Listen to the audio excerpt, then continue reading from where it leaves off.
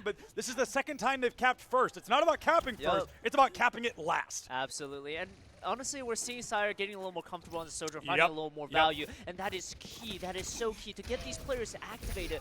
Not a lot of swaps are happening, so it has to fall on the mechanics of the players to, you know, hit those headshots, take that space, and use that ability with vigor. And ooh, 2 players down now on the side of Texas Tech. Going to be a third, potentially just around the corner. Sire has fallen. Alfonso cannot get out of the way in time. 15-player kill streak standing. Booter Scooter goes down. Does take LRF out of the equation, but a 5-for-1 trade, not exactly ideal. yeah, and look at the ults they have. They literally have everything they could ask for. The Hazard ult building as well. However, the overclock, dude, I am so focused on this overclock. This has to find so much value, and it has the potential to do so. A Booter Scooter with a Ursa, what is it called? Surge? Surge, Terror Surge. Terror, yeah. Very important. Oh, Alfonso not going to be able to find that early on. The Lucio missing, but if you get the Lucio trade, that could be pivotal for a fight like this. On is missing. Overclock is stuck. The wall goes up, and Sire goes down. Absolutely incredible Hazard gameplay from Clamp so far. Nitrous Oxide going to be standing on the point. They're staggering the poor Kiri. She's got nowhere to run, nowhere to hide. Teleports away just in time. Tracer chases it. Nemris finds it. A sliver of HP on the board. If they get on out of the way here, too, I think this is all but over for Texas Tech against Miami University. Down but not out. Can this team turn around? Yeah, I mean, honestly, Texas Tech at this point is just playing with their food. I mean, get the stagger, getting every advantage, and yeah, here comes the Deadeye, and it's going to deny the Surge territory. And this looks all but over. Yeah, I think that's going to be it here on Flashpoint. A great opening for Texas Tech. Miami University close, but no cigar once again. A great opportunity to strike in Texas Tech. They find a 3-1 victory to put them 2-0 on the series thus far. One map away from walking away victorious. We see some great Lucio plays, some great Lucio beats coming from Miami University, but on this map, they're the ones facing the music. Very true. I mean, it is the 12th hour, this final song, Swan song, waiting to be sung. We're going to have to wait to see what is coming up next from Miami University, because this is going to be their final try. If they cannot pull this off, it is going to be a tough weekend for MU. Yeah, I mean, looking at this play of the game, he's just hitting every single shot, and so impressive. And this is what I'm talking about. Not a lot of swaps are happening. Overwatch, you know, can be very technical, tactical, you know, in that sense where you're switching characters around. But that's the opposite of what we saw Texas Tech, kind of waving at us right there. But you know, this is the other aspect, the other approach from the game is that saying, I don't care. I don't care the counters. I don't care the characters. I'm just gonna play better than the other team, and I'm gonna win. Yeah, and it looks like Texas Tech going to be taking a second here, possibly to discuss team composition, possibly to use the restroom, who knows. Maybe just trying to make the series last a little bit longer. They want to talk about what's coming in next. And going in, so it could be, I don't know if we can repeat maps, so it could be hybrid, escort, or push. And I think there's a lot of similarity in those maps types. They're unlike Control and Flashpoint. So I do think it gives Miami a good opportunity to try and flip the script here, because the style of play has to change. Yeah, and honestly, the constant engagements of push might not be the best for them. So if I were Miami University, I would kind of be looking at hybrid and escort. Yeah. A mode where we can kind of slow down, kind of think and reflect and draw upon our resources, probably. Yeah, I think that's a great point, honestly. And I think Miami getting the opportunity to slow things down, not a bad idea. All things considered, they could be able to go in, find that opportunity to strike, and just look for that clean game, set match scenario. But hindsight's 2020. You got the opportunity to reflect on that hindsight right now, to talk about what you want to do going next into the matchup, what you want to see, looking at the matchup, etc., and so on. But going in, I think it's going to be tough for Miami. They need to look at this as a GG go next, a clean slate, going into map number 3, whatever map they end up choosing. I hope it's a good one for them. Yeah, absolutely. And I think anything they pick will be entertaining. Yes.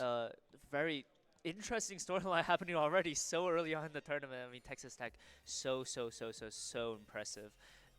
Just doing everything right, honestly, at this point. And the loss to Maryland, the loss to Maryland honestly might have given them that fire, given them that fight that say, we lost, we're in this elimination bracket, we are on the ropes. However, we went 5 maps with the first seed. Yeah. We are close to the top. We can do it. And honestly, that has to be the only thing kind of flowing to their heads. They're thinking, we won. we got this. Yeah, right? absolutely. And we talked about it back at map 1, and I don't think we've brought it up since. It's like so momentum-based. You know, you've won 2 maps already. You've won almost every point, every stage, every map. Like, you're leading in. You're feeling good. You're feeling strong. They banned Zarya. Okay, we'll play Hazard. They banned Hazard. Okay, we're going to play Zarya. You know, it's this terrible kind of infinite cycle of not being able to ban quite enough to make this win, to make this magic happen, to put this victory on their side. But unfortunately, Miami University not able to find it yet. The good news, they're getting what appears to be a bit of a slightly extended break to talk about what they want to see going into map number 3, to talk about what opportunities they're going to be able to find in this map and what exactly it is. You know, the hardest conversation to have is why did we lose, right? You know, nobody wants to talk about it, but clearly there's going to be something going on. Is it team positioning? Is it hero picks? Is it ultimate usage? Are we using them too often? Are we not using them often enough? There's a lot to look into, and I think it's going to be really important to look yourself in the mirror this time and just ask, what is it that happens in maps 1 and 2 that we're going to change and not do in map number 3? Yeah, and I think a very big question, a very big practice for the coaching staff and the people working with these players is ensuring that we are getting the quality of the players that we have. It's very frustrating. I've understood this personally, to know that we have these 5 mechanically gifted, incredible players and not have them be able to utilize it at their max, be able to get that peak result. I mean, it's very frustrating. But I think if Miami is able to come back mentally and get warmed up, and I mean, honestly, they haven't had a lot of time to warm up. I mean, I definitely won't speak for Miami. I know these guys decently well, but I'm not going to kind of put their emotions on the draw here. But, like, I know that this program, I know this team, they have been through true hellfire. Like, the brimstone of existence has been difficult, but resilience is a word they are very familiar with. They have been in the losing scenario. They have been in the winner's seat. They have been at the highest of high and the lowest of lows, and they have always come back stronger. So as down as they feel in this moment, as difficult as this scenario feels, I know they're going to be able to find an opportunity to strike in just a couple of minutes. We're going to give them a couple of minutes to rally, to get ready for this third and possibly final map. So we're going to go ahead and throw it to a super quick break. We'll see you guys right back here in just a couple of minutes. See ya. I do give Venture that advantage, but what can Recoil going into the fight? Kitsune Rush out from Nitrous, going to be countered out by Mobilize. It's going to be a 5v5 engagement here in the backline. Venture has the ult in just a second. She is likely going to go ahead and pop it here, but Nemris is not going to be able to find it. Pooter Scooter with the double kill gives Miami the first advantage on this map so far. Texas Tech just under 7 days. Down on the side of Texas Tech, Miami University going to be able to find those numbers and keep them. More importantly, LRF gets 1, but it's just a consolation prize. Be able to find that first elimination. Nemris with one of their own. This Venture ult is making waves here when Texas Tech needed it most. Miami University 60%, and I think the numbers are simply too far against them. Zarya, last one standing, sent to the Shadow Realm, and Texas Tech keeps the lead and extends it. Standing. We hear the high noon. We see the Wraith form. The support comes back. Sire finds one of their own. The counter high noon onto Sire. Oh, and there it is. This stage, it's a delay of the inevitable here. Miami University staggering great, but unfortunately, Texas Tech going to be able to walk away with the first stage win. That first blood in Texas Tech 5v4. They're going to get more aggressive. Nitrous Oxide, I don't think is long for this world, but it's Clamps that goes down first. Nitrous is going to be traded out, but losing that Zarya could be detrimental to the remaining members of Texas Tech. LRF tank and able to do so. A 3K now on the board. Let's see if they make it 4, and they will. LRF, he will make it that 4K. The vibes are great. The vibes are insane. And this is the hard part, too, when you get pushed back into your own spawn like this. Wow, it is just almost, it does come out a little bit late. I think it's going to be too late. Miami University, they have those numbers, and they should be able to win this fight. Yeah, that's great. Drastically different from how Texas Tech was holding when they had the point. Whoa! Hyper aggression comes out. The grab into beat, forcing Epic to use that ultimate early, but I think it is going to be beneficial because now Nemris can go right in with an ultimate of their own. High noon, Epic does go down. Alfonso's beat keeps the 5 up and standing, and at a critical, pivotal moment, 2 players are going to fall on the side of Texas Tech. This should allow Miami. There's no point in healing if there's no one to do damage, right? Absolutely. So Miami University, they come in, they get a little bit too aggressive, but they got 34%. Maybe you don't. Oh my God. Maybe you don't, actually. You know what? I set you up for the question, and then they kind of proved us wrong immediately. It was over before it started. The hole there. It looks like we're going to be seeing a high noon with 2! Oh, Nitrous and Sire both down. Lucio not long for the world. Doesn't matter at all. Yep. The Tracer. Nemris able to find Sire very early on there. The Lucio down. Kiri not even on this realm anymore. And Texas Tech, the DPS just absolutely fragging in the front line, taking that back line out, and then immediately moving in because this is going to be huge play for Texas. Production team, by the way. Real shout out, Chris. See if the flag doing work, but the post spawn, where did that even come from? Initiative with a fight, but here comes the rain. Where's the high noon? Where's the high noon? Oh, and he missed! No! And he missed! Oh! Booter's the idea. And as I was saying with the Drexel before, that it needs to be used correctly. Yep. So does the over.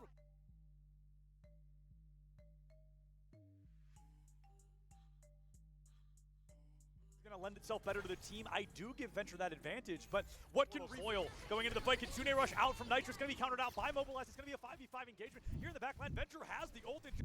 Hello, everybody, and welcome back to the Nittany Invitational 2025. I'm still Septilence, joined here by Kevin, and we are going to be jumping in to map number 3 of Texas Tech versus Miami University. Now, Texas Tech, if you missed our earlier series today, fell into the lower bracket 3-2, map 5 against the number 1 seed, Maryland, and now they're trying to take out the number 4 seed, Miami of Ohio, to stay alive here in this series. Going into map number 3, though, I don't think we know what it is yet, or maybe it's Runasabi, excuse me. Maybe we do know. We've got one of the bands online. It's going to be Kiriko.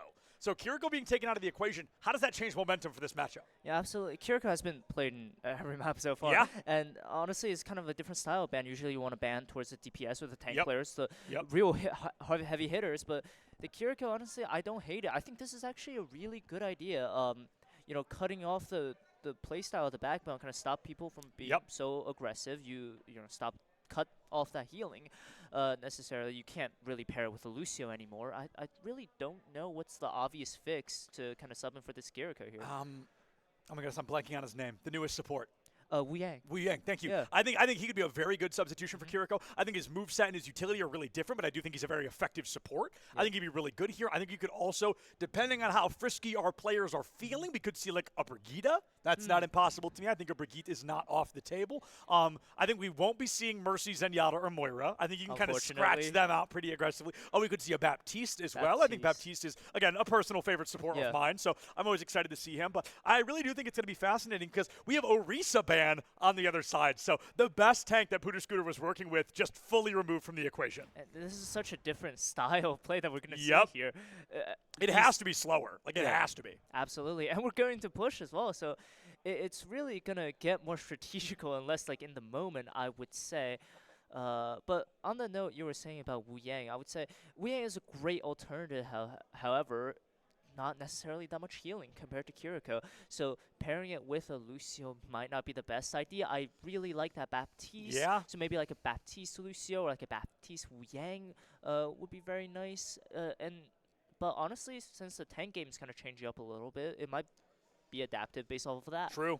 Typically when it's 5v5, you only have the one tank. It's not uncommon to build the composition around that tank to decide what they want to be doing, beside what they want to be bringing to the table. I think there is going to be a lot of opportunity left.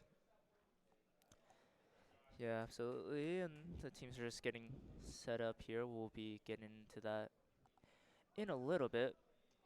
Yeah, they're going to be going for those hero compositional swaps. And I think we'll be seeing after this fly through what maybe we expect to see. So, we're seeing some big swap ups here. We're seeing Wu Yang on the table. We're seeing a potential Diva on the board as well. And with Kiriko missing, my brain was so ready for it to be Lucio. I was like, wait, Epic can't play Lucio. No, it's Kiriko that's off the table here. So it's going to be Ana on both sides, it seems. Wu Yang comes in from Alfonso. And these compositions are actually quite different. Honestly, I kind of forgot about the Ana. Ana's such a great option here, especially with Kiriko. You can't Suzu the anti. That is such a big thing that I just completely forgotten. That Sleep Dart, we just see the anti is already getting value, and the Tracer, peeling for your other support. Why not? You don't need a break to do that. And coming in here, just very much slower, as you see a lot less picks coming through, a lot less trades, and honestly, even with this Diva, is kind of passive, not really getting to the space. Well, he's kind of proving me wrong right now, but I assume this is just poking and prodding. Yeah, it's definitely when you're playing that Diva, you want to play that poke and prod play style. But on Texas Tech, they're trying to play like that medium to close range. You want to keep that soldier away, but the rest of the team, albeit the Ana, kind of want to get up close and personal. We see Sire go down in the low HP, but this has been the longest we've had somebody not go down, I think. This has been a really long engagement thus far, and unfortunately nobody able to find that elimination. But even in that downtime, Miami finds nearly 40 meters. And honestly, I didn't even notice if this was happening at the beginning. RLF is playing Soldier, which is super weird to me that he's not going to continue his reign on Cassidy, but Sire obviously playing through the Cassidy a lot more, and he's going to take down 2 right away. I mean, obviously carrying momentum no matter the player he's on. Oh, the Diva gets D-Mag. Pooter Scooter will go down. Alfonso in the pocket. So 40 meters on the board. Texas Tech should get maybe 15 to 20 for free here before Miami can go for that re-engagement. So we want to see if that's going to happen quickly, if Texas Tech is going to allow them to get a little bit further so they can recontest later. Anything of that nature could be pretty beneficial across the board, but let's see if Miami University is able to engage with almost a couple of ultimates where Texas Tech is just ever so slightly ahead in that department. I would love to see Nemris go for early post-bomb here. There's no Suzu to cleanse that off, so potentially just ending the fight straight up. But here comes a hazard engagement, and the fight is coming right away. What is going on? The ability and the honestly not going down, even though despite being antied, and here's the ultimate, and Nano, Wuyang, everything's happening right now, and honestly Devo is not going to get committed, but don't know if the fight's already over. Oh man, just aggression through and through. Texas Tech able to end that with just the nano boost out of pocket there. One ultimate used to guarantee a lead. They are dominating this matchup thus far. Miami showing up strong here on that first engagement, but unfortunately the second one does fall silent. Yeah, absolutely.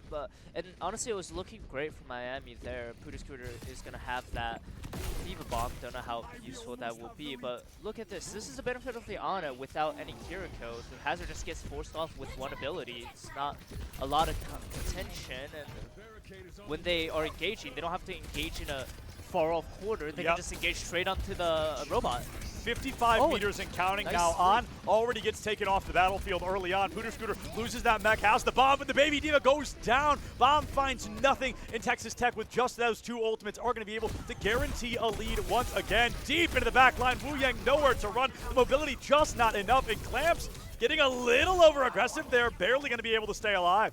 Honestly, the Hazard gameplay has been really good. Yes, we haven't highlighted it a lot, but just so consistent and doing exactly what he's supposed to. Playing a tank, you know, and that's almost why we haven't talked about him, though, right? Because it's not flashy. And when somebody's doing their job well, we tend not to talk about them very much unless it's flashy. So Clamps really coming in on this Hazard, getting a great cleanup. Sire does go down early. Clamps able to find that value down and out. Poodoo Scooter out of mech again. Texas Tech really dominating with this lead at Miami University, just not able to find that footing that they needed. Yeah, and Torbjorn swap not really getting any value, and honestly, this far into the push robot, I don't know what Miami has to do. They're maybe trying some character swaps, but I mean, this is so difficult. Texas Tech just kind of playing around, honestly. They are so confident. Anything they're doing seems to work. Here comes the and the Dead Eye shut down. Well, the Dead Eye really living up to its name there. Sire going to be going down in the blink of an eye. Clamps able to find that value, still holding that ultimate in pocket. Has been really patient with when they use that ultimate, and we're waiting to see if they're really going to. Finally brings it out, a nano boost in the pocket, but Nitrous gives their life to try and bring that to the table. Alfonso missing as well. No supports on the side of Miami University, and Texas Tech just a couple of feet away from being able to win this map. In tradition, it's going to be a huge opening here for Poodoo Scooter to get that kill, finally swapping on to a Hazard of their own. Stalling Texas Tech for even a moment is pivotal at a time like this. Yeah, absolutely, but they are gonna stabilize a little bit, looking for the next engagement. The pulse bomb still close to the soldier ult. The auto aimer is gonna kind of tap away. Poodoo Scooter swapping onto this Hazard is gonna be very important. Very important for this engagement, and here we go. What a nice kill from Nemris. The pulse bomb missed, but he doesn't need it. 2K under his belt, buckled up. And, you know, it looks like Texas Tech is ready to send them home.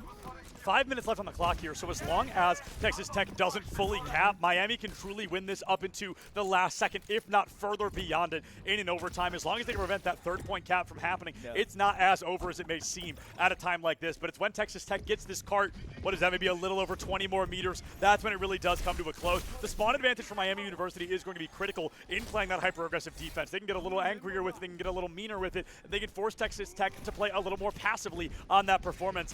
Let's see if they're going to be able to find any value here. Hazard deep into the back line. It's going to be the Ana off the map. Torvald out. He goes down all the same. Not able to get that entire Molten Core. LRF trades his life for the cause, but I think the damage has simply already been done. Texas Tech has the numbers that Miami cannot make up for unless Sire finds one. Sire gets traded, and it's going to be a great turnaround from Texas Tech. They keep the cart on their side. 3:45 remaining. Yeah, I would like to point out the Ana once again, that Antine doing so much, getting at least 2 or 3 eliminations there for Texas Tech. And Clamps, I mean, continue doing a great job. The wall placement, the dive star is so good. And we see a little bit of a message there on the side, but now they're, the great pick. But honestly, now what we've been seeing from Texas Tech is just kind of to play oppressive. Yep. High Noon goes out. This could be oh, what a wall! He's going to walk around it, though. Should be able to take Clamps out of the equation. Unfortunately, though, Nemris in the back line has already found 3. That means there's only 2 left standing. Nemris is going to be taken out by Alfonso. The bonk on the head. Hit him with the Rafiki, why don't you? Miami University's Alfonso keeping the team and the dream alive. 3 minutes remaining, 136 meters. This is tough, but not over yet for Miami University. The staff feel like Rafiki, but they certainly don't feel like the Kings right now. They are pressed up against the wall and just so difficult. But pushing out, the thing that they care about is space, space, space. And that Puduskura is actually going to swap back onto Zarya, really looking to maybe peel for his back line. Nemris doing number, and Clamps really kind of getting the back line. And LRF almost going down there is going to repeat that corner. It's really interesting. Oh, nice. Great shot.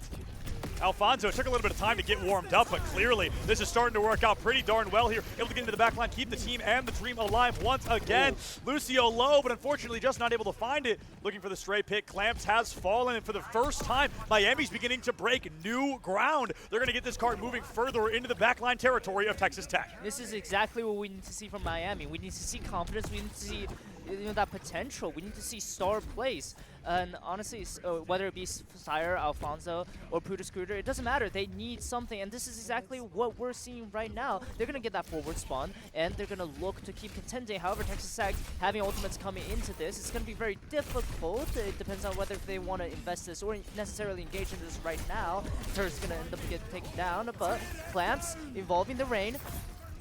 And it does catch, but the Zarya bubble is going to get it, but it doesn't matter. On goes down anyways, and honestly, Texas Tech investing the ultimates, knowing that they can win this. A minute 30 on the clock. Miami's got to reset, and they got to reset hard.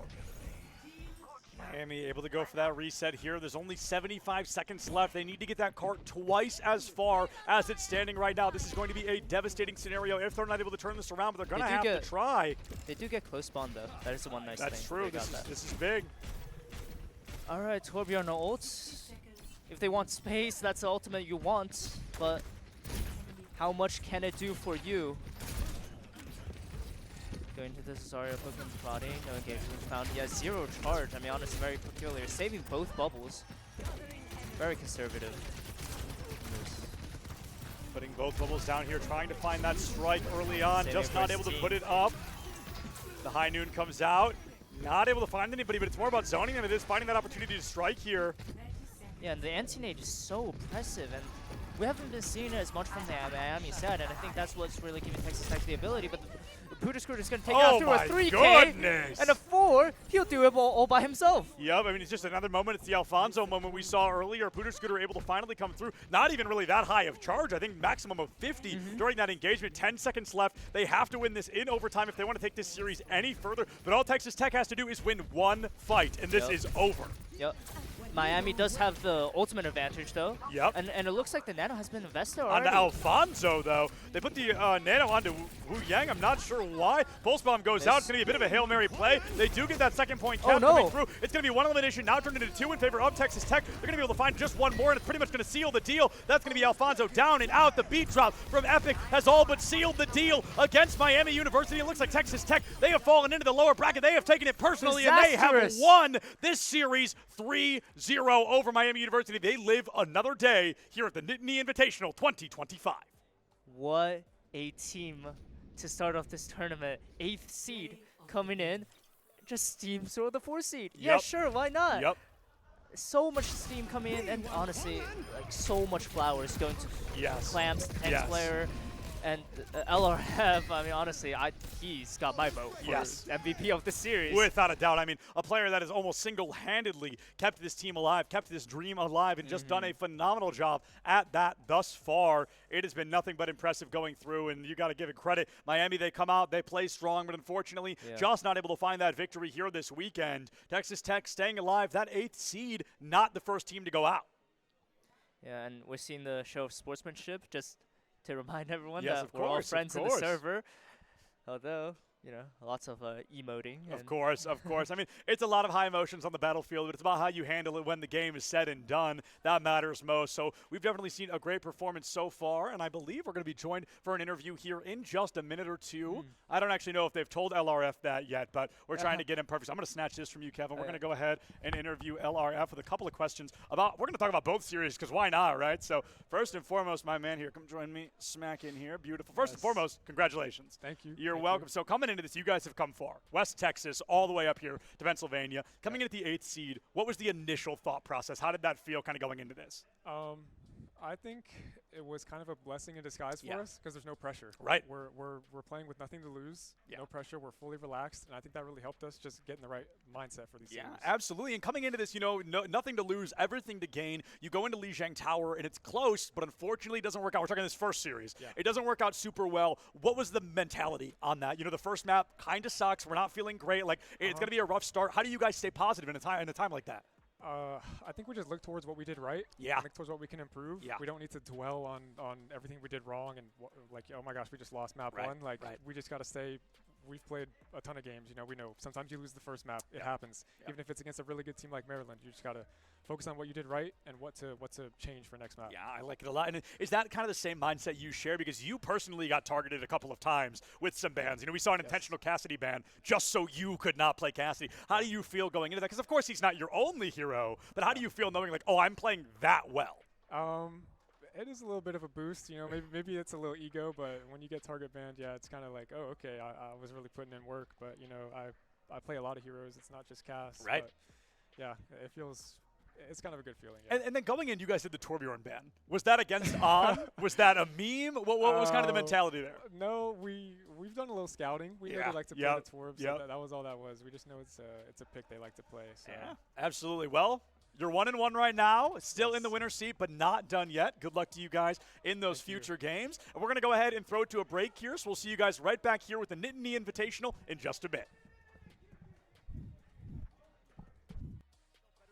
I do give Venture that advantage, but what can Coil going into the fight? Kitsune Rush out from Nitrous, going to be countered out by Mobilize. It's going to be a 5v5 engagement here in the backline. Venture has the ult in just a second. She is likely going to go ahead and pop it here, but Nemris is not going to be able to find it. Pooter Scooter with the double kill gives Miami the first advantage on this map so far. Texas Tech just under 7 games. Down on the side of Texas Tech, Miami University going to be able to find those numbers and keep them. More importantly, LRF gets one, but it's just a consolation prize. Going to be able to find that first elimination. Nemris with one of their own. This Venture ult is making waves here when Texas Tech needed it most. Miami University 60%, and I think the numbers are simply too far against them. Zarya, last one standing, sent to the Shadow Realm, and Texas Tech keeps the lead and extends it. Standing.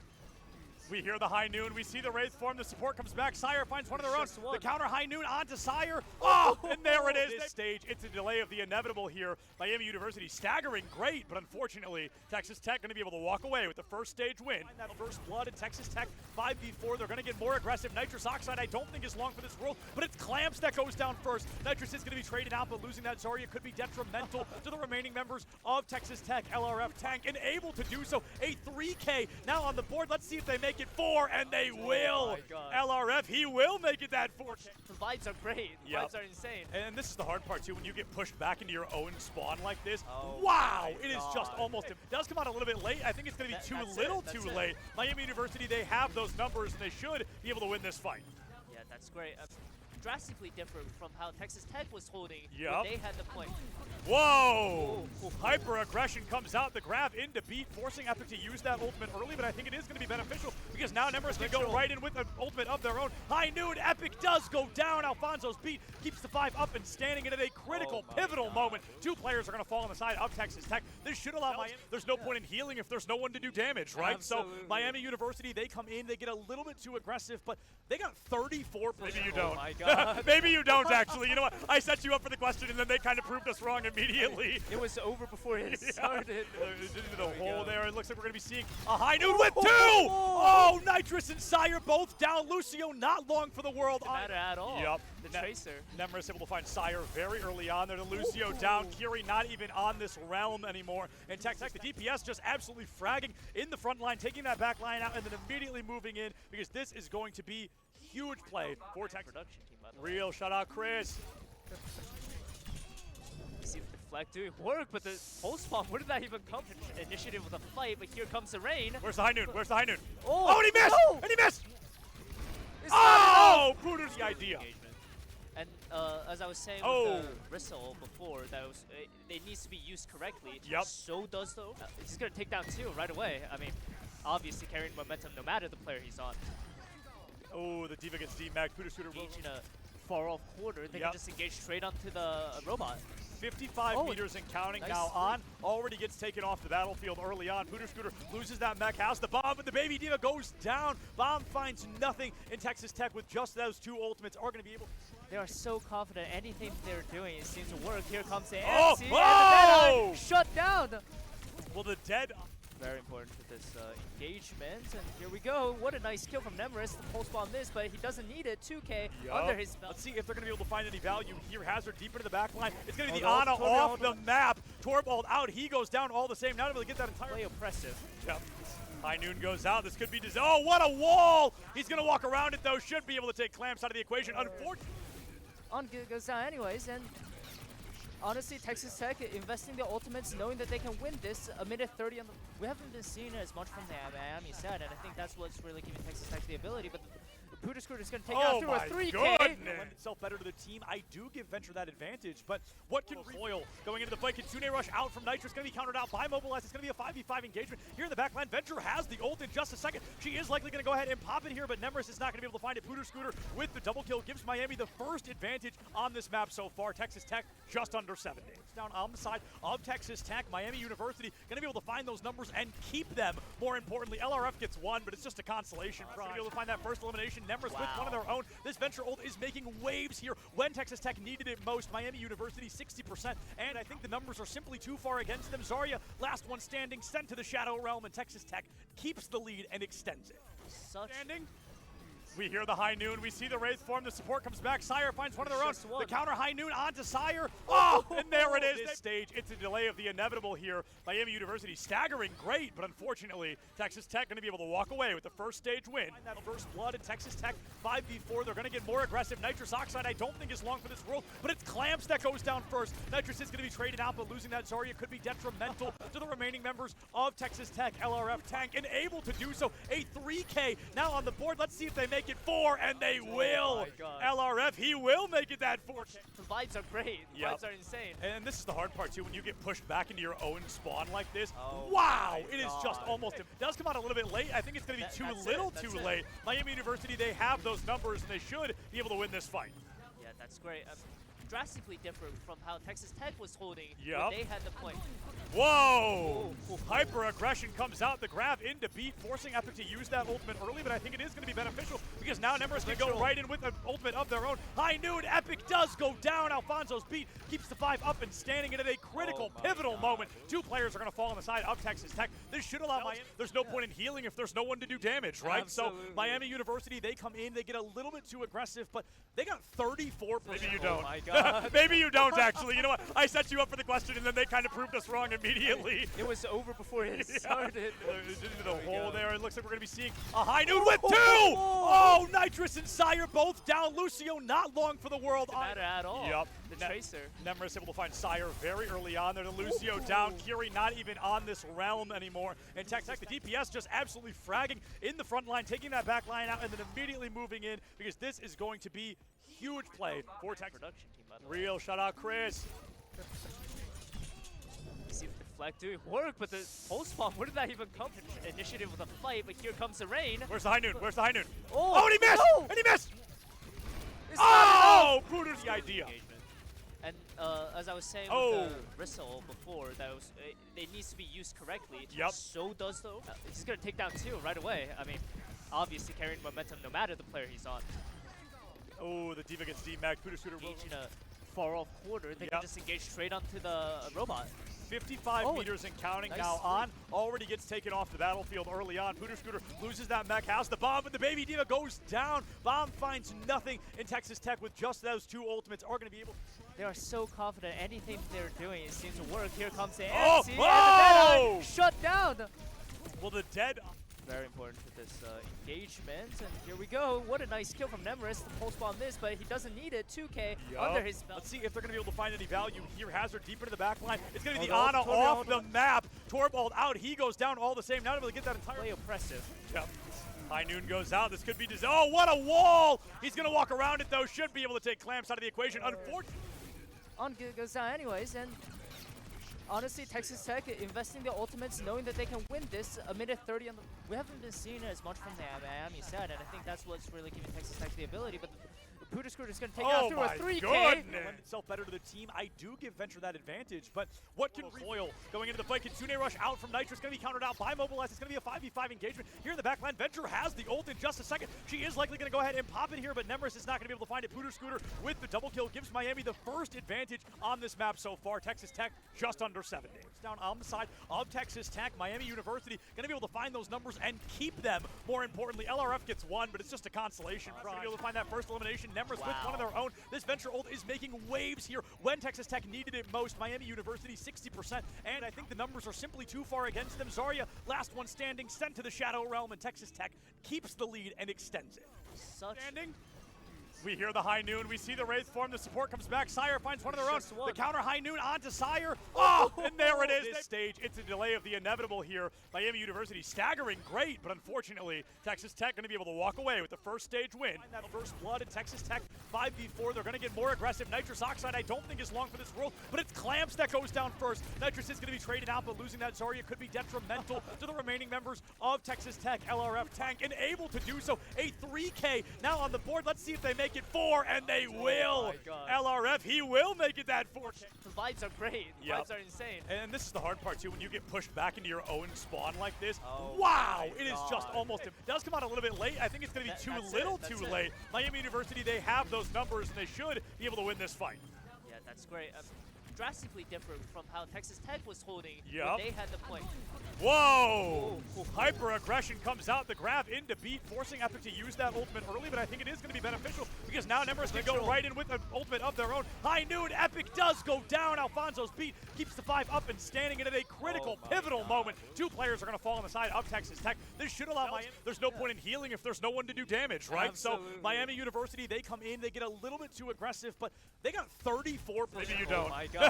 Maybe you don't, actually. You know what? I set you up for the question, and then they kind of proved us wrong immediately. It was over before it started. Into the hole there. It looks like we're going to be seeing a High Noon with 2! Oh, Nitrous and Sire both down. Lucio not long for the world. Doesn't matter at all. Yep. The Tracer. Nemris able to find Sire very early on there. Lucio down. Kiri not even on this realm anymore. And Tech, the DPS just absolutely fragging in the front line, taking that back line out, and then immediately moving in because this is going to be huge play for Tech.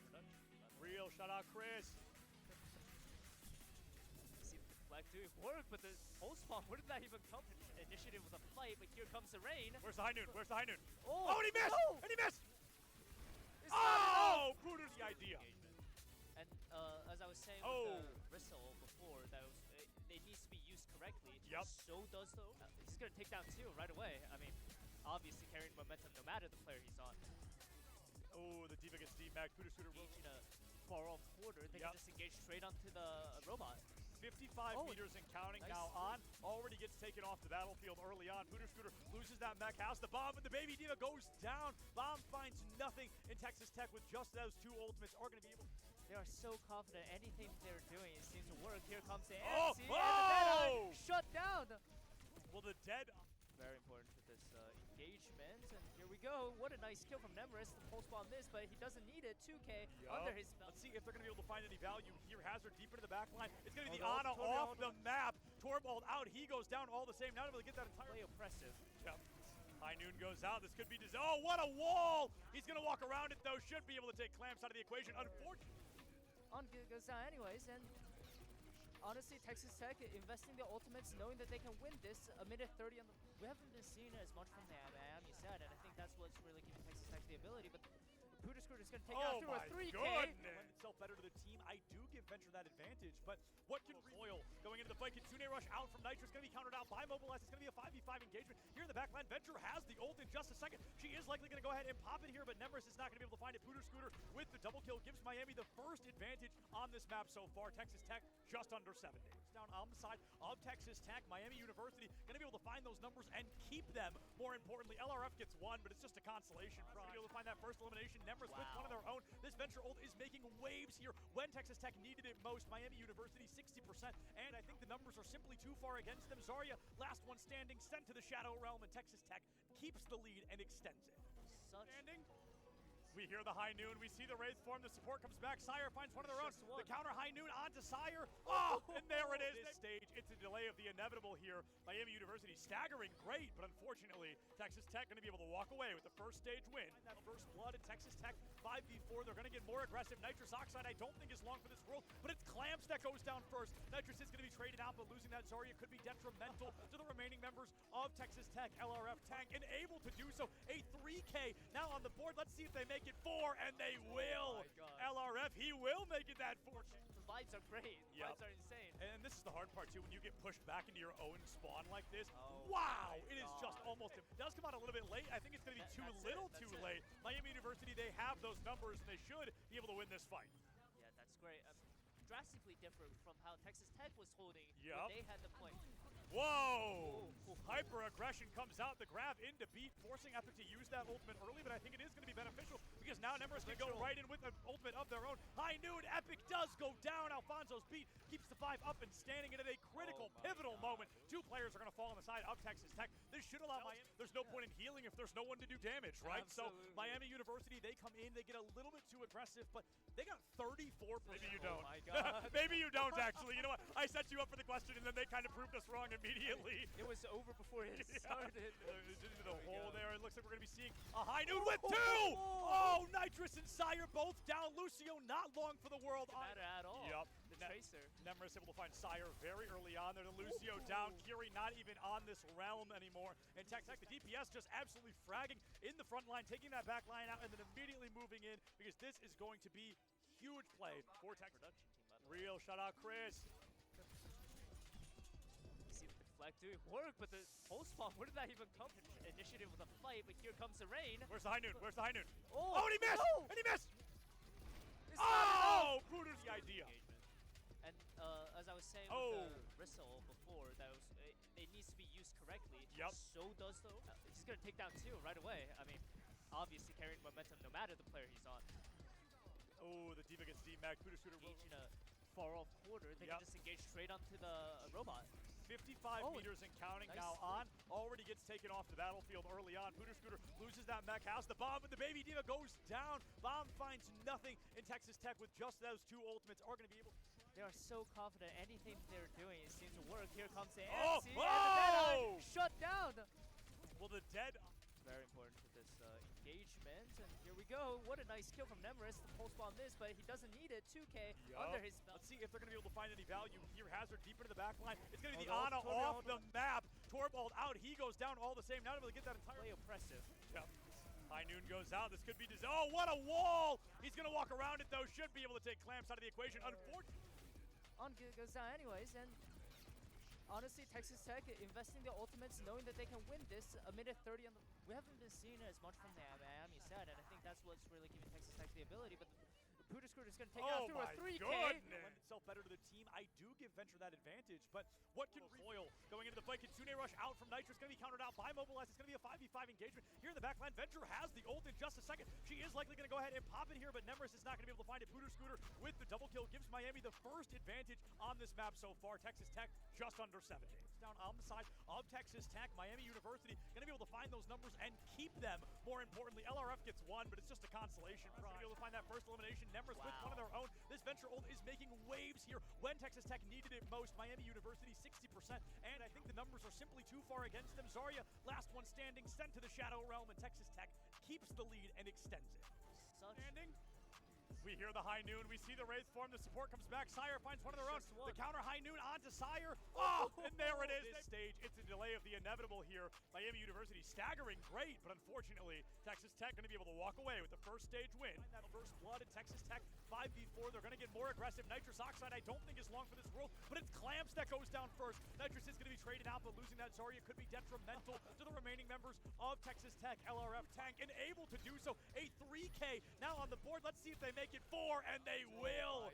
LRF, he will make it that 4K. The vibes are great. The vibes are insane. And this is the hard part too, when you get pushed back into your own spawn like this. Wow, it is just almost, it does come out a little bit late. I think it's going to be too late. Miami University, they have those numbers, and they should be able to win this fight. Yeah, that's great. Drastically different from how Texas Tech was holding when they had the point. Whoa!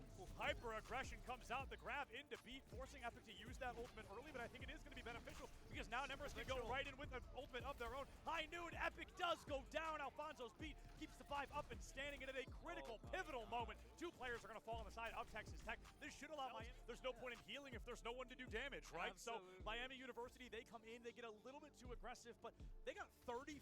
Maybe you don't. Oh my God. Maybe you don't, actually. You know what? I set you up for the question, and then they kind of proved us wrong immediately. It was over before it started. Into the hole there. It looks like we're going to be seeing a high noon with 2! Oh, Nitrous and Sire both down. Lucio not long for the world. Doesn't matter at all. Yep. The Tracer. Nemris able to find Sire very early on there. The Lucio down. Kiri not even on this realm anymore. And Tech, the DPS just absolutely fragging in the front line, taking that back line out, and then immediately moving in because this is going to be huge play for Tech. Real shout out, Chris. See the deflect doing work, but the whole spawn, where did that even come from? Initiative with a fight, but here comes the rain. Where's the high noon? Where's the high noon? Oh, and he missed! No! And he missed! It's Oh! Bruder's the idea. And as I was saying with the Drexel before, that it needs to be used correctly. Yep. So does though. He's gonna take down 2 right away. I mean, obviously carrying momentum no matter the player he's on. Oh, the D.Va gets D-Mag. Puder Scooter Engage in a far-off quarter. They can just engage straight onto the robot.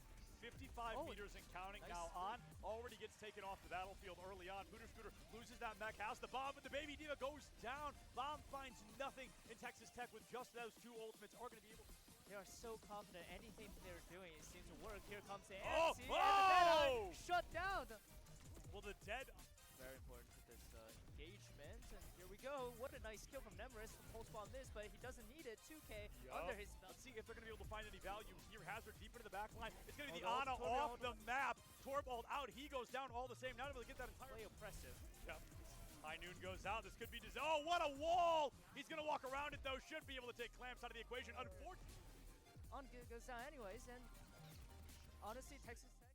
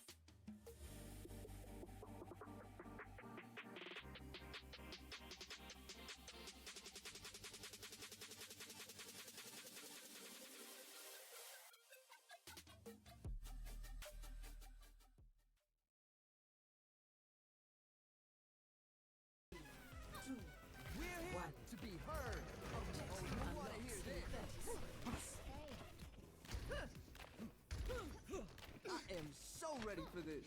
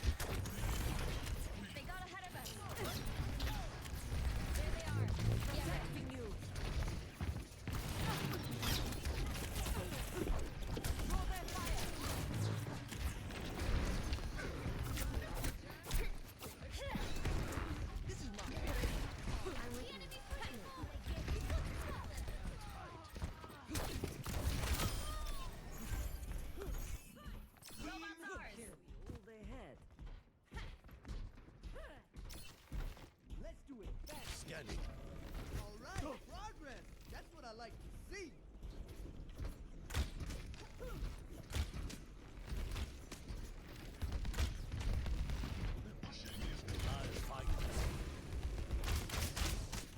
There they are. Get ready.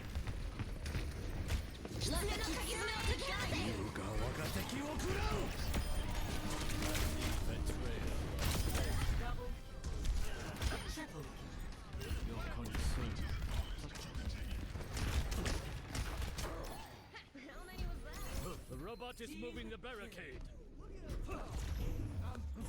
Bullet spawn activated. You can't hide. Gathering energy.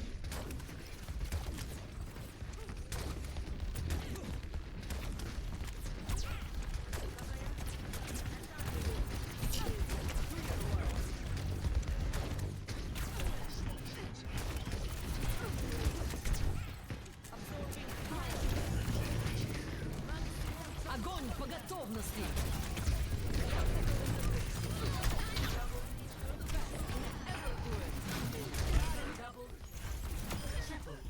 The robot is ours! Let's go! Barricade's moving. You can't. Feeble of us. Try harder. Protecting you.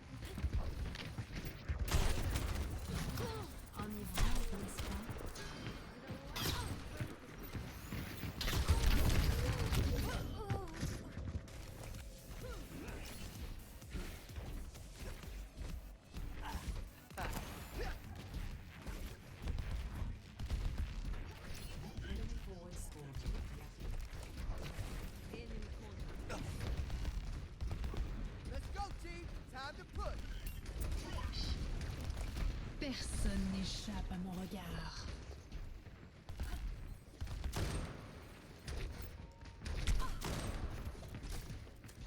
Fire at will.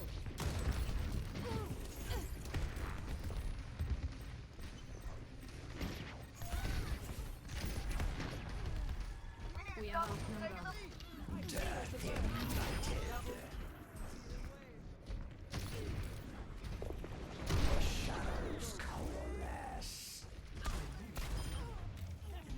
Forward spawn active.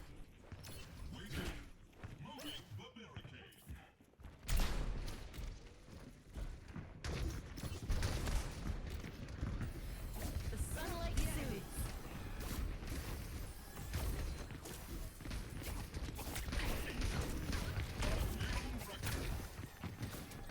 Let my sunlight guide you. Let me balance you out. Making progress. Let's stay with it.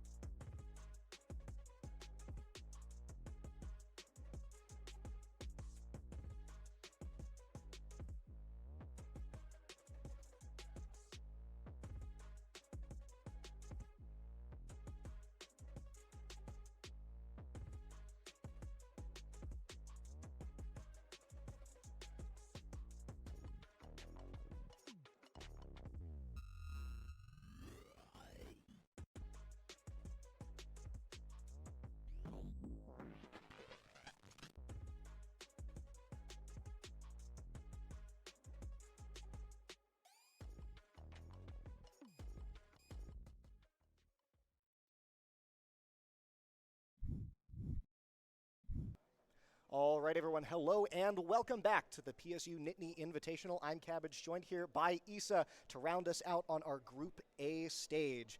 And Issa, our #1 seed, Maryland, has already qualified for top 4. We have 2 hard-fought teams that have made it all the way here. Lower seeds, both of them upsetting Miami, Ohio, Texas Tech and Drexel. Give me a run through. What are we expecting to see from these underdogs? Well, I mean, from Texas, we saw a lot of immediate improvement and adaptability against Maryland and Miami. Their DPS their DPS were great. They had a really strong tracer, but LRF really dominated as Cassidy. That was super impressive. We got a great interview with him, so that was a lot of fun. And he seemed to be in high spirits, especially considering the games that they were playing were back to back to back. Like, they were all gas, no breaks, and they have another one coming up. It's really nice to see how Texas traveled all the way here, and they're really making the most of it. Sure putting on a really entertaining show for us, yeah. right? Especially being back to back to back on stream in very, very fraught sets here. It's got to be starting to rack up on the nerves here of the members of Texas Tech, with the fact that they've stuck through this much and they're still here and still firing on all cylinders. It's got to say something for their resilience. Yeah, honestly, I can't get enough of them. I'm so excited to see them play again. And on Drexel's side, they went 3-0 against Miami and 1-3 against Maryland. They were able to win that flashpoint, but not really able to hold their own completely all the way through. But I mean, considering it was #1 seed against #5, what do you really expect? But regardless, they did really great. And yeah, they were just really good on all sides. They had a lot of synergy going on, a lot of focusing on keeping their DPS alive. They did a great job of it. I really liked seeing the Reaper play. Can't lie, they were incredible. And I feel like we have 2 really good teams going against each other. I'm just excited to see it. Yeah, seen a lot of Zarya, seen a lot of Reaper, and we're going to try and just get right in here into game #1 very shortly. But before we do that, what I really want to hear from you is, what are we expecting to see from both of these teams? We've seen Texas Tech play a lot all day. I think we have a pretty solid understanding of what they want to bring out. But what the members of Drexel have in store for us is something we haven't seen yet. Yeah, I mean, so from Texas, we saw a lot of aggro. They're pretty synergized, really good adaptability. They're able to switch and go back and forth. They're able to go to different tanks or different DPS, just adapt and counter, because like they were saying earlier, they don't call it counter watch for no reason. So on Drexel's side, I wasn't able to see much of them playing, but it seemed like they're pretty big on team fights. They don't tend to do as much flanking, so I'm interested to see if that might come up more. But I really think we're going to see a lot of team fights, and it's going to end up coming down to those ultimates at the end. Well, Issa, as we load here into Lijiang for game #1 of our control pool, we're seeing a team here from Texas Tech that seems to have a Reinhardt on it. Surely they're just messing around with this. Okay. They're just messing around with this. I was going to say, if we saw that character get locked in, I would be very, very shocked. But with both teams sort of thinking about how they want to approach this, I know that we've seen Dive be very successful in a lot of these sets. Are we thinking we're going to see a lot of that here in Lijiang? I would say definitely, especially for that first point. I wouldn't be surprised. It looks like they decided to go without a Lucio, which is pretty interesting.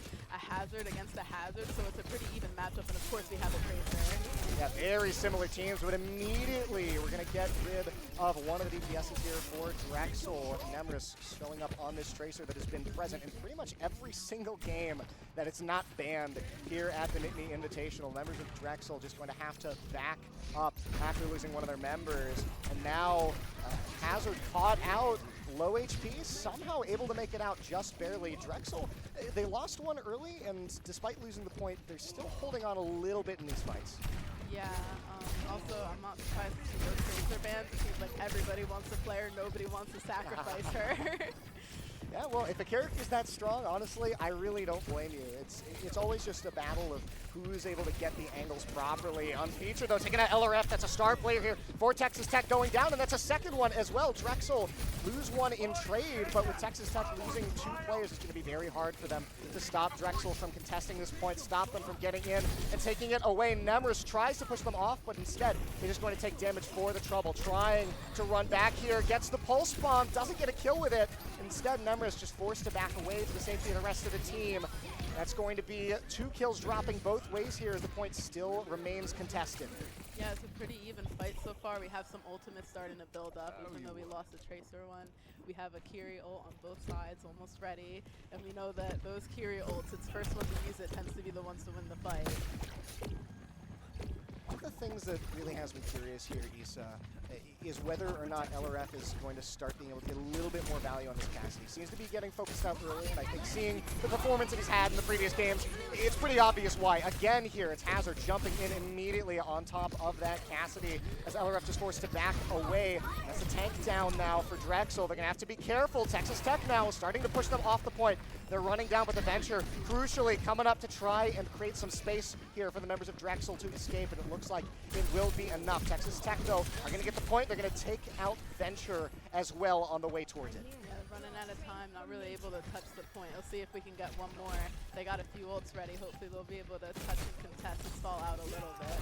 It's a great jump here by Unfeatured. He's hopping onto the point, just sitting here as overtime is ticking over. The members of Drexel are trying to push Texas Tech off. This is all they have to do in order to just stay in the match, and it's going to be incredibly difficult to get it done as trades happen to both DPSs, but Texas Tech continue to push forward, and that's 3 members of Drexel down. And with overtime starting to tick away, it looks like this first control point might just go the way of Texas Tech here. Issa, it's 100% to 0 as Texas Tech dominate the first point here on Lijiang. Yeah, especially that last fight, them not having ults definitely didn't help.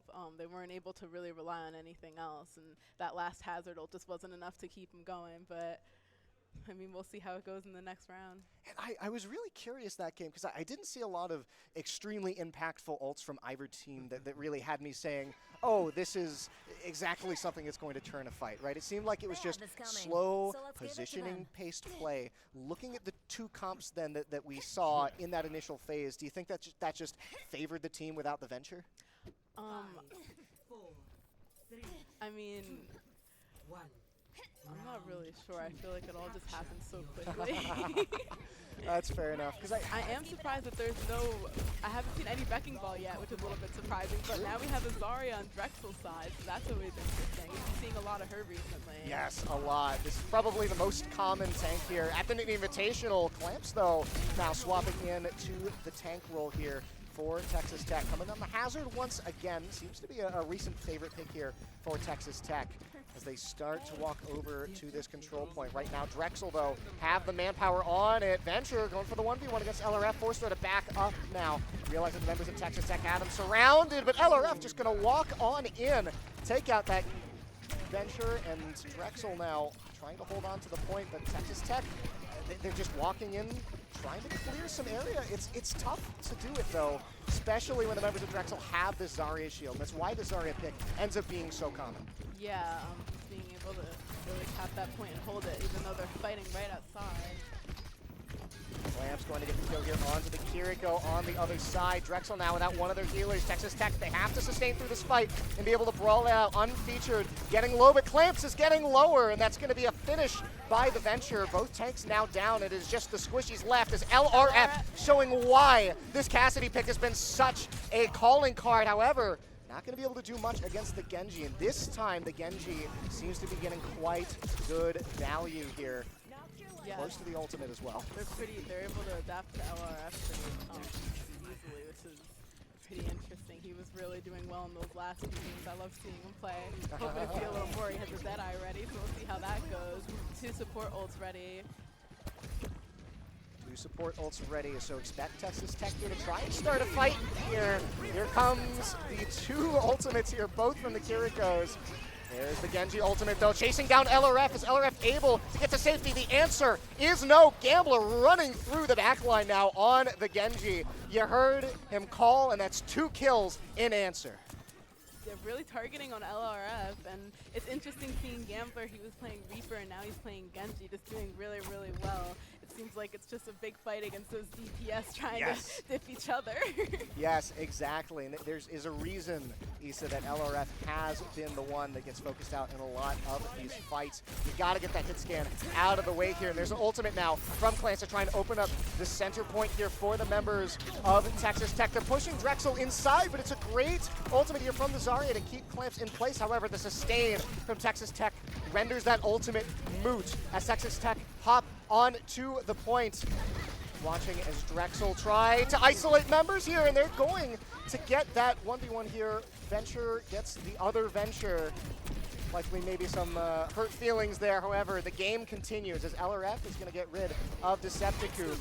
Texas Tech now trying to push the members of Drexel off the point, and all this time here, Issa, this point is capped all the way to 96, and it's going to continue to go as the Venture ult secures another kill alongside Gambler getting rid of this Cassidy.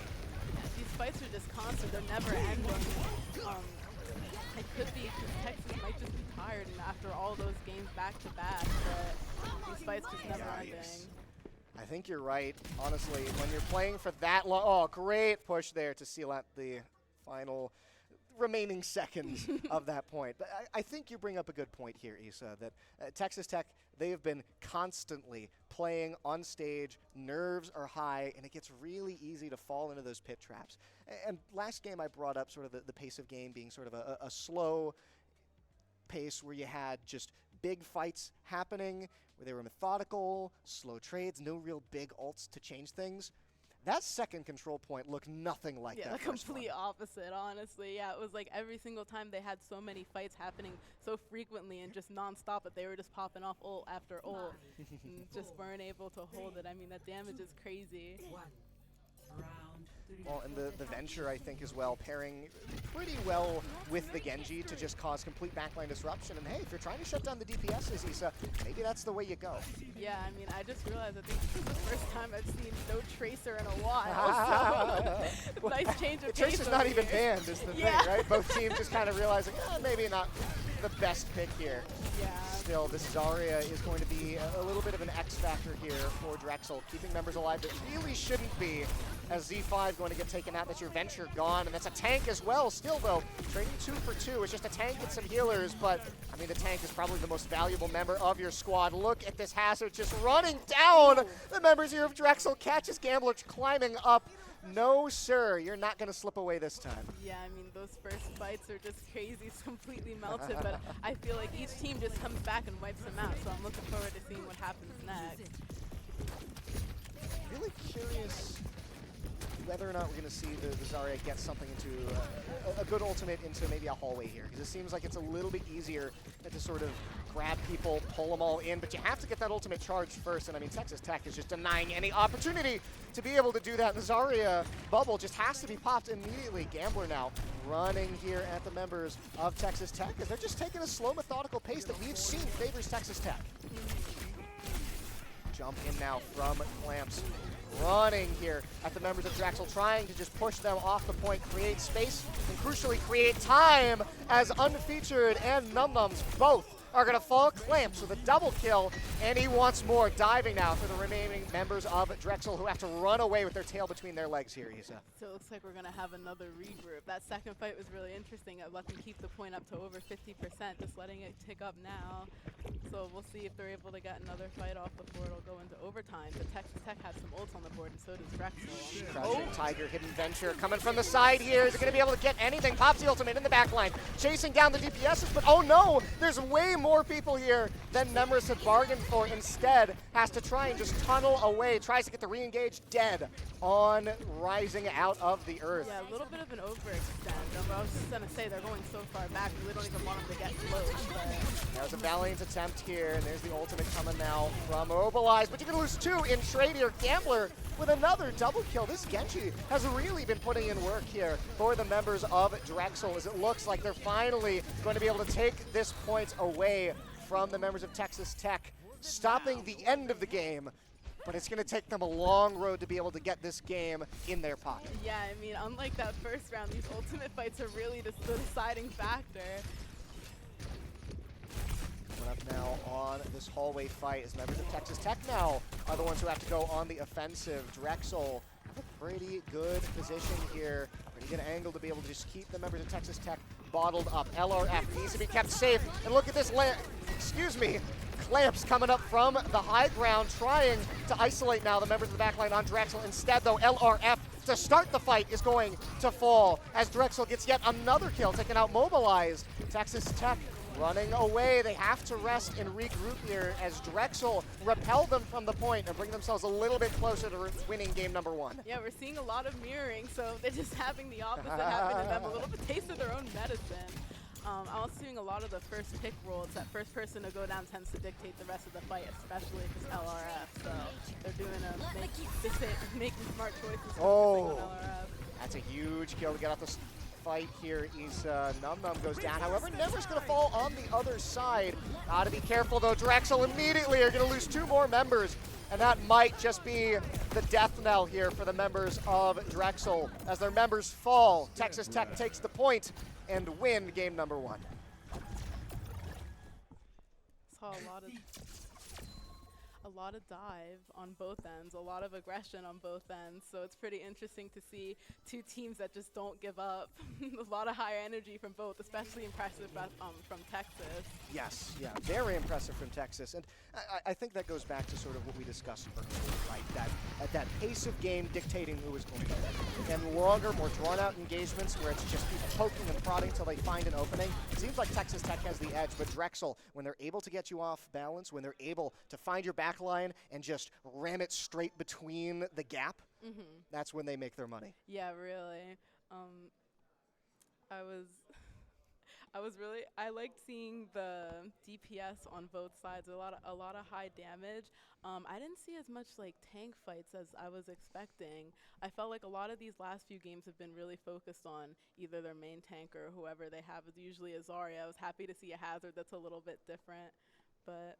Yeah, it seems like the tanks were doing a sort of a flanking role, honestly. Yeah. Yeah, I mean, we saw at the very end that last fight, Hazard coming in from the high ground, hops in, gets some pretty good disruption, I'd say. And when your tanks are playing like that and you only have one, it really does then become a matter of whether or not you're going to be able to find the opponent's backline before they shatter yours. Yeah, I've been seeing with these games, it's a lot of the DPS are really the people who tend to be like just pulling the game and making the plays intentionally or not.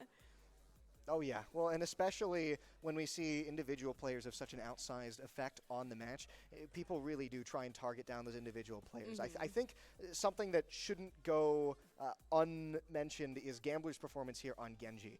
Incredible job, especially compared to what I'd seen from Genji being played a little bit early in the tournament. Took a bit of a recent nerf and also a very hard to execute on character. But by golly, Issa, when it works, it works. Yeah. When you're getting those deflections, stopping the backline from being able to stop you, you can create some very good opportunities. Yeah, it's really good for Gambler too because he's able to play a few different DPS, so he can pretty much adapt to almost anything and everything, and we're seeing that on both sides. I want to see the Reaper again. I Yeah, want to see me it so bad. It was so fun to watch.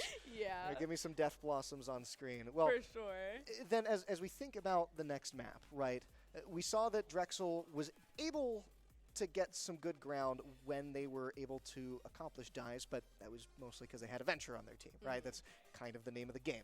So if we're going into another match here, do you think that Drexel either tries to commit harder to something like a dive comp, or do you want to see them maybe roll it back, try a different strategy because this one isn't working? I mean, I'm not really sure. I feel like it could go either way. From what I saw before, they're pretty good on being aggressive, and the dive is really good. But I also noticed that they're pretty methodical about when they choose to do things. I mean, I saw when they were playing earlier, their team comp, it's like they don't really do much flanking. They just stick together. They'll go and push a big fight, and really relying on the DPS on that Reaper was doing really well. I'm not really sure what they're going to do for the next game, but I feel like no matter what, each team is just going to keep adapting to the other one. Yes. So Maharaga. Well, and like you said, you get the counter picks and you try and just line things up enough that you're going to be able to get the win. It's just really tough when a team is playing that fundamentally, right? There's really not much to counterpick when someone's just playing solid, slow poke team fights, right? It's not any sort of janky engage. It's just very standard stuff. And so the question there, I think, becomes, Issa, are you going to all-in commit to your own jank, or do you think you can beat them at their own game? Oh God, I'm not really sure with these two teams.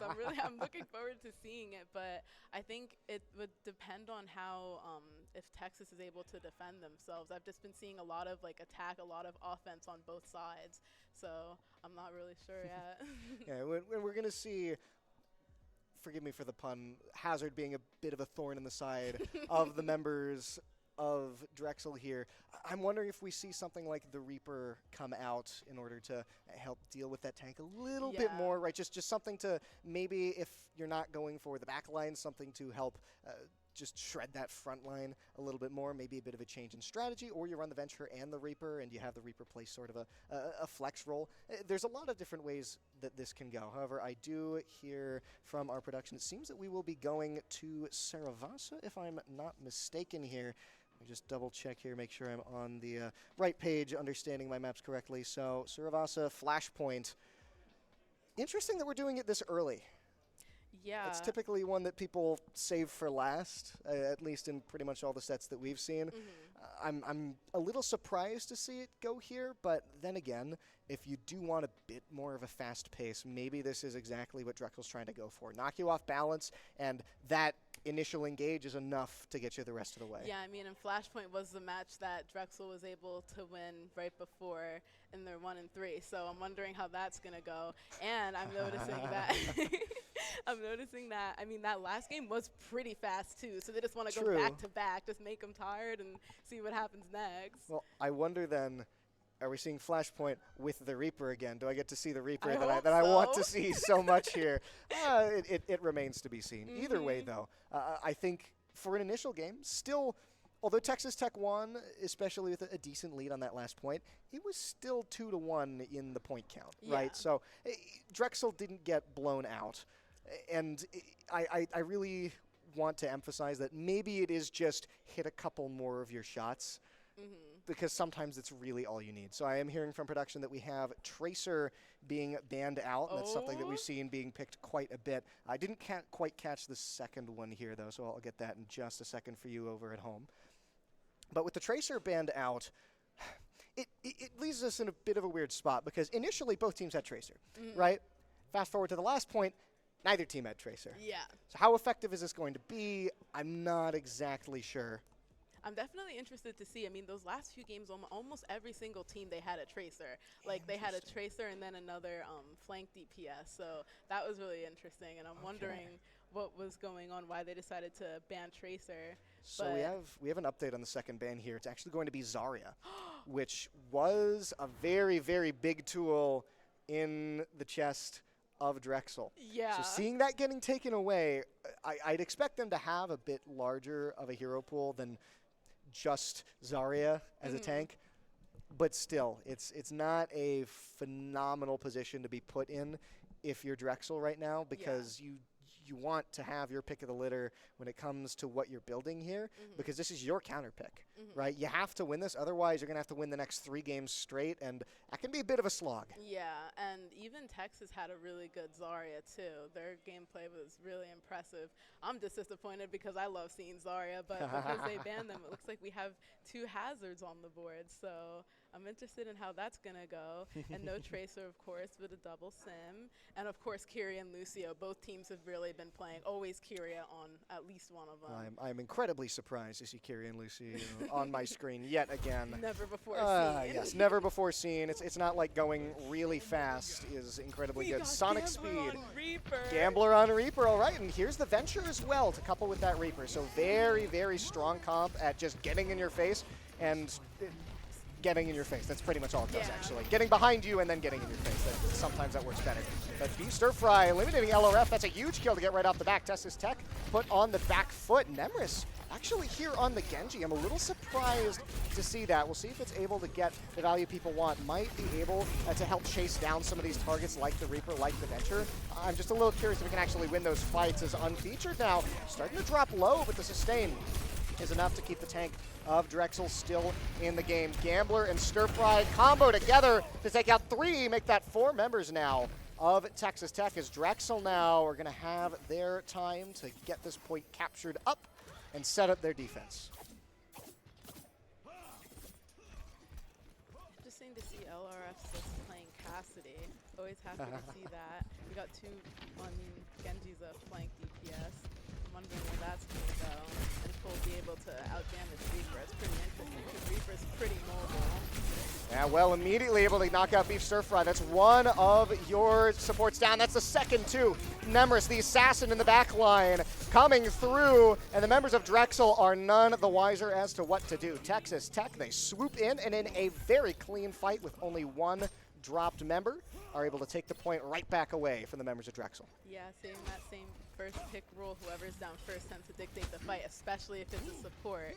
So taking out that Kiri and Lucio, but especially a Kiri. Yeah, those supports seem to be now the target shift here for Texas Tech, right? They're not focused on the DPSs. They know it's going to be hard to track them down. However, these supports, they're squishy and they're targetable, but oh my goodness, Unfeatured just runs straight into the face here of LRF, and that is your star player down as Drexel start picking apart Texas Tech. And it is just complete and total destruction as the action continues. Every single fight here, Issa, has just been a complete ramrod. Yeah, I mean, just having to go back and forth, it's just, you don't even know what's going to happen next, but it's kind of hard. I mean, at least if I was LRF, I'd be getting a little tilted getting targeted like that. But it's Take it like, as a compliment. Yeah, exactly. They don't want to see him because he's too good, but they do have four ults on the board, so this next fight, maybe they'll save him. It's a bit early.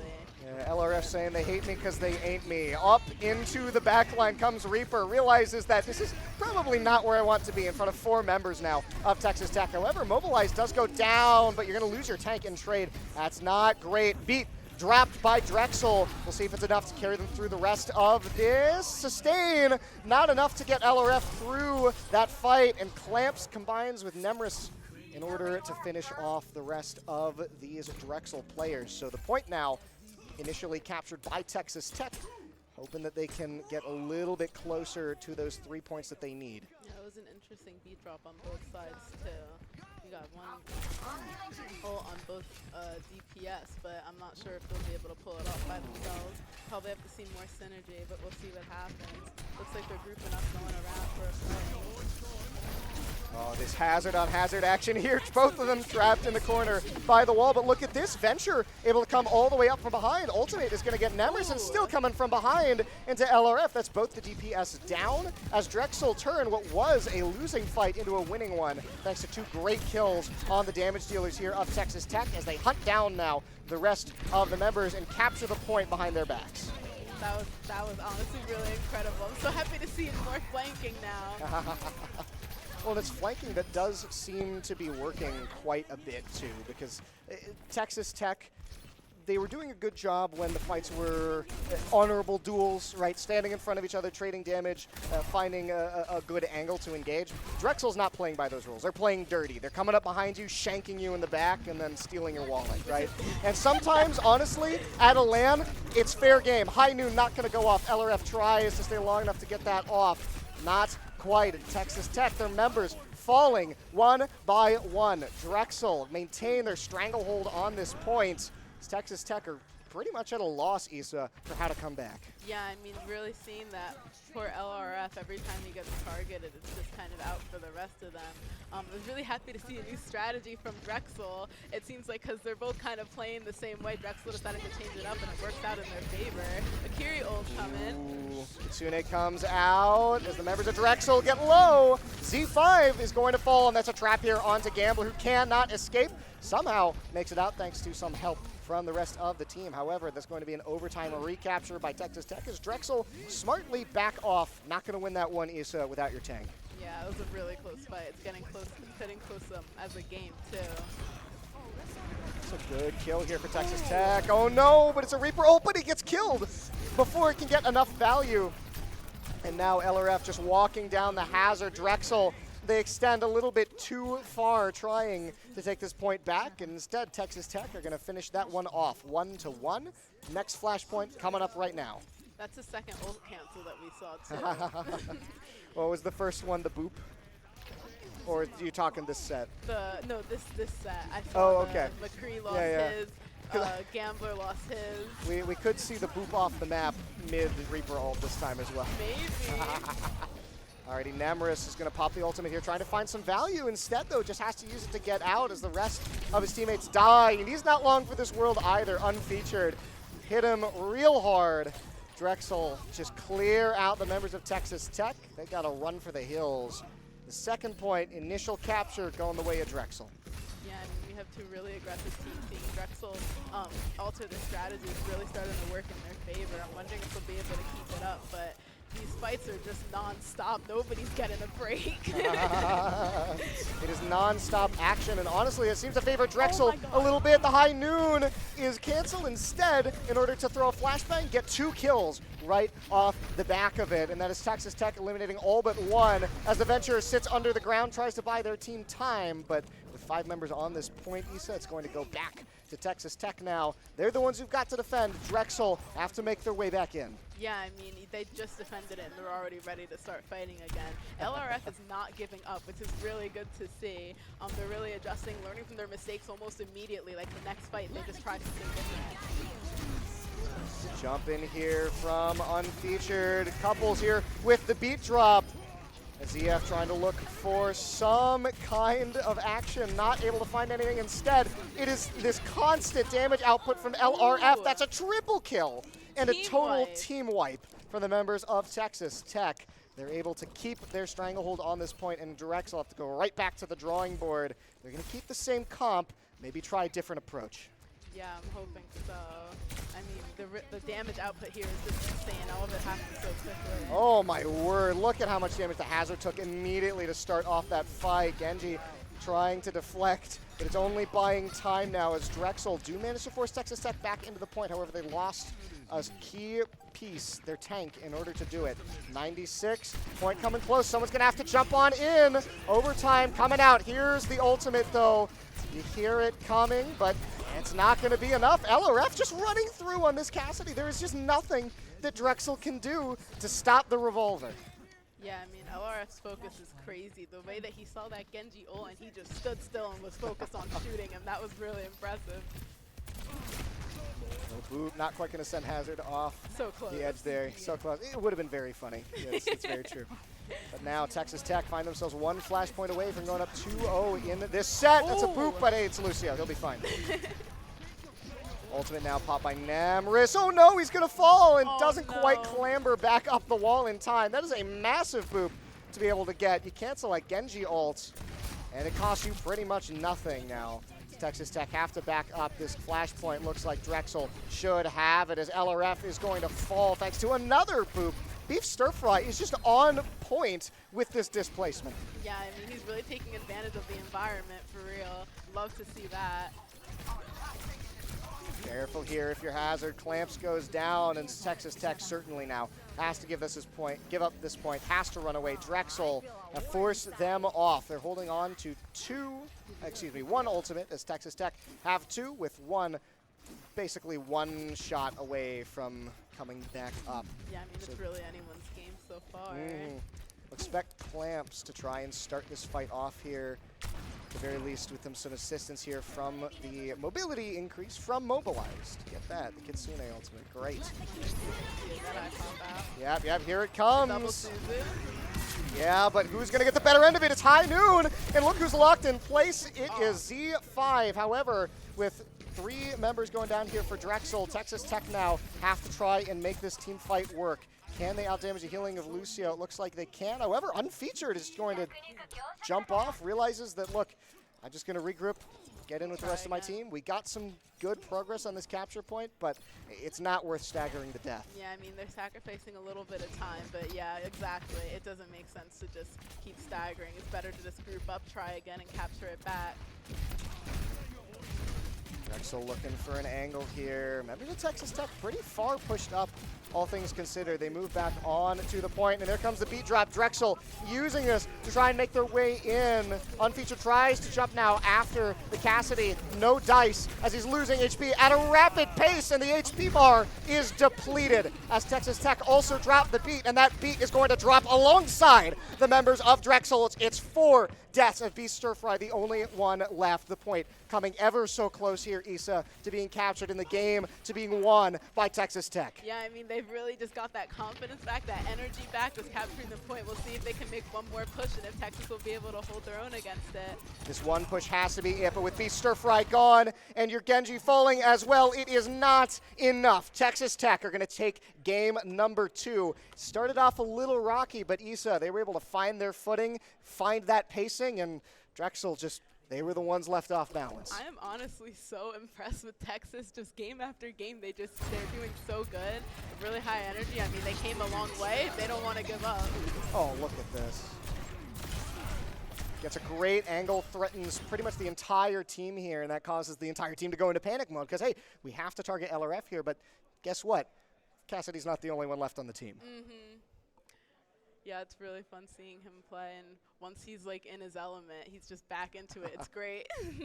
Yes, seeing these players on both teams when they're really in their zone, hitting their shots, getting their ultimates, getting their boops, like we saw a lot from Beef Stir Fry, it's just immaculate to watch. This is some amazing Overwatch, and even if a set ends up being 3-0, whatever, in one particular direction, it's still games that can be close, and even if the games themselves aren't close, they can still be incredibly fun. Both of these teams have had great moments in every game so far. Yeah, and I mean, the matches, the fights that they have in every single round are just incredible. They happen so fast, and it's like as soon as, even if one of the teams loses a fight, they just regroup and they come back like full steam ahead. It's really impressive. It's great to see. Yes, the ability for these teams to immediately take a situation, realize, okay, this is lost, pivot to either another strategy or pivot to just regrouping, going with the rest. It shows that they've put in their practice, they know how each other works, and they realize that they have to do this as a team if they're going to get anywhere. Yeah, and I mean, it's still interesting to see how even we had the Zarya and the Tracer ban.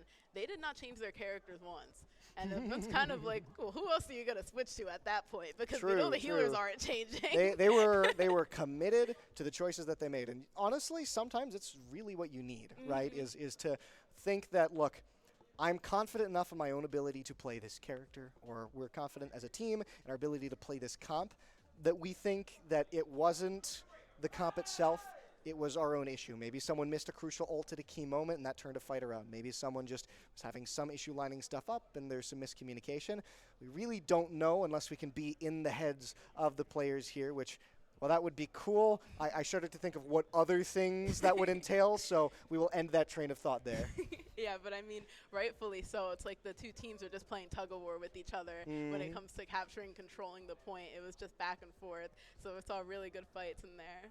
Well, and some of the things I'm surprised that we haven't seen yet are things like Wrecking Ball. I'm surprised even that we haven't seen anything like a Sojourn, just something that maybe can give you a little bit more safety. I think it really depends on how LRF wants to play, right? Yeah. LRF is playing a style that's a very in-your-face DPS as a hit scan, and we've seen time and time again making great use of that flashbang. Realizes, hey, I'm a target. If I play a DPS that doesn't have great safety, I'm not doing my team any good. Yeah, I mean, I'm wondering if those next hero bans are going to be able to see another Tracer. Well, we could from the other side of the field, but before we get to the hero bans, it does look like we have our map locked in. It is going to be King's Row on our hybrid objective. An absolute classic, one of my personal favorite maps. Looks beautiful, has some very neat areas where you can get some pretty disgusting plays, honestly, Issa. And we've even seen a couple of those so far in some of the qualifying matches. I really want to see what these teams are able to bring to a map like this. And I think the bans are really going to color what kind of play that we see here. Oh, for sure. I was just about to say on King's Row, I mean, it's always interesting to see a ball. Usually see Zarya, maybe a Hazard. But yeah, I think the bans are really going to dictate the way that they choose to play their comp that they decide to go with. Maybe seeing a Symmetra might be interesting. Ooh. But which I'm actually surprised that we've been seeing so much Sim recently. Makes me happy. I love her, I can't lie. But she does seem very, very fun to play. Yeah. It's the constant, where am I, what's hitting me? What's hitting me? Where am I taking damage from? And teleporting in and out. Yes, exactly. It's mobility. We had a couple funny moments earlier today, right, where someone had been teleported in, came in, dropped to quarter health, said nope, went right back through, right? You can get some pretty comical moments. I'm curious to see if we see it come from these two teams against each other specifically, though. because I just think that the pace of game that Drexel wants to play really does not reflect a Symmetra. Maybe we see Texas Tech pull it out because it can really slow down the pace, make people a little more apprehensive, cautious about what they want to do.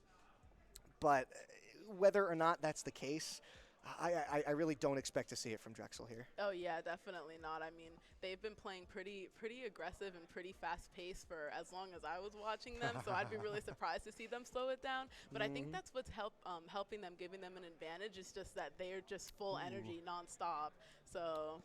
So both of the tanks last game, Issa, were Hazard, correct? yeah. Guess what's banned here by Drexel? No way. Hazard. So both teams going to have to play something completely different. And from my understanding, we have seen exclusively Hazard from Texas Tech. So we're going to see them have to switch the tank that they're playing, maybe even the tank player, for the first time this set. Yeah. I guess if there's no Hazard on King's Row, I would not be surprised to see Ball or Zarya, most likely. That's fair. Yeah, I think with the amount of Zarya we're seeing so far, it's pretty evident why that a lot of teams would be favoring it. But I think you're right. There's a lot of really crazy Zarya ults that you can get on a map like King's Row. I'm honestly surprised that it wasn't banned a second time, but I guess maybe if Drexel here is the first ban, they are probably saying, like, look, we want to be able to have this because this is kind of a key part of our comp.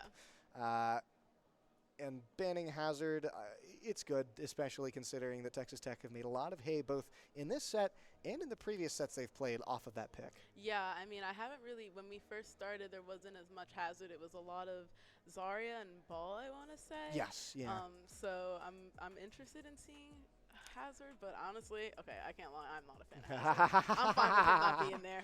Well, he's a curious character because it seems that as the day has gone on, both teams have tried to, not both teams, pretty much everyone here at this point has tried to realize that, oh, let's slow the pace down. And that tends to happen at lanes. People come out the gates swinging, and then they realize, okay, let's slow down, just not get ahead of our skis, not overcommit. We prepared for this. And they're going to run something that's usually a little bit more safe, a little bit more stable. With the Lucio ban coming in, that's really going to cut down on a lot of the mobility for these teams and their ability to just do hard engages off of that beat drop. However, does mean Zarya is an even better pick. Yeah, I mean, we've also been seeing a lot of Lucio. I've been seeing him a lot for the beat drop, but also the speed that he provides. I feel like every time there's a Lucio, they usually match him on the other side because having that speed and having that mobility really does give an advantage. It also depends on the map. I mean, we're not going to see a lot of environmentals on King's Row, maybe towards the end, but I doubt it. So, I mean, we'll see what happens. That's true. That's true. Can guarantee the's going to be a Kiri. There's a lot of walls, though. Yeah, that's Lots true. of walls on King's. I mean, you're in an urban setting. Duh, right? But it is kind of a fun little game to see, okay, which of the three supports that we ever see played today is it going to be? Is it going to be Lucio, Wu Yang, Kiri?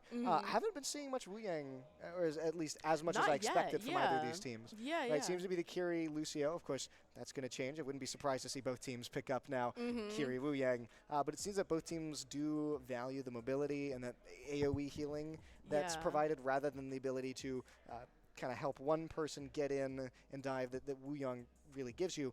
With that being said here, Issa, if Drexel really wants to commit to that dive, maybe the Wu Yang's the pick they need. Oh, probably. I'm really sure. I mean, going back to what you were saying earlier, it doesn't seem like either one of the teams really want to let up energy-wise. So I feel like a Wu Yang, we're definitely going to see a Kira. I'd be shocked if we didn't because her ultimate, the health that she provides is just almost mandatory, especially the way that the game is now.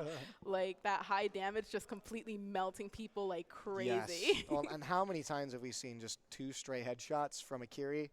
Knock out one of the key linchpins to your game, right? Whether it's a DPS or a support. These Kirikos are just an absolute menace to have to deal with, and I'm not surprised that we see them being played again and again and again here. Yeah, I mean, Kiri's been meta since she came out, really. So they're never going to get enough of her. Oh, a Life Weaver. Okay. That has to be trolling. Come on. a has to be. Winston. That has to be. This has to be a troll No, comp, no, right? keep, There's keep no the way. Winston, guys. Come Okay, on. okay.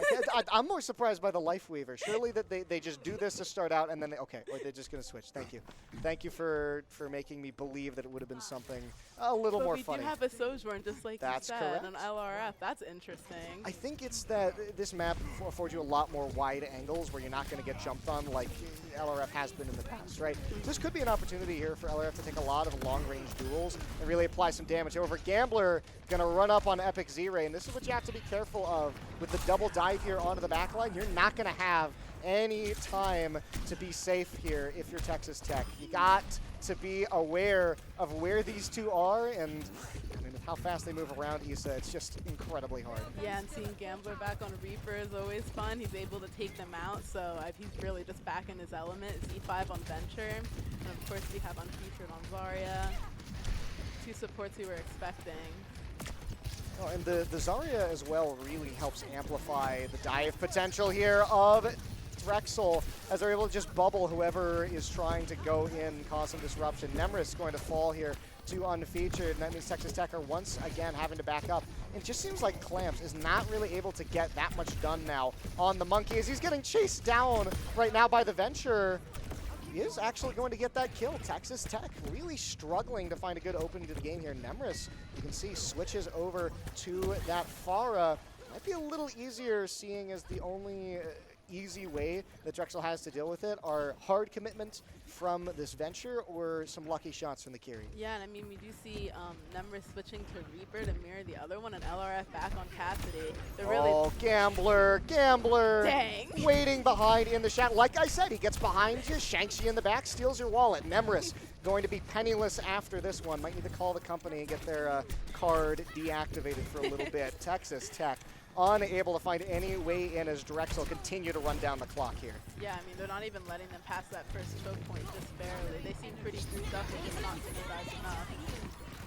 Jericho ults dueling here in the middle of the map, but who's going to end up on the better end? Gambler, yet again, throws the ultimate out. Nemris is just not able to get in a word edgewise. Texas Tech cannot win these trades. Yeah, I mean, Gambler just bullying the other Reaper. It's unfortunate, but we'll see if they're able to synergize again.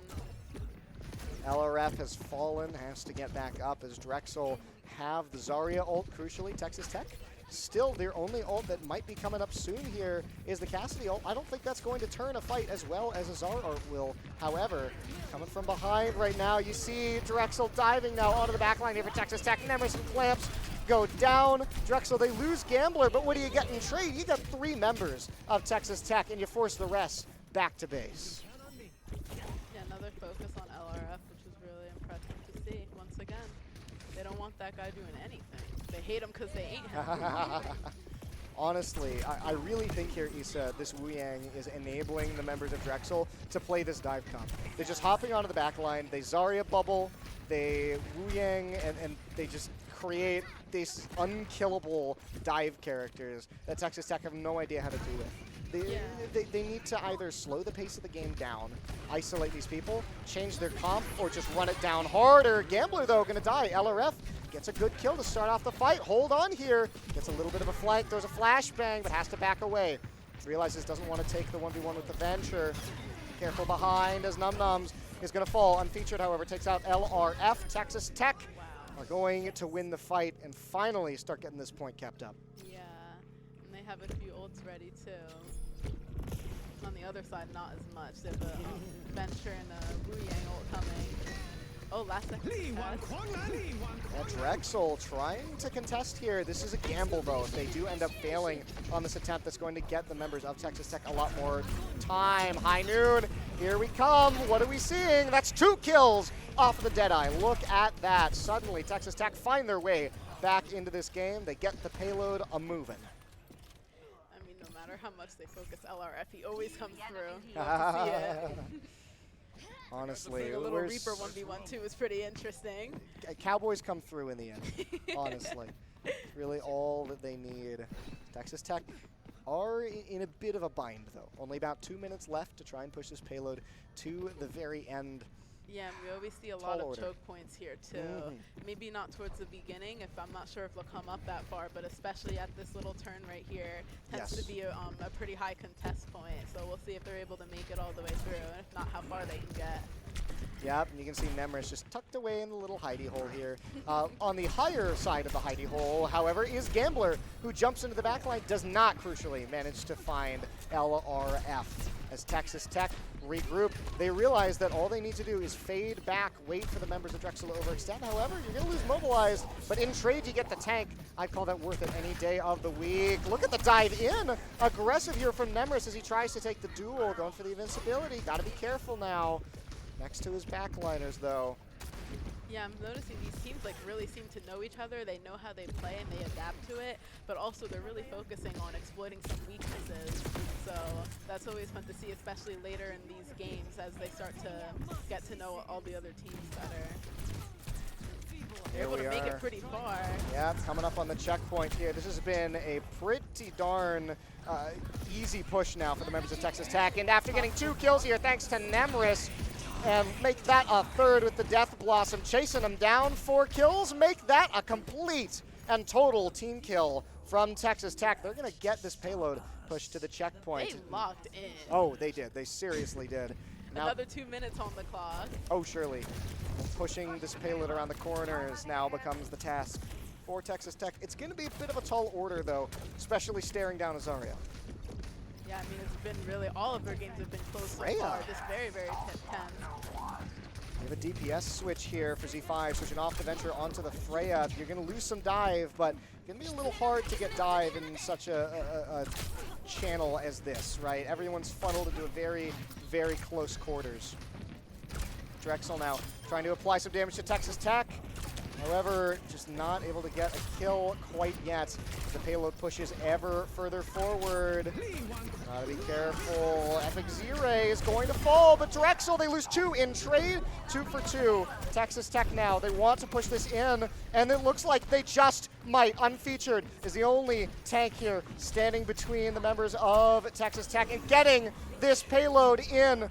Drexel, they're spawning back up. They're switching to faster characters, but it looks like it might not be enough. Freya flying in the sky, but fly all you can. Death arrives all the same. Nemris jumping into the back, and the payload is going to be pushed ever further forwards. The ultimate comes out, and the ultimate seals the deal as an ultimate 3-0 on that first payload push. What a push. That was incredible. I saw a lot less contesting after that first payload was unlocked. They just made it all the way through with 2 minutes on both checkpoints. That was great. It was a great start, Issa, for Drexel, but you're right, Texas Tech, once they got that payload, Drexel just were not able to push them off of it. And seeing that momentum carry forward, I'm curious to see if Drexel's going to be able to push Texas Tech off of their initial defense. Yeah, I'm wondering what they're gonna end up doing. Again, we have 2 teams that are just big on dive, big on aggression, and it's really we're just seeing it on both sides. It's just been a close game all the way. Oh yeah, and remember here, Issa, if Drexel are not able to get this payload all the way to the end, Texas Tech are going to go 3-0, and the members of Drexel's Overwatch team will unfortunately be knocked out of the tournament. Texas Tech, they can feel it, they can taste it on the tip of their tongue, but Issa still got a little bit of a ways to go. Yeah, I mean, we're seeing, they're keeping the Zarya, the Kiri and the Muyang, not Double surprised Zarya. there. And then we have double Venture too. And a Hanzo, question mark? I'm seeing a little more Venture than I expected today. Me too. I know that there are a lot of individual players who play Venture, play the pick quite well, and that is a large reason behind why they like to lock this in. It's just a comfort pick that's still solid, provides some value to the team. But it's still a little more common than I think I was expecting. Yeah, we'll see if they're going to go for another dive and straight aggressive, or if we'll see a little bit of flanking. Yep, Drexel trying to just time things out. LRF, though, instead of being the one on the offensive, able to just sit back, relax, realize that he can give as much ground as he wants as long as he gets people off of that point. And this Cassidy, oh my goodness, domed coming out of the hallway. Look at that. No thank you. Absolutely no disappointment from LRF. Very interesting. Yeah, LRF is just not having it anymore. Said, look, you guys made us take forever on this first point. Watch this. Still, Drexel. LRF Gambler, really strong DPS. Very true. Drexel, however, look at this.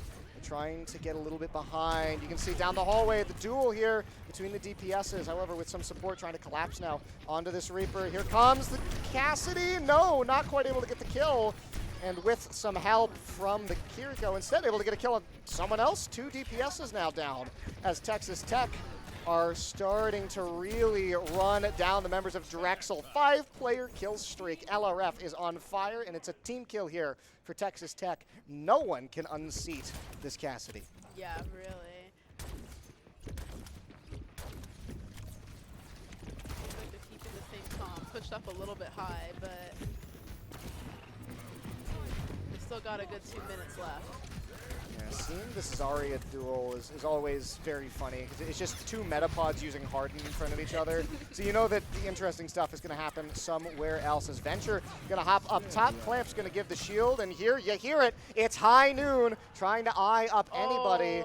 Well, it buys some time. Does the ultimate get any initial value? No, but does it forestall anything that Texas Tech might not have wanted to have to deal with? Yes, it does. And look at that. The full hammer is just going to go into the ether as the members of Texas Tech are unseated from that high ground.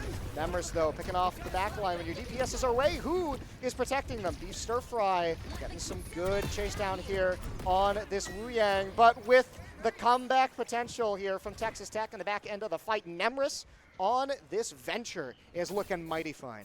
Yeah, I was just going to say, the DPS are really stealing the show here. I'm not seeing as much tanks really, a lot of tank play as much, especially with double Zarya. I mean, you're just bubbling. Not really too much complexity there, but the DPS are really going hard, so it's really fun to see. It is, especially considering what kinds of DPSs we have here. Oh, no! Yikes, that grab is going to be much worse for the members here of Drexel as Texas Tech get exactly what they wanted there. You get Clamps on the back end. It's going to take that Czar a bit to get back, but I mean, with 4 members down, still going to be a bit rough. Yeah, I mean, just under a minute left, and that Zarya grab was a pretty big one, so they're going to have to get those ults and hopefully make a good play with or without them. Very true. However, it is important to note here, Issa, that point is 2/3 of the way capped. So Drexel, they just need a little bit more time to get on this. And here comes the Kiriko ult to try and make that happen. Epic Z-Ray falling is 1 step of the way to get there. Coming down the hallway, we see the damage as Kiriko can output. Clamps falls, and so do most of the other members of Texas Tech, finally unseated with 15 seconds left. And Issa, where have I seen this one before? About another team locking in last second. They lock in last second on the point. We'll see if they're able to replicate what Texas Tech was able to do to get that payload pushed all the way to that checkpoint. Texas Tech have to look for an opportunity here as we see Gambler making the switch off the Reaper over to the Soj. They got just over 2 minutes on the clock, so we'll see if they're able to push the same way. Oh, yikes. Venture beyond Venture violence. Fight. Yeah, chasing him down. I'm a little surprised to see Nemris chasing this far somehow. Survives the pop out of the ground here. Protected by the Zarya. A lot of synergy and team working together, which is great to see. Yeah, very true. Texas Tech here working well to try and do some aggressive defense here on the payload. Almost able to get that Venture, not quite. Just needed to hit 1 more shot. Still, Drexel forced off of their precious payload. And keep in mind here, this Cassidy sitting on that ultimate, likely to save it, use it when the time is right. This is a mighty fine angle in order to do this. Ultimates come through, and look at that. High Noon immediately going to get Beef Stir Fry out of the way, and LRF is just walking. It's a melee McCree coming at you point blank. Yeah, I mean, we're seeing Drexel get stuck in that choke point. Just the complete opposite of what we saw from Texas, so running down the clock a bit. McCree needs, Cassidy needs to stop doing tricks with his gun. He's going to drop it one of these days. You do not want that to happen mid-match. Revolver Ocelot lookalike, I don't know. Just hanging down the alley here as this payload Issa is looking to be moved by Drexel. They get a good flank, but Gambler now has to run away, and now it's both of the DPSers trapped in a corner. Gambler not going to be able to run away. As Clamps now runs down the members of Drexel. Texas Tech keep them off the payload for just a little bit longer. Yeah, I mean, we have 2 stars really, the DPS on both teams, just having to fight each other. I'm wondering if they're going to be able to push the payload and make one last good fight. We have 2 ults on both sides. Oh, massive Zarya ultimate, but it looks like the sustain might just be too much. No one on Texas Tech dies there, and instead Drexel are the ones who are going to get counter-ulted. And look, the high noon's up, but no! A massive kill comes through in the nick of time. Drexel by themselves just a little bit longer. As the fight continues, Nemris trying to finish off this Zarya. Is he going to be able to do it? The bubble comes through, and it's not enough. Overtime is here, halfway to the checkpoint. Drexel, they have to win every fight from here to the checkpoint, and then a little bit more in order to knock this out. Texas is just, I mean, they're both so aggressive. It looks like Texas is just barely able to beat them out, but I'm wondering, will they be able to make this last push? Are they going to contest it or just let it go? It's a tough decision here, and you can see the Gambler trying to just make enough space to make the decision a forced one here. High noon, though, massive ultimate from Gambler is going to finish off LRF before he's able to get that out, and I believe, Issa, this payload is going to connect here with that checkpoint. As Zera getting chased down by the Venture. Texas Tech now in a pretty good spot, and that's a massive kill to get on the back end. This payload is going to keep getting pushed forward with 1 minute 18 remaining. Yeah, Texas just is like just barely outdoing Drexel, but I mean Drexel just keeps pushing. They're not giving up, just like we've been seeing for the last few rounds. And those last second plays are really imperative. LRF now sitting on the high ground, but you know who has higher ground right now? It's the members here of Drexel as they're lobbing doom down upon this Cassidy, who's just trying to throw something up top at the members of Drexel. Stop them from getting all of the space they need. Here comes the Kitsune. Is it going to be enough for Drexel to seal this payload into the point? Gambler goes in, but Gambler goes down. Payload now is the focal point of all the attention. Clamps is going to fall, but without 2 of your DPS members. Texas Tech realize that now is the time for them to go. LRF is on a roll. It's a complete team wipe. And with 20 seconds left, desperation is going to have to set in for Drexel. Yeah, I mean, they're pretty low on ultimate, so we'll see what happens. But that last push is really going to make or break the game. But, I mean, we've been seeing them come back from anything, so I still think it's anyone's game. Hopefully they can make another push and get it all the way to the end, but I'm not sure. Going to be a close one here, Issa. The last hope for Drexel to stay in this tournament. They're trying their best as Texas Tech now are the ones who are in the driver's seat. They push the members of Drexel off the point. Num Num is down, Gambler is down, and the High Noon comes down the hall, gets one, and the Venture is not long for this world. Take a Venture back on home as Texas Tech are going to seal out the set. Wow. I mean, on King's Row, it always goes down to those choke points. I feel like whether I'm watching it or playing it, those turns, those corners are always where it ends. Yeah, one way or the other, the corners are going to be the death of you. Yeah, seriously. I mean, we saw the issue with this flank comp that Drexel had here. When you're put into a confined space like that, you can't really flank very easily. Texas Tech realized that. They played back. They baited them out, and they picked them off one by one, and then they ran away with the rest of the game. I mean, that was super impressive. Like, both teams very high energy, especially after Texas was able to win that. That was their 4th game in a row? That was their 3rd set, I believe. Oh, 3rd set in a row. And they're just still able to just keep it going. They really are making the most out of this trip. Seriously, I'm very impressed. Excellent work, honestly, from the members here of Texas Tech. The number 8 seed, upsetting the 4th seed and the 5th seed in order to make it all the way into our top 4. Never mind that, went game 5 with the 1st seed. These boys are here to play. Yeah. And by golly, Issa, they're playing well. They definitely are. I'm very impressed, very happy to see it, but both teams just did really, really good. I was always excited for that match, just seeing 2 teams with such high energy. I'm a huge fan of dive, so I just love to see it.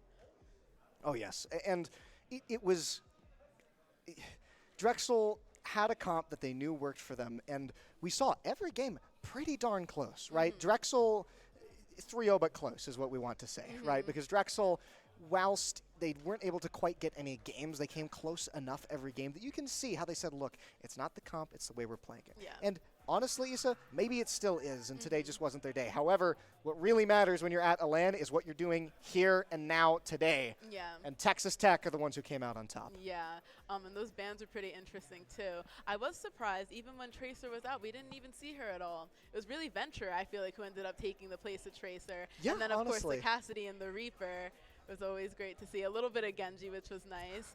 Little minimal flanking, but just high damage, high energy, high aggression on both sides. They were great. Yeah, seeing both teams stray away from Tracer was a little bit surprising to me. I think you're picking picks that do something similar, right? You're harassing the backline, finding flanks, getting good kills, and ideally having ultimates that can follow up off of what other people have. However, I think it just tended to work a little bit better when they were able to be a little bit more of a team player, right? Venture has some CC, has a wider AoE on the ultimate. And then if you look at a character like Genji, a little more mobile, able to assist the team or just triage wherever is needed in the comp. So seeing a lack of Tracer now, I'm wondering if other teams are going to see that, take note, and maybe adapt their game plan? Yeah, I mean, I'm wondering. I still think it comes a lot down to the maps that it's on. I was still, even though Lucio was banned for that last one. Yes. Yeah, so I mean, I was just thinking with the mobility, I wonder if that has anything to do with it, but... Yeah, so we're also, I believe we have the group results for this part of the tournament. Now, for those of you at home, we have what is essentially 2 double elimination brackets. Each team's of 4, Group A and Group B. This was Group A. It consisted of Maryland, Texas Tech, Drexel, and Miami. And it's essentially you win 2 and you make it out. If you unfortunately lose 2, well, you're going to go home. So Miami, the number 4 seed, actually going down 0-2. Unfortunately, not able to get any games in edgewise either. Yeah. Drexel, we just saw, 1-2. Still admirable performance, just not quite able to make it the rest of the way. Yeah, I mean, I think we're seeing from Miami, I was pretty surprised because they were doing great.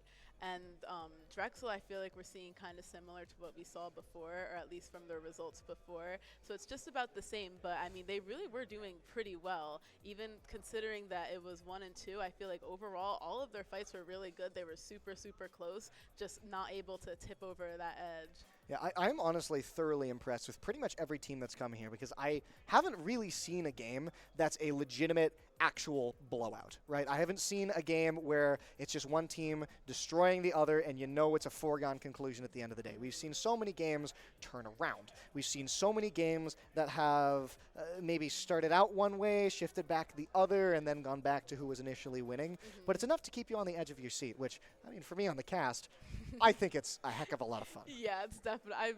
Those games that are just complete washes, it's just after yes. a while, it's a little bit sad. But I think everything here has just been really, really good. Oh, yeah. I'm also very impressed with all the teams so far. I'm It's really happy to see been a very busy play. day. And what's weird is that in my head, I'm thinking it's like 7 or 8 p.m. It's 3:42.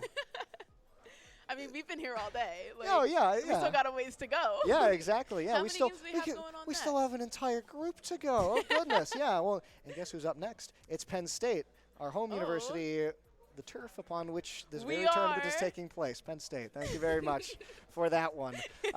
So Penn State's group is going to be the remaining players that remaining teams that we haven't seen in this Group A. So Group B consists of, I believe, Penn State, Alvernia, Syracuse, and University of Michigan as their teams.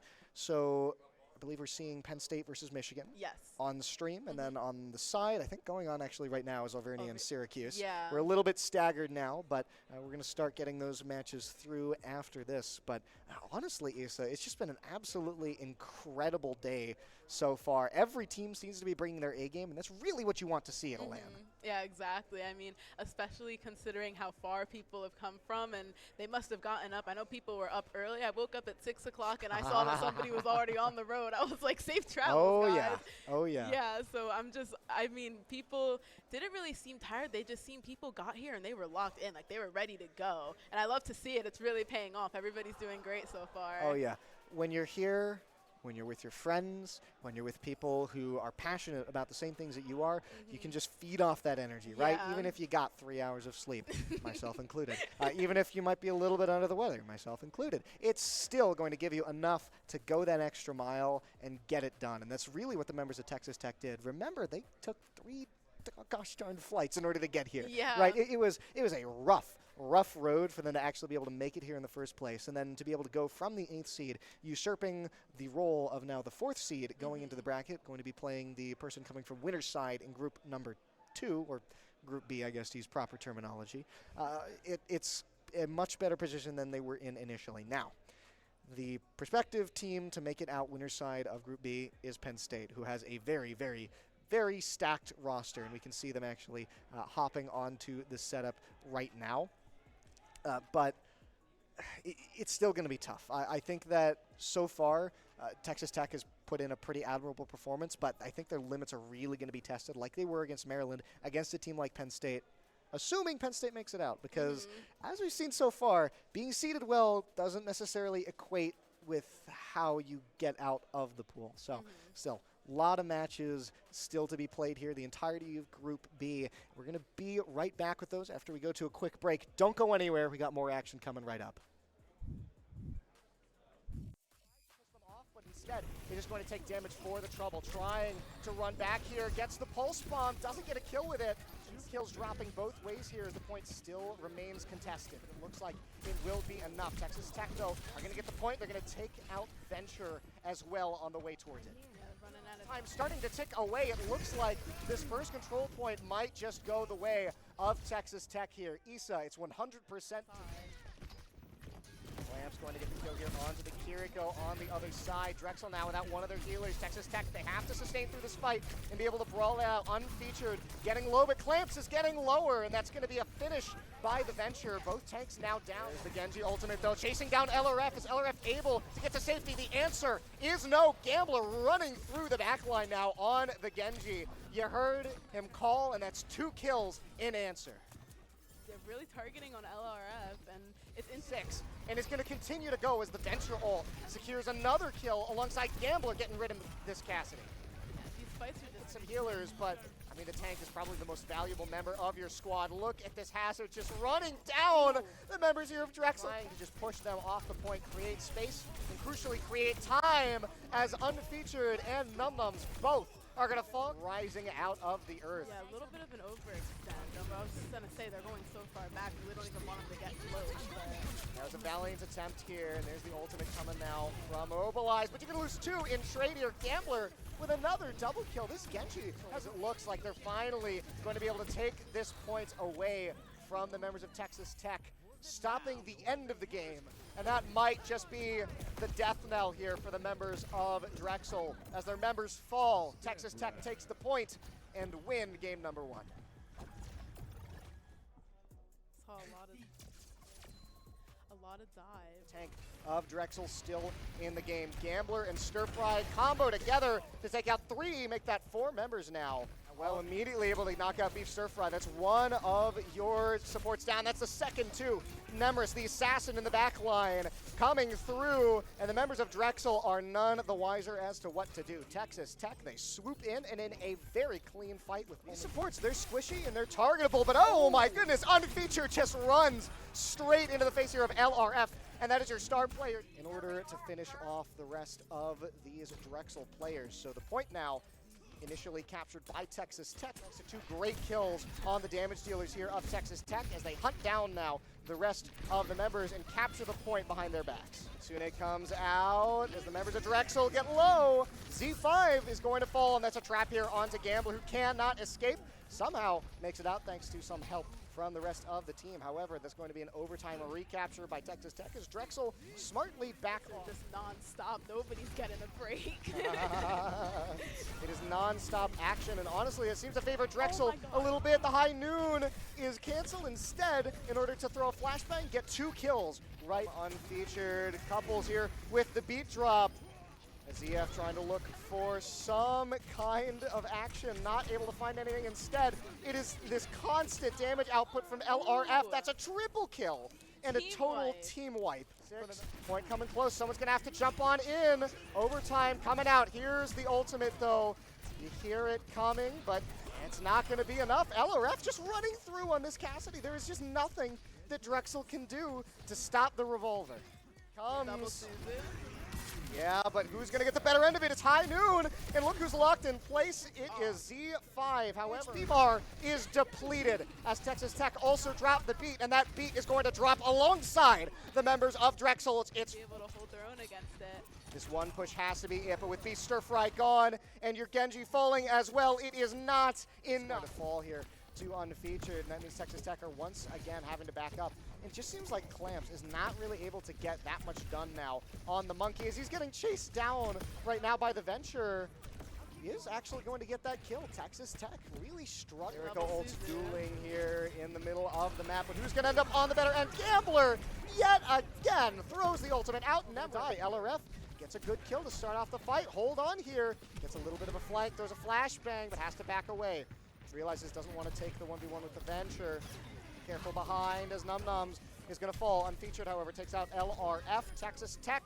Texas Tech a lot more time. High Noon, here we come. What are we seeing? That's 2 kills off of the Deadeye. Look at that point here. This has been a pretty darn easy push now for the members of Texas Tech. And after getting 2 kills here, thanks to Nemris, and make that a 3rd with the Death Blossom, chasing him down 4 kills, make that a complete and total team kill. Sit back, relax, realize that he can give as much ground as he wants as long as he gets people off of that point. And this Cassidy, oh my goodness, 2 DPSs now down as Texas Tech are starting to really run down the members of Drexel. 5 of Texas Tech are unseated from that high ground. Members, though, picking off the back line. When your DPSs are away, who is protecting them? Beef Stir Fry getting some good chase down here on this Wu Yang, but with the comeback potential here from Texas Tech on the back end of the... Really fun to see. It is, especially considering what kinds of DPSs we have here. Oh, no! Yikes, that grab is going to be much worse for the members here. Texas Tech dies there, and instead Drexel are the ones who are going to get counter-ulted. And look, the High Noon's up, but no, a massive kill comes through to be able to do it. The bubble comes through, and it's not enough. Overtime is here, halfway to the check. Gambler goes in, but Gambler goes down.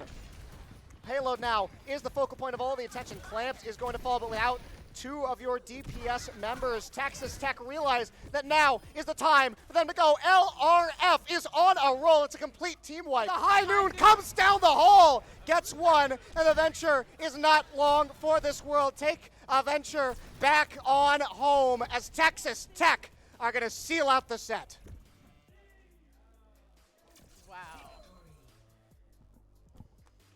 I mean, on King's Row, it tries to push them off, but instead, they're just going to take damage for the trouble. Trying to run back here, gets the pulse bomb, doesn't get a kill with it. 2 kills dropping both ways here as the point still remains contested. It looks like it will be enough. Texas Tech, though, are going to get the point. They're going to take out Venture as well on the way towards it. Time starting to tick away. It looks like this first control point might just go the way of Texas Tech here. Issa, it's 100%.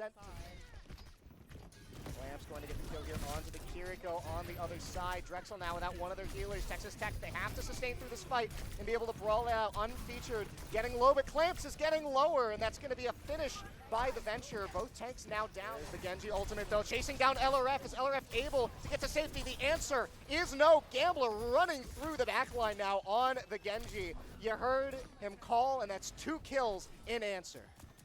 They're really targeting on LRF, and it's in 6. And it's going to continue to go as the Venture ult secures another kill alongside Gambler getting rid of this Cassidy. Yeah, these fights are just some healers, but I mean the tank is probably the most valuable member of your squad. Look at this Hazard just running down the members here of Drexel. Trying to just push them off the point, create space, and crucially create time as Unfeatured and Num Nums both are going to fall, rising out of the earth. Yeah, a little bit of an overextend.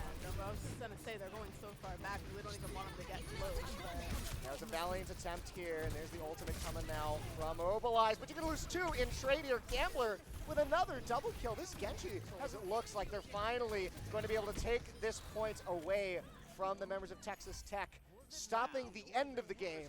And that might just be the death knell here for the members of Drexel. As their members fall, Texas Tech takes the point and win game number 1. Saw a lot of dive. Tank of Drexel still in the game. Gambler and Stir Fry combo together to take out 3, make that 4 members now. Well, immediately able to knock out Beef Stir Fry. That's one of your supports down. That's the second too. Nemris, the assassin in the back line, coming through, and the members of Drexel are none the wiser as to what to do. Texas Tech, they swoop in, and in a very clean fight with these supports. They're squishy and they're targetable, but oh my goodness, Unfeatured just runs straight into the face here of LRF, and that is your star player in order to finish off the rest of these Drexel players. So the point now initially captured by Texas Tech. Thanks to 2 great kills on the damage dealers here of Texas Tech as they hunt down now the rest of the members and capture the point behind their backs. Sune comes out as the members of Drexel get low. Z5 is going to fall, and that's a trap here onto Gambler, who cannot escape. Somehow makes it out thanks to some help from the rest of the team. However, there's going to be an overtime recapture by Texas Tech as Drexel smartly back off. Just non-stop. Nobody's getting a break. It is non-stop action, and honestly, it seems to favor Drexel a little bit. The high noon is canceled instead in order to throw a flashbang, get 2 kills. Right, Unfeatured couples here with the beat drop. ZF trying to look for some kind of action, not able to find anything. Instead, it is this constant damage output from LRF. That's a triple kill and a total team wipe. 6. Point coming close. Someone's going to have to jump on in. Overtime coming out. Here's the ultimate, though. You hear it coming, but it's not going to be enough. LRF just running through on this Cassidy. There is just nothing that Drexel can do to stop the revolver. Comes.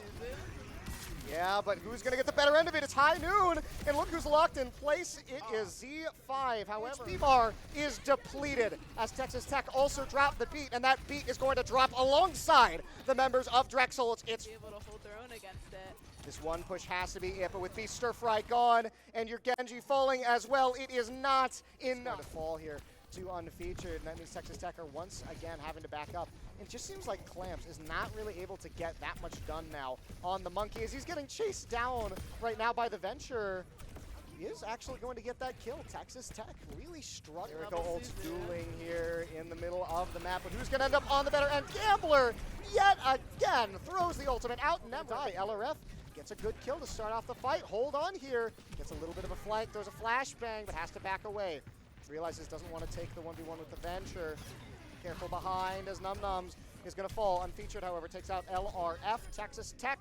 Texas Tech a lot more time. High noon. Here we come. What are we seeing? That's 2 kills off of the Deadeye. Look at that point here. This has been a pretty darn easy push now for the members of Texas Tech. And after getting 2 kills here, thanks to Nemris, and make that a 3rd with the Death Blossom, chasing them down 4 kills, make that a complete and total team kill. Sit back, relax, realize that he can give as much ground as he wants as long as he gets people off of that point. And this Cassidy, oh my goodness, 2 DPSs now down as Texas Tech are starting to really run down the members of Drexel. 5 of Texas Tech are unseated from that high ground. Nemris, though, picking off the back line. When your DPSs are away, who is protecting them? Beef Stir Fry getting some good chase down here on this Wu Yang, but with the comeback potential here from Texas Tech in the back end of the... Really fun to see. It is, especially considering what kinds of DPSs we have here. Oh, no!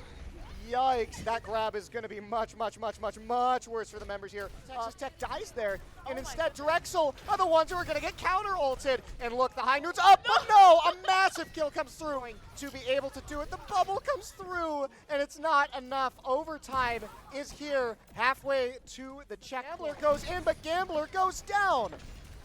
Payload now is the focal point of all the attention. Clamps is going to fall, but without 2 of your DPS members. Texas Tech realize that now is the time for them to go. LRF is on a roll. It's a complete team wipe. The high noon comes down the hall, gets 1, and the Venture is not long for this world. Take a Venture back on home as Texas Tech are going to seal out the set. Wow. I mean, on King's Row, it always tries to push them off, but instead, they're just going to take damage for the trouble. Trying to run back here, gets the pulse bomb, doesn't get a kill with it. 2 kills dropping both ways here as the point still remains contested. It looks like it will be enough. Texas Tech, though, are going to get the point. They're going to take out Venture as well on the way towards it. running out of Time starting to tick away. It looks like this first control point might just go the way of Texas Tech here. Issa, it's 100%. Lamp's going to get the kill here onto the Kiriko on the other side. Drexel now without one of their healers. Texas Tech, they have to sustain through this fight and be able to brawl out unfeatured. Getting low, but Clamps is getting lower, and that's going to be a finish by the Venture. Both tanks now down. There's the Genji ultimate, though. Chasing down LRF. Is LRF able to get to safety? The answer is no. Gambler running through the backline now on the Genji. You heard him call, and that's 2 kills in answer. They're really targeting on LRF, and it's in 6, and it's going to continue to go as the Venture ult secures another kill alongside Gambler getting rid of this Cassidy. These fights are just Some healers, but I mean the tank is probably the most valuable member of your squad. Look at this Hazard just running down the members here of Drexel. Trying to just push them off the point, create space, and crucially create time as Unfeatured and Num-Nums both are going to fall, rising out of the earth. Yeah, a little bit of an overextend. I was just going to say they're going so far back, we don't even want them to get close. That was a Valiant's attempt here, and there's the ultimate coming now from Mobilize, but you're going to lose 2 in trade here. Gambler with another double kill. This Genji, as it looks like they're finally going to be able to take this point away from the members of Texas Tech, stopping the end of the game. And that might just be the death knell here for the members of Drexel. As their members fall, Texas Tech takes the point and win game number 1. Saw a lot of dive. Tank of Drexel still in the game. Gambler and Stir Fry combo together to take out 3, make that 4 members now. Well, immediately able to knock out Beef Stir Fry. That's one of your supports down. That's the second too. Nemris, the assassin in the back line, coming through, and the members of Drexel are none the wiser as to what to do. Texas Tech, they swoop in, and in a very clean fight with these supports. They're squishy and they're targetable, but oh my goodness, Unfeatured just runs straight into the face here of LRF, and that is your star player in order to finish off the rest of these Drexel players. So the point now initially captured by Texas Tech. Thanks to 2 great kills on the damage dealers here of Texas Tech as they hunt down now the rest of the members and capture the point behind their backs. Sune comes out as the members of Drexel get low. Z5 is going to fall, and that's a trap here onto Gambler, who cannot escape. Somehow makes it out thanks to some help from the rest of the team. However, there's going to be an overtime recapture by Texas Tech as Drexel smartly back off. Just non-stop. Nobody's getting a break. It is non-stop action, and honestly, it seems to favor Drexel a little bit. The High Noon is canceled instead in order to throw a flashbang, get 2 kills. Right, Unfeatured couples here with the beat drop. ZF trying to look for some kind of action, not able to find anything. Instead, it is this constant damage output from LRF. That's a triple kill and a total team wipe. 6. Point coming close. Someone's going to have to jump on in. Overtime coming out. Here's the ultimate, though. You hear it coming, but it's not going to be enough. LRF just running through on this Cassidy. There is just nothing that Drexel can do to stop the revolver. Comes. Yeah, but who's going to get the better end of it? It's High Noon, and look who's locked in place. It is Z5. However, B-Bar is depleted as Texas Tech also dropped the beat, and that beat is going to drop alongside the members of Drexel. It's be able to hold their own against it. This one push has to be it, but with Beef Stir Fry gone and your Genji falling as well, it is not enough to fall here to Unfeatured, and that means Texas Tech are once again having to back up. It just seems like Clamps is not really able to get that much done now on the Monkey as he's getting chased down right now by the Venture. He is actually going to get that kill. Texas Tech really struggling. Jericho ults dueling here in the middle of the map, but who's going to end up on the better end? Gambler yet again throws the ultimate out and never die. LRF gets a good kill to start off the fight. Hold on here. Gets a little bit of a flank. There's a flashbang, but has to back away. Realizes doesn't want to take the 1v1 with the Venture. Careful behind as Num-Nums is going to fall. Unfeatured, however, takes out LRF. Texas Tech. Texas Tech a lot more time. High Noon, here we come. What are we seeing? That's 2 kills off of the Deadeye. Look at that point here. This has been a pretty darn easy push now for the members of Texas Tech. And after getting 2 kills here, thanks to Nemris, and make that a 3rd with the Death Blossom, chasing him down 4 kills, make that a complete and total team kill. Sit back, relax, realize that he can give as much ground as he wants as long as he gets people off of that point. And this Cassidy, oh my goodness, 2 DPSs now down as Texas Tech are starting to really run down the members of Drexel. 5 of Texas Tech are unseated from that high ground. Members, though, picking off the back line. When your DPSs are away, who is protecting them? Beef Stir Fry getting some good chase down here on this Wu Yang, but with the comeback potential here from Texas Tech in the back end of the... Really fun to see. It is, especially considering what kinds of DPSs we have here. Oh, no! Yikes, that grab is going to be much worse for the members here. Texas Tech dies there, and instead Drexel are the ones who are going to get counter-ulted. And look, the high noon's up, but no, a massive kill comes through to be able to do it. The bubble comes through, and it's not enough. Overtime is here, halfway to the check. Gambler goes in, but Gambler goes down. Payload now is the focal point of all the attention. Clamps is going to fall, but without 2 of your DPS members, Texas Tech realize that now is the time for them to go. LRF is on a roll. It's a complete team wipe. The high noon comes down the hall, gets 1, and the venture is not long for this world. Take a venture back on home as Texas Tech are going to seal out the set. Wow.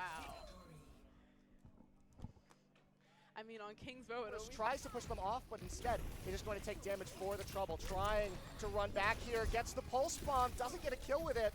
2 kills dropping both ways here as the point still remains contested. It looks like it will be enough. Texas Tech, though, are going to get the point. They're going to take out Venture as well on the way towards it. Time starting to tick away. It looks like this first control point might just go the way of Texas Tech here. Issa, it's 100%. Lamp's going to get the kill here onto the Kiriko on the other side. Drexel now without one of their healers. Texas Tech, they have to sustain through this fight and be able to brawl it out. Unfeatured, getting low, but Clamps is getting lower, and that's going to be a finish by the Venture. Both tanks now down. There's the Genji ultimate, though, chasing down LRF. Is LRF able to get to safety? The answer is no. Gambler running through the backline now on the Genji. You heard him call, and that's 2 kills in answer. They're really targeting on LRF, and it's in 6, and it's going to continue to go as the Venture ult secures another kill alongside Gambler getting rid of this Cassidy.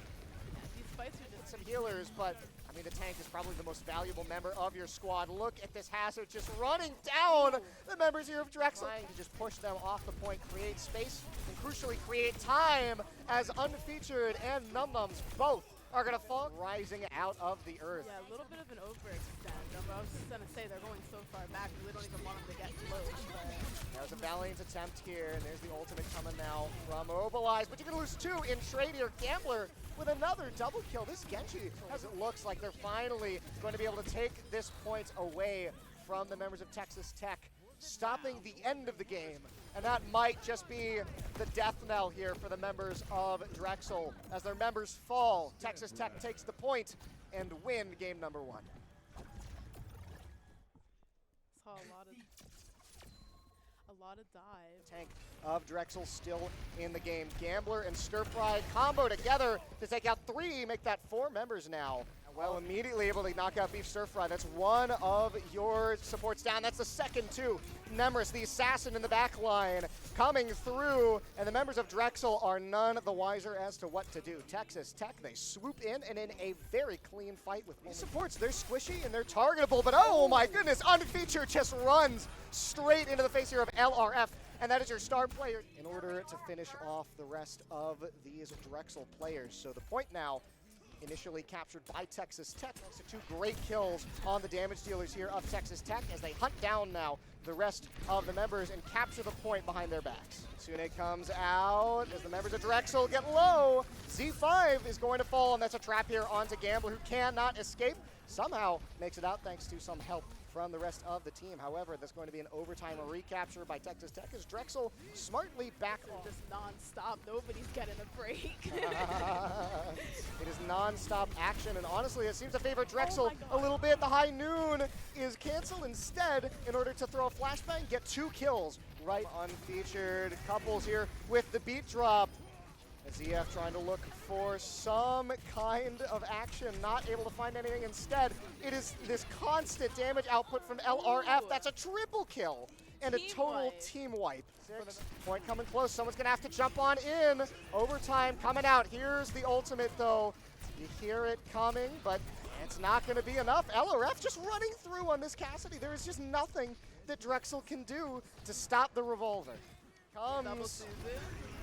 Yeah, but who's going to get the better end of it? It's High Noon, and look who's locked in place. It is Z5. However, HP bar is depleted as Texas Tech also dropped the beat, and that beat is going to drop alongside the members of Drexel. It's able to hold their own against it. This one push has to be it, but with Beast Stir Fry gone and your Genji falling as well, it is not enough to fall here to unfeatured, and that means Texas Tech are once again having to back up.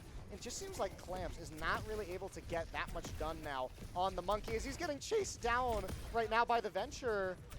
He is actually going to get that kill. Texas Tech really struggling. Jericho ults dueling here in the middle of the map, but who's going to end up on the better end? Gambler yet again throws the ultimate out and never die. LRF gets a good kill to start off the fight. Hold on here. Gets a little bit of a flank. There's a flashbang, but has to back away.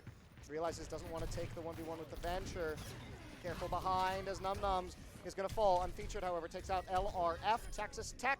Texas Tech a lot more time. High Noon, here we come. What are we seeing? That's 2 kills off of the Deadeye. Look at that point here. This has been a pretty darn easy push now for the members of Texas Tech. And after getting 2 kills here, thanks to Nemris, and make that a 3rd with the Death Blossom, chasing them down 4 kills, make that a complete and total team kill. Sit back, relax, realize that he can give as much ground as he wants as long as he gets people off of that point. And this Cassidy, oh my goodness, 2 DPSs now down as Texas Tech are starting to really run down the members of Drexel. 5 of Texas Tech are unseated from that high ground. Members, though, picking off the back line. When your DPSs are away, who is protecting them? Beef Stir Fry getting some good chase down here on this Wu Yang, but with the comeback potential here from Texas Tech in the back end of the... Really fun to see. It is, especially considering what kinds of DPSs we have here. Oh, no! Yikes, that grab is going to be much worse for the members here. Texas Tech dies there, and instead Drexel are the ones who are going to get counter-ulted. And look, the High Noon's up, but no, a massive kill comes through to be able to do it. The bubble comes through, and it's not enough. Overtime is here, halfway to the check. Gambler goes in, but Gambler goes down. Payload now is the focal point of all the attention. Clamps is going to fall, but without 2 of your DPS members, Texas Tech realize that now is the time for them to go. LRF is on a roll. It's a complete team wipe. The High Noon comes down the hall, gets 1, and the Venture is not long for this world. Take a Venture back on home as Texas Tech are going to seal out the set.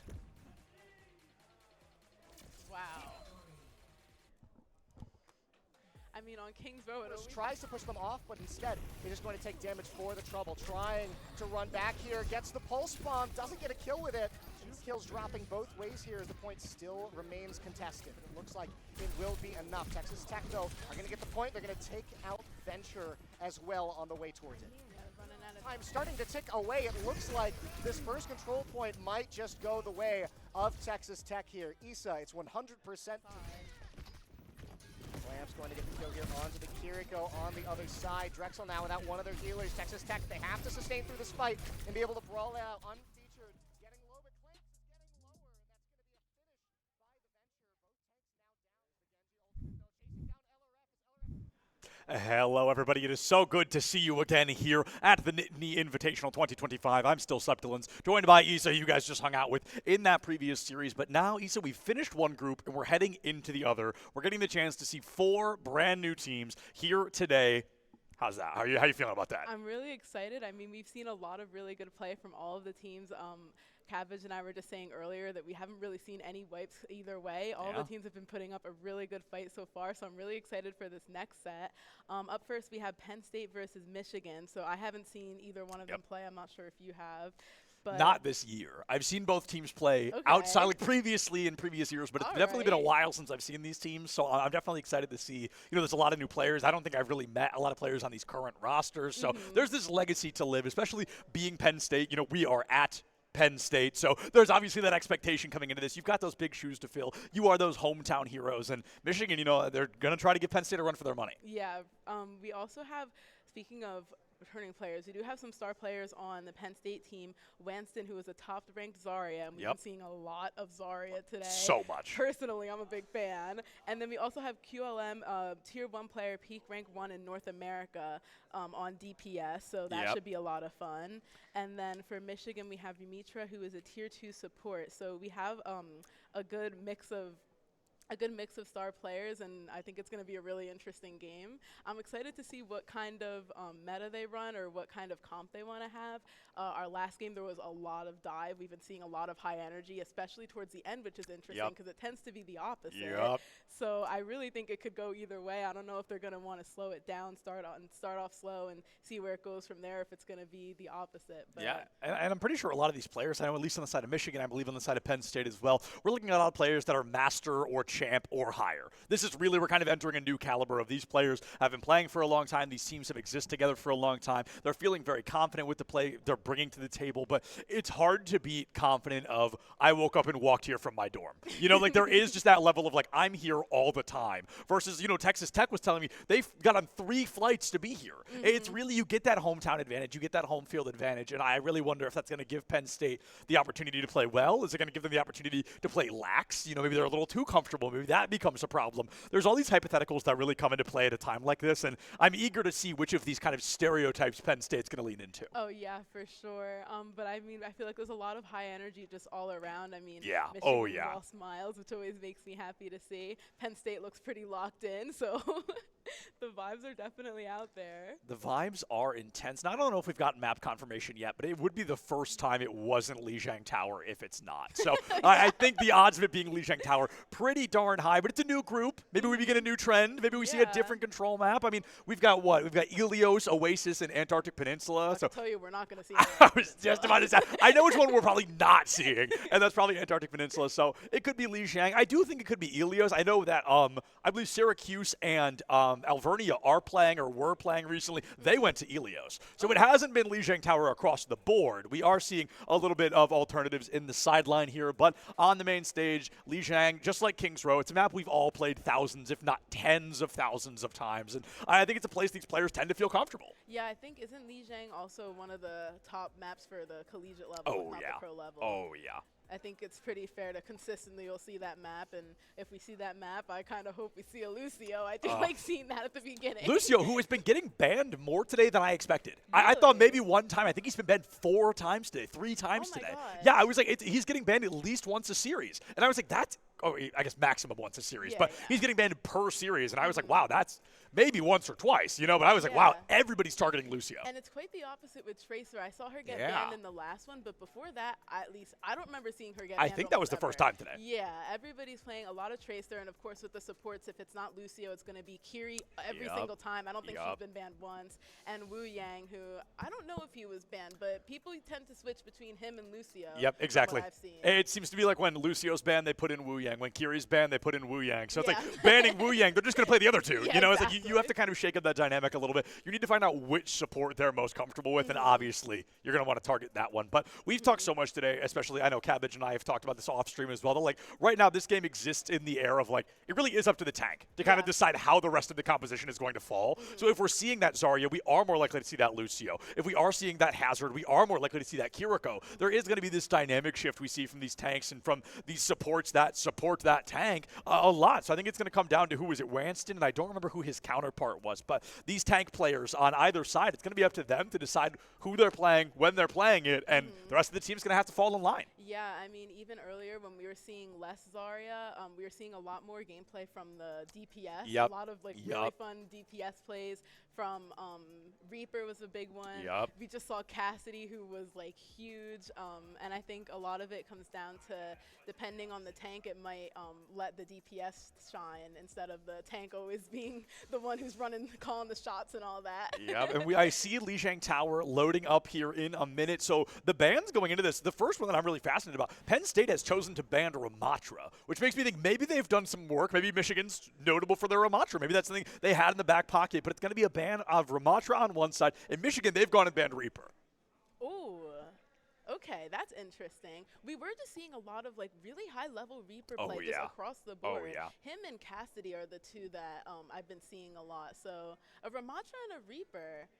I think, is that the first Ramatra ban Yes, we've seen? 100%. Okay, We've not seen Ramatra once today. I'd be shocked if we ended up seeing him at any point in time today. But again, maybe Michigan plays Ramatra. Maybe that's something that Penn State has decided on. And I'm gonna scroll back here really quick. Let's see. Okay, we don't have no. Okay, so Michigan They gave have us a another couple. trick up their I was sleeve, gonna say though. Michigan gave us a couple of examples, and I guess spoiler alert, Ramatra I do not think was one of them. So this is gonna be really fascinating to play. But these players coming to the table here, we're gonna be seeing the Symmetra teleport out. That's just commonplace these days. Oh, yeah. And let's see what these team compositions end up being. Of course, we have the double Kiri and a Lucio and a Wu Yang. We got a Tracer. And Lucio goes straight to the point, wasting no time. Really Not good even going rollout. for any environmental kills. Ooh, Bucket Clutch is going to be taken out early also. Bucket Clutch, possibly my favorite gamer tag of the day. I am a very big fan of it. I do think it is a good fun name. But going into that backline, going to be taken out by Wanston early there. Not down, but removed from the fight in Michigan. This is a very passive play style. They're incredibly spread out. They're forcing Penn State to come through and try to find that damage. But unfortunately, they're just not going to be able to find it. Khabib the first one to go down as Toby finds that elimination. Yimitra able to find QLM as well. In Michigan, they play slow, they play passive, and it looks like it's actually going to work out really well. They're going to take the lead here. Yeah, I just realized a ball, we haven't seen that in a while, at least I haven't. It's been a minute. Yeah, so especially on this map, at least from a player standpoint, I know that gets frustrating. So, and we have a switch to Diva. I haven't seen Diva in a while either. We saw Diva, I think, in our very first matchup of the day, and I don't think it was for very long. I think it was Tony playing Diva when Zarya had been banned, and unfortunately, Toby, I'm not quite sure what happens there. They are going to be taken off the map. I'm going to go with maybe Quinn hit the boop there because they go for 2 more kills immediately after. We're going to call that a triple kill by Quinn on the side of Penn State, able to turn things around. Michigan 1/5 done with their compositional kind of capture here of Lijiang Gardens, but it's up to Penn State to try and turn it around. Yeah, seems like they're pretty grouped up, which is interesting. They're feeling confident with this play style. You all want to be in that Lucio aura. You've got the Diva defense matrix to find that opportunity, play that defense if you need it. It also allows QLM to go for some free shots. Yeah, it looks like they have a ball flanking on the side while the rest of the team's still around the spawn. But Speaking of ball, the flashbang doesn't go high enough. QLM is not going to be taken down, but gets really close to it. Yimitra goes off the map. Was that an Ajax? I believe Quinn might have booped Yimitra off the map with beat online. It's not going to be used there for the side of Michigan. Penn State, they lose that first fight. Yeah, they definitely were. Yimitra hitting the OMG. Unfortunate, but it looks like Penn State, they won that second fight. They've held on to the third, and now they're halfway done with the Garden. yeah, I mean, these Nice on move. this map tend to go really fast. Another Kiri ult. We hear that Kitsune come through, the blade in the pocket of Altraxia as well. They're going to be able to find a lot of damage early, turns it into a double, doesn't get the mega. Unfortunate. Jalen is going to be able to find that damage early. Toby Wan going for an elimination of their own. Wants it on the cleanup crew. Jalen down, and Michigan, I think they've got the numbers, but just barely. Here's the bomb. Nobody should get caught by that, and yeah, nobody will be. This Diva, I do not think she is long for the Mortal Coil, stalling out every single second. Getting off the point. Just trying to stall out for time at this point. Really trying to get as high as they can with the percentage.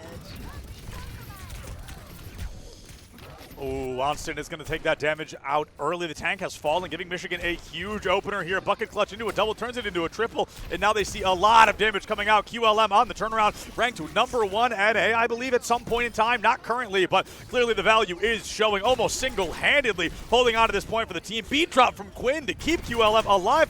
Should be able to get this wrecking ball. Kiri gone, ball gone. Genji about to be gone, and wow, just when you think Michigan has it back, Penn State stands strong. Wow, and that really wouldn't have been possible if that Diva didn't stall. Yup. As she did. That was really impressive. Love to see it.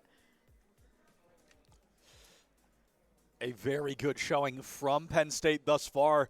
It was a little bit rough at the beginning there. That first fight just didn't go in their favor. I think Michigan played really slow. They played really passive. That's not something we're seeing on Control often. I think it allowed them to kind of pull one over on Penn State for a moment. But all things considered, I think it was a good showing from both teams. Michigan coming into this next point here, it's going to be, let's see, let's find out.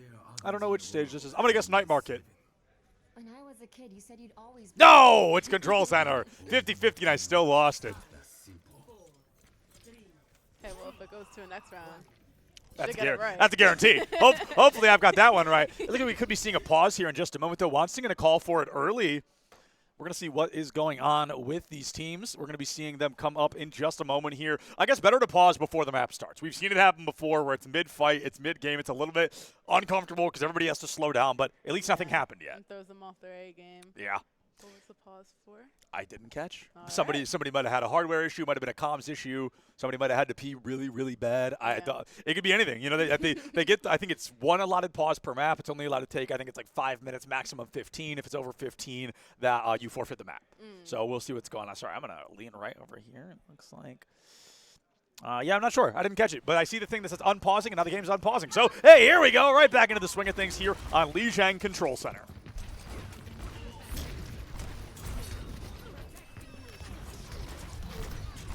Oh, QLM able to find Altraxia early there, looking for that opportunity to strike and able to find it, giving Penn State a huge 5-4 advantage, especially now as Toby goes down. This fight's over before it can even really begin. So it's looking like Penn State should be able to cap the point. So they're forcing Michigan to regroup. Going to have to go in for a second fight altogether. Ults are pretty low, so I'm not sure if those are going to come up in the next fight, but seeing a lot of a back cap. They're pushing them back. Someone came on the point in the back, but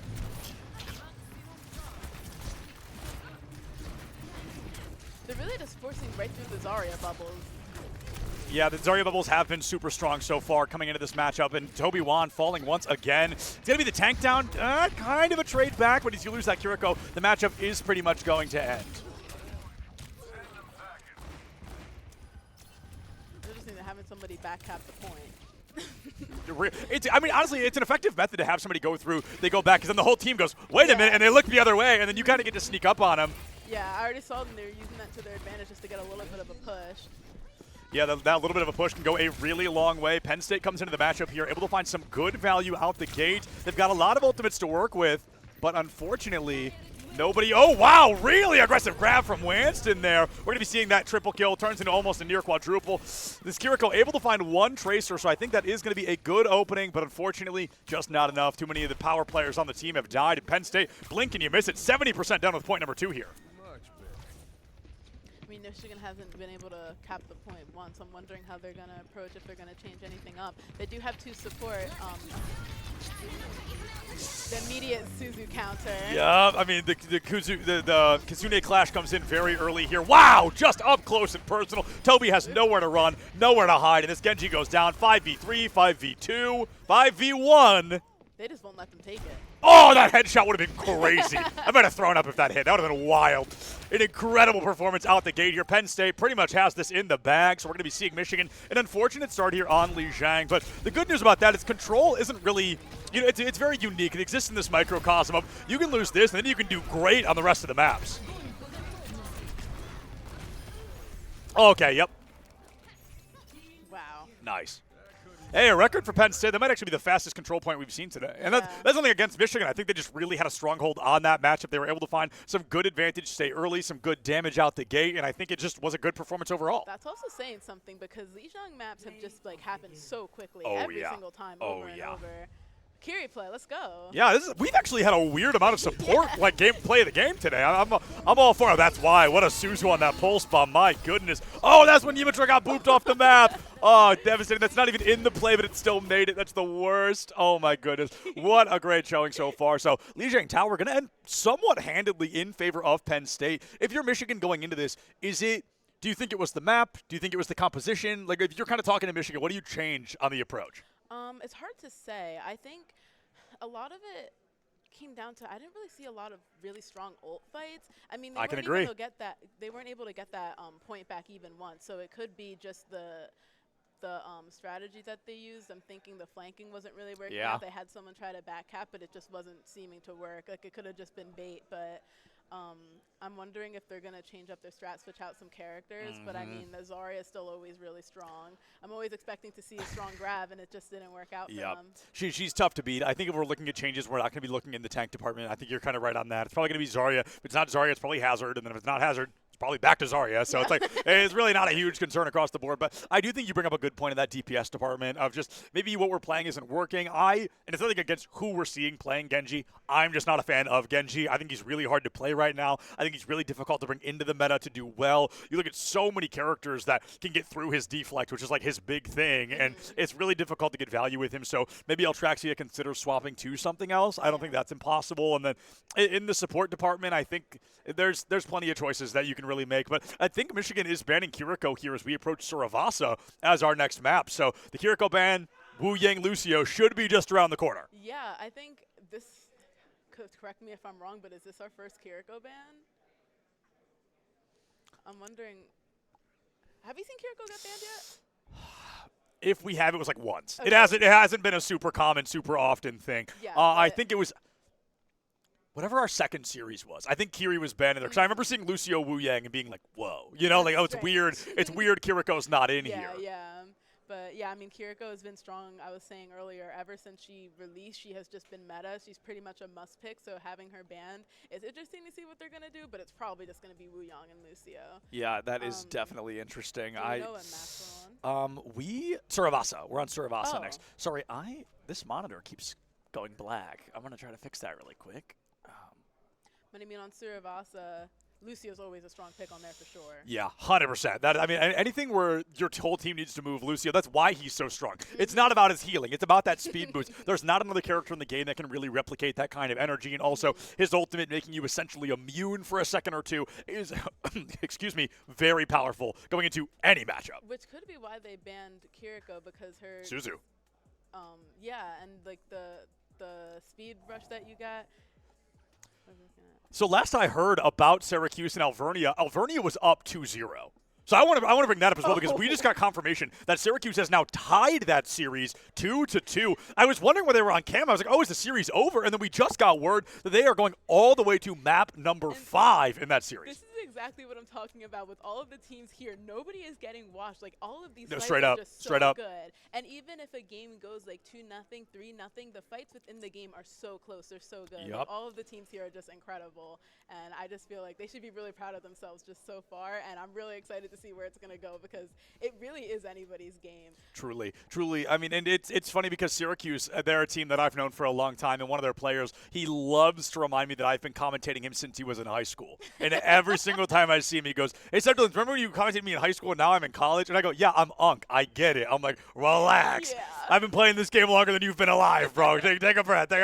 No, but I mean, it's funny. I love Syracuse. They're a great team. They do great things. I don't know Alvernia as well personally, but I know that when they come, they bring a full power punch to the table every single time. They're a team that notoriously, if they're going to go down, they're going to go down swinging. Oh, yeah, for sure. Speaking of swinging, we do have Michigan here who reportedly might play Reinhardt, and I'm really wondering if that's going to happen. This is true. Do I think it's a good idea? No. But I'm also not playing. But we also haven't seen any Reinhardt, and I would love to see that. But you know why. Like, you know why we haven't seen any. I mean, it is going to be a big scenario. It is going to be a circumstance in which we just see Reinhardt, maybe. That'd be awesome. I'm a Rein, like, truly, in the deepest fathoms of my heart, I'm a Rein player, but he has become so bad that I can't even force it anymore. Because I'm also a Junkrat player, and Junkrat's terrible, but I can still win games on Junkrat. Yeah. I can't really win games on Reinhardt these days, so I think he's one of those tanks, Roadhog as well. It's like somebody's probably not playing them, and I think they're really the only two. I think everybody else you can play circumstantially, but I think it's like you see those two come out, you're like, oh, my tank's throwing. Yeah. You're like, oh, my tank must be mad at somebody on the team. Back when they had win tickets and people would just Oh, my goodness. The win ticket's crazy game mechanic. Oh. 6-7. Love to see it. Okay, so it looks like we have a Kiri ban and a ball ban. So that's interesting on Suravasa. I'm kind of a ball hater, but on that map too, very frustrating and very good for environmental kills. He's banned for a reason, for sure. This is a very good map for Wrecking Ball. We saw it quite a few times earlier today. Suravasa, we've seen 4 series. Have all 4 of them gone to, maybe 3 of them have gone to Suravasa. We've seen it quite often today. I'm excited to be seeing it as well. And we could see a little bit of ball goes out. That, in my mind, kind of puts in Hazard or Diva. I think Orisa kind of falls into that tertiary spot. Could be that third option if you don't feel super comfortable on one of those other two. But if you're playing a tank at this level, as we mentioned, these are two really high-ranked teams. I suspect they're going to be good on 4 or 5 tanks. Yeah. I mean, I would be expecting to see, other than Zarya, here we usually saw a Hazard. I would be happy to see a Diva. I'm always happy to see it. But she hasn't really been she hasn't been played that often, at least today. Yeah, we could be seeing Diva. I think a couple of these points lend themselves really well to Diva. And hold on, I definitely mixed this up with, let me find the map pool. I want to say the right one the second time. Which one did I mess this up with? I don't know. That doesn't matter. Regardless, we're here. We're going to this map, and I think it is going to be a fascinating one. Oh, there were a couple of tanks that I guess we didn't really think about in the moment, but we should think about now. One of them being a tank that couldn't be banned this time. Ramatra could be coming to the table. I wouldn't be shocked to see it, but I wouldn't be disappointed to see it either. Toby Wan could be bringing that out, and it would explain why Penn State had banned it the first time. Oh, yeah. I mean, I feel like the further these games go, the more that the teams are learning about each other and trying to counter and really exploit those weaknesses, so. Oh, wow! Wonston just deleted from the Mortal Coil. Now, Yimitra has to give their life for the cause, but losing the tank, I think, is so much more valuable if they can get one more pick. Also, Michigan running the Moira, the first and probably only Moira we're going to be seeing today. Yeah, actually. And a Baptiste. I just realized that too. Wow. Baptiste, one of my favorites on the table here. Baptiste, I think I mentioned this earlier. First time I hit top 500 was when I was one-tricking Baptiste on the Xbox. So it was a long time ago. Those are the olden days of yore, but I'm excited to see them regardless. Immortality Field does come out. Toby Wan probably still going to be able to punch right through it, able to pick that up. Yimitra able to find that Baptiste into the Tracer trade.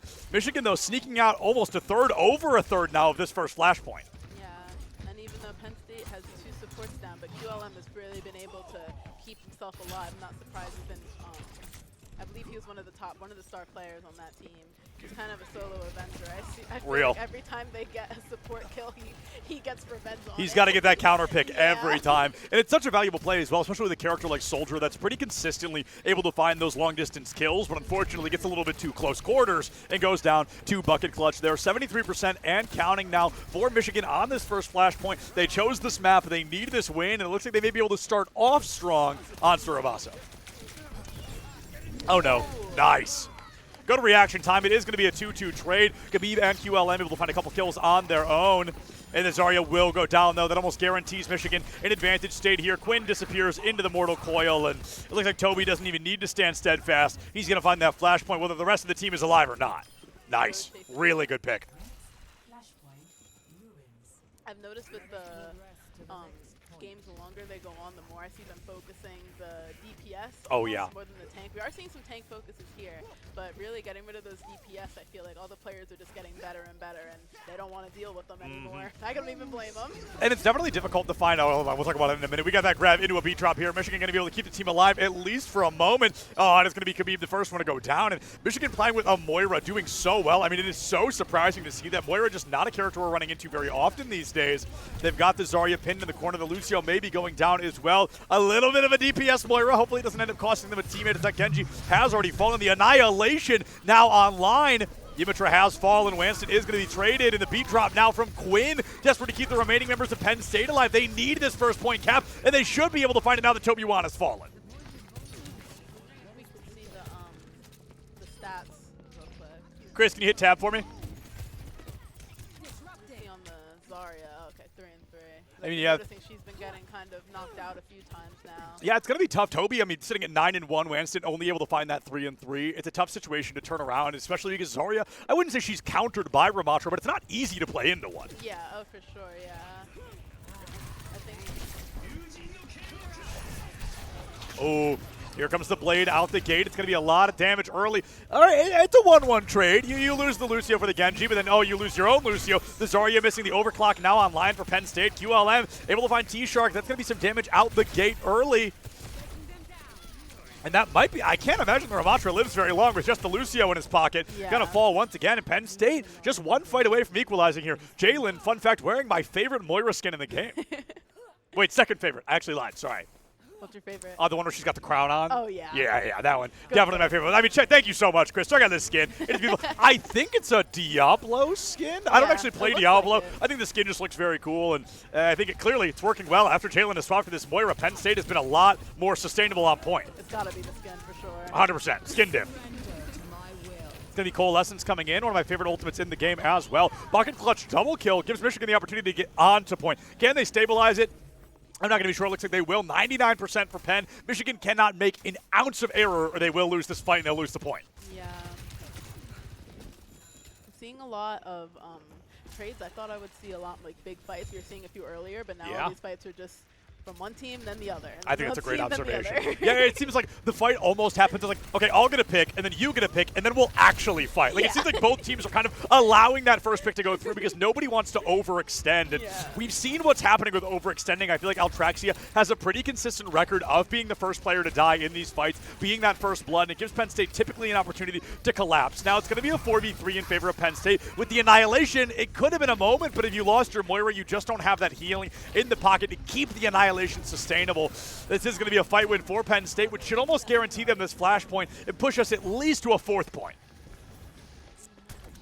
Yeah, I can't imagine we get any meaningful touches. Yeah.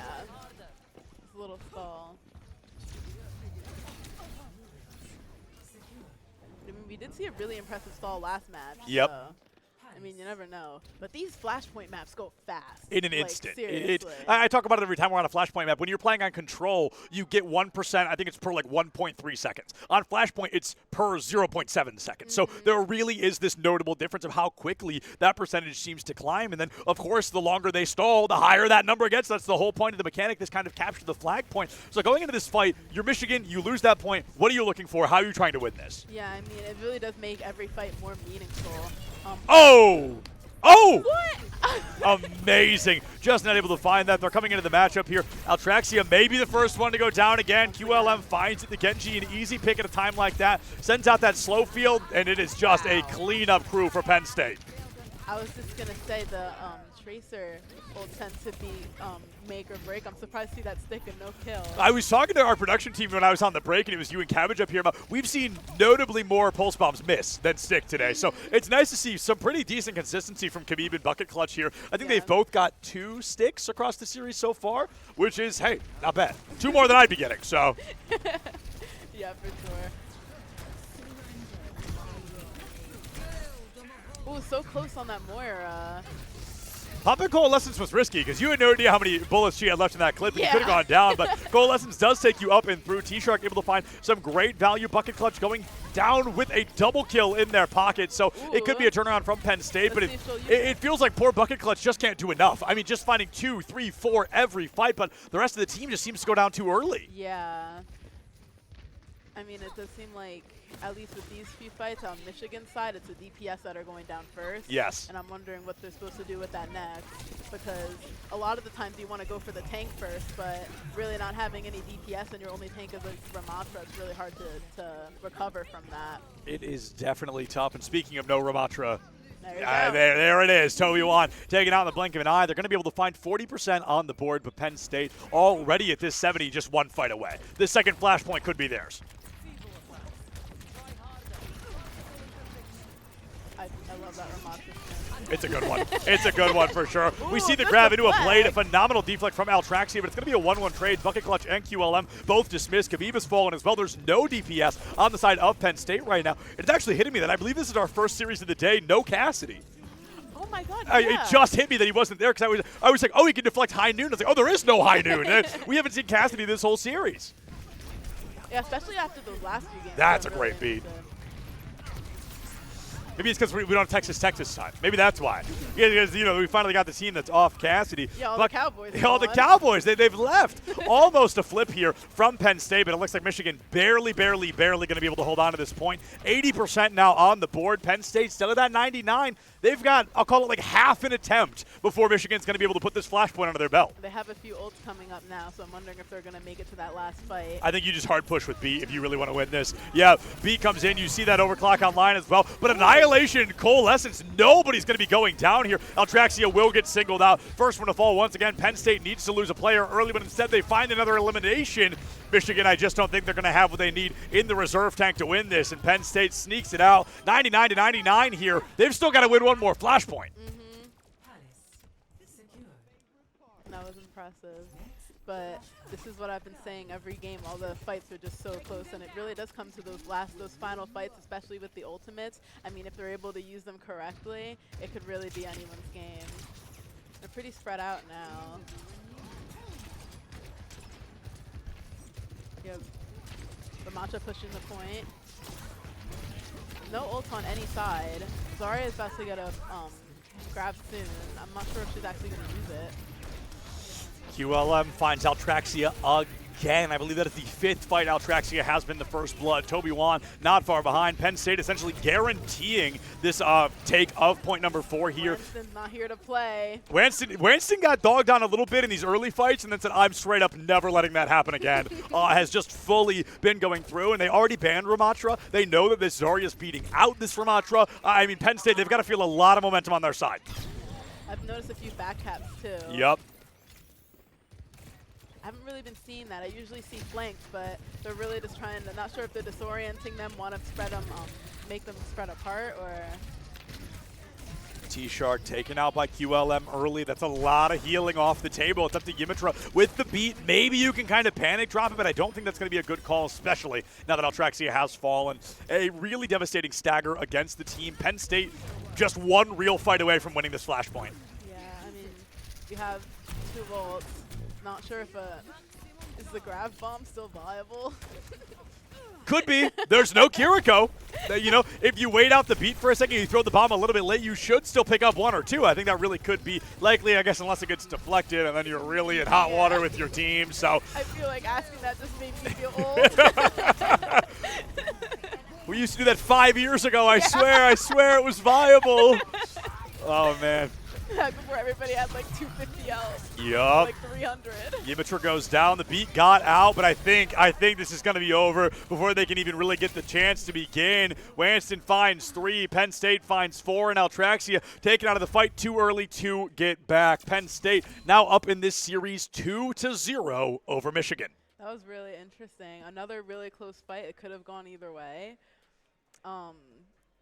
I'm not going to lie. I think a lot of it really goes down to those tank choices. Sure. The Zarya was really strong. I really haven't seen a lot of Ramatra, and I mean, he was good, but it just wasn't enough to hold. Especially against Wanston, who I believe is one of the other star players, QLM and Wanston. 100%. Wanston, I mean, doing a great job here on this Zarya. Knows exactly what he's looking for, when and where, with those grabs, with those bubbles, with those beams. And playing Rom into it can be really difficult. There was a time where Rom was kind of the Zarya counter, but he got nerfed, he got changed, he got slowed down a lot. And unfortunately, he just doesn't have that same pack-a-punch power that he used to. I don't know if that's kind of what Michigan's leaning on. It's just that older kind of play style. But if they want to burst those Zarya bubbles, we've got to put a little more stank in the DPS department. I think we're going to need a Reaper. We're going to need a Bastion. Oh, for sure. I sound insane when I say it, but like a Junkrat could go a really long way here. He's great at destroying those bubbles, but I'm the only Junkrat player in the world. I know you want to see Junkrat. Please, somebody, please. I love Junkrat. That's my boy. Do it for us. But yeah, I mean, there was a Sojourn, and then of course there's still no Cassidy. Yeah. And I think that's been making a really big difference too, especially in the way that they play. I mean, there were a lot of big fights. Wasn't really as big on the dive, it didn't seem. I agree. It was almost like a fall for it dive. Like we're gonna play a comp where you think we're gonna dive, and then we're just not going to. Yeah. Like Michigan had this great opportunity of playing this kind of like pseudo, almost like adjacent dive composition, but it felt like maybe they weren't really able to find that cohesion to do a real dive. It felt a lot of like, if someone shoots at you, shoot back. And if you win, we'll kind of capitalize on that. Exactly. So maybe that could rotate all the way back out to Michigan's comms. Maybe need to be a little bit cleaner. And this is full hypothesization. I can't hear them. Their comms may be incredible. But on the battlefield there, the team fights did feel a little bit messy. And that might have been something to do with Penn State's just control of the match. You know, they're really in charge. They're really a powerhouse of a team. They're a steamroller in a lot of ways. So it might not have been Michigan not communicating. It might have been Michigan not having time to do so. I also noticed it seemed like they were pretty spread out for a lot of fights. Yeah. Penn State seemed like they were pretty grouped up. There was a lot of synergy on both ends, but I mean, Michigan were just kind of spread out, at least even in Surabasa in that one hallway. It was like a line of people all the way back, and it was kind of hard to see what they were trying to do. And even with those back caps trying to go on, it was like they would touch it and then nothing would happen. Yeah, and I think we're going to throw to a break in just a minute here. But before we do, Prod, could I ask, can we jump over to that Syracuse Alvernia camera really quick? Can we just see what's going on over there? I would love to see if that game is happening finally, if they're in that map 5, or if they've kind of found themselves still taking a break. As if you guys don't know, Alvernia, Syracuse, when this broadcast started, I was told Alvernia was up 2-0, and then we got an update after map number 1. We saw them 2-2. So Syracuse 1 map away from this reverse sweep that could be coming in. They're no stranger to it. Okay, and it looks like, okay, hands off mouse and keyboard. So maybe they're going to start in just a minute here. But regardless, we're going to keep you guys updated on that as well because I'm super invested. Hopefully they'll be playing by the time this 3-minute break is over. Go ahead, folks, get some water, get a snack, say hi to your dog, and we'll see you right back here in just a couple of minutes with more Nittany Invitational 2025.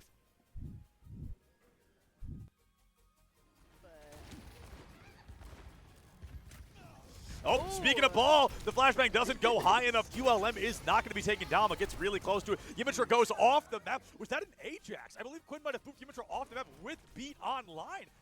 We hear that Kitsune come through, the blade in the pocket of Altraxia as well. They're going to be able to find a lot of damage early, turns it into a double, doesn't get the mega. Turnaround ranked to number 1 at A, I believe at some point in time, not currently, but clearly the value is showing almost single-handedly, holding on to this point for the team. Beat drop from Quinn to keep QLM alive.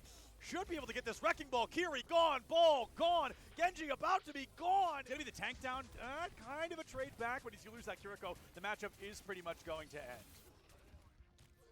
They've got a lot of ultimates to work with, but unfortunately, nobody. Oh, wow, really aggressive grab from Winston there. We're going to be seeing that triple clash comes in very early here. Wow, just up close and personal. Toby has nowhere to run, nowhere to hide, and this Genji goes down 5v3, 5v2. Oh, wow! Winston just deleted from the mortal orders and goes down to bucket clutch there. 73% and counting now for Michigan on this first flashpoint. They chose this map. They needed this win, and it looks like they may be able to start off strong on Surabasa. Oh, no. Nice. Good reaction time. It is. Hopefully it doesn't end up costing them a teammate. As that Genji has already fallen. The Annihilation now online. Yimitra has fallen. Winston is going to be traded, and the beat drop now from Quinn. Desperate to keep the remaining members of Penn State alive. They need this first point cap, and they should be able to find it now that Toby Wan has fallen.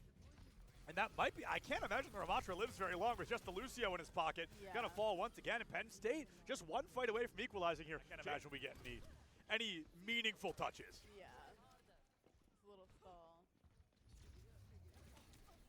I love that Ramatra. It's a good one. It's a good one for sure. We see the grab into a blade, a phenomenal deflect from Altraxia, but it's going to be a one. Will get singled out. First one to fall once again. Penn State needs to lose a player early, but instead they find another elimination. Michigan, I just don't think they're going to have what they need in the reserve tank to win this, and Penn State sneaks it out. 99-99 here. They've still got to win one more flashpoint. Yup. Like 300. Yimitra goes down. The beat got out, but I think this is going to be over before they can even really get the chance to begin this series 2-0 over Michigan. That was really interesting. Another really close fight. It could have gone either way. Spawn, but. Oh, speaking of ball, the flashbang doesn't go high enough. QLM is not going to be taken down, but gets really close to it. Yimitra goes off the map. Was that an Ajax? I believe Quinn might have moved Yimitra off the map with beat online. We hear that Kitsune come through, the blade in the pocket of Altraxia as well. They're going to be able to find a lot of damage early, turns it into a double, doesn't get the mega. The turnaround ranked to number 1 at A, I believe at some point in time, not currently, but clearly the value is showing almost single-handedly, holding on to this point for the team. Beat drop from Quinn to keep QLM alive.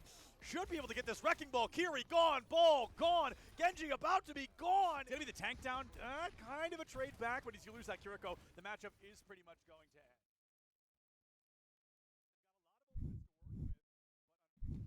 What's going on, everybody? Welcome back to the Nittany Invitational 2025. We are still here smack in the middle of a very good series. It's a very close series as well. As much as the scoreboard might not make you think that way, we've had a great series so far between Michigan and Penn State. Penn State finding them up 2-0. Now we're going into Esperanza. We're going into push. If you're Michigan, what do you do? I mean, Well, we were talking about earlier some of the support ultimates on Michigan's team. We were using them both at the same time, which always isn't great. I mean, you want to be able to have at least one as a backup. Worst case scenario, you have to use them both at the same time, but almost every fight we are seeing beat in coalescence, which always isn't great. It could be an issue on the comm side. Not entirely sure, but hopefully we'll be able to clean that up a bit and make it a little bit easier for Michigan to coordinate and get ready for the next fight. But I mean, either way, that last match was still really close. Yeah. Just like all the other ones. No, seriously, straight up. Like, you've said it so many times, but because it needs to be said so many times, like, it's truly like every match we've seen today has been so close. Like, everybody's fighting for that chance to make it to tomorrow. The two confirmed teams we have for tomorrow are Maryland and Texas Tech. If you've watched at all today, you have seen Texas Tech, I'm sure of that, and Maryland, who played in our very first series of the day. Now, here on Esperanza, one of the prettiest maps in the game, I love to see what we're seeing, but Michigan going for a Cassidy ban, which is a little bit surprising, a little bit unusual, and Penn State going for a Lucio ban. So once again, the trend continues. We will not be seeing Lucio here on push. Well, I have to say, I'm not too shocked about the Lucio ban. Agreed. He is very, very strong on this map. Unless he's banned, I usually always see him on here. The Cassidy ban is pretty interesting because it didn't really seem like anybody was playing him this round, but in previous rounds we were seeing him a lot, so it could be because of the Deadeye that he has. There's a lot of high points here. But yeah, he's been pretty strong all day today, so I'm wondering how that's going to play out. And of course, we're seeing our two star supports. They've been here all day. They're not getting any rest. Yeah, I mean, it's pretty funny, honestly, all things considered, of like, the game is pretty versatile right now. You know, you can play a couple of tanks, you can play a decent amount of DPS, but like, supports, you better play one of these three. And if you don't, well, you're probably going to lose. So, I mean, it's not surprising to see Kiriko Wu Yang, but I think there is going to be a bit of a pace shift here. I'm really surprised to not see Penn State teleport out. They're going to put Khabib on the Tracer and just keep him there. Yeah.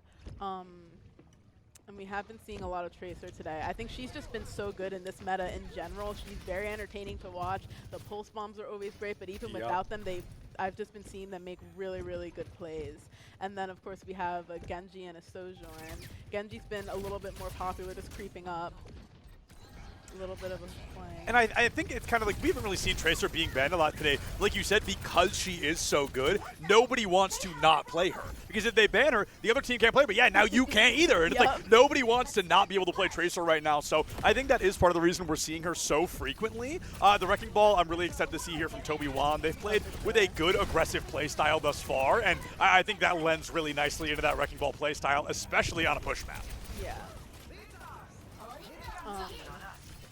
I'm a little bit surprised to see a Diva here. Not saying I'm disappointed, I love her, but a Diva, it could be for mobility reasons, especially on a push map, you're going to need that. But nice.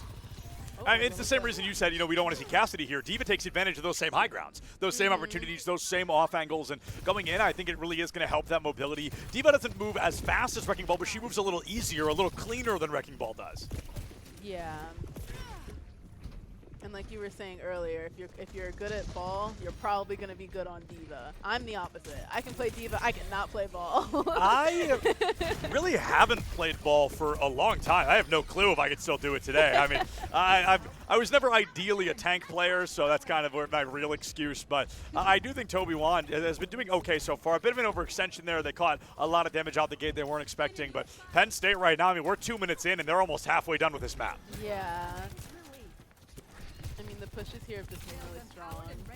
The good news if you're Michigan is this is round one. You're not out. You just go lowers, which isn't the end of the world. But, hey, you just become the Texas Tech of Group 2. Yeah. We need one. We need somebody here to be one. I feel like I've been seeing a lot of love for Texas Tech today. Oh, and that's very well deserved. They've just been incredible. But I mean, they've grown on me. Yeah. I didn't know them one bit when they walked in, but now I absolutely know them. I think Texas Tech, they have been so fun to watch. And I think going in, like you said, every player here, they've been fighting so hard to be victorious today. We've got one ultimate on the side of Michigan, another now both from Penn State. One of the larger critiques we talked about using both support ults. Will it be worth it?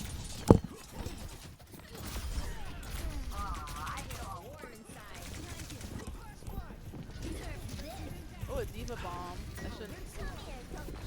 Diva Bomb is going to be going in, unable to find any value there, but Yimitra able to find QLM in the chaos of the Diva Bomb. Penn State comes through, and it's going to be QLM coming in with that overcharge. Are they going to use it? Maybe they don't need to because the fight might be over.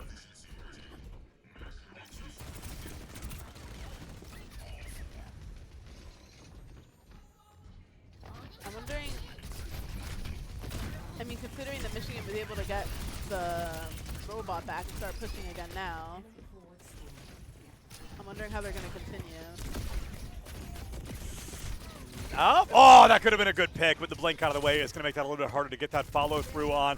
QLM really sitting on this overclock, and I'm starting to wonder why. Is he waiting for a better off angle? Is he waiting for a stronger opportunity? Is he waiting for Alvernia to be dead so he doesn't have to worry about the deflect?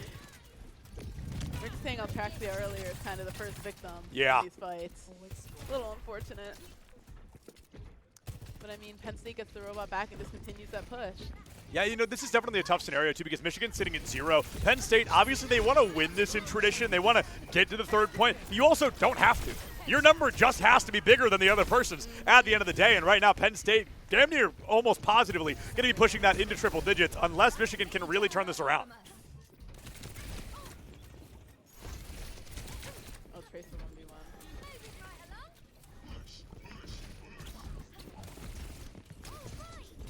I also think we're seeing this game being played a little bit differently than usual, considering that the Lucio is banned. Yeah, very close very on true. That baby diva, it's just not enough. It's definitely the downside of kind of running one ideal composition for a map is when that hero gets removed or they get banned, it's like, oh man, what's the next step? What are we going to do here? They're not able to find that value that they're looking for quite as easily, and you got to wonder if that is hurting Michigan's composition. It seems like it really could be using that additional speed boost, and not having it maybe slowing Toby down, which makes him easier to kill, which makes it a little bit harder for Michigan to find their footing. Yeah, and that first pick on the Fury.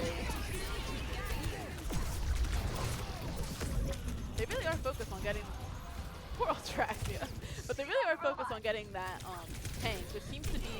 Oh, an eye for an eye and all that. I mean, the Bulls bomb goes out, the headshot comes through, and both DPS dismiss each other from the down, fight. you're going down with me. Damn right. Hey, I've heard that. An eye for an eye makes the whole world blind. But right now, Penn State, the standing team, looking for that victory here on the 3rd and final map of this series, just a couple of meters away from being able to do so.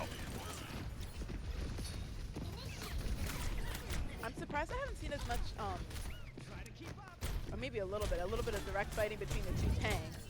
It just seems like they both keep getting close to dying, but just not happening. But I'm happy to see that the Diva's been holding out really well so far. And it's one of those things that like a lot of people don't talk about seeing at the higher level. You just have to have faith in your supports, that you are going to be kept alive by them. And now with the double kill in favor of Penn State, they're looking for that opportunity to strike. A little bit of a slow burner off rip here. It looks like they're going to be able to find that damage early. An ultimate or two in the pocket of Penn State is all they're going to need to come into a victory here. Let's see how well they're going to be able to find it. Yeah, and I mean, they have a closer spawn now, so I wonder how that's going to work out or make any difference for them. Nobody on the...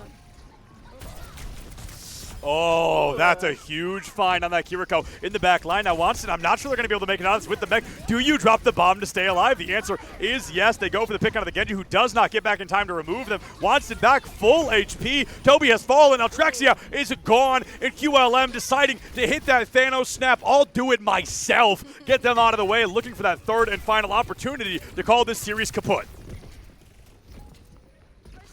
There it is.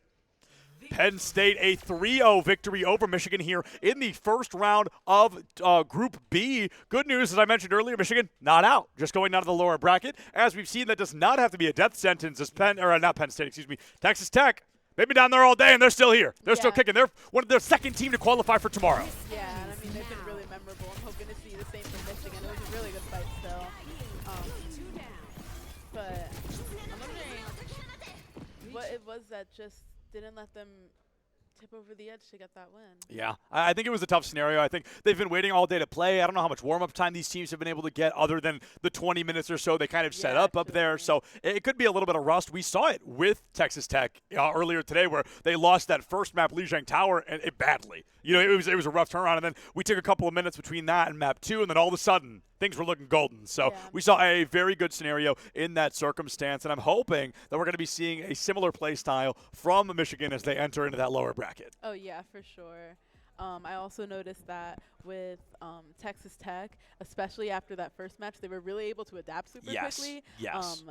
I'm wondering if Michigan's going to be able to do the same thing. I'm not sure if it was comms, or just the team comp. It could have been bans. I mean, I was just thinking the way that last game was played, the Lucio really changed the way. I mean, I feel like a lot of the times on that map, Lucio's played in a way that really gives both teams like a big advantage, but having that speed on a map like that makes a huge difference. So I think that could have had a factor in it. Yeah, without a doubt. I mean, going into this matchup, we're seeing a good scenario in terms of just what to look forward to with Penn State. I think they showed us a very strong composition, but Penn State, you know, I think you referred to this as this earlier too. It's counterwatch for a reason, and Penn State didn't have to counter very much. We didn't see a lot of that aggression. They came in with a comp, they played that comp, and they played it pretty darn well, all things considered. I'm hoping that we're going to see a bit stronger value coming out for Michigan if they're able to do the same in that lower bracket. Oh, yeah, for sure. And then the other teams we have going on in the lower bracket, were we able to get any update on? Okay, perfect. Interview? Yeah, we're going to interview Quinn, so we're going to Alright. have you step aside for a moment. I'm going to have a chat with our friend Quinn here. So, Quinn, first and foremost, come on, join me in here. Congrats, man. That was a really good showing on that. So, how do you guys feel? You waited all day to play, but you also had to travel the least distance to be here. So, how did that matchup feel? I think we felt really strong going into it with our Zarya comp. Yeah. And when we were able to manage our hero bands around those maps, we were able to just make use of our Zarya comp. Yeah, so early into this, you guys are the first team to ban Ramatra today. Was that against Michigan? Because did you guys know they had that ROM pick? So we played Michigan like 8 months ago, and we knew then that they were like a Ram-centered team. Yeah. At least like in our previous matchups. Right. So we thought like picking Li Jiang on the control map, we just have to go with the ban Ram, and then later on we could do the ban ball. Yeah. They had a ball player. Yep. That was our Absolutely. strategy. Yeah, so going in, you know, you guys are a very notorious team. You guys have been hosting this. You do it great every year. First place, second place. We see it consistently. Going into this, you guys have had a lot of opportunity to watch the competition. How are you feeling? We're feeling really good. If we do win our next match, then we'll be against Texas Tech tomorrow. Yeah. And they've been putting up a performance, you know, breaking out of the seeds and upsetting them.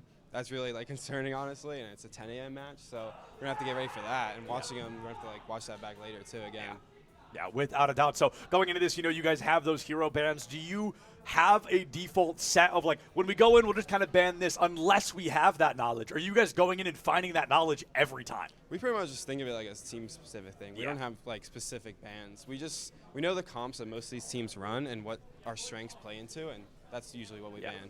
Yeah, and I was given information that you were kind of a leading force in the sense of bringing the Nittany Invitational back, because last year we took it off. We had the 2 years prior to that. So how does it feel, I guess, for you to not only come and play well, but just to know that effort paid off, that we are back and that you played a big part in that? Yeah, it is awesome. It took months and months and months of planning, and to see it all paid off. There's all the teams are here. It is really wonderful. And hopefully we can win, but I'm happy if we don't still, just because I like that everyone actually came out here. Yeah, absolutely. Well, hey, man, congratulations. We're Thank excited you. to see what you guys look like in the future. Folks, we're going to go ahead and throw it to a break here for a couple of minutes. I don't know if we're going upper or lower next, but regardless, we've got some more Overwatch for you in just a few. Don't go anywhere. We'll be right back.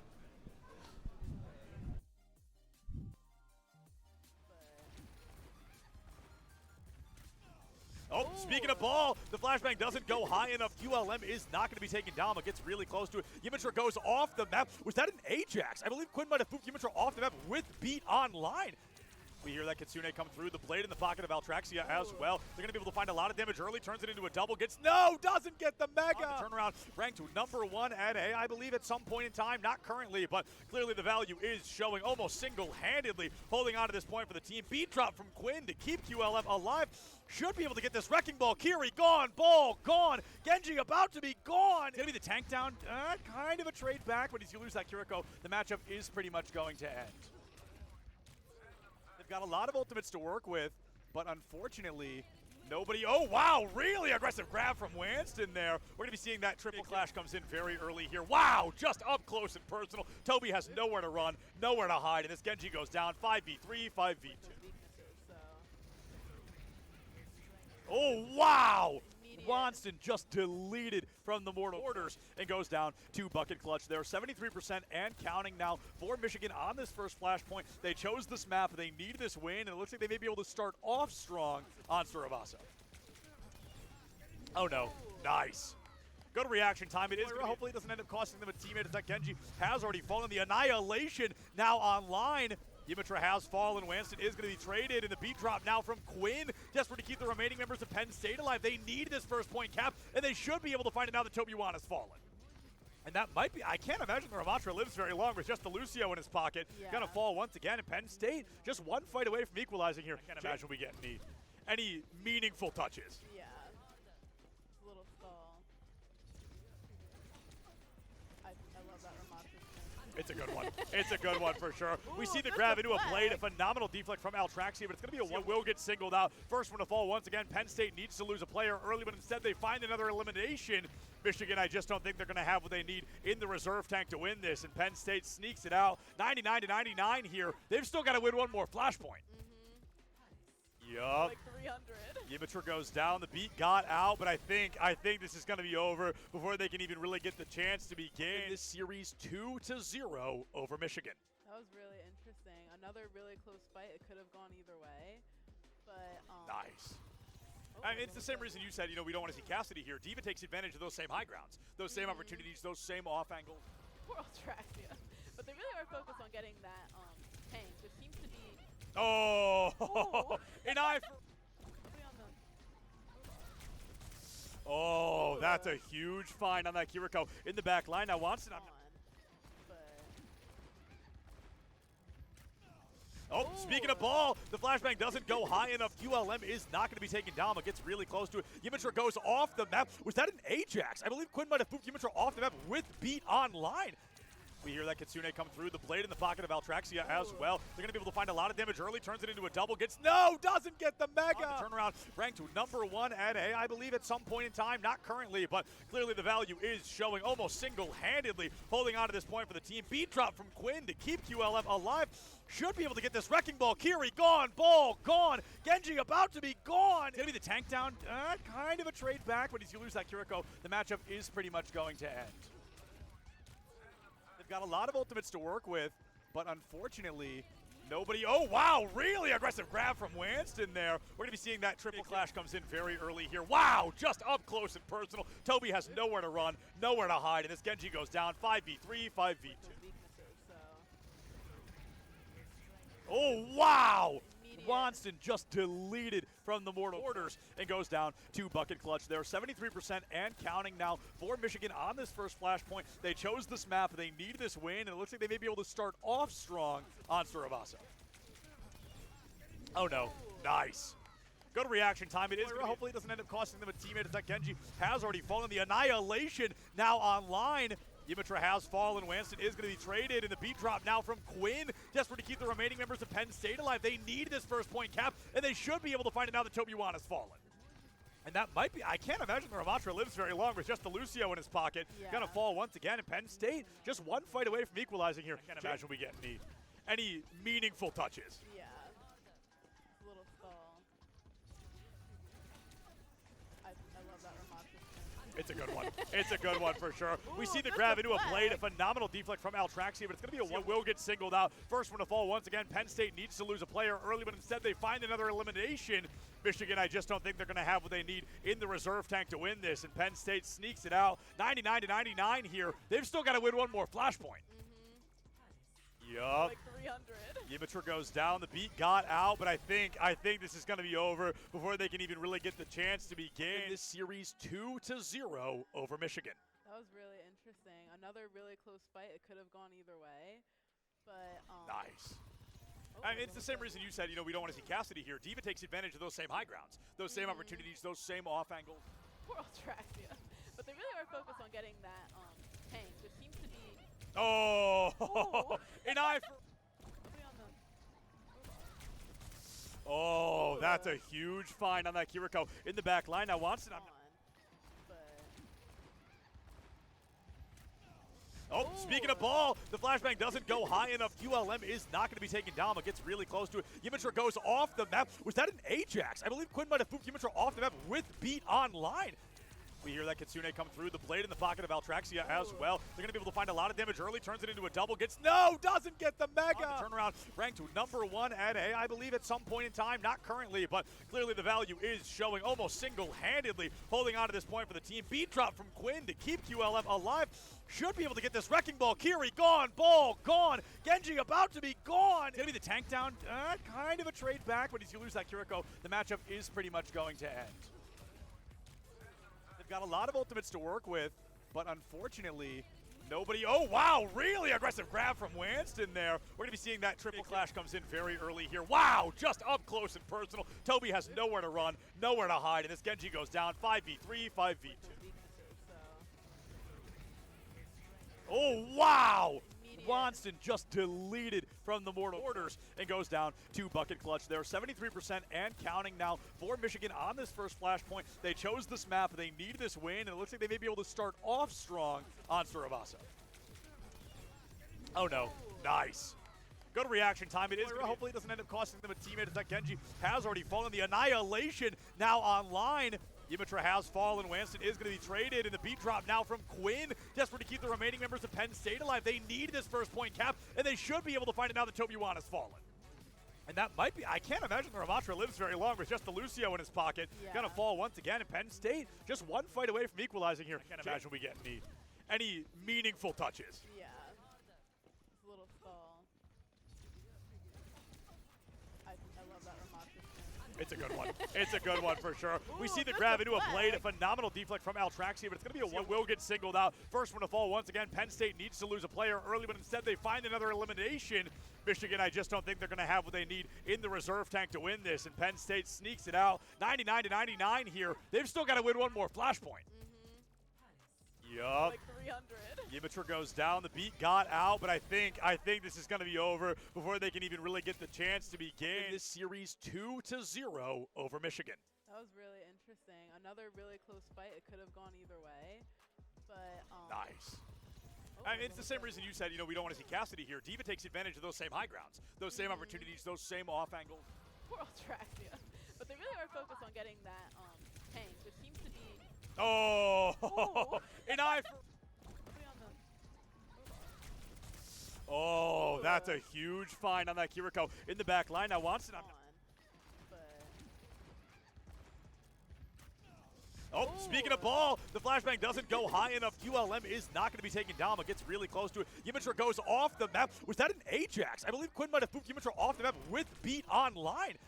We hear that Kitsune come through, the blade in the pocket of Altraxia as well. They're going to be able to find a lot of damage early, turns it into a double, doesn't get the mega. Turnaround ranked #1 at A, I believe at some point in time, not currently, but clearly the value is showing almost single-handedly, holding on to this point for the team. Beat drop from Quinn to keep QLM alive.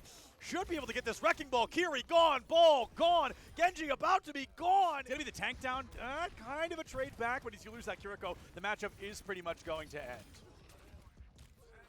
Got a lot of ultimates to work with, but unfortunately, nobody. Oh, wow, really aggressive grab from Wanston there. We're going to be seeing that triple clash comes in very early here. Wow, just up close and personal. Toby has nowhere to run, nowhere to hide, and this Genji goes down 5v3, 5v2. Oh, wow.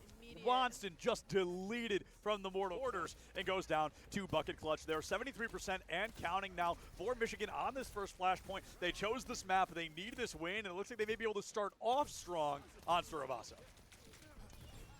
Oh, no. Nice.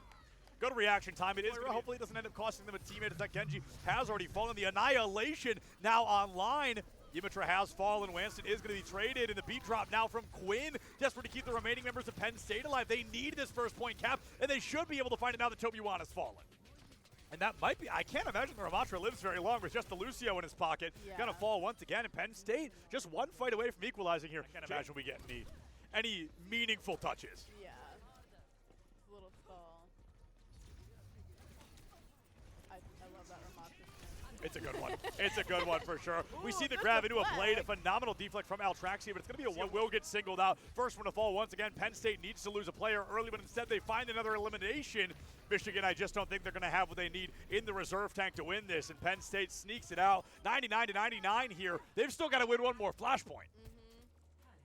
Yup. Like 300.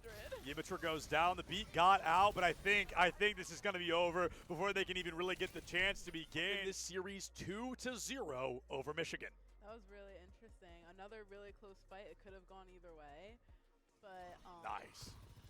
I mean, it's the same reason you said, we don't want to see Cassidy here. Diva takes advantage of those same high grounds, those same opportunities, those same off angles.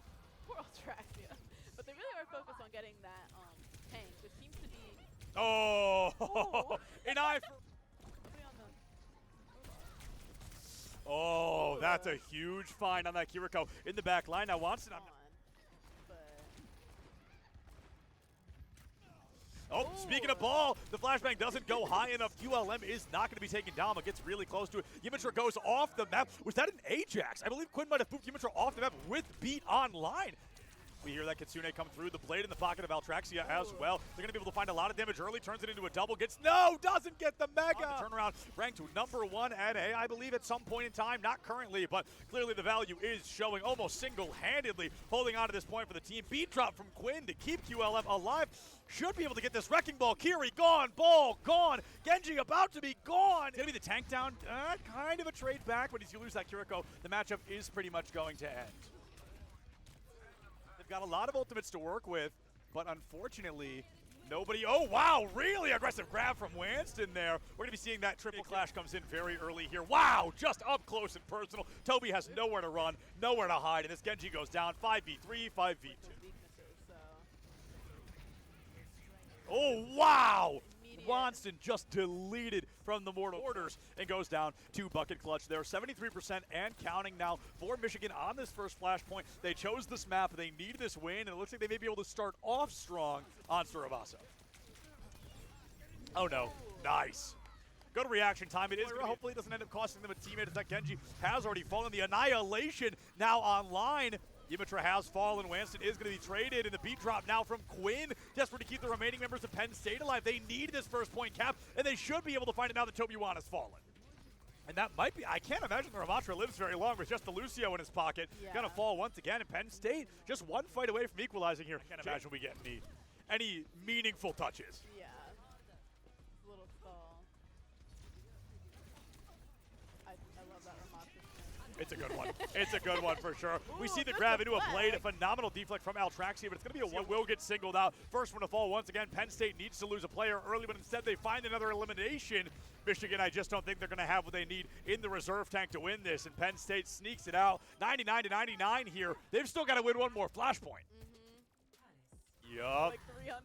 Yimitra goes down. The beat got out, but I think this is going to be over before they can even really get the chance to begin this series 2-0 over Michigan. That was really interesting. Another really close fight. It could have gone either way, but nice. I mean, it's the same reason you said, we don't want to see Cassidy here. Diva takes advantage of those same high grounds, those same opportunities, those same off angles. Poor Altraxia. But they really are focused on getting that tank, which seems to be. Oh, an eye for. Oh, that's a huge find on that Kiriko in the back line. Now Watson.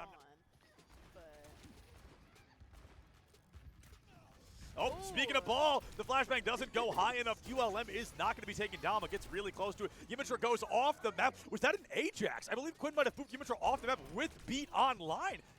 We hear that Kitsune come through, the blade in the pocket of Altraxia as well. They're going to be able to find a lot of damage early, turns it into a double, doesn't get the mega. Turnaround ranked to #1 at A, I believe at some point in time, not currently, but clearly the value is showing almost single-handedly, holding on to this point for the team. Beat drop from Quinn to keep QLM alive. Should be able to get this wrecking ball. Kiri gone, ball gone. Genji about to be gone. It's going to be the tank down, kind of a trade back, but as you lose that Kiriko, the matchup is pretty much going to end. Got a lot of ultimates to work with, but unfortunately, nobody. Oh, wow, really aggressive grab from Wanston there. We're going to be seeing that triple clash comes in very early here. Wow, just up close and personal. Toby has nowhere to run, nowhere to hide, and this Genji goes down 5v3, 5v2. Oh, wow! Wanston just deleted from the mortal orders and goes down to bucket clutch there. 73% and counting now for Michigan on this first flashpoint. They chose this map. They need this win, and it looks like they may be able to start off strong on Surabasa. Oh, no. Nice. Good reaction time. It is hopefully it doesn't end up costing them a teammate as that Genji has already fallen. The Annihilation now online. Yimitra has fallen. Wanston is going to be traded, and the beat drop now from Quinn, desperate to keep the remaining members of Penn State alive. They need this first point cap, and they should be able to find it now that Tobywan has fallen. And that might be, I can't imagine the Ramatra lives very long with just the Lucio in his pocket. Yeah. Gonna fall once again, and Penn State just one fight away from equalizing here. I can't imagine we get any meaningful touches. Yeah. Little stall. I love that Ramatra. It's a good one. It's a good one for sure. We see the grab into a blade, a phenomenal deflect from Alvernia, but it's going to be a one. Will get singled out. First one to fall once again. Penn State needs to lose a player early, but instead they find another elimination. Michigan, I just don't think they're going to have what they need in the reserve tank to win this, and Penn State sneaks it out. 99-99 here. They've still got to win one more flashpoint. Yup. Like 300. Yimitra goes down. The beat got out, but I think this is going to be over before they can even really get the chance to begin this series 2-0 over Michigan. That was really interesting. Another really close fight. It could have gone either way, but nice. I mean, it's the same reason you said, we don't want to see Cassidy here. Diva takes advantage of those same high grounds, those same opportunities, those same off angles. Poor Alvernia. But they really are focused on getting that tank. It seems to be. Oh, an eye for. Oh, that's a huge find on that Kiriko in the back line. Now Watson. Oh, speaking of ball, the flashbang doesn't go high enough. QLM is not going to be taken down, but gets really close to it. Yimitra goes off the map. Was that an Ajax? I believe Quinn might have moved Yimitra off the map with beat online. We hear that Kitsune come through, the blade in the pocket of Alvernia as well. They're going to be able to find a lot of damage early, turns it into a double, doesn't get the mega. On the turnaround, ranked to #1 at A, I believe at some point in time, not currently, but clearly the value is showing almost single-handedly, holding on to this point for the team. Beat drop from Quinn to keep QLM alive. Should be able to get this wrecking ball. Kiri gone, ball gone. Genji about to be gone. It's going to be the tank down, kind of a trade back, but as you lose that Kiriko, the matchup is pretty much going to end. Got a lot of ultimates to work with, but unfortunately, nobody. Oh, wow, really aggressive grab from Wanston there. We're going to be seeing that triple clash comes in very early here. Wow, just up close and personal. Toby has nowhere to run, nowhere to hide, and this Genji goes down 5v3, 5v2. Oh, wow! Wanston just deleted from the mortal orders and goes down to bucket clutch there. 73% and counting now for Michigan on this first flashpoint. They chose this map. They need this win, and it looks like they may be able to start off strong on Suravaso. Oh, no. Nice. Good reaction time. It is. Hopefully it doesn't end up costing them a teammate as that Genji has already fallen. The Annihilation now online. Yimitra has fallen. Wanston is going to be traded, and the beat drop now from Quinn, desperate to keep the remaining members of Penn State alive. They need this first point cap, and they should be able to find it now that Tobyuan has fallen. And that might be, I can't imagine the Ramatra lives very long with just the Lucio in his pocket. Yeah. Gonna fall once again, and Penn State just one fight away from equalizing here. I can't imagine we get any meaningful touches. Yeah. Little stall. I love that Ramatra. It's a good one. It's a good one for sure. We see the grab into a blade, a phenomenal deflect from Alvernia, but it's going to be a one. Will get singled out. First one to fall once again. Penn State needs to lose a player early, but instead they find another elimination. Michigan, I just don't think they're going to have what they need in the reserve tank to win this, and Penn State sneaks it out. 99-99 here. They've still got to win one more flashpoint. Yup. Like 300. Yimitra goes down. The beat got out, but I think this is going to be over before they can even really get the chance to begin this series 2-0 over Michigan. That was really interesting. Another really close fight. It could have gone either way, but nice. I mean, it's the same reason you said, we don't want to see Cassidy here. Diva takes advantage of those same high grounds, those same opportunities, those same off angles. Poor Alvernia. But they really are focused on getting that tank. It seems to be. Oh, an eye for. Oh, that's a huge find on that Kiriko in the back line. Now Watson. Oh, speaking of ball, the flashbang doesn't go high enough. QLM is not going to be taken down, but gets really close to it. Yimitra goes off the map. Was that an Ajax? I believe Quinn might have moved Yimitra off the map with beat online. We hear that Kitsune come through, the blade in the pocket of Alvernia as well. They're going to be able to find a lot of damage early, turns it into a double, doesn't get the mega. On the turnaround, ranked to #1 at A, I believe at some point in time, not currently, but clearly the value is showing almost single-handedly, holding on to this point for the team. Beat drop from Quinn to keep QLM alive. Should be able to get this wrecking ball. Kiri gone, ball gone. Genji about to be gone. It's going to be the tank down, kind of a trade back, but as you lose that Kiriko, the matchup is pretty much going to end. Got a lot of ultimates to work with, but unfortunately, nobody. Oh, wow, really aggressive grab from Wanston there. We're going to be seeing that triple clash comes in very early here. Wow, just up close and personal. Toby has nowhere to run, nowhere to hide, and this Genji goes down 5v3, 5v2. Oh, wow! Wonston just deleted from the Mortal Orders and goes down to bucket clutch there. 73% and counting now for Michigan on this first flashpoint. They chose this map. They need this win, and it looks like they may be able to start off strong on Suravaso. Oh no, nice. Go to reaction time. It is hopefully it doesn't end up costing them a teammate, as that Genji has already fallen. The Annihilation now online. Yimitra has fallen. Wanston is going to be traded, and the beat drop now from Quinn. Desperate to keep the remaining members of Penn State alive. They need this first point cap, and they should be able to find it now that Tobyuan has fallen. And that might be, I can't imagine the Ramatra lives very long with just the Lucio in his pocket. Yeah. Gonna fall once again, and Penn State just one fight away from equalizing here. I can't imagine we get any meaningful touches. Yeah. Little stall. I love that Ramatra skin. It's a good one. It's a good one for sure. We see the grab into a blade, a phenomenal deflect from Altraxia, but it's going to be a one. Will get singled out. First one to fall once again. Penn State needs to lose a player early, but instead they find another elimination. Michigan, I just don't think they're going to have what they need in the reserve tank to win this, and Penn State sneaks it out. 99-99 here. They've still got to win one more flashpoint. Yup. Like 300. Yimitra goes down. The beat got out, but I think this is going to be over before they can even really get the chance to begin this series 2-0 over Michigan. That was really interesting. Another really close fight. It could have gone either way, but nice. I mean, it's the same reason you said, we don't want to see Cassidy here. Diva takes advantage of those same high grounds, those same opportunities, those same off angles. Poor Altraxia. But they really are focused on getting that pain, which seems to be. Oh, an eye for. Oh, that's a huge find on that Kiriko in the back line. Now Watson. Oh, speaking of ball, the flashbang doesn't go high enough. QLM is not going to be taken down, but gets really close to it. Yimitra goes off the map. Was that an Ajax? I believe Quinn might have pooped Yimitra off the map with beat online. We hear that Kitsune come through, the blade in the pocket of Altraxia as well. They're going to be able to find a lot of damage early, turns it into a double, doesn't get the mega. On the turnaround, ranked #1 at A, I believe at some point in time, not currently, but clearly the value is showing almost single-handedly, holding on to this point for the team. Beat drop from Quinn to keep QLM alive. Should be able to get this wrecking ball. Kiri gone, ball gone. Genji about to be gone. It's going to be the tank down, kind of a trade back, but as you lose that Kiriko, the matchup is pretty much going to end.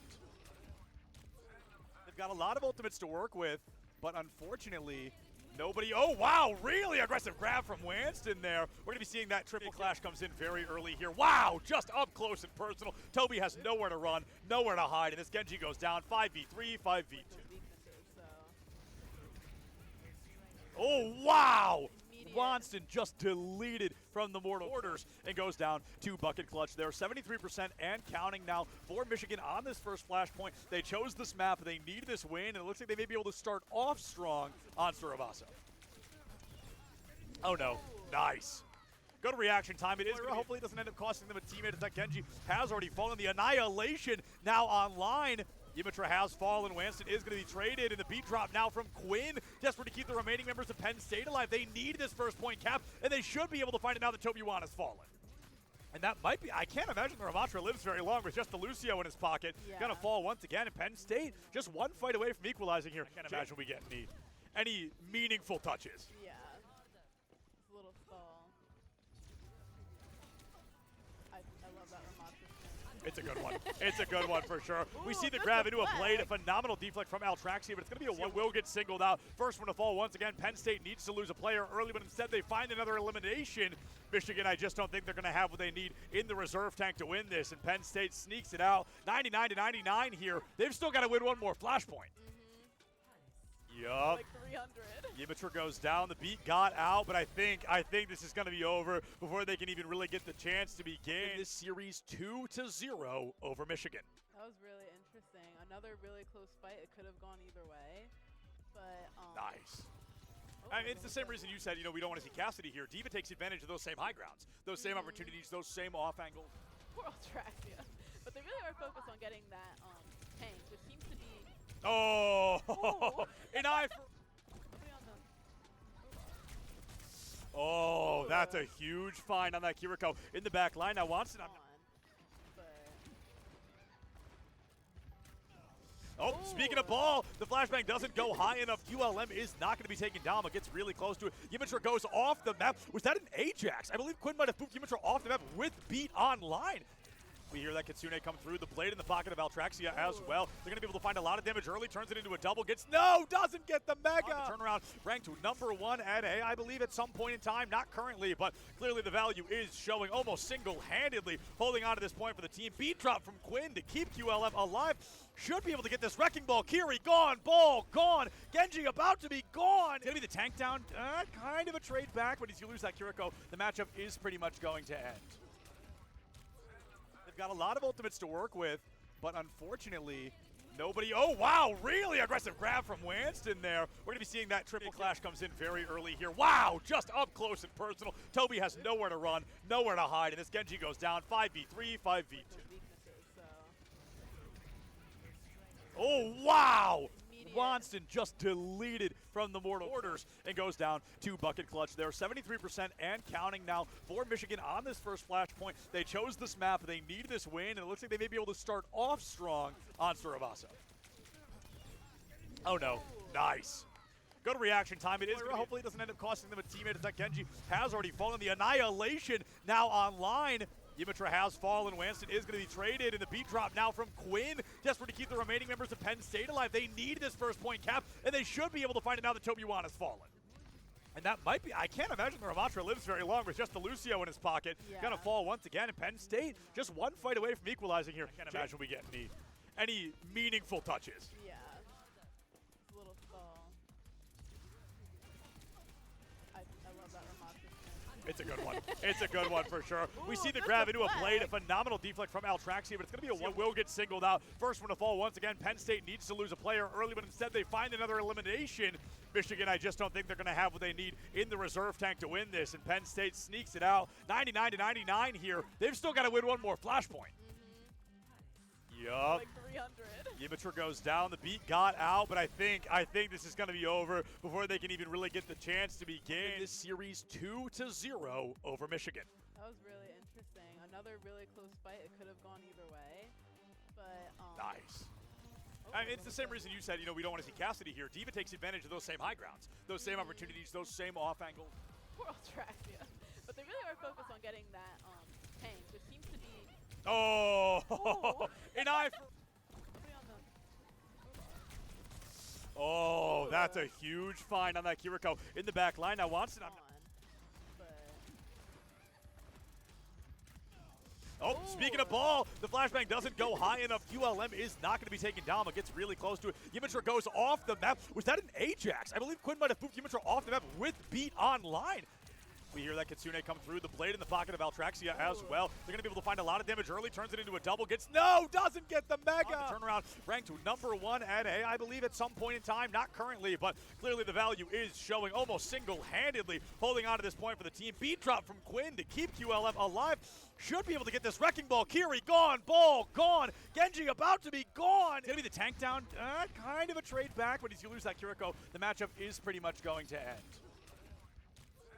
They've got a lot of ultimates to work with, but unfortunately, nobody. Oh, wow, really aggressive grab from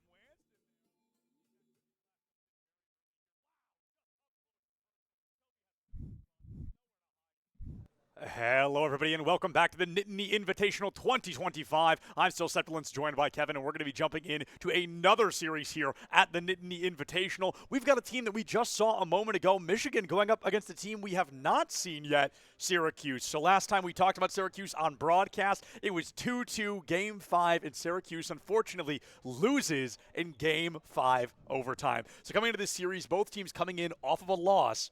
How do you stay on top of things? How do you not let that get to you early?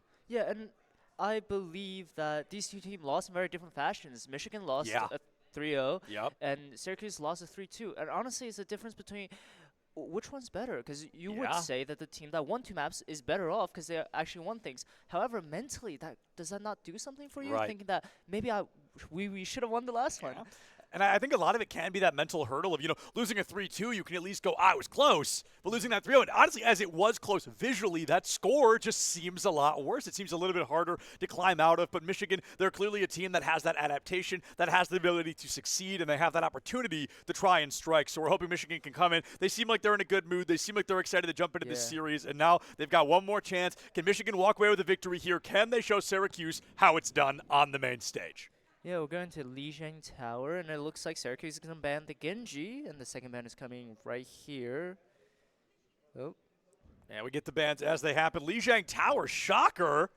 As if we haven't seen that as our first map every single day. So a Genji ban early on from Syracuse. It means they've done their research. It means they know what they're looking for. And it means that they know going into this matchup that that's exactly what Michigan wants to play. Now they've forced this Genji to move off of Genji, and that's all he played last series. So I truly have no idea what we're going to be seeing next from the side of Michigan here.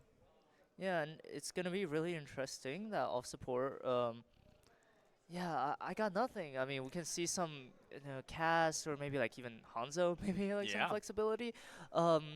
It really depends on, I guess, the second ban, which I assume will be like a tank ban. Likely. It's typically, could be Lucio. We've seen Lucio banned a lot today. It's not impossible, but going in, it seems like they're taking their time. They maybe don't know what Syracuse wants to bring to the table. The problem with Syracuse, something that makes them a little bit scary, is that I know they've got a lot of versatility in their back pocket. If you ban one character, they're just going to play another. Yeah. We saw a lot of that. I was talking to their coach, Law, earlier, and I asked him, how have bans been today? And he said, we've got something in the pocket regardless, and that's going to be what we're looking out for from Syracuse. We want to see that flexibility. We want to see that viability, and we want to see if Michigan can find that right ban to kind of cut this team off at the knees. The ban they've chosen will be Lucio. So let's see how much impact that has on Syracuse. Yeah, and I like that mindset that you've mentioned that Law provided. Sometimes these tactical things don't really matter. Sometimes teams don't follow the laws of logic, and we absolutely love it. Going to Lijiang Tower, we're in the daytime, and honestly, we could see quite a bit of dive. Although these characters kind of play well into that. Tanks-wise, maybe we can follow through with the Zarya that we've been consistently seeing all day. Maybe the Hazard. It's been a dive-heavy day for sure, but when you cut out Genji and Lucio, how heavy a dive can you really do, right? We saw it without Lucio, we saw it without Genji, but to have both of them off the table, you're looking at maybe Hazard or Winston, maybe Diva, but then the DPS is where it gets a little weird, because who do you put with Tracer? Who's going to fill in that Genji-sized hole? Yeah, and I think the go-to choice that these teams will be thinking of will be, never mind. One team Michigan has decided to play Torb, and is that Pharah Reaper? It could be. Now, the gates haven't opened yet, and that's always important to kind of comment on. Is like they can literally wait until the very last second. They can even change after that timer ticks all the way down. But looking at the support line, I would believe that at the very least. I think those are the heroes we could be seeing when Lucio's taken out. We see the supports typically replaced with, oh my gosh, I'm blanking on his name again. Where? Wu Yang, yeah. With Wu Yang coming in, we see him as that Lucio replacement. We see him replace Kiriko when she's gone. We see Baptiste replace Wu Yang if he's gone. So the supports, they kind of have this pocket they have to play into. But as the doors of the match finally open up, it seems like that Torbjorn may be real after all. Yeah, and I mean that Reaper going down to such low HP, expending his resources. The Wraith, just a spam battle down this road.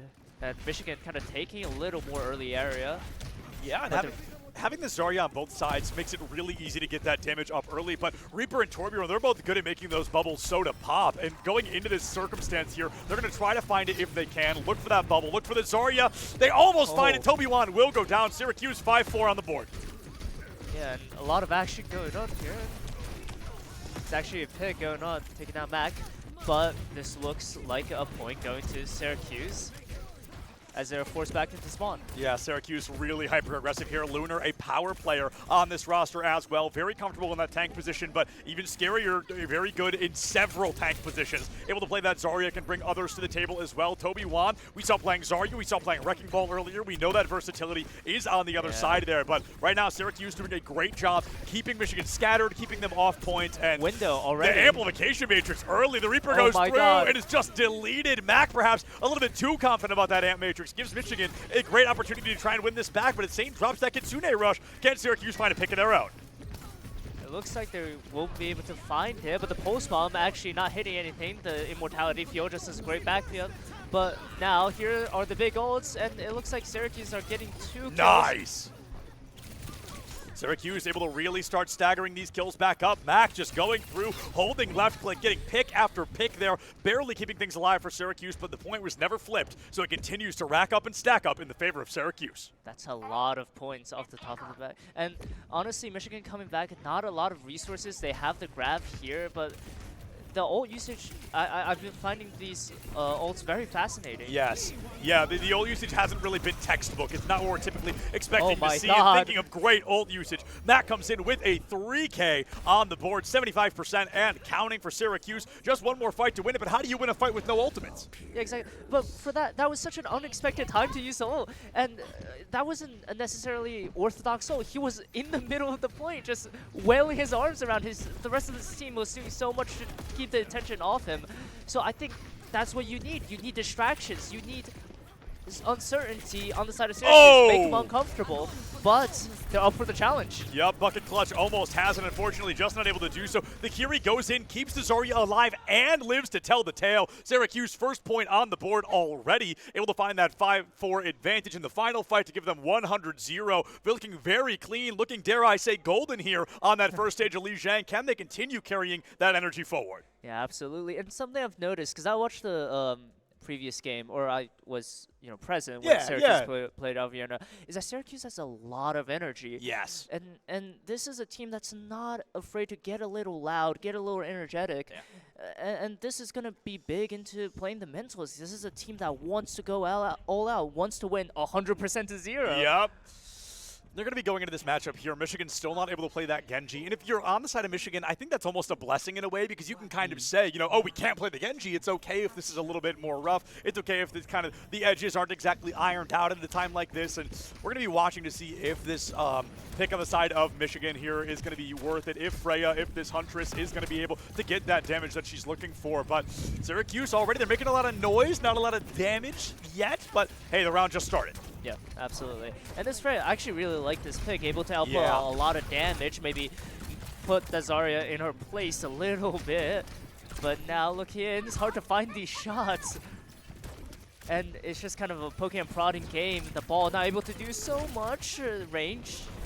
Shots are missing a little bit. Oh, the double going in. I mean, Michigan, they go in with this approach, and Mac just teleports into the back line, able to find that. It is just that strategy that has been so good to effectively take down Michigan time and time again. Already 15% on the board, and right now, Syracuse doing a really good job controlling the pace of play. Yeah, and it's so unexpected. This is what has kept happening. I mean, even when we get a view of everyone, I wasn't even aware that Mac was behind the team. Yeah, it happened all so quickly. Mac will finally go down. Now it looks like Altraxia swapping onto that Cassidy is going to be looking great. They take the Reaper down. They find the Kiriko, who got a pick of her own, but is it going to be enough? Syracuse just playing the long game, the stall game. And I don't know if Lunar's going to be alive much longer. No HP in the pocket, will be falling, and Syracuse, unfortunately, not going to be able to hold that point much longer, but Altraxia gets 2 of their own. Azer able to make that pulse bomb stick, in Michigan finally back in the swing of things here at the Nittany Invitational. Yeah, but, talking about this Cassidy swap, I really like this, playing into the Reaper and the Tracer a little bit. These really mobile DPSs, make them sweat a little bit. Why not, right? Absolutely, trying to put that pressure down. Wow, the solo Death Blossom. You expect a Death Blossom, and it's a bit more of an unwatered seed. They find that with the help of the teammates there, and the Wu Yang ultimate coming in is going to be a little bit hyper-aggressive in its own right, but unfortunately, Michigan, even with that, aren't going to be able to hold this point. Oh, scary, but it works out well.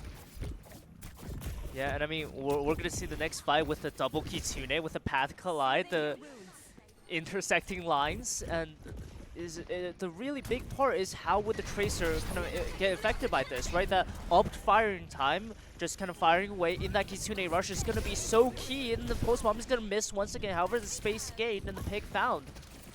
The pick found early. Altraxia just not able to find that footing. It looks like 75% on the board. Syracuse looking to get this win early on here on Li Zhang Tower. B-Dog picks up that elimination onto Bucket Clutch. 5v4 if Michigan chooses to engage. A lot of ultimates in the pocket. I'd like to see them hold on to them. I'd like to see them kind of push into Syracuse as a team and then drop those ults. But if they continue to bleed in one at a time like this, they're not even going to make it to the point in time. Minefield goes up. No immediate eliminations. And now Wrecking Ball Toby is going to be in the back line. Bucket Clutch down. Syracuse up 5-4 with 5 seconds left on the clock. No contention at all. The ball is going to get a little bit, but it's hard to imagine that this is even happening. The Deadeye find no value, and the ball down to half HP. It's difficult to think that he can do anything at all, and honestly, yep, just toss not it. much. Not much to see. Clear center field there. Syracuse able to find it. Kitsune into grab. Able to pick up the map victory 2-0 here on Lijiang Tower. It's going to be up to Michigan now to decide what map type we go to next and the map included. This is a very, very impressive performance coming from Syracuse. Very aggressive, very unorthodox, and honestly just, catching a team like Michigan off guard. Maybe you think that since Michigan lost 3-0, they had the extra time to kind of prep in between, but how do you prep for a team like that, for a playstyle like that? For a player, I like to highlight Mac. The way he has been playing is so crazy, so unorthodox. I keep using that word. It's a good usage of it, honestly. I mean, these teams, they come in, they play, and we look at this with kind of a formula. There's a textbook on how to engage in a fight, how to shake things up. In Syracuse, they're coming in and they're truly shaking things up beyond the expectation. They're popping ults when you think they shouldn't, and they're getting value out of it. That is what making this team feel so different. And honestly, it's very hard to adapt to because you adapt to a play style because it's predictable. You change because you know when that tank is going to ult and you need a shield for it. You change because you know when that B-trap's going to come through and when you can grab. But when there's no method to the madness, it really can be a difficult hill to climb. Yeah, and these are the teams that are the most fun to watch at the times. And I mean, that was just crazy, a blast, and the ults, and you force a team like Michigan into uncomfortable situations where they have to use their ults maybe not the way they want to. And they're not really getting as much value of it. Syracuse happy to just throw everything at the wall and see what sticks. Yeah, at this point you might as well. Things seem to be working well, and we're waiting to get that secondary map confirmation, which will come alongside with those hero bans in just a minute here. I want to see if we're going to be seeing maybe a Zarya ban. I don't think that's a crazy thing to say. We're going to Saravasa again for map number 2. We're very familiar with this. It seems to be a popular map to pick. The ban's going to be Kiriko on the side of Michigan. So trying to get that Kiri out the gate early, I think it makes sense. We saw a lot of Kiriko saves in that last fight. And honestly, if I'm Syracuse, I might no, I don't. I was going to say I might ban Zarya, but that actually might do more harm to them than good. Maybe they do end up banning somebody else. I guess we're going to have to wait and see what that choice ends up being. I like the Kiri ban. It's a very vital part into, maybe the Reaper gets a little aggressive, make sure he doesn't int, get that Suzu protection. It wouldn't be crazy to me that Syracuse is going to opt in for option like Baptiste. Just something that can consistently keep people alive, have that immortality ability is really nice, especially for a team like this. Still waiting for that second ban to come in. I would kind of like to see, honestly, I don't even know. I'd like to see something crazy. I don't know, if you're Syracuse and you're really trying to cut them off at the knees, I feel like you kind of find out who's also playing one hero and ban them. Right? Like that seems to work. You got the Genji out of the way. It made it really difficult for Michigan to come through to find that opening pick they wanted, that kind of opening space maker. So maybe they go through, they go, okay, who else is playing one hero? Let's just cut that off at the knees and continue kind of barreling forward. I guess we're going to have to wait and see what ends up being that pick. But they've got a couple of minutes to choose it. We've seen this happen before. It's an important discussion to have because if you choose to ban the wrong hero, it could cost you the map. Yeah, and especially off the map that they just had. I mean, Syracuse played so well that honestly they don't really need this ban. Nothing gave them trouble, particularly. So this might we might even see like a BM ban, like that Torbjorn ban from earlier. Yeah, it could be an interesting ban. It's going to be, who are they going to be playing? They're going to focus on one player. They're going to look at you on that team, and they're going to ban your idol. They're going to ban the character that you've been playing this entire time. It's going to be difficult. It's going to be Wrecking Ball ban, which we've seen notably more today than I was anticipating. I think this is the third time we've seen the Wrecking Ball ban come through. But going into Saravasa without Wrecking Ball, it definitely shakes up the initial composition guesses. Yeah, absolutely. And honestly, coming to this event, a thing that I wasn't expecting was how many variation of compositions that we were going to see. So many characters that, I saw getting more play than expected. And that's really great. I like to see that kind of variation. And, don't want to go back to the Season 2, the Classico, El Clasico, or even Goats. Yeah, Goats. Listen, I think I told you this. I talked about this a lot this weekend. Goats is what we played when I was playing collegiate Overwatch. Like that's back to show you my true unk status. That is like what we were playing when I was back in the collegiate days, and it was. I've said it a million times. Not fun. I did it. I did it because we needed it. I did not do it for the love of the game. But regardless, I think I am stoked. I've never been upset that Goats is gone, and I'll never be upset about it. But going into this, Saravasa, it has been a map that has been difficult. You go into these situations, and you look at like a fast composition, that Genji, Tracer, Wrecking Ball. And if you don't have that Wrecking Ball, will that composition work? Will you get these points for free? Or are you going to have to work a little bit harder for them? Yeah, and coming in Ramatra Mirror. That's really unexpected, actually. Well, maybe not so much from Michigan since they liked playing it so much the last series. However, Syracuse happy to match that, and you know, we're going to see the Ana come in as well off the Kiri ban. My favorite. The doors haven't opened yet, so it's not impossible. They might swap on something last second. We see Symmetra is always right at the beginning. They'll teleport the team out, and they're likely playing Tracer, which makes me sad because I love Symmetra, and she so barely gets attention. We got her on the screen, I believe, earlier today. Was it Maryland, maybe? Somebody brought up the Symmetra at one point or another, but honestly, the games are all kind of blurring together for me. So the Wrecking Ball ban comes through, and I don't know if there was a gentleman's to agree to not go Zarya, if they both expected the other person to, but we've got a double Ramatra on the board. Yeah, absolutely. Maybe they just shouted it across the room. They were like, hey, no Zarya. I was like, all right, you got me. Toby, though, really good on this Ramatra. We've seen him on earlier today as well. Mac is going to be coming through with those punches, able to find that damage, takes Mac out of the equation early. Michigan, for the first time in a while, they have that 5-4 advantage. Yeah, absolutely, and they're holding on to it well. However, yeah, the cap is going to come through. And this Ramatra is so interesting. I think really keep your eyes on this, because the way the Ramatra playstyle can really make and break the team. The, you know, kind of the P shooter kind of out here off the back and be able to go aggressive like this. Hyper Brawl, Lunar's going to get the pick first, and Atriox a deflect, they're trading back and forth, but the tanks is really down to the tank interaction, and that's it. I feel like that's going to determine the fight. Syracuse really taking it down. Oh, Bucket Clutch taking a lot of damage on that back line. 12 HP, no recall. Goes for the Mega underneath. A great play to come through here. Michigan looking for an opportunity to recontest. The cap finally comes through. Michigan, 52% of the board. Not bad at all. If they can just win one more fight, they can cap this first flashpoint. And taking a lot of space as well. This Ramatra being able to range and kind of support the more aggressive DPS like Tracer is really great. And yeah, I mean, they're pushing them all the way back to spawn.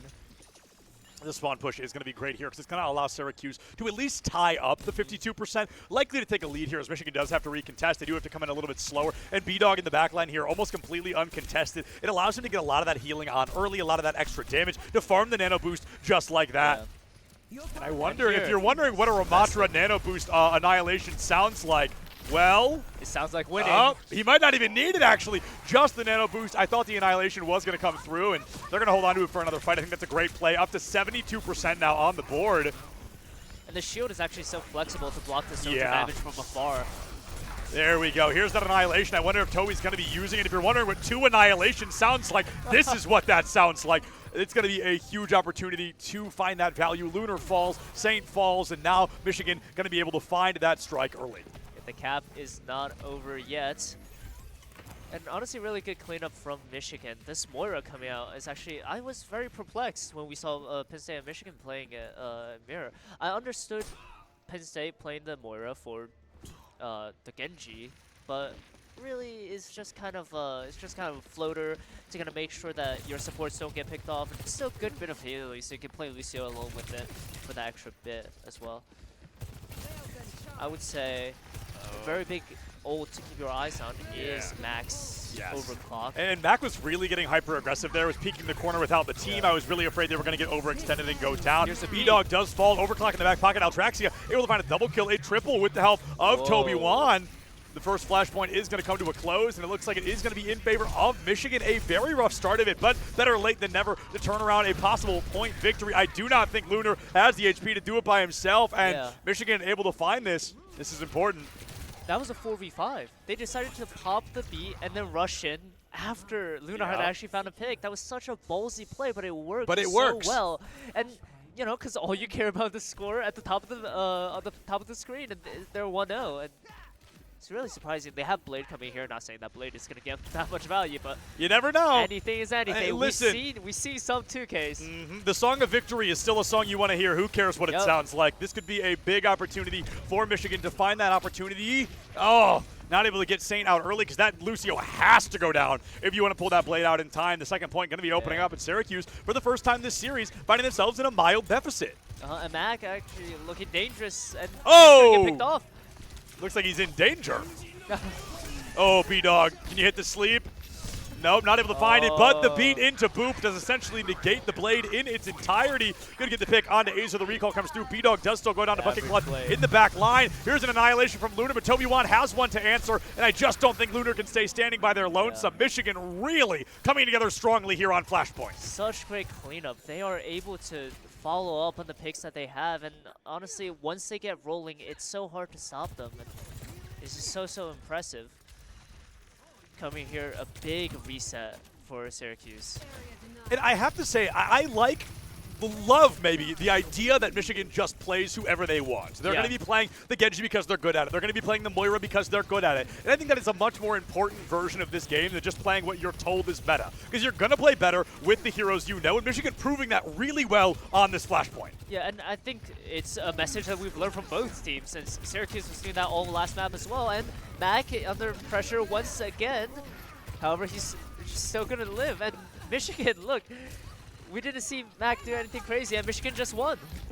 Michigan able to find that fight win. 80% now on the board. Going to put themselves one Flashpoint away from that victory. We're going to have to see if Syracuse can answer back. They've got a couple of ults coming up online soon. They've made a swap. B-Dog off the Ana. I think that's a great swap call. I think the Nano wasn't really in sync with who it needed to be, so perhaps this amplification matrix can be of more value.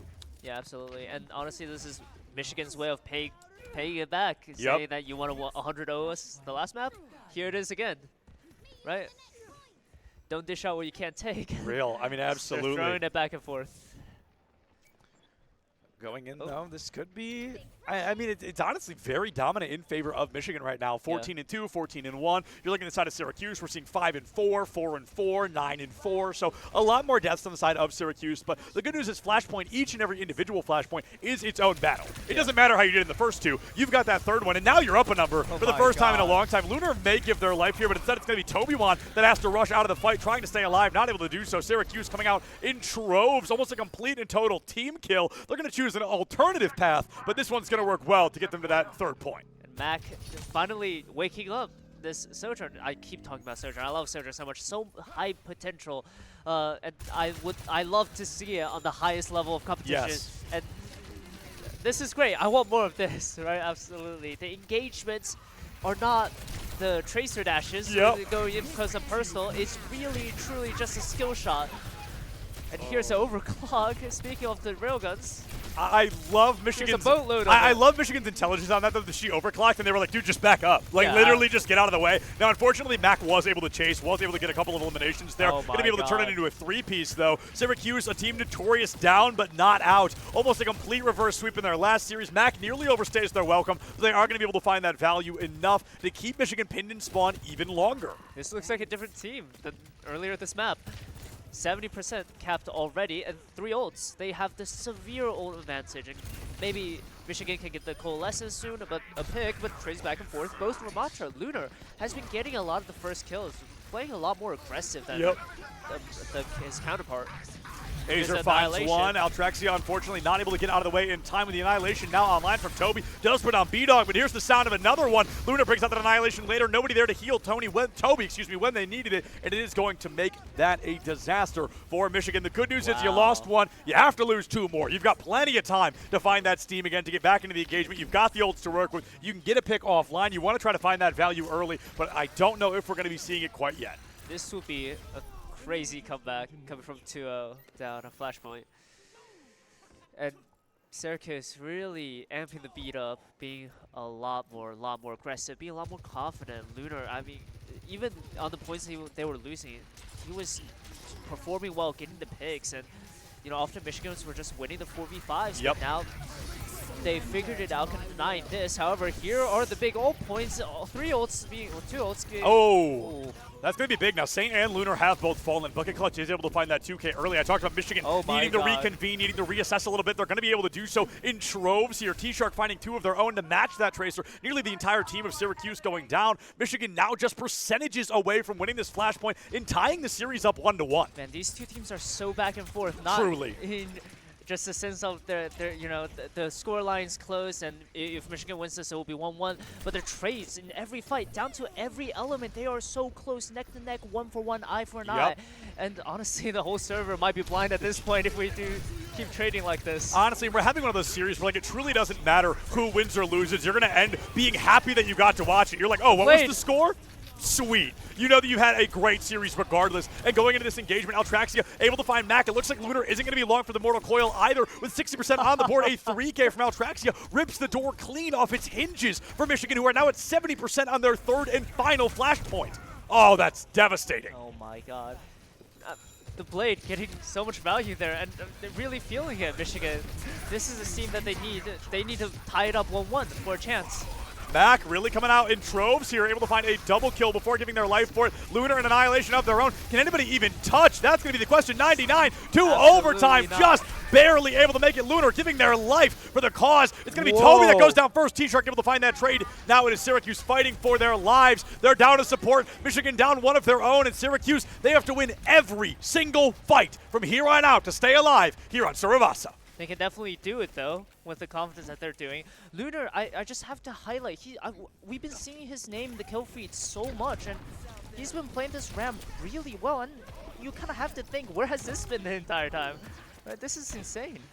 B-Dog giving us our first Juno gameplay of the day, actually. We have not seen Juno even once, and we're not going to get to see Moira in this fight at all. Yimitra, a sliver from death, and they are going to be joining their friend in the after there soon. Syracuse, they're going to be able to find a double kill, turns into a triple kill, now quadruple. That's another fight win for Syracuse, who are now approaching 70% of their own. They've pushed the envelope. They've pushed fights to the limit. Can they continue to do so? Can they win one more to take us all the way to flashpoint number 5? Yeah, honestly, even though the Juno swap kind of came in, I believe Syracuse is kind of sticking to the principle that they had before. Mac and Lunar are these two individuals that are playing incredibly unorthodox and just catching it off. And here the ult exchanges, everything's happening.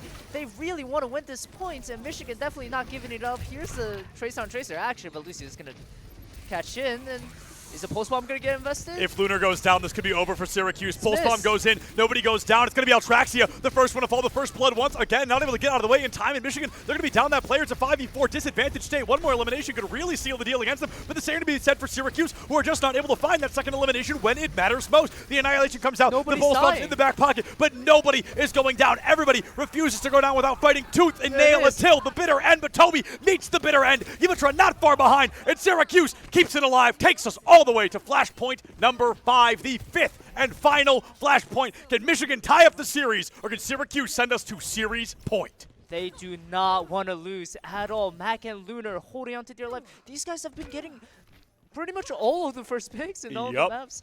I mean, it's almost just imprinted in my mind seeing Mac and Lunar's name on the kill feed first. And here we go. Here's another engagement. No ults though. Syracuse have the ability to invest in, and here's the orbital ray. Annihilation. The Ray comes out, the Annihilation in the pocket, gets 25% of a new one here on the side of Lunar, but Toby's not going to be able to get much more than Lunar. It's going to be a 1-1 trade. The next elimination onto Mac here should seal the deal. I think Michigan has a great opportunity to get into point there. B-Dog also falls in Michigan. They're going to be able to find likely that first point cap here on the 5th and final point. Now, I believe statistically, the team that does this has a 65% chance of winning that point, so let's see if that tells true for Michigan here. And that's definitely the logic you follow, if you follow logic. Always, always. Statistics are always correct. Never made up at all. Yep, and Syracuse is a team that loves to follow logic and statistics. Very orthodox team and doesn't play weird at all. And actually, just escaping. Azer gets a lot of pellets to the brain there, has to chase that Tracer into the backline. Beautiful read on that recall, but B-Dog has fallen onto the main point here. Michigan already 50% on the board. It's a triple kill. The beat is Ajaxed. Saint not able to get it out in time. Yimitra able to find that, getting that ultimate off the table, has all but won this engagement for Michigan. They've got more ultimates going into the next fight. Syracuse has a couple of their own, but Syracuse needs to win this next fight, or Michigan finds their first map victory here at the Nittany Invitational. I cannot believe that Ajax. That is such a crucial thing. And coming into this map, coming into this last fight, Michigan has 3 ults, and they're building up the Annihilation as well. Uh-oh. Speaking of ultimates, here's the Blade, here's the Coalescence, here's a desperate play to get any elimination. Here's a Pulse Bomb, here's an Overclock, here's a beat drop, and it's Lunar. That's the first one to go down. 3 seconds, into 2, into 1, into an overtime push. Is anybody going to be able to stay alive on that point? Saint is gone, Mac has fallen, and Michigan has all but won their first map here at the Nittany Invitational. It is only one player left standing. Azer, desperate to try and make a stand, but just not able to do so in a 5v1. Michigan have done it. The 5th and final point. They put a victory under their belt and tie the series 1-1. The clock strikes 9, and the players go from 4 to 3 to 2 to 1. And the point, they go from 99 to 100 from 2 to 3. Congratulations to Michigan. I mean, we're in for the long run. Absolutely. I mean, Syracuse, they're coming out of a Game 5 here. We know that they did it just a moment ago. Are they going to be able to do it again? Can they win it in 4? That's going to be the minimum here. Toby with play of the game. No surprise here. Great job in that cleanup detail time and time again. We're probably going to have to give these players a couple of minutes if I had to guess, because that was an intense matchup. They're going to have to talk about bans. They're going to have to talk about team comps. They're going to have to talk about what map we want to see next from Syracuse. Yeah, I mean, my brain is still trying to catch up. That was so intense, so insane. Yeah, these two teams, I mean, honestly, the plays has been very, very off the charts. Yeah. You know, and even though Syracuse didn't win that, I would still like to point out Mac and Lunar. Oh, 100%. Those two guys always getting the first kills, and that also highlights Michigan's ability to engage in low number situations, winning 4v5s or 3v4s, and it's really, really impressive from them to be able to stay together as a team and and to make the correct decision more often than not. 100%. I think we are going to go ahead. As you guys can see, these players getting up, probably going to take a walk, probably going to use the restroom, and I suggest all of you do the same. So we are going to go ahead and throw it to just a small break here, give these players a chance to discuss what we're going to be seeing in Map 3, because I couldn't have said it better. We're clearly in for the long haul. We'll see you folks right back here in just a couple of minutes. And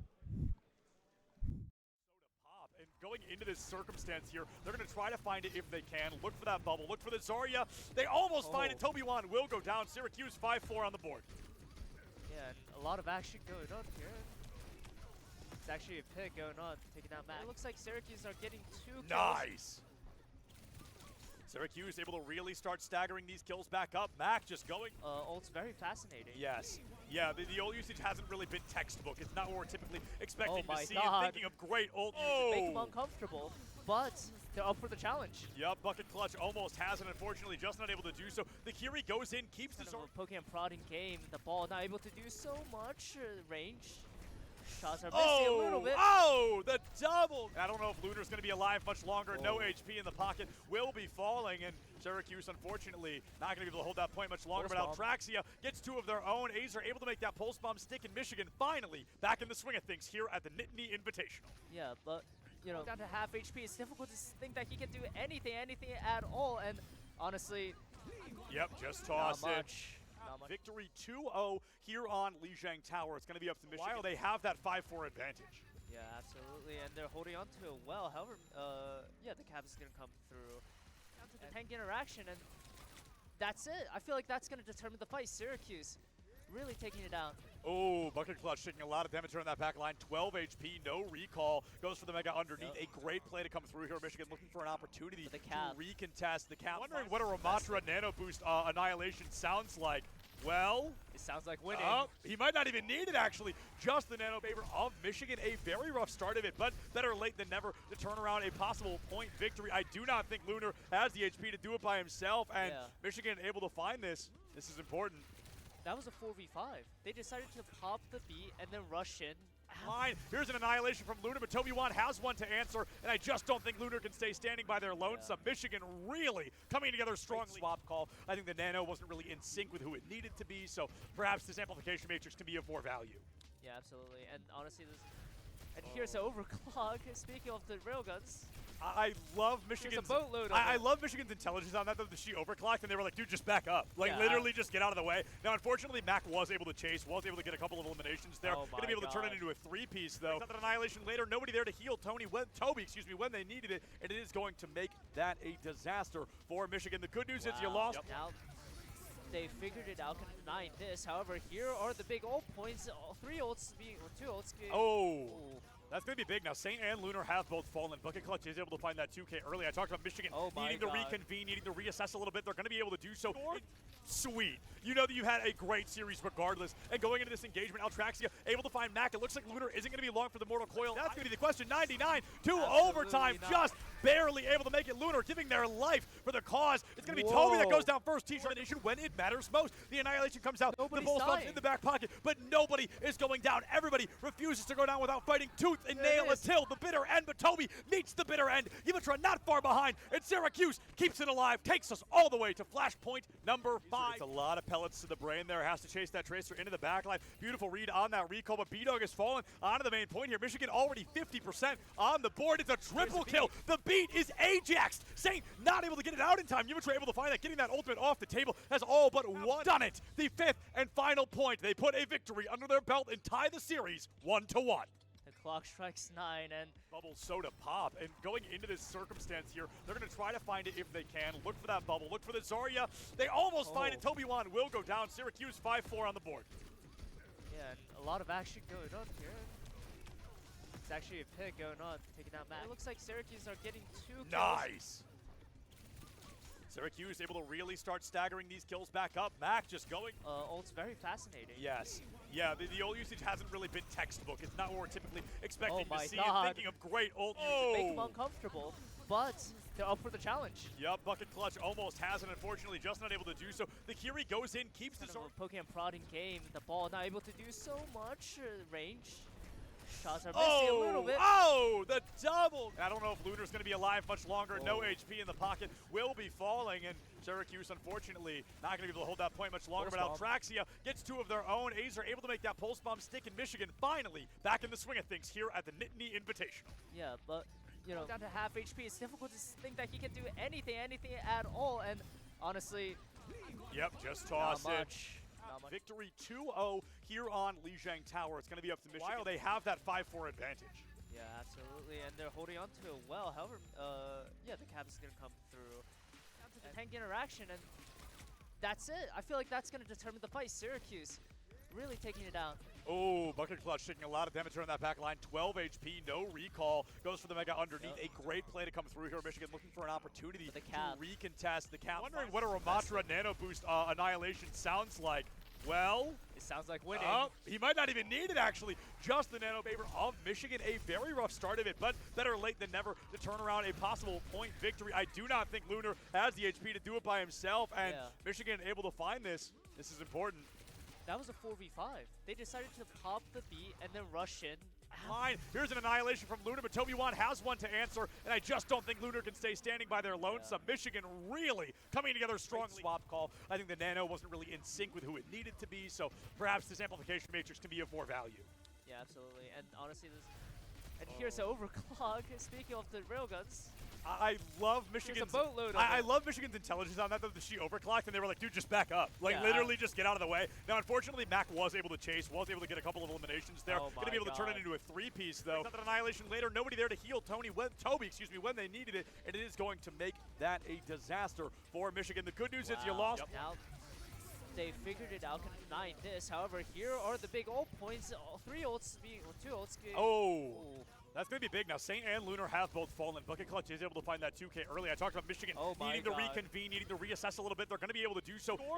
Sweet. You know that you had a great series regardless. And going into this engagement, Altraxia able to find Mac. It looks like Lunar isn't going to be long for the Mortal Coil. That's going to be the question. 99 to overtime. Just barely able to make it. Lunar giving their life for the cause. It's going to be Toby that goes down first. T-Termination when it matters most. The Annihilation comes out. The Bull Stomp's in the back pocket, but nobody is going down. Everybody refuses to go down without fighting tooth and nail until the bitter end, but Toby meets the bitter end. Yimitra not far behind, and Syracuse keeps it alive, takes us all the way to flashpoint number 5. It's a lot of pellets to the brain there. Has to chase that Tracer into the backline. Beautiful read on that recall, but B-Dog has fallen onto the main point here. Michigan already 50% on the board. It's a triple kill. The beat is Ajaxed. Saint not able to get it out in time. Yimitra able to find that, getting that ultimate off the table, has all but done it. The 5th and final point. They put a victory under their belt and tie the series 1-1.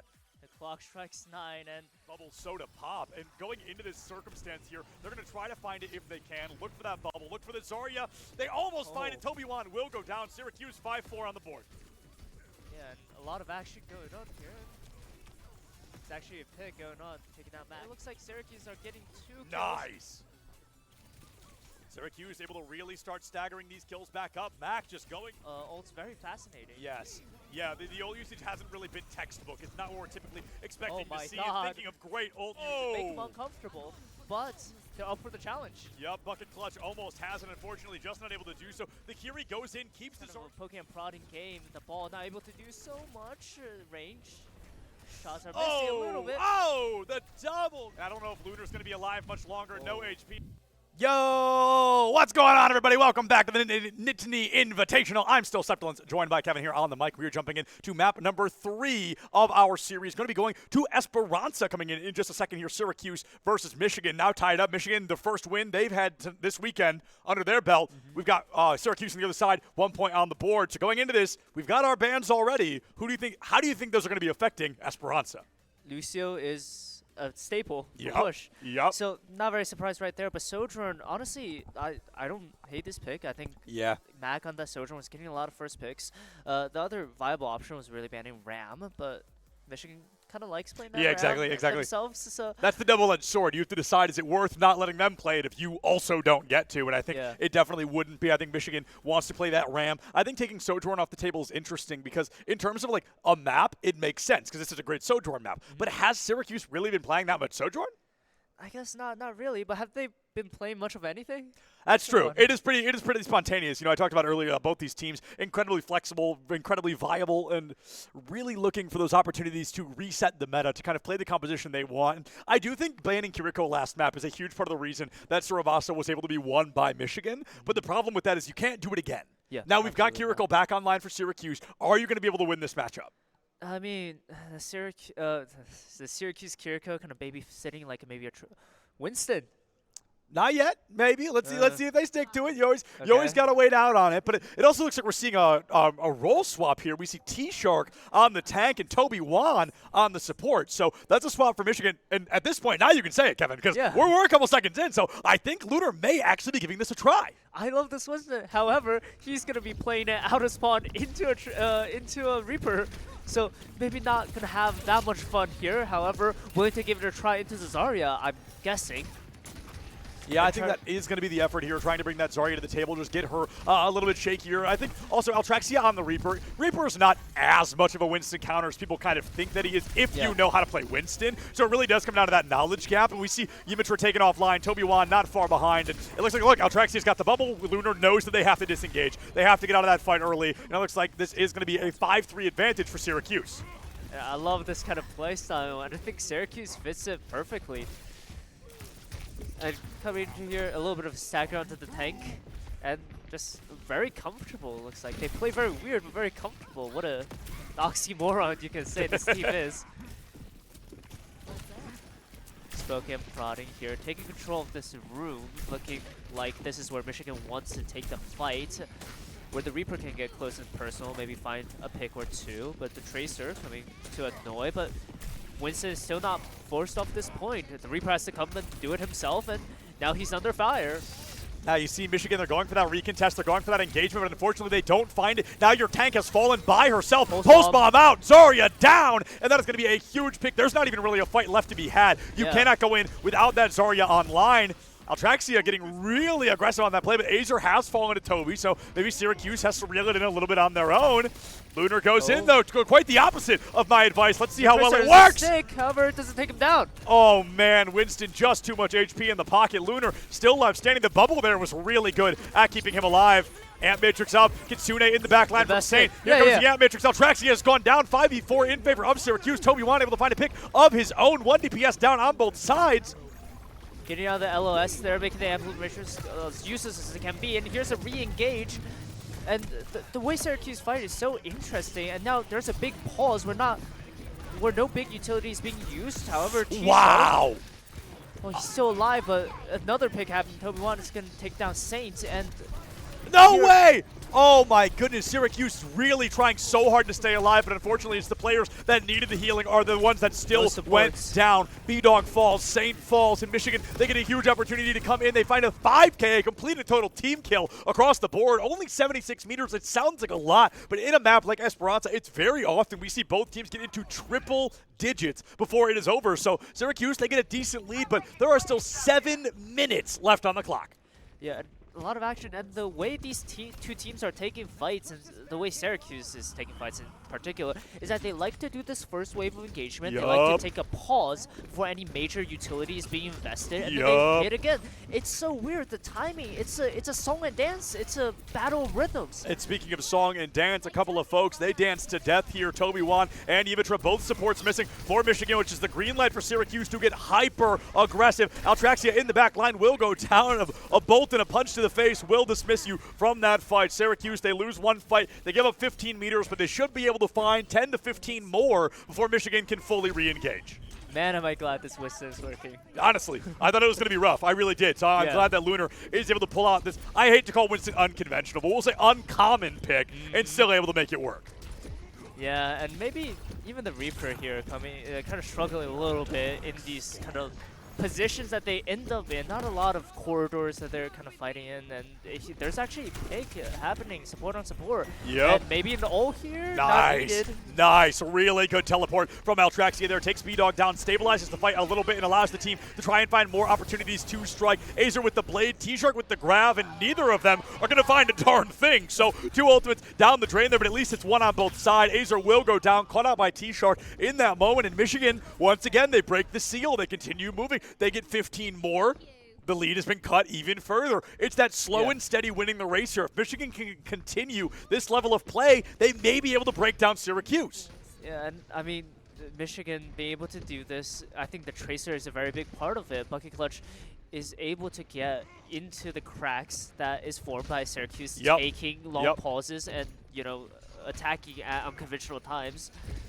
So it's really about them tightening those gaps and, you know, crossing the T's, dotting the I's. Oh, there it is. Altraxia so patient with that Death Blossom, but unfortunately it's just not going to work out in the back line. Takes too much damage, goes down to the blink of an eye, and Mac takes themselves out with the Pulse Bomb. So a one-player advantage on the side of Syracuse, immediately deleted by just getting too close to your own ultimate. And now it's going to be a 4v4, ever so slightly, now majorly in favor of Michigan. It goes back to that Pulse Bomb slip there from Mac. Is it going to end up costing them the fight? Is it going to end up costing them the point? Maybe Michigan won that regardless, but I think that definitely didn't help the momentum. And I mean, this is, if you look at T-Shark right there, he was just standing on the point. He was infallible. And honestly, the supports or the DPS on the side of Syracuse are giving him too much trouble. So honestly, if the backline, the DPS and supports, if they just live, honestly, Syracuse is in a lot of trouble. Yeah, absolutely. Now the gap has been closed, cut in less than half here. Going to be going deep into the back line. Bucket Clutch falling here. The opportunity to strike is going to be major. The Reaper, no utility or abilities, and they can tell. Take Altraxia down in the blink of an eye. Winston just barely out of reach. Probably going to hold on to that Primal Rage, but I think could afford to get a little more aggressive. It's just the supports left after all. Yumitra falls. Toby Wan not far behind. A complete and total team kill this time for Syracuse. Yeah, I mean, that was very close, very structured. And Syracuse is making their adjustment that we're saying is literally like they're listening to us. It's so crazy to me how back and forth these teams are. And I mean, like, you see the numbers, maybe not as convincing as there actually is, but the fights, they're being won 1-1-1-1-1-1. And I'm, you know, regression towards me. Oh! Mac was just getting ready to hit that recall button, but did it too little too late. Altraxia takes them out of the equation. They're great target focus from the side of Michigan to get that Tracer down and out of the equation. Lunar pops the Primal Rage, but I think it's more just to stay alive than anything else. They removed T-Shark from the fight, but for how long at the end of the day was that worth the use of the Primal Rage? Lunar still living. No Primal in the pocket, will likely go down. It looks like Syracuse not able to find the value they're looking for. It's a 1-1 trade with the tank still standing. T-Shark only 30 charge, but is it going to be enough to keep the team alive? Altraxia has it in the corner. Wow! 180 flick Altraxia into Azer. Keeps Michigan standing and may even let them take control of the cart. We might have to start checking the PCs at this point. That looked unhuman. That was so impressive. And honestly, that fight took so long. That fight maybe had 4 or 5 stages. And this is what I'm talking about. These teams willing to keep investing, willing to keep pulling in their resources just to get the slightest advantage. And that's what's pushing them over the edge. The glass is constantly being fooled, and the fight is won when the water tips. Yep. Yumitra, my goat here, playing Brigitte, no pun intended. I love Brig. She's one of my favorite characters in the game. Now, unfortunately, Azer doesn't really get to find out what happens with Brig. He's deleted from the fight in the blink of an eye. T-Shark, great target focus once again. Death Blossom in, and it's a double kill with the help of the team. Let's make it a triple. T-Shark on fire right now. Prod, can we jump over to T-Shark POV really quick? I want to see the charge level. We're at 54, so somewhere around the 70 mark during that fight, tearing Syracuse to shreds. Yeah, absolutely. Just BB it down, and there's no really tank to kind of fight with that, especially with a Winston. The Winston's going to be on the back line, so you're really leaving it to the Tracer and the Reaper to kind of deal with that, and even the Wu Yang to some extent. The Lunar on the cusp of going down there, but not quite. It's going to regroup and see if the team can disengage from the fight. Mac gets out Immortality Field with the Pulse Bomb at the very least. It is going to be Azer, first one to go down. Has swapped onto the Reaper as a counterplay into Altraxia, who's doing a really good job on this Reaper thus far. Going into the engagement, we see this grab likely to come out in a moment here. Kitsune does come to a close. They want to get that Kiriko down before they pop it. Might not even need it to win the fight. A lot of pressure out, 90 damage on the board. Syracuse is going to be relocating. Only 90 seconds, no, excuse me, 70 seconds left on the clock here. Syracuse does not have to win this in completion. They just have to have the higher number at the end of the day. Rally is out. Yimitra desperate to keep the team alive. Saint out of position, gonna cost them their life. Immortality Field down. We're down to sub 60, and the fight just doesn't end. All after all after all. Ability after. Here's the Primal Rage invested once again. Nothing is ending. Nobody's dying. What is going on? The Primal Rage Brig? Is he gonna die out? Of course not. The Zarya Bubble, everything. So much sustainability. What? That was far and away the longest fight we have seen today. Everybody refusing to die until finally Mac will go down. Bucket Clutch able to find that 5-4 advantage for Michigan. No ultimates about 10 seconds ago, but look at the ult charge that has been gained by these players in that absolute bloodbath of an engagement. Michigan has a huge opportunity here to flip the script in the final moments of this map, but I'm not sure if we're going to be able to find it. Yeah, gaining meters there. You know, here's a fight coming in. The Pulse Bomb is going to be so tense, so important. The recall find himself in the dangerous spot, but is he going to get out? Of course he is. Everyone just lives everything. Oh, they have to kill that Reaper. They have to kill that Reaper. No way. Oh, my goodness. He raids to the entire team. And maybe a Death Blossom now. Oh, he's got the Blossom in the pocket, and here it comes. It's going to be absolutely nothing. Saint on the double kill. Saint here to save the day. B-Dog takes out Toby1. It's going to be Mac and B-Dog into 2 more, and Syracuse, by the skin of their teeth, will come to life in the final fight. They will win 96-57 and put themselves on series point here at the Nittany Invitational. You know, sometimes, you ever hear the theory that humans tap into some kind of insane strength at the cusp of death? Brig play of the game. Round of applause for Brig play of the game. Let's go, baby. My favorite character. Actually, not true. Junkrat's my favorite, but I love playing Brig. She's so fun. I mean, just Michigan, phenomenal, phenomenal, phenomenal. They played their own game. They came in with unconventional picks. Altraxia on the Reaper looked possibly the best he has looked all day. I suspect we're going to be seeing more of it. A very close loss, but the Michigan knows they can win this. They just need to keep fighting. They need to go for the mental reset. They need to come in on that engagement. They need to keep playing just like that, and I think victory is very much within reach. And honestly, this is a story of two teams adapting to each other, and the more and more they adapt, the more and more they play like each other. I mean, we had some crazy, crazy fights. Can I even call them fights? It felt like one 6-minute fight. Genuinely. They were wars going on. They were not fights. And the constant staggering of ults was so interesting to kind of play into that play style. You know, the Wu Yan voice line, I heard that almost every 3 minutes. It felt like every 10 seconds. It really did. Every fight, every engagement, every approach. It was like, oh, Wu Yang's ulting. All right, great. Yeah, it's almost just kind of like the alarm that rings off the fight. Yep. It's like, hey, fight time. That's really what that means. Yeah, absolutely. Oh, wow. Okay. So this is surprising because the first thing I said after that match is I'd really like to say Altraxia stay on Reaper. Michigan said, Sibilance, we hear you. We ban Reaper. So that is very fascinating. I'm curious if that's going to engage them to go back towards the Genji, if they want to kind of lean back into what feels more comfortable. But on this approach, it's going to be fascinating because I think that Reaper really, really helped them stay alive in those fights. It's going to be up to Syracuse to see if they can remove that same level of play, if they want to take out something a little more unexpected like that. Yeah, hey, listen, we can't have the game be predictable. That's we can't true. Say, That's we true. can't say that he's going to play Reaper. We got to take that option away from him. We got to keep the game interesting. And honestly, these teams are just playing it up for the fans. Real. This is insane. They're playing their hearts out up there. I mean, it is tooth and nail. You guys got to see the look on their faces while they're playing. It is just intense, intense, intense. They are fighting so unbelievably hard to find that aggression, to dig deep, to find that 110%. Because to go 110% in one series, immediately jump into another one, and have to play again, it's exhausting. We saw Texas Tech do it back to back to back today, and one of these teams is going to get essentially that exact same treatment because whoever wins this one, I believe, goes on to play again immediately. Yeah, best of luck, especially because this one is going to look to be very much the distance, going the distance. And yep. I mean, also, Syracuse, they went all the way the distance last series. If they go all the way the distance this series, if they win and they have to go play another series, that's going to be exhausting. They have the potential to play 15 maps in one day. I'm sure they're exhausted.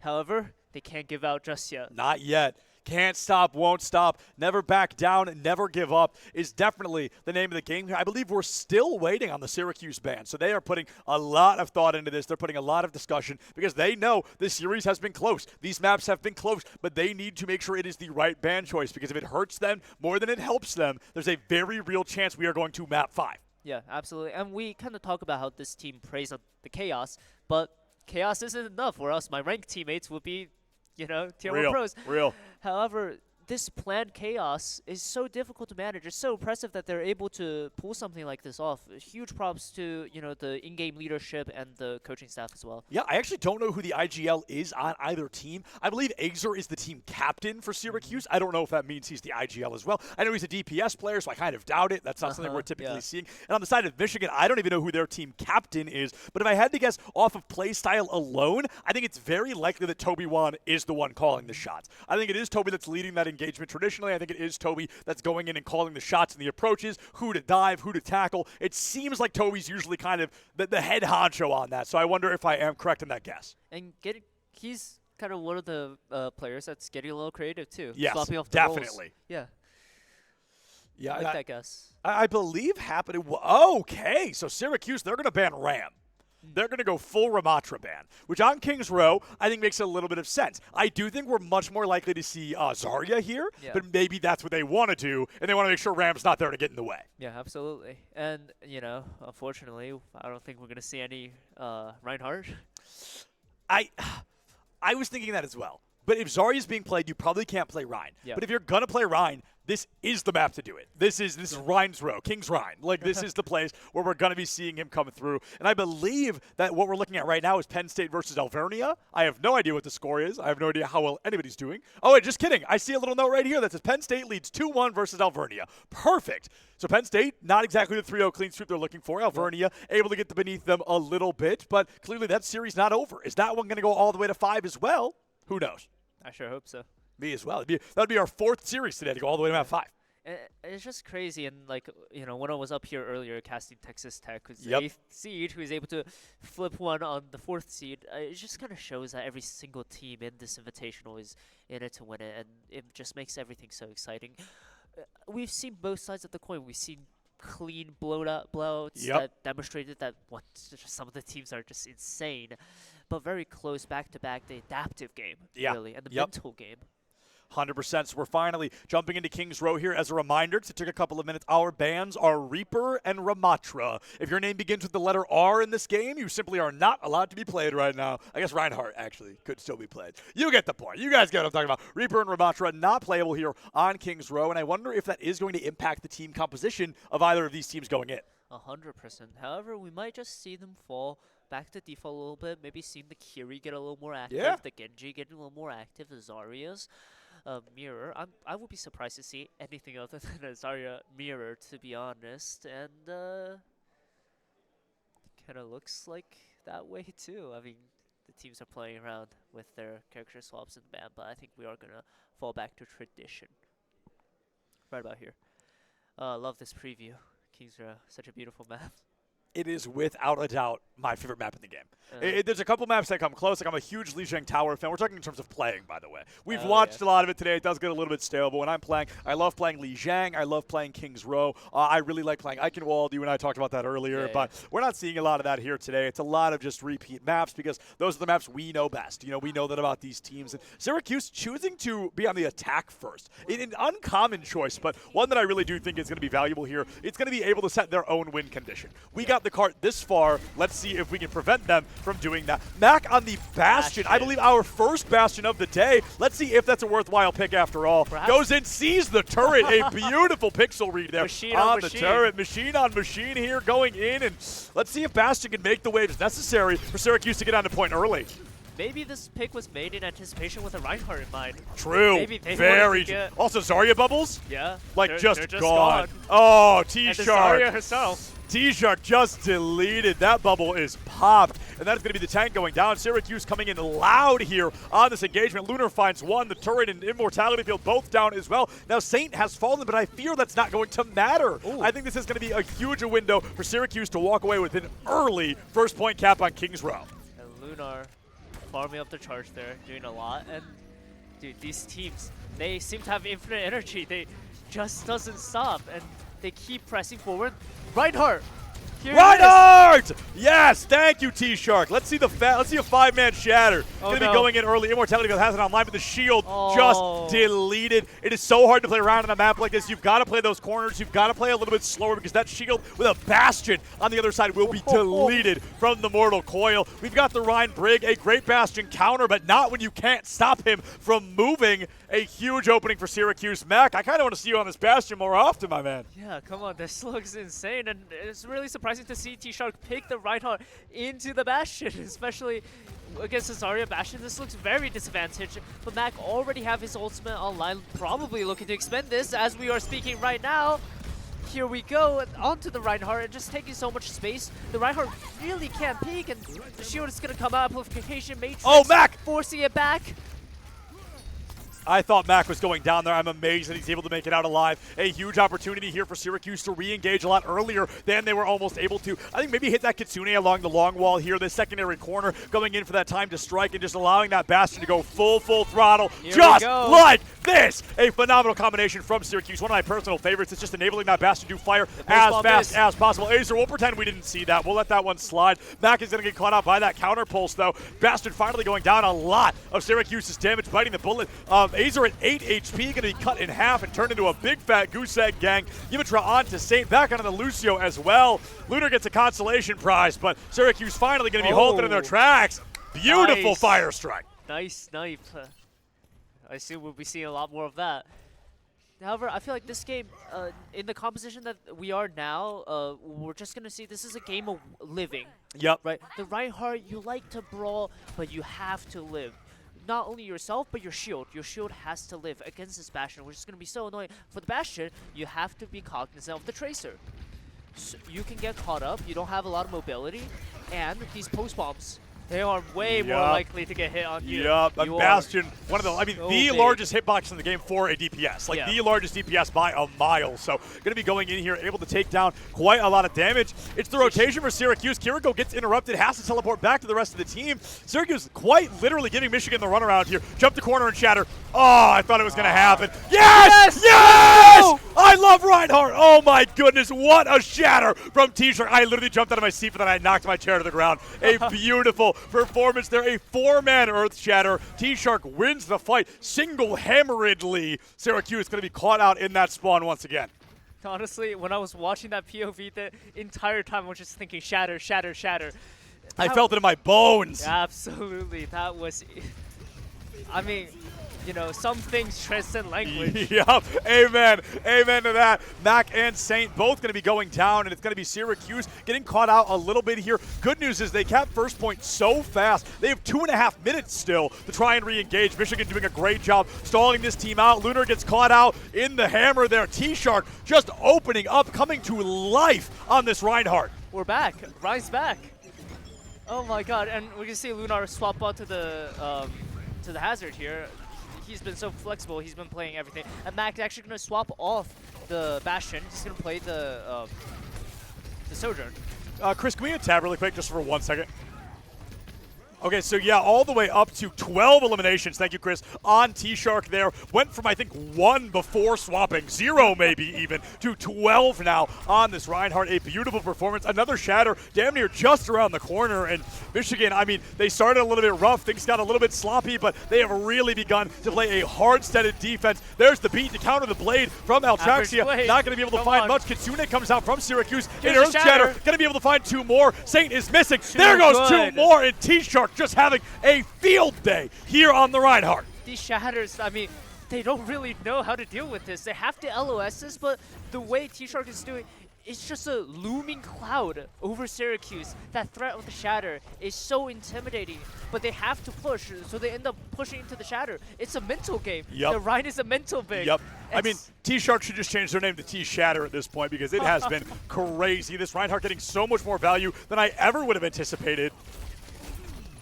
Yeah, and you know, the Hazard just looking to find the value. However, Ryan doesn't mind the Hazard getting up close and personal. You can play for your team like that. Not necessarily. Nice! Very good dive. Very low HP. Unfortunately, takes so much damage on the way in. Just not able to get that pick in time. Syracuse now down to 30 seconds on the clock. Gonna have to go for that re-engagement as fast as they can. It's okay. A tactical reset. 1 more push. A couple of ults and a dream as Syracuse needs to cap that 2nd point here on King's Row.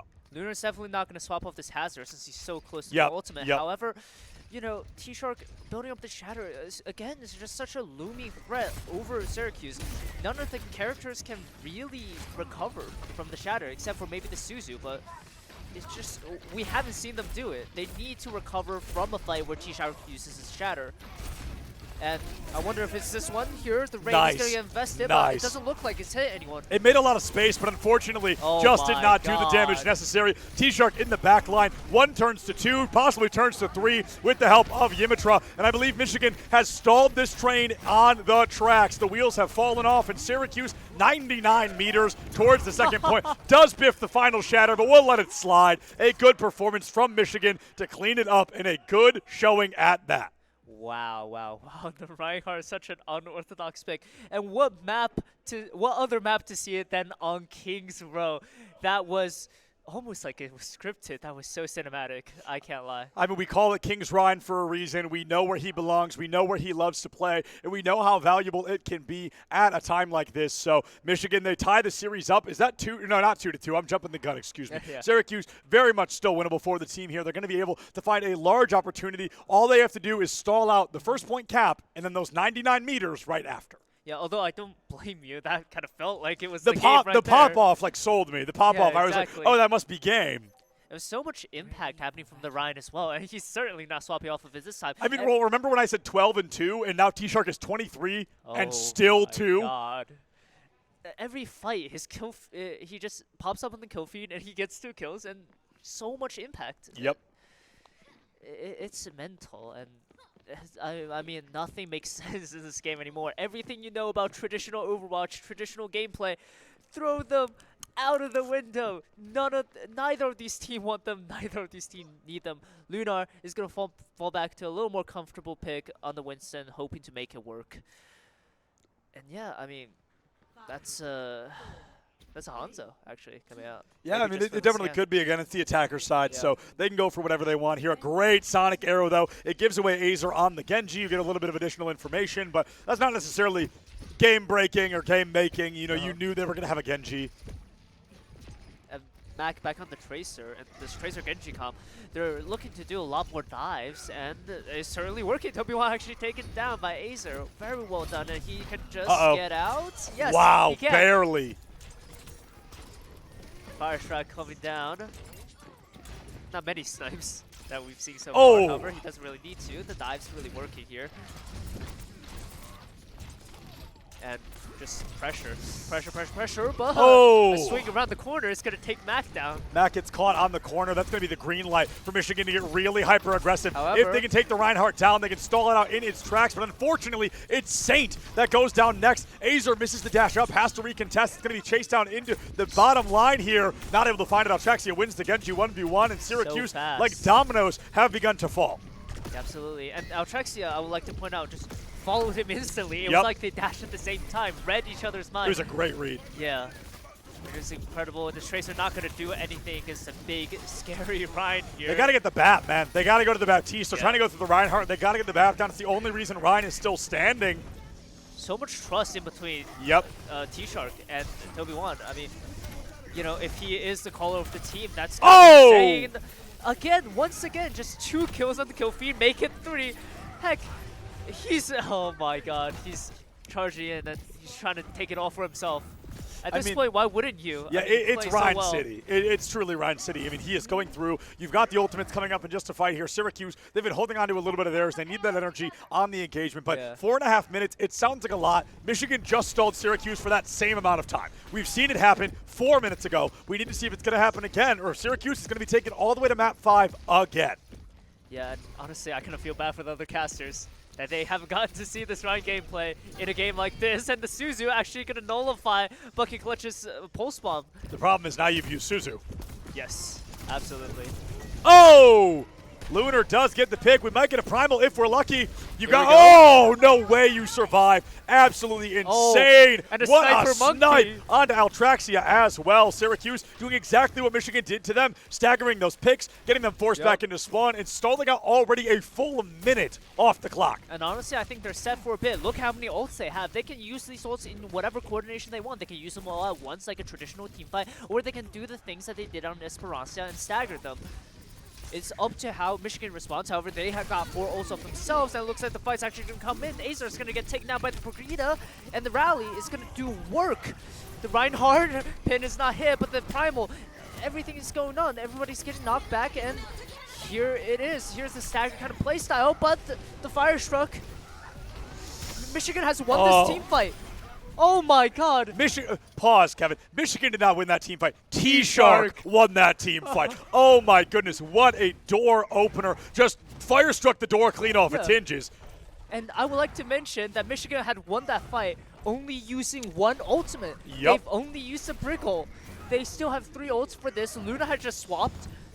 They air matrix this alley right here, and the fight's over. Map's over. I mean, this is it. We've got 2 meters left. Shatter comes out. 2.2. Toby's down. Saint gets traded. Can they even touch in time? It's going to be a great contest, but it looks like Michigan has the numbers back, able to trade it out. T-Shark has finally fallen. Syracuse, no supports in the pocket. It is DPS v DPS right now, but Syracuse has significantly less HP than their counterparts. Azer falls, and it will be a victory for Michigan. We are going all the way to map number 5 here in this penultimate series of the night.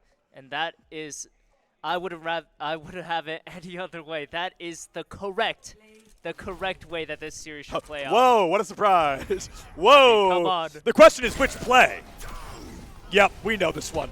We know this one. A beautiful play. I mean, T-Shark just diabolical, maniac behavior here on Kings Row. And honestly, watching his POV was just like a in-person highlight reel. Yeah. Everything he did was so, impactful. He got so much value out of every single utility of his kit. He was getting charge kills. He was getting good value out of the shield. He was getting fire strike. He was sniping people with fire strikes. It's just mental, and I think in a game of resilience like this, it's easy to fall victim towards that kind of play style. Maybe if these 2 teams were just coming in, first game of the day, maybe that wouldn't have happened. But this is what this is all about, this long series. This rivalry, I can kind of say, I want to see this team play. These 2 teams play all the time. This is crazy. Well, you're in this weird scenario now, too, because T-Shark's clearly feeling good. T-Shark knows what's up. They want to find that engagement. But if you're Syracuse, do you think T-Shark's playing Ryan again? Do you use your ban on Reinhardt? Because if you don't, he plays something else, you've burned the ban entirely. Yeah, absolutely. It's so difficult. So many different picks, so many characters, giving so many different things. If these teams were giving as many bans as they possibly want, they'd probably ban half the hero roster. Real. The flexibilities of these players is just insane. They can pick up anything and make it work, and anything can be a star right here. And I would kind of fixate on the supports this time. However, I don't really know. I haven't been keeping track of the bans. I don't really even know who they can ban. I don't think they can ban Kiri. I don't think they can ban Lucio. Can't ban Kiri. Can't ban. Can't ban Lucio. Can't ban Ramatra. I don't remember the rest of them, being honest. But I do know our next map is going to be Dorado. We're going to start with Syracuse on the attack. And it looks like the band of Syracuse is Brig. So the support line on the side of Michigan has done so well that we're seeing a Brig ban for the first time today. Michigan, now it's going to be up to them. Who did they ban to make this impossible? Now, I'll wait till it's typed in before I kind of give my pitch and who I think it's going to be. I wish I had like a magician's envelope so I could write it down early. Yeah. But I think there's a pretty obvious pick here, personally. And kind of talking about the Brig, I mean, kind of like the wrong shield carrying hero that we were. But also, of. they chose Dorado. Can't really play Ryan on Dorado. Yep. So I think that's an intentional choice as well. I would kind of say Dorado. You tend to see a little more traditional, like Diva, maybe. Maybe we'll see more of the But it's the tanks that tend to move a little faster. You'll see Diva, you'll see Winston, you'll see Ball. Sometimes people will play Sigma, but I'm not super fond of that typically. I think it's a little bit harder to do. Yeah.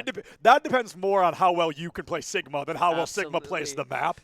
And I don't think either team has really shown me enough Sigma for me to really know if that would work. I'm personally a big fan of Sigma. Yeah. Judging by the Ryan coming out of the last map, come on, my hopes are there. I want to see that man. It could be definitely cool. I think we're still waiting to see who Michigan wants to ban. I think we can quite literally see them chatting about it. I mean, it could be anything. It could be a tank. It could be one of the supports left. I mean, but banning a support, to be so honest, I think banning Lucio on push makes sense. I think that's a great call. Banning a support otherwise is typically difficult because what do you do at a time like that? Because if you ban Kiri, they're going to pick Lucio. If you ban Lucio, they're going to pick Wu Yang. If you're going to ban Wu Yang, they're going to pick Kiri and Lucio. So it's this big Venn diagram that doesn't really work well. But while we're waiting for them to go ahead and decide on what they want that ban to be, we do have news regarding the Penn State Alvernia game. It looks like it's just now wrapping up. Penn State won 3-0 on stage earlier today. Alvernia won 3-2 against Syracuse, but now Penn State has officially won 3-1 over Alvernia. So Alvernia Falls will be playing in our next matchup against the winner of what we're seeing now. So this is going to be where the marbles all matter most, and it is going to be, I would call, the correct choice from Michigan. That Winston ban, absolutely perfect. And this is going to send the team scrambling. Yep. They're going to be, putting the puzzle pieces together and piecing agents or piecing heroes, agents. What am I saying? We all knew what you meant. Same thing. Yeah, piecing the characters together, and honestly, the team with a more complete picture, a more complex, a more beautiful picture, is going to win this map 5. This is everything. They've went through the races, they've went through the fire, and here is whether or not they can claim the reward. And the reward, honestly, isn't really even that appealing. He's playing against Alvernia, another really strong team. This is the tough part. Alvernia, they have been fighting tooth and nail. They win 3-2. They do lose 3-1, but they've been playing 2 series in a row. We talked about this. They're going to have to play a 3rd series in a row, as is the winner of this map, who will win this series. The other team, unfortunately, will be sent home in day number 1 here. Yeah, and it's so hard to believe that these teams, even I wouldn't want either of these teams going and getting eliminated. But I mean, they've won us over. It's been so fun to watch these teams. It's been so nice to grow with them and really get to know how they're playing, what they're playing, and how much it means to them to be here. They've busted a butt to be here, to make it this far, and now that they have, nobody wants to get sent home. It's never easy. Yep, and falling back on the more classic tank picks, I believe that they're going to come in with a Ball for Michigan, and Lunar, comfort pick, rather, I would say. Oh, and actually Toby1 is actually playing the Ball. T-Shark, who we just saw pop off on the Ryan, is going to, come down and give the spotlight. T-Shark played that and was like, I retired. I'm out. I'm not playing tank anymore. Put me back on support. Toby1 going to be coming in on that Wrecking Ball, as I would say suspected. I think that's his very Michigan-coded. So we're going to have to wait and see if this gets the value they're looking for. Now, unfortunately, it is going to disrupt a bit of what I'd call a sneak attack from Lunar there. They've gotten the comms that he's on the roof. They boop Acer out of the fight entirely, and Lunar collapses into the back line, keeping the ball up, taking a lot of damage in the process. Both tanks walk away. Yeah, a lot of damage indeed, but what's going on? Oh, Lunar. Oh, what a nade. This is a great support, and this is Ana, and actually, this is a kind of a weird support line. I agree. Ana, Kiri. Nice. Usually we see that Ana come Who woke him? Oh, but actually, if I'm B-Dog, I'm furious right now. Absolutely. I just had to use all my cooldowns to not even kill the ball. And because of that, the cart gets away so fast. B-Dog separated from the fight again. Great sleep. 3, 2, 1, go! And he goes into the health kit. Okay, we'll get there. We'll figure it out. The system is available, and they throw it right when the Suzu happens.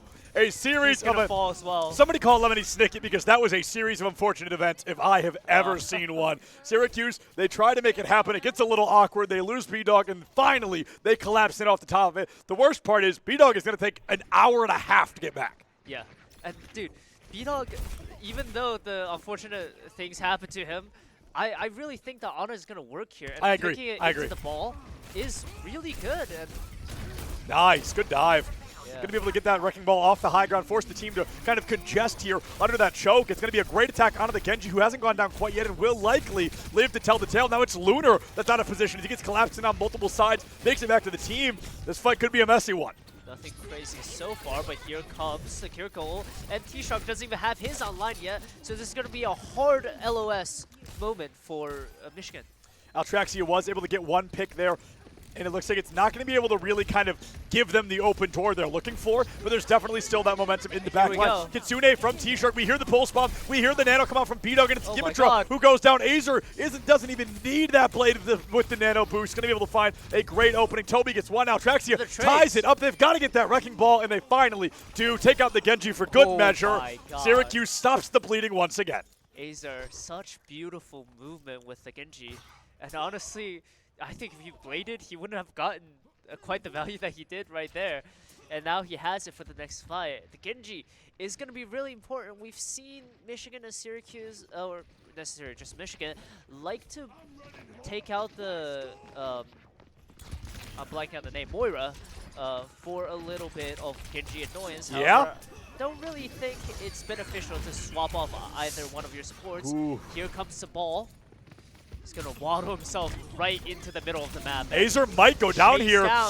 Azer will go down, unfortunately. Looks like Mac going to be joining them as well. The minefield makes it really difficult for Syracuse to engage. No ultimates in the pocket. They're going to be able to teleport away. B-Dog, no! Does go down. The Genji dive is damn near flawless on the engagement in Syracuse. They played it well. They stalled it down to 45 seconds, maybe even less, as it looks like Lunar just gives their life for the revolution here. Syracuse is going to lose this first point, and Michigan keeps the cart rolling. That was a bit of a new one, putting the wall and standing on top of it yourself. It's a good stall tactic. I like it. Get the king on his throne.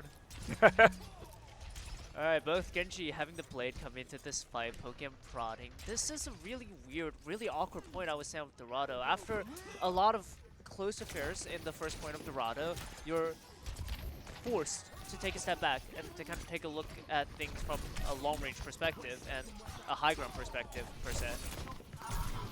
Trace going back and forth, and there's a blade invested. There's one kill. Azer said this fight is over. Azer's like, I need this fight to be over. 13 HP will go down to the pile driver. Not even meant for Azer. Very unfortunate timing. I think Saint will fall all the same. What a teleport to get away. My goodness. You forced both DPS to the low ground, and then you ran. That's awesome. Pulse bomb out onto Toby, though. Not the best target. Not able to take them down, and it looks like Michigan getting a lot of space for free. Yep. Lunar contesting the high ground a little bit, but not necessarily willing to engage. Never mind, he proves me wrong. I didn't even know he had the range. And here we go. Anyone gonna go down? It's actually Altrexia able to find the pick, but the trades go back and forth. Sage is gonna capitalize, and it looks like Syracuse is able to win this point. Yeah, we'll call it a win. We'll call it a win. It's a messy one. It looks like Toby is going to be able to make it out, but 4 players go down. Lunar able to stay alive. Gets a lot of ultimate charge after just using that ult all the same. So Syracuse feeling a little bit better about what we're going to be seeing in Michigan instead. A lot of ultimates on their side. This should be a very loud fight. I think we're going to have a lot of Q pressers in this fight, and it's really going to come down to who presses it at the better time. I really think pay attention to the 2 support ults that Syracuse have. Yes. The Nano and the Kitsune rush, although the Kitsune Nano rush will probably... Here we go. There's a blade. B-Dog down and out. I think Saint will be joining them very soon. Show me a 3 Altraxia. Farming play of the game. A beautiful show up here, and it looks like Michigan is going to be able to find a lot of damage early. Lunar is going to be taken out, and Michigan, they keep the cart moving. Come on. We got to get the Nano on this guy. The blade was incredible, Altrexia. I think that was the best blade we've seen the entire tournament so far. Yeah, I mean, no ults invested for Syracuse. And here we go, the Nano. They actually want to re-engage for this contest, and the Pulse Bomb is going to be on. Limax is going to take one down with that amplified damage. But the Pulse Bomb is going to get the trade, and Toby1 is going to take that Nano threat out of the server. Azer able to get one, Lunar onto another. This could be huge for the side of Syracuse. They've been desperately trying to stop the bleeding and just have not been able to do so yet. It looks like they're finally going to get Michigan to tuck tail and turn for just a moment. Is that even going to be enough, though, because the re-engagement is moments away. 19 seconds left on the clock, so this next fight will be the last one of this point, regardless. Yeah, and it's so tense. But honestly, has Michigan pushed enough? I mean, it's so weird to say. This doesn't necessarily define anything. Right. But here comes the fight. The Tracer engaged and is stuck on the ball, but it's not going to find anything. The Rain, the beat. Oh! Yimitra gets caught by that hazard, and it is going to be a beautiful play. Both supports missing now on the side of Michigan Syracuse. They have the numbers. Azer has fallen, but the rest of the team from Michigan seems to be gone. They've got to get that wrecking ball down ASAP. Toby falls. It's just the Tracer, and it looks like Bucket Clutch is going to be the last player standing. Doesn't make it back for the recontest, and the win condition has been set. Can Syracuse make it 94 meters into the second point of Dorado? If they can, they stay alive for at least one more series. Absolutely, and that was pure madness. And this is a moment where kind of take a look back, take a step back, and look at these teams and say, what now? What do we do now? Yep. The playbook has been ran so dry that the first team to come up with another innovation, another weird character pick, or another new approach to fighting the team fights is going to win. And I honestly don't have any lead. This is neck and neck, and neither team is probably able to push it all the way. So we are going to. Oh my God. This has been, I mean, it's crazy because if Syracuse does go on to win this, they're just going to get a run back with the team they just went to map 5 with before going to map 5 with this team to possibly go to another map 5. It is anybody's game right now. Syracuse has a win condition, possibly the clearest win condition we have had set so far. And when these doors open in 13 seconds, we will talk about what we're seeing from this team. But the picks have been unconventional. The picks have been weird. They've been trying to make it work, and everybody wants to play their very best, their very strongest. Let's see who can come out as a victor here at the Nittany Invitational. Yeah, and the Farah is actually going to get committed. It's a very weird pick, but no hit scan on the team. The closest you have is that Ana or maybe Ball, but Ball isn't going to kill Farah. So it's a good choice because it's low commitment. If you get killed immediately, so what? Respawn, pick someone else. Saint, though, able to find Bucket Clutch early on. It looks like Mac may get traded out. The recall does come through. It's going to be a 5v4 currently in favor of Syracuse. The Bionade does get onto the tank here, forces Toby out of the equation, opens the door for Syracuse to engage in a clean, nearly flawless preliminary execution of Michigan to give Syracuse the momentum they need to approach first point cap. Yeah, and it's Mac and Lunar again. I mean, these are the star players for Syracuse, being able to get the value, get the picks. And the Farah, this is a benefit. Look at the range and the rain you have. And actually, I actually didn't know what was hitting Azer there. It kind of sounded like soldier bullets, but obviously soldiers are... Dude, something's happening with my brain. The secret 6th player on the battlefield. Now, if Toby goes down here, that could be a disaster, but the healing does come through. They know the Zarya is low. They know that's her last bubble. They just need to focus her a little bit more. The healing is insane, but Toby finally goes down. Altrexia going to be joining them in the Shadow Realm, and Syracuse, they want this win bad. They are coming in troves here. 5 minutes and 15 seconds to move 90 meters. That's 20 meters a minute for the victory. Diva swap. I really like the swap Agreed. over the ball. However, this is really good for the Farah. You're able to dive on the Farah, take that airspace away from her. However, is this enough? What now? You have the Diva pick. You have to make it work. The character doesn't play itself. And Amen. Amen to that. Yeah, absolutely. And coming in, the Farah just keeping the range, not willing to let the Diva see her. If the moment she does, It's like a lion hunting. Speaking of the D.Va hunting, it is going to be Azer trying to get away from that as fast as they can. Toby takes enough damage to decide to run. Has to use that event tricks to get back to the team. Going to be able to find a lot of damage. Nano boost coming out here. I assume the ultimate is going to be with it. T-Shark is gone. The cart is moving. It's going to be a huge ultimate from the side of Syracuse. That nano boost alone. D.Va out of mech. Get 3 butts on that cart. You need to get that thing moving as fast as possible. Michigan, they're going to be going for any kind of panic swap they can to move faster, to get back faster. Syracuse coming in, able to find that advantage. This could be the end. Can Michigan hold out for 4 more minutes? And I mean, this is the time. Press Q or forever hold your peace. Here we go. The echo coming in. Anything. 1, 2, 3, 4. The trains go back and forth. But it is the Pharah going down, so no barrage in this fight. Pulse bomb goes out. The D.Va will lose her mech. That's going to be T-Shark falling. Syracuse, they have the numbers advantage. They have the opportunity to strike, and it looks like they may have the opportunity to win this and continue moving forward here at the Nittany Invitational. Syracuse, map 5. They lost it. Map 5, they come back with a vengeance. They're able to win it, and they're able to play one more series here tonight. When they lost to Alvernia in that previous series, they really just said, I'll be seeing you again. I'll definitely do. And I mean, what a series. What a incredible turn of events.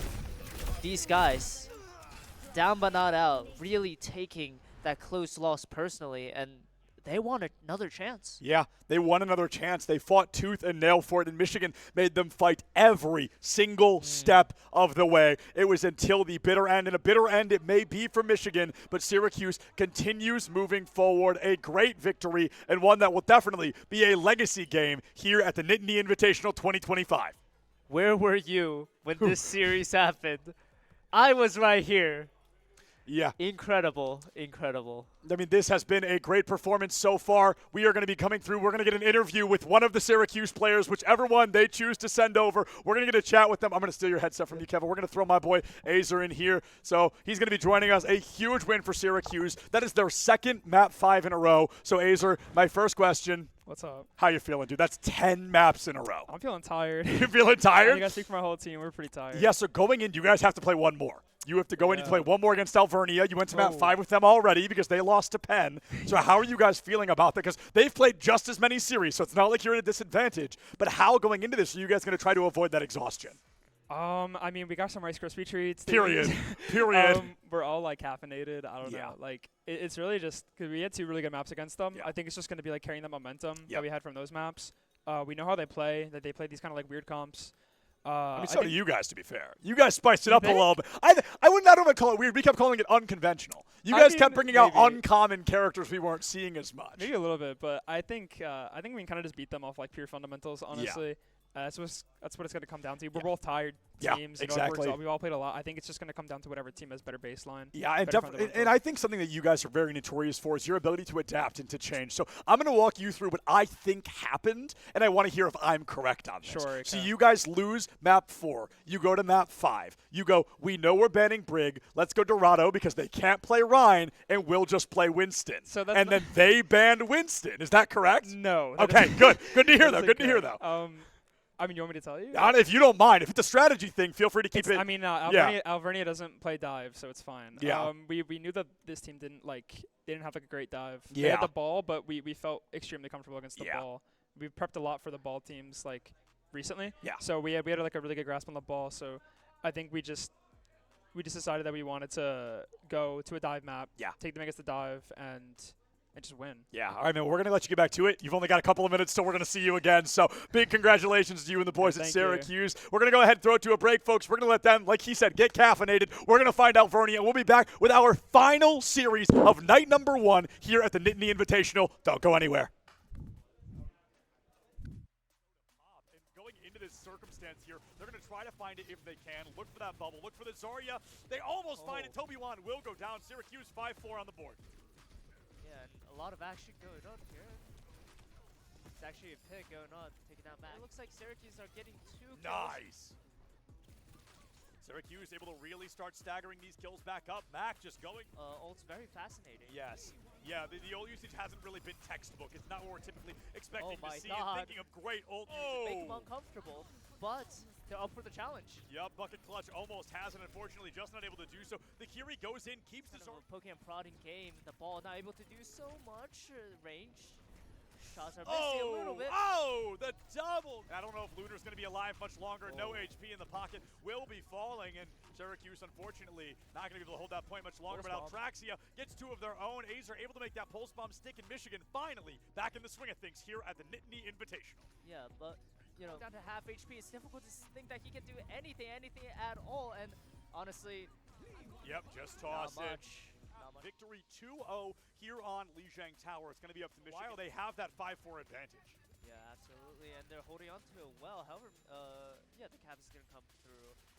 And tank interaction, and that's it. I feel like that's going to determine the fight. Syracuse really taking it down.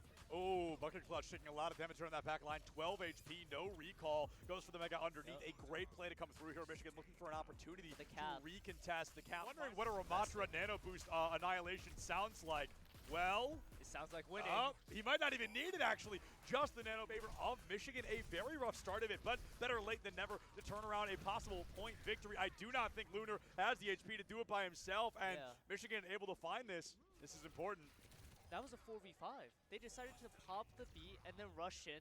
Line. Here's an annihilation from Lunar, but Toby1 has one to answer, and I just don't think Lunar can stay standing by their lonesome. Michigan really coming together strongly. Swap call. I think the Nano wasn't really in sync with who it needed to be, so perhaps this amplification matrix can be of more value.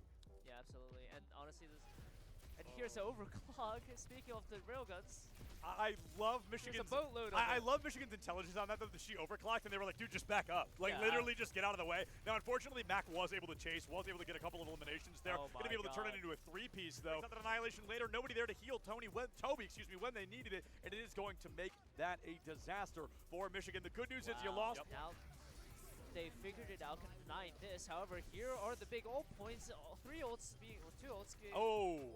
That's going to be big. Now, Saint and Lunar have both fallen. Bucket Clutch is able to find that 2K early. I talked about Michigan needing to reconvene, needing to reassess a little bit. They're going to be able to do so. Sweet. You know that you had a great series regardless. And going into this engagement, Altraxia able to find Mac. It looks like Lunar isn't going to be long for the Mortal Coil. That's going to be the question. 99 to overtime. Just barely able to make it. Lunar giving their life for the cause. It's going to be Toby that goes down first. T-shirt when it matters most. The annihilation comes out. The bull stops in the back pocket, but nobody is going down. Everybody refuses to go down without fighting tooth and nail until the bitter end, but Toby meets the bitter end. Yimitra not far behind, and Syracuse keeps it alive, takes us all the way to flashpoint number 5. It's a lot of pellets to the brain there. Has to chase that Tracer into the backline. Beautiful read on that recall, but B-Dog has fallen onto the main point here. Michigan already 50% on the board. It's a triple kill. The beat is Ajaxed. Saint not able to get it out in time. Yimitra able to find that. Getting that ultimate off the table has all but done it. The 5th and final point. They put a victory under their belt and tie the series 1-1. The clock strikes 9, and going for that recontest, they're going for that engagement, but unfortunately they don't find it. Now your tank has fallen by herself. Pulse bomb out, Zarya down, and that is going to be a huge... Well, he's still alive, but another pick happened. Toby1 is going to take down Saint, and... No way! Oh my goodness, still went down. B-Dog falls, Saint falls, and Michigan, they get a huge opportunity to come in. They find a 5K, complete a total team kill across both supports missing for Michigan, which is the green light for Syracuse to get hyper-aggressive. Altraxia in the back line will go down. A bolt and a... happening, support on support. Yep. And maybe an ult here? Nice. Nice. Really good teleport from Altraxia there. Takes B-Dog down, stabilizes the fight a little bit, and allows the team to try and find more opportunities to strike. Azer with the blade, T-Shark with the grab, and neither of them are going to find a darn thing. Blink of an eye, and Mac takes themselves out with the pulse bomb. So a 1-player advantage on the side of Syracuse, immediately deleted by just getting too close to your own ult. Take Altraxia down in the blink of an eye. Winston just barely out of reach. Probably going to hold on to that Primal Rage, but I think could afford to get a little more aggressive. It's just the supports left after all. Yimitra falls, Toby1 not far behind, a complete and total team kill this time for Syracuse. Yeah, I mean, that was very... T-Shark only 30 charge, but isn't going to be enough to keep the team alive. Altraxia has it in the corner. Wow! 180 flick. Altraxia, my favorite characters in the game. Now, unfortunately, Azer doesn't really get to find out what happens with Brig. He's deleted from the fight in the blink of an eye. T-Shark, great target focus once again. Death Blossom in, and it's a double kill with the help of the team. Let's make it a triple. T-Shark on fire right now. Prod, can we jump over to TJ? Rally is out. Yimitra desperate to keep the team alive. Saint out of position, going to cost them their life. Immortality field down. We're down to sub 60, and the fight just doesn't end. Ult after ult after ult. Ability after. Here's the Primal Rage invested once again. Nothing. True. Maybe Very true. Also, Zarya bubbles? Yeah. Like, they're just just gone. Oh, T-Shark. Zarya herself. T's going to be a huge window for Syracuse to walk away with an early first point cap on Kings Row. And Lunar farming up the charge there. Yes, thank you, T-Shark. Let's see a 5-man shatter. Going to be going in early. Immortality has it online, but the shield just deleted. Going in for that time to strike and just allowing that Bastion to go full throttle. Just like this. A phenomenal combination from Syracuse. One of my personal favorites. It's just enabling that Bastion to fire as fast as possible. Azer, we'll pretend we didn't see that. We'll let that one slide. Mac is going to get caught out by that counter pulse, though. Azer at 8 HP, going to be cut in half and turned into a big fat goose egg gang. Yimitra on to Saint, back onto the Lucio as well. Lunar gets a consolation prize, but Syracuse finally going to be halted in their tracks. Beautiful fire strike. Nice snipe. I see here, able to take down quite a lot of damage. It's the rotation for Syracuse. Kiriko gets interrupted, has to teleport back to the rest of the team. Syracuse quite literally giving Michigan the runaround here. Jump the corner and shatter. Oh, I thought it was going to happen. Yes! Yes! No! I love Reinhardt. Oh my goodness. Things got a little bit sloppy, but they have really begun to play a hard-steaded defense. There's the beat to counter the blade from Altraxia. Not going to be able to find much. Kitsune comes out from Syracuse. In Earth Shatter, going to be able to find 2 more. Saint is missing. There goes 2 more, and T-Shark just having a field. Bottom line here, not able to find it. Altraxia wins the Genji 1v1, and Syracuse, like dominoes, have begun to fall. Absolutely, and Altraxia, T-Shark, and Toby 1. I mean, you know, if he is the caller of the team, that's insane. Again, once again, Jin is not hit, but the Primal, everything is going on. Everybody's getting knocked back, and here it is. Here's the staggered kind of playstyle, but the fire struck. Michigan has won this team fight. So fast. B-Dog separated from the fight again. Great sleep. 3, 2, 1, go! And he goes into the health kit. Okay, we'll get there. We'll figure it out. The system is available, and they throw it right when the Suzu happens. A series of fall as well. Somebody call Lemony Snicket because that was a series from T-Shark. We hear the pulse bomb. We hear the nano come out from B-Dog, and it's Yimitra who goes down. Azer doesn't even need that blade with the nano boost. Up, they've got to get that wrecking ball, and they finally do take out the Genji for good measure. Syracuse stops the bleeding once again. The minefield makes it really difficult for Syracuse to engage. No ultimates in the pocket. They're going to be able to teleport away. B-Dog, no! Does go down. The Genji time is damn near flawless on the engagement. In Syracuse, they played it well. They stalled it down to 45 seconds, maybe even less, as it looks like Lunar just gives them. There's a blade. B-Dog down and out. I think Saint will be joining them very soon. Show me a 3 Altraxia. Farming play of the game. A beautiful show up here, and it looks like Michigan is going to be able to find a lot of damage early. Lunar is going to be taken out, and Michigan, they keep the cart moving. Player on the battlefield. Now, if Toby goes down here, that could be a disaster, but the healing does come through. They know the Zarya is low. They know that's her last bubble. They just need to focus her a little bit more. The healing is insane, but Toby finally goes down. Altraxia going to be joining them in the Shadow Realm, and Syracuse, they want this win bad. Decide to run. Has to use that event tricks to get back to the team. Going to be able to find a lot of damage. Nano boost coming out here. I assume the ultimate is going to be with it. T-Shark is gone. The cart is moving. It's going to be a huge ultimate from the side of Syracuse. That nano boost alone. Diva out of mech. Get 3 butts on that cart. You need to get that soda pop. And going into this circumstance here, they're going to try to find it if they can. Look for that bubble. Look for the Zarya. They almost find it. Toby Wan will go down. Syracuse 5-4 on the board. Yeah, a lot of action going on here. It's actually a pick going on, taking out Matt. It looks like Syracuse are getting 2 kills. Nice. Syracuse able to really start staggering these kills back up. Mac just going. Ult's very fascinating. Yes. Yeah, the ult usage hasn't really been textbook. It's not what we're typically expecting to see. Thinking of great ult usage. Make them uncomfortable, but they're up for the challenge. Yep, Bucket Clutch almost has it. Unfortunately, just not able to do so. The Kiri goes in, keeps the sword. Pokemon prodding game. The ball not able to do so much range. Shots are missing a little bit. Oh, the double. I don't know if Lunar's going to be alive much longer. No HP in the pocket. Will be falling, and Syracuse, unfortunately, not going to be able to hold that point much longer. But Altraxia gets 2 of their own. Azer able to make that pulse bomb stick in Michigan. Finally, back in the swing of things here at the Nittany Invitational. Yeah, but, you know, down to half HP, it's difficult to think that he can do anything at all. And honestly, yep, just toss not it. Much. Victory 2-0 here on Lijiang Tower. It's going to be up to Michigan. While they have that 5-4 advantage. Yeah, absolutely, and they're holding on to it well. However, yeah, the Cavs is going to come through the tank interaction, and that's it. I feel like that's going to determine the fight. Syracuse really taking it down. Oh, Bucket Clutch taking a lot of damage on that back line. 12 HP, no recall. Goes for the Mega underneath. A great play to come through here. Michigan looking for an opportunity to recontest the cap. Wondering what a Ramatra Nano Boost Annihilation sounds like. Well, it sounds like winning. He might not even need it, actually. Just the nano favor of Michigan. A very rough start of it, but better late than never to turn around a possible point victory. I do not think Lunar has the HP to do it by himself, and Michigan able to find this. This is important. That was a 4v5. They decided to pop the beat and then rush in.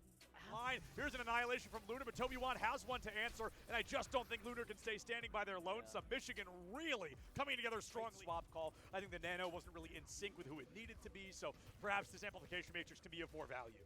Yeah, absolutely. And honestly, and here's the overclock. Speaking of the railguns, I love Michigan's I love Michigan's intelligence on that, though. She overclocked, and they were like, dude, just back up. Like, literally just get out of the way. Now, unfortunately, Mac was able to chase, was able to get a couple of eliminations there. Going to be able to turn it into a three-piece, though. Another annihilation later. Nobody there to heal Toby when they needed it, and it is going to make that a disaster for Michigan. The good news is you lost. Now they figured it out, can deny this. However, here are the big ult points.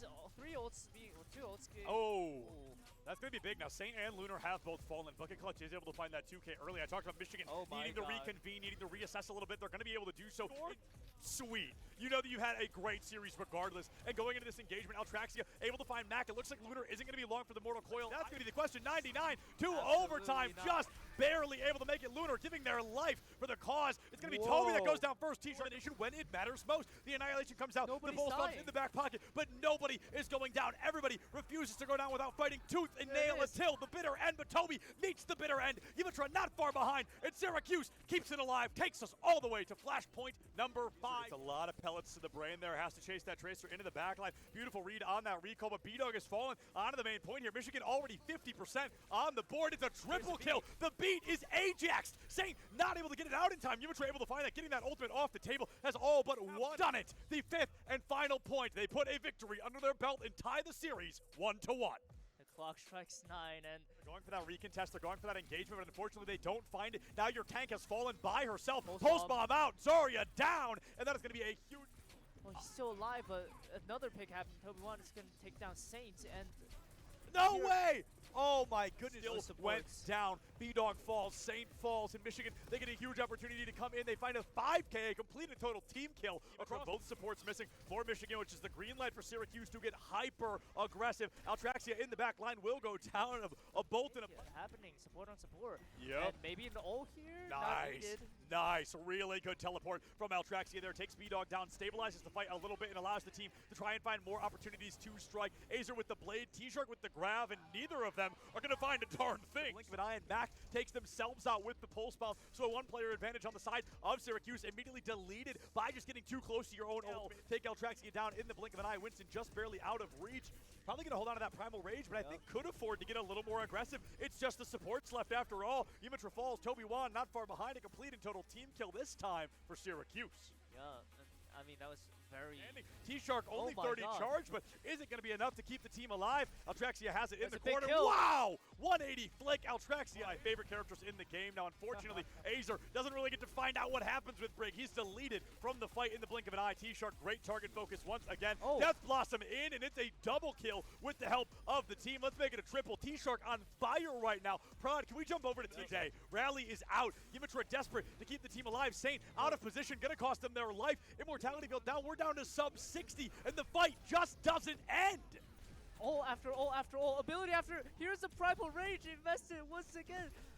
Nothing. True. Very. Also, Zarya bubbles? Yeah.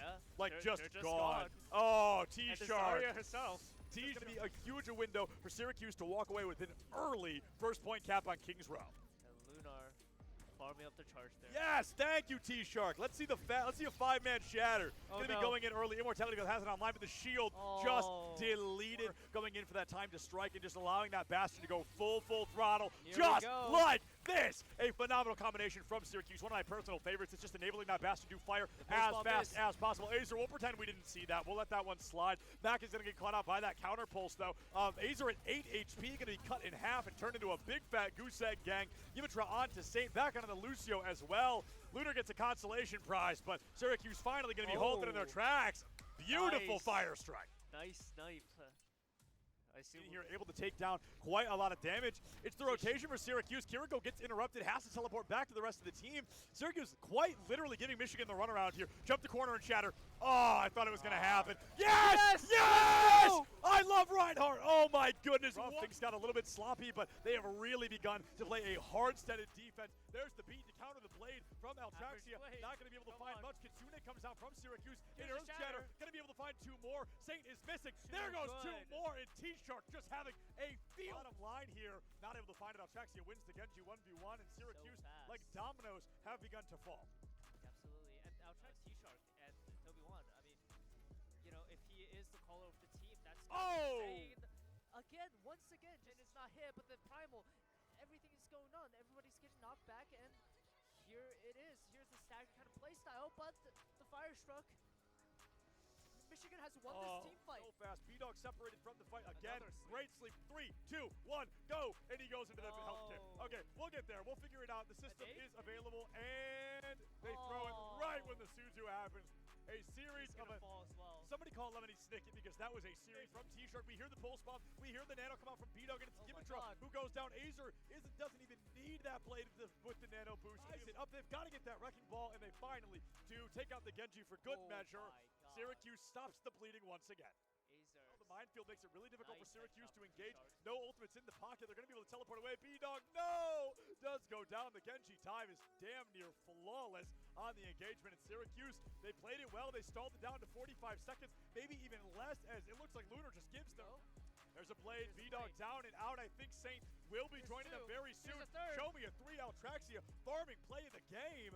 A beautiful show up here, and it looks like Michigan is going to be able to find a lot of damage early. Lunar is going to be taken out, and Michigan, they keep the cart moving. Player on the battlefield. Now, if Toby goes down here, that could be a disaster, but the healing does come through. They know the Zarya is low. They know that's her last bubble. They just need to focus her a little bit more. The healing is insane, but Toby finally goes down. Altraxia going to be joining them in the Shadow Realm, and Syracuse, they want this win bad. Decide to run. Has to use that event tricks to get back to the team. Going to be able to find a lot of damage. Nano boost coming out here. I assume the ultimate is going to be with it. T-Shark is gone. The cart is moving. It's going to be a huge ultimate from the side of Syracuse. That nano boost alone. Diva out of mech. Get 3 butts on that cart. You need to get that soda pop. And going into this circumstance here, they're going to try to find it if they can. Look for that bubble. Look for the Zarya.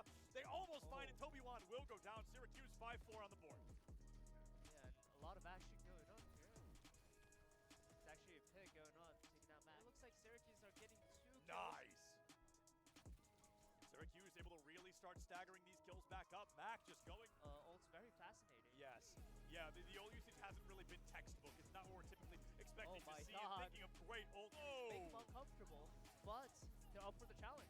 Yep, Bucket Clutch almost has it. Unfortunately, just not able to do so. The Kiri goes in, keeps the sword. Pokemon prodding game. The ball not able to do so much range. Shots are missing a little bit. Oh, the double. I don't know if Lunar's going to be alive much longer. No HP in the pocket. Will be falling, and Syracuse, unfortunately, not going to be able to hold that point much longer. But Altraxia gets 2 of their own. Azer able to make that pulse bomb stick in Michigan. Finally, back in the swing of things here at the Nittany Invitational. Yeah, but, you know, down to half HP, it's difficult to think that he can do anything at all. And honestly, yep, just toss it. Victory 2-0 here on Lijiang Tower. It's going to be up to Michigan. While they have that 5-4 advantage. Yeah, absolutely, and they're holding on to it well. However, yeah, the Caps are going to come through.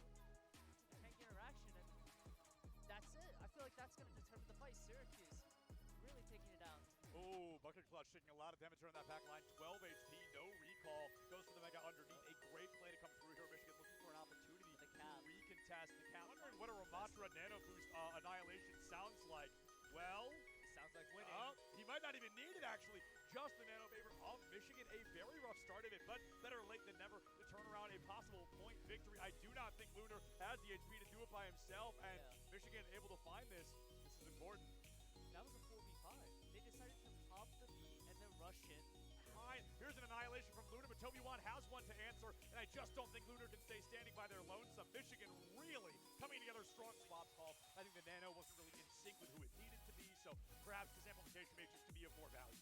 Yeah, absolutely. And honestly, and here's the overclock. Speaking of the railguns, I love Michigan's boatload. I love Michigan's intelligence on that. The Altraksia overclocked, and they were like, dude, just back up. Like, literally just get out of the way. Now, unfortunately, Mac was able to chase, was able to get a couple of eliminations there. Gonna be able to turn it into a 3-piece, though. Another annihilation later, nobody there to heal Toby, when they needed it, and it is going to make that a disaster for Michigan. The good news is you lost. Now they figured it out from 9 miss. However, here are the big ult points. 3 ults being 2 ults being. Oh. That's going to be big. Now, Saint and Lunar have both fallen. Bucket Clutch is able to find that 2K early. I talked about Michigan needing to reconvene, needing to reassess a little bit. They're going to be able to do so. Sweet.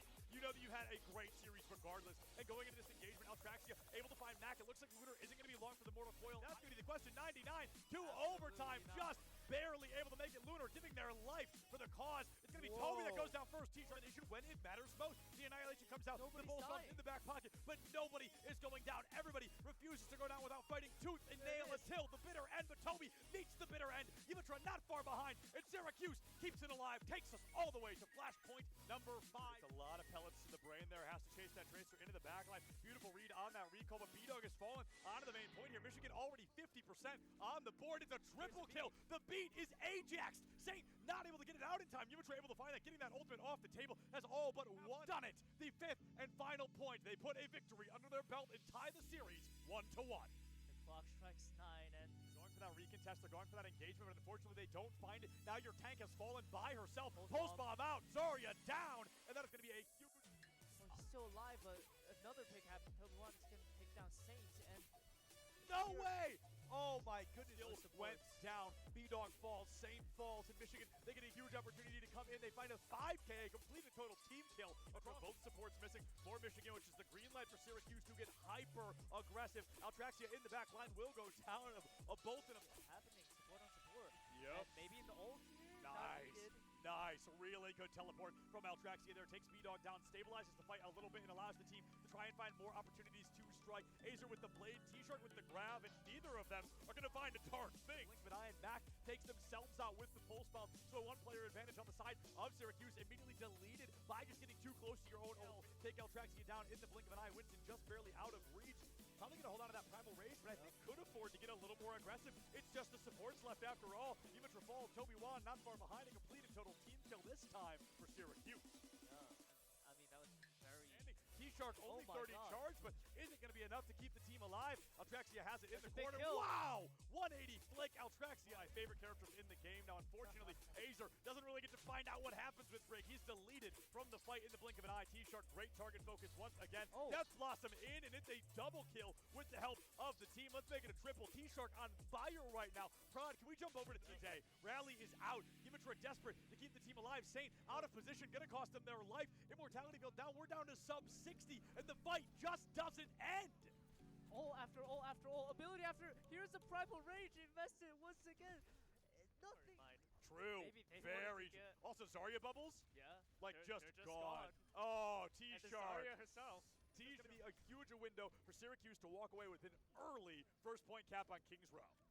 And Lunar farming up the charge there. Yes, thank you, T-Shark. Let's see a 5-man shatter. Gonna be going in early. Immortality has it online, but the shield just deleted. Going in for that time to strike and just allowing that bastard to go full throttle. Just like this. A phenomenal combination from Syracuse. One of my personal favorites is just enabling that bastard to fire as fast as possible. Azer, we'll pretend we didn't see that. We'll let that one slide. Mac is gonna get caught out by that counter pulse though. Azer at 8 HP, gonna be cut in half and turned into a big fat goose egg gang. Yimitra on to Saint, back onto the Lucio as well. Lunar gets a consolation prize, but Syracuse finally going to be holding in their tracks. Beautiful fire strike. Nice knife. Here able to take down quite a lot of damage. It's the rotation for Syracuse. Kiriko gets interrupted, has to teleport back to the rest of the team. Syracuse quite literally giving Michigan the runaround here. Jump the corner and shatter. Oh, I thought it was going to happen. Yes! Yes! No! I love Reinhardt. Oh my goodness. Things got a little bit sloppy, but they have really begun to play a hard-steaded defense. There's the beat to counter the blade from Alvernia. Not going to be able to find much. Kitsune comes out from Syracuse. In Earth Shatter. Going to be able to find 2 more. Saint is missing. There goes 2 more, and T-Shark just having a field. Bottom line here. Not able to find it. Alvernia wins the Genji 1v1, and Syracuse, like dominoes, have begun to fall. Absolutely. And Alvernia T-Shark and Toby1. I mean, you know, if he is the caller of the team, that's insane. Again, once again, Jin is not hit, but the Primal, everything is going on. Everybody's getting knocked back, and here it is. Here's the stack kind of playstyle, but the Fire Strike truck. Michigan has won this team fight. So fast. B-Dog separated from the fight again. Great sleep. 3, 2, 1, go! And he goes into the health kick. Okay, we'll get there. We'll figure it out. The system is available, and they throw it right when the Suzu happened. A series of somebody call Lemony Snicky because that was a series from T-Shirt. We hear the pulse bomb. We hear the nano come out from B-Dog, and it's Invitational who goes down. Azer doesn't even need that blade with the nano boost. Up, they've got to get that wrecking ball, and they finally do take out the Genji for good measure. Syracuse stops the bleeding once again. Minefield makes it really difficult for Syracuse to engage. No ultimates in the pocket. They're going to be able to teleport away. B-Dog, no! Does go down. The Genji time is damn near flawless on the engagement in Syracuse. They played it well. They stalled down to 45 seconds, maybe even less, as it looks like Lunar just gives them. There's a blade. B-Dog down and out. I think Saint will be joining them very soon. Show me a 3 Altraxia farming play of the game. A beautiful show up here, and it looks like Michigan is going to be able to find a lot of damage early. Lunar is going to be taken out, and Michigan, they keep the cart moving. Player on the battlefield. Now, if Toby goes down here, that could be a disaster, but the healing does come through. They know the Zarya is low. They know that's her last bubble. They just need to focus her a little bit more. The healing is insane, but Toby finally goes down. Altraxia going to be joining them in the Shadow Realm, and Syracuse, they want this win bad. Decide to run. Has to use that Penn to get back to the team. Going to be able to find a lot of damage. Nano boost coming out here. I assume the ultimate is going to be with it. T-Shark is gone. The cart is moving. It's going to be a huge ultimate from the side of Syracuse. That nano boost alone. Diva out of mech. Get 3 butts on that cart. You need to get that soda pop. And going into this circumstance here, they're going to try to find it if they can. Look for that bubble. Look for the Zarya. They almost find it. Toby Wan will go down. Syracuse 5-4 on the board. Yeah, a lot of action going on here. It's actually a pick going on. It looks like Syracuse are getting 2 kills. Nice. Syracuse able to really start staggering these kills back up. Mac just going. Ult's very fascinating. Yes. Yeah, the ult usage hasn't really been textbook. It's not what we're typically expecting to see. God. And thinking of great ult. Make them uncomfortable, but they're up for the challenge. Yep, Bucket Clutch almost has it. Unfortunately, just not able to do so. The Kiri goes in, keeps the zone. Pokemon prodding game. The ball not able to do so much range. Shots are missing a little bit. Oh, the double. I don't know if Lunar's going to be alive much longer. No HP in the pocket. Will be falling, and Syracuse, unfortunately, not going to be able to hold that point much longer. But Altraxia gets 2 of their own. Azer able to make that pulse bomb stick in Michigan. Finally, back in the swing of things here at the Nittany Invitational. Yeah, but, you know, down to half HP, it's difficult to think that he can do anything at all. And honestly, yep, just toss it. Victory 2-0 here on Lijiang Tower. It's going to be up to Michigan. They have that 5-4 advantage. Yeah, absolutely, and they're holding on to it well. However, yeah, the cap's going to come through. Tank interaction, and that's it. I feel like that's going to determine the fight. Syracuse really taking it down. Oh, Bucket Clutch taking a lot of damage around that back line. 12 HP, no recall. Goes for the Mega underneath. A great play to come through here. Michigan looking for an opportunity to recontest the cap. Wondering what a Ramatra Nano Boost Annihilation sounds like. Well, it sounds like winning. He might not even need it, actually. Just the Nano favor of Michigan. A very rough start of it, but better late than never to turn around a possible point victory. I do not think Lunar has the HP to do it by himself, and Michigan able to find this. This is important. That was a 4v5. They decided to pop the beat and then rush in. Fine. Here's an annihilation from Lunar, but Toby Wan has one to answer, and I just don't think Lunar can stay standing by their lonesome. Michigan really coming together strongly. Swap call. I think the Nano wasn't really in sync with who it needed to be, so perhaps this amplification matrix can be of more value. Yeah, absolutely. And honestly, and here's the overclock. Speaking of the railguns, I love Michigan's boatload. I love Michigan's intelligence on that. Though she overclocked, and they were like, "Dude, just back up! Like literally, just get out of the way." Now, unfortunately, Mac was able to chase, was able to get a couple of eliminations there. Going to be able to turn it into a 3-piece though. Another annihilation later. Nobody there to heal Toby when they needed it, and it is going to make that a disaster for Michigan. The good news is you lost. Now they figured it out, denying this. However, here are the big ult points. 3 ults, 2 ults. That's going to be big. Now, Saint and Lunar has both fallen. Bucket Clutch is able to find that 2K early. I talked about Michigan needing to reconvene, needing to reassess a little bit. They're going to be able to do so. Sweet. You know that you had a great series regardless. And going into this engagement, Altraxia able to find Mac. It looks like Lunar isn't going to be long for the Mortal Coil. That's going to be the question. 99 to overtime. Just barely able to make it. Lunar giving their life for the cause. It's going to be Toby that goes down first. first T-shirt nation when it matters most. The Annihilation comes out, Nobody's the Pulse Bomb's dying. in the back pocket, but nobody is going down. Everybody refuses to go down without fighting tooth and nail until the bitter end, but Toby meets the bitter end. Yimitra not far behind, and Syracuse keeps it alive, takes us all the way to flashpoint number 5. There's a lot of pellets to the brain there, has to chase that Tracer into the backline. Beautiful read on that recall, but B-Dog has fallen onto the main point here. Michigan already 50% on the board. It's a triple kill. The beat is Ajaxed. Saint not able to get it out in time. Yimitra able to find that. Getting that ultimate off the table has all but one done it. The 5th and final point. They put a victory under their belt and tie the series 1-1. Clock strikes 9 and going for that recontest, they're going for that engagement, but unfortunately they don't find it. Now your tank has fallen by herself. Pulse bomb out, Zarya down, and that is going to be a huge... oh, he's still alive, but another pick happened. Toby1 is going to take down Saint, and... no way! Oh my goodness, Still still went down. B-Dog falls, Saint falls, and Michigan, they get a huge opportunity to come in. They find a 5K, a completed total team kill across both supports missing for Michigan, which is the green light for Syracuse to get hyper aggressive. Altraxia in the back line will go down, a bolt and a... happening, support on support. Yep. And maybe an ult here? Nice. Nice, really good teleport from Altraxia there. Takes B-Dog down, stabilizes the fight a little bit, and allows the team to try and find more opportunities to strike. Azer with the blade, T-Shark with the grab, and neither of them are going to find a darn thing. Blink of an eye, and Mac takes themselves out with the pulse bomb, so a one-player advantage on the side of Syracuse, immediately deleted by just getting too close to your own ultimate. Take Altraxia down in the blink of an eye. Winston just barely out of reach. Probably going to hold on to that Primal Rage, but I think could afford to get a little more aggressive. It's just the supports left after all. Yimitra falls, Toby1 not far behind, a completed total team kill this time for Syracuse. Yeah, I mean, that was very... T-Shark only 30 charge, but isn't going to be enough to keep the team alive. Altraxia has it in the corner. Wow! 180 flick. Altraxia, my favorite characters in the game. Now, unfortunately, Azer doesn't really get to find out what happens with Break. He's deleted from the fight in the blink of an eye. T-Shark, great target focus once again. Death Blossom in, and it's a double kill with the help of the team. Let's make it a triple. T-Shark on fire right now. Prod, can we jump over to TJ? Rally is out. Yimitra desperate to keep the team alive. Saint out of position, going to cost them their life. Immortality goes down. We're down to sub 60, and the fight just doesn't end.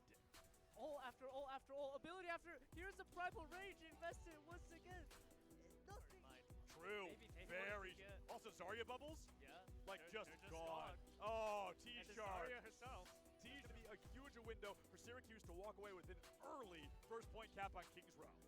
Lunar farming up the charge there. Yes, thank you, T-Shark. Let's see a 5-man shatter. Gonna be going in early. Immortality has it online, but the shield just deleted. Going in for that time to strike and just allowing that Bastion to go full throttle. Just like this. A phenomenal combination from Syracuse. One of my personal favorites. It's just enabling that Bastion to do fire as fast as possible. Azer, we'll pretend we didn't see that. We'll let that one slide. Mac is gonna get caught out by that counter pulse though. Azer at 8 HP, gonna be cut in half and turned into a big fat goose egg gang. Yimitra on to Saint, back onto the Lucio as well. Lunar gets a consolation prize, but Syracuse finally gonna be halted in their tracks. Beautiful fire strike. Nice. Here, able to take down quite a lot of damage. It's the rotation for Syracuse. Kiriko gets interrupted, has to teleport back to the rest of the team. Syracuse quite literally giving Michigan the runaround here. Jump the corner and shatter. Oh, I thought it was going to happen. Yes! I love Reinhardt. Oh my goodness. Things got a little bit sloppy, but they have really begun to play a hard-setted defense. There's the beat to counter the blade from Altraxia. Not going to be able to find much. Kitsune comes out from Syracuse. In Earth Shatter, going to be able to find 2 more. Saint is missing. There goes 2 more, and T-Shark just having a field. Bottom line here, not able to find it. Altraxia wins the Genji 1v1, and Syracuse, like dominoes, have begun to fall. Absolutely, and Altraxia, T-Shark, and Toby1. I mean, you know, if he is the caller of the team, that's insane. Again, once again, Jin is not hit, but the Primal, everything is going on. Everybody's getting knocked back, and here it is. Here's the staggered kind of playstyle, but the fire struck. Michigan has won this team fight. So fast. B-Dog separated from the fight again. Great sleep. 3, 2, 1, go! And he goes into the health tip. Okay, we'll get there. We'll figure it out. The system is available, and they throw it right when the Suzu happens. A series of somebody call Lemony Snicket because that was a series from T-Shark. We hear the pulse bomb. We hear the nano come out from B-Dog, and it's Yimitra who goes down. Azer doesn't even need that blade with the nano boost. Nice. Up. They've got to get that wrecking ball, and they finally do take out the Genji for good measure. Syracuse stops the bleeding once again. Azer The minefield makes it really difficult for Syracuse to engage. Sharp. No ultimates in the pocket. They're going to be able to teleport away. B-Dog, no! Does go down. The Genji time is damn near flawless on the engagement in Syracuse. They played it well. They stalled it down to 45 seconds, maybe even less, as it looks like Lunar just gives them. There's a blade. B-Dog down and out. I think Saint will be joining them very soon. Show me a 3 Altraxia farming play of the game. A beautiful show up here, and it looks like Michigan is going to be able to find a lot of damage early. Lunar is going to be taken out, and Michigan, they keep the cart moving. Player on the battlefield. Now, if Toby goes down here, that could be a disaster. The healing does come through. They know the Zarya is low. They know that's her last bubble. They just need to focus her a little bit more. The healing is insane, but Toby finally goes down. Altraxia going to be joining them in the Shadow Realm. And Syracuse, they want this win bad. Decide to run. Has to use that event tricks to get back to the team. Going to be able to find a lot of damage. Nano boost coming out here. I assume the ultimate is going to be with it. T-Shark is gone. The cart is moving. It's going to be a huge ultimate from the side of Syracuse. That nano boost alone. Diva out of mech. Get 3 butts on that cart. You need to get that soda pop. And going into this circumstance here, they're going to try to find it if they can. Look for that bubble. Look for the Zarya. They almost find it. Toby Wan will go down. Syracuse 5-4 on the board. Yeah, a lot of action going on here. It's actually a pick going on, picking out Mac. It looks like Syracuse are getting too nice. Syracuse able to really start staggering these kills back up. Mac just going. Ult's very fascinating. Yes. Yeah, the ult usage hasn't really been textbook. It's not what we're typically expecting to see. Thinking of great ult. Make them uncomfortable, but they're up for the challenge. Yup, Bucket Clutch almost has it. Unfortunately, just not able to do so. The Kiri goes in, keeps the zone. Poking and prodding game. The ball not able to do so much range. The double! I don't know if Luna's going to be alive much longer. No HP in the pocket. Will be falling, and Syracuse, unfortunately, not going to be able to hold that point much longer. But Altraxia gets 2 of their own. A's are able to make that pulse bomb stick in Michigan. Finally, back in the swing of things here at the Nittany Invitational. Yeah, but, you know, down to half HP, it's difficult to think that he can do anything at all. And honestly, yep, just toss not it. much. Victory 2-0 here on Lijiang Tower. It's going to be up to Michigan. While they have that 5-4 advantage. Yeah, absolutely, and they're holding on to it well. However, yeah, the cap is going to come through. Tank interaction, and that's it. I feel like that's going to determine the fight. Syracuse really taking it down. Oh, Bucket Clutch taking a lot of damage on that back line. 12 HP, no recall. Goes for the Mega underneath. A great play to come through here. Michigan looking for an opportunity to recontest the cap. Wondering what a Ramatra Nano Boost Annihilation sounds like. Well, sounds like winning. He might not even need it, actually. Just the Nano Favor of Michigan. A very rough start of it, but better late than never to turn around a possible point victory. I do not think Lunar has the HP to do it by himself, and Michigan able to find this. This is important. That was a 4v5. They decided to pop the beat and then rush it. Fine. Here's an annihilation from Lunar, but Toby Wan has one to answer, and I just don't think Lunar can stay standing by their lonesome. Michigan really coming together strong swap call. I think the Nano wasn't really in sync with who it needed to be, so perhaps this amplification matrix can be of more value. Yeah, absolutely. And honestly, and here's the overclock. Speaking of the railguns, I love Michigan's boatload. I love Michigan's intelligence on that, though, that she overclocked, and they were like, dude, just back up. Like, literally just get out of the way. Now, unfortunately, Mac was able to chase, was able to get a couple of eliminations there. Going to be able to turn it into a 3-piece, though. Another annihilation later. Nobody there to heal Toby when they needed it, and it is going to make that a disaster for Michigan. The good news is you lost. Now, they figured it out, denying this. However, here are the big ult points. 3 ults. Oh. That's going to be big. Now, Saint and Lunar have both fallen. Bucket Clutch is able to find that 2K early. I talked about Michigan needing to reconvene, needing to reassess a little bit. They're going to be able to do so. Sweet. You know that you had a great series regardless. And going into this engagement, Altraxia able to find Mac. It looks like Lunar isn't going to be long for the Mortal Coil. That's going to be the question. 99 to overtime. Just barely able to make it. Lunar giving their life for the cause. It's going to be Toby that goes down first. T-shirt issue when it matters most. The annihilation comes out. The bull comes in the back pocket, but nobody is going down. Everybody refuses to go down without fighting tooth and nail until the bitter end. But Toby meets the bitter end. Yimitra not far behind, and Syracuse keeps it alive. Takes us all the way to flashpoint number 5. A lot of pellets to the brain there. Has to chase that Tracer into the backline. Beautiful read on that recall, but B-Dog has fallen onto the main point here. Michigan already 50% on the board. It's a triple kill. The beat is Ajaxed. Saint not able to get it out in time. Yimitra able to find that. Getting that ultimate off the table has all but done it. The 5th and final point. They put a victory under their belt and tie the series 1-1. Clock strikes 9 and going for that recontest. They're going for that engagement, but unfortunately they don't find it. Now your tank has fallen by herself. Pulse bomb out. Zarya down, and that is going to be a huge. Well, he's still alive, but another pick happened. Toby Wan is going to take down Saint, and No way! Oh my goodness, went down. B-Dog falls, Saint falls, and Michigan, they get a huge opportunity to come in. They find a 5K, complete a total team kill across both supports missing. For Michigan, which is the green light for Syracuse to get hyper aggressive. Altraxia in the back line will go down. A bolt and a... Happening 1-on-4. Yep. And maybe in the ult here? Nice. Nice. Really good teleport from Altraxia there. Takes B-Dog down, stabilizes the fight a little bit, and allows the team to try and find more opportunities to strike. Azer with the blade, T-Shirt with the grab, and neither of them are going to find a darn thing. Blink of an eye, and Mac takes themselves out with the pulse bomb. So a one-player advantage on the side of Syracuse, immediately deleted by just getting too close to your own ult. Take Altraxia down in the blink of an eye. Winston just barely out of reach. Probably going to hold on to that Primal Rage, but I think could afford to get a little more aggressive. It's just the supports left after all. Dimitra falls, Toby Wan not far behind, a completed total team kill this time for Syracuse. Yeah, I mean, that was very...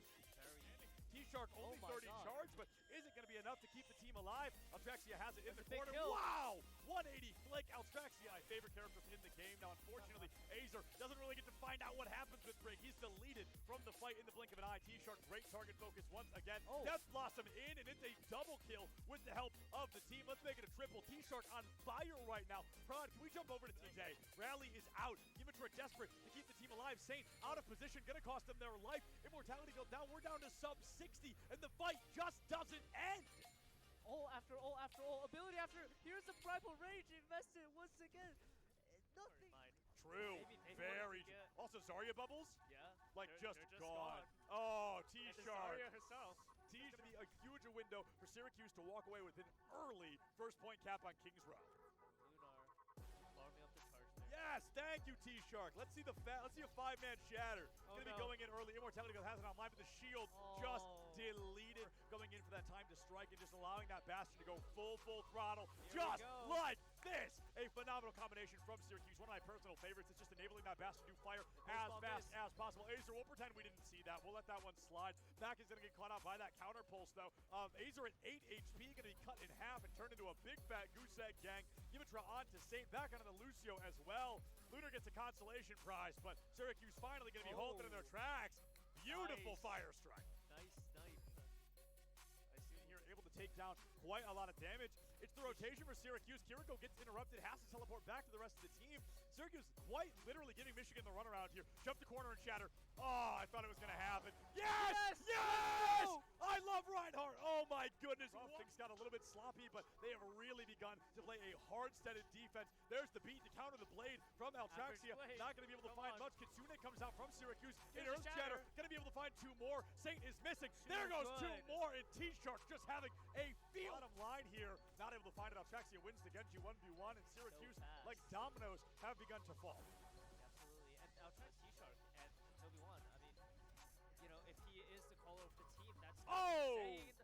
Again, once again, Jin is not hit, but the Primal, everything is going on. Everybody's getting knocked back, and here it is. Here's the stagger kind of playstyle, but the fire struck. Michigan has won this team fight. So fast. B-Dog separated from the fight again. Great sleep. 3, 2, 1, go! And he goes into the health kick.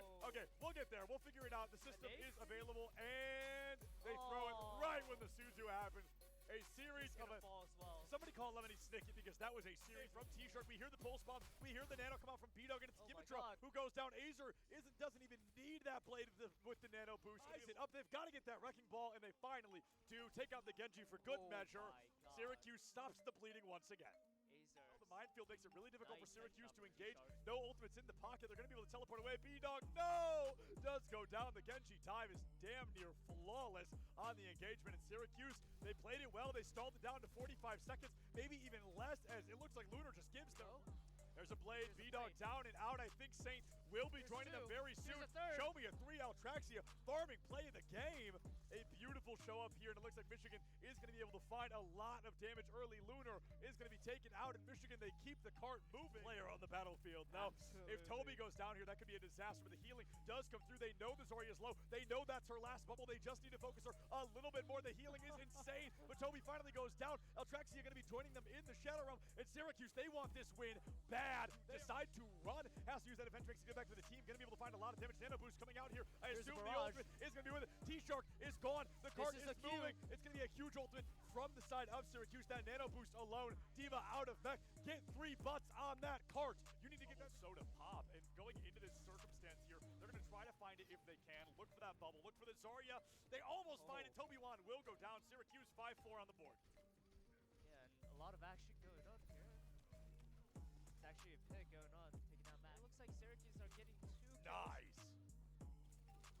Syracuse able to really start staggering these kills back up. Mac just going. Ult's very fascinating. Yes. Yeah, the ult usage hasn't really been textbook. It's not what we're typically expecting to see. God. And thinking of great ult. Make them uncomfortable, but they're up for the challenge. Yep, Bucket Clutch almost has it. Unfortunately, just not able to do so. The Kiri goes in, keeps the zone. Pokemon prodding game. The ball not able to do so much range. Shots are missing a little bit. Oh, the double. I don't know if Lunar's going to be alive much longer. No HP in the pocket. Will be falling, and Syracuse, unfortunately, not going to be able to hold that point much longer. But Altraxia gets 2 of their own. Azer able to make that pulse bomb stick in Michigan. Finally, back in the swing of things here at the Nittany Invitational. Yeah, but, you know, down to half HP, it's difficult to think that he can do anything at all. And honestly, yep, just toss it. Victory 2-0 here on Lijiang Tower. It's going to be a while they have that 5-4 advantage. Yeah, absolutely, and they're holding on to it well. However, yeah, the cap is going to come through. A tank interaction, and that's it. I feel like that's going to determine the fight. Syracuse really taking it down. Oh, Bucket Clutch taking a lot of damage on that back line. 12 HP, no recall. Goes for the Mega underneath. Yep. A great play to come through here. Michigan looking for an opportunity to recontest the cap. Wondering what a Ramatra Nano Boost Annihilation sounds like. Well, sounds like winning. He might not even need it, actually. Just the Nano favor of Michigan. A very rough start of it, but better late than never to turn around a possible point victory. I do not think Lunar has the HP to do it by himself, and Michigan able to find this. This is important. That was a 4v5. They decided to pop the beat and then rush in. Fine. Here's an annihilation from Lunar, but Toby1 has one to answer, and I just don't think Lunar can stay standing by their lonesome. Michigan really coming together strong. Swap call. I think the Nano wasn't really in sync with who it needed to be, so perhaps this amplification matrix can be of more value. Yeah, absolutely. And honestly, and here's the overclock. Speaking of the railguns, I love Michigan's boatload. I love Michigan's intelligence on that. Though she overclocked, and they were like, "Dude, just back up! Like literally, just get out of the way." Now, unfortunately, Mac was able to chase, was able to get a couple of eliminations there. Going to be able to turn it into a 3-piece though. Another annihilation later. Nobody there to heal Toby when they needed it, and it is going to make that a disaster for Michigan. The good news is you lost. Now they figured it out, can deny this. However, here are the big ult points. 3 ults, 2 ults. Oh. That's going to be big. Now, Saint and Lunar have both fallen. Bucket Clutch is able to find that 2K early. I talked about Michigan needing to reconvene, needing to reassess a little bit. They're going to be able to do so. Sweet. You know that you had a great series regardless. And going into this engagement, Altraxia able to find Mac. It looks like Lunar isn't going to be long for the Mortal Coil. That's going to be the question. 99 to overtime. Just barely able to make it. Lunar giving their life for the cause. It's going to be Toby that goes down first. T-shirt nation when it matters most. The annihilation comes out. The Bull Stomp's in the back pocket, but nobody is going down. Everybody refuses to go down without fighting tooth and nail until the bitter end, but Toby beats the bitter end. Yimitra not far behind, and Syracuse keeps it alive, takes us all the way to flashpoint number 5. A lot of pellets to the brain there, has to chase that Tracer into the backline. Beautiful read on that recall, but B-Dog has fallen onto the main point here. Michigan already 50% on the board. It's a triple kill. The beat is Ajaxed. Saint not able to get it out in time. Yimitra able to find that, getting that ultimate off the table has all but done it. The 5th and final point. They put a victory under their belt and tie the series 1-1. Clock strikes 9, and going for that recontest, they're going for that engagement, but unfortunately they don't find it. Now your tank has fallen by herself. Pulse bomb out, Zarya down, and that is going to be a huge... Well, he's still alive, but another pick happened. Toby1 is going to take down Saint, and... No way! Oh my goodness, still went down. B-Dog falls, Saint falls. In Michigan, they get a huge opportunity to come in. They find a 5K, a complete and total team kill across both supports missing for Michigan, which is the green light for Syracuse to get hyper-aggressive. Altraxia in the back line will go down a bolt and a... What's happening? Support on support. Yep. And maybe an ult here? Nice. Nice. Really good teleport from Altraxia there. Takes B-Dog down, stabilizes the fight a little bit, and allows the team to try and find more opportunities to strike. Azer with the blade, T-Shark with the grab, and neither of them are going to find a darn thing. Blink of an eye, and Mac takes themselves out with the pulse bomb. So a one-player advantage on the side of Syracuse, immediately deleted by just getting too close to your own ult. Take Altraxia down in the blink of an eye. Winston just barely out of reach. Probably going to hold on to that Primal Rage, but I think could afford to get a little more aggressive. It's just the supports left after all. Yimitra falls, Toby1 not far behind, a complete and total team kill this time for Syracuse. Yeah, I mean, that was very... T-Shark only 30 charge, but is it going to be enough to keep the team alive? Altraxia has it in the corner. Wow! 180 flick. Altraxia, my favorite characters in the game. Now, unfortunately, Azer doesn't really get to find out what happens with Brig. He's deleted from the fight in the blink of an eye. T-Shark, great target focus once again. Death Blossom in, and it's a double kill with the help of the team. Let's make it a triple. T-Shark on fire right now. Prod, can we jump over to TJ? Rally is out. Givetra desperate to keep the team alive. Saint out of position, gonna cost them their life. Immortality goes down. We're down to sub 60. Hello, everybody, and welcome back to the 2025 Nittany Invitational. I'm still Septilin, still joined by Kevin, and thank you so much for your patience. We got to take a break. The players got to eat. They got to warm up. We got to eat a little bit, and we're finally going to go into this final series of the day. Now, it was absolutely worth the wait because the team that wins this qualifies for tomorrow, and I believe the final open slot. This is the fourth and final slot for tomorrow, and one of these teams is going to take it. It's going to be Alvernia, the number 3 seed, versus Syracuse, who I believe, yes, is the number 6 seed. Yep. And honestly, this is all or nothing, and it's really heartbreaking for a team like this that's come all the way. They're so familiar with each other now. Yeah. I mean, Syracuse went, 10 maps, and Alvernia went 9 maps. Yeah. And this is very well could be their 15th or 14th. It's late. It's late, man. It's dark outside. Yep. The sun went down hours ago at this point. We have been in here all day long. But Alvernia, they were so patient allowing Syracuse to get in, to eat, to get warmed up. We are very grateful for that. We're very grateful to have these teams here, and it is going to be heartbreaking to say goodbye to one of them. We're going to find out which one of those teams it is after America votes. No, I'm just kidding. It is going to be the best of 5 series we're going into in just a couple of minutes here. We're going to be seeing Syracuse versus Alvernia. We don't know them. Oh, just kidding. We do know the map. It is going to be Ilios. So for the very first time today, we are not seeing Kings Row. Now, I also know, Kevin, that Ilios is the first map these two played in their off-stream matchup. Yes. Okay. Well, that's running it back. Yeah, I guess. Listen, this is the running it back of running it backs. This Absolutely. is truly, you went all the way to Game 5. Like you said, Game 4 and 5 in the ones after that. Back into this one. Game 5, absolutely a possibility we could be seeing from these players. They're going to be getting ready. They're tired, I'm sure. I think both traveled in today. I don't think anybody got here last night. So these teams, they're going to be trying to get in to make this happen. And map number 1, I think, is going to be a telltale sign of how the rest of this series might go. Yeah, it's a battle of stamina. Yes. Whichever team has a war of stamina attrition. Right now. And we're going to see that Alvernia is actually going to ban Tracer. I haven't actually seen this ban. It's the first time. Yeah, so the Tracer obviously incredibly popular. However, hasn't gotten banned because pretty much every single team at this event. Okay, sorry. So again, as I was saying, the Tracer was played by every team. There is every a team player on every single team that enjoys the Tracer. So it's kind of just neutral ground. And Syracuse is going to ban the Junker Queen. This is going to be really interesting. Yeah, Syracuse banning Junker Queen here. We see the other side here is going to be that ban from Alvernia. They're going with that Tracer ban. The first Tracer ban we have seen so far today. We're going to see which one of these teams comes out large and in charge. It's going to be tough to say goodbye to somebody because Alvernia worked so hard to be here. They've been fighting tooth and nail. Syracuse, the very same. These teams coming in this final hurrah for one of them here this weekend at the Nittany Invitational 2025. Man. This is the first time I've actually seen Ilios in this event. I'm very excited. Ilios lends itself to kind of play a little bit differently from other control point maps. We're not seeing Lijiang Tower, which is a relief. Although people like that map, I like that map. I like how it looks aesthetically and visually. However, Lunar, nothing new. Actually, Syracuse back onto the Winston, kind of feeling it out. The Symmetra is almost certainly going to get swapped out once the doors open here. On both sides. But who are they going to swap to? Because it's not going to be Tracer. That's going to be very interesting. So let's see what they decide to go to as they go on this initial approach. We see Lunar getting the opportunity to go in early. Lucio still on the table. Optimal takes a lot of damage from Alvernia, but does stay standing. Set is actually going to stay on the Symmetra. I love it. This is such a good Symmetra stage. The Lighthouse lends itself so well to her play style, to her microwave setup. I think Set is really going to help this team set themselves up for success going into this Lighthouse. Syracuse almost got the first pick, but almost is never going to cut it. You got to find that damage early. However, Winston, a phenomenal Symmetra counter if played correctly. Let's see if Lunar's going to be able to make that happen. And honestly, if Azer is going to be a huge problem, Alvernia probably actually wants to lose this map first, so they can get that risk-free swap onto a hit-scan character, whether it be Cassidy or Soldier. However, actually, I missed it. The Diva is actually going to be their primary counter. They don't necessarily need a hit scan DPS.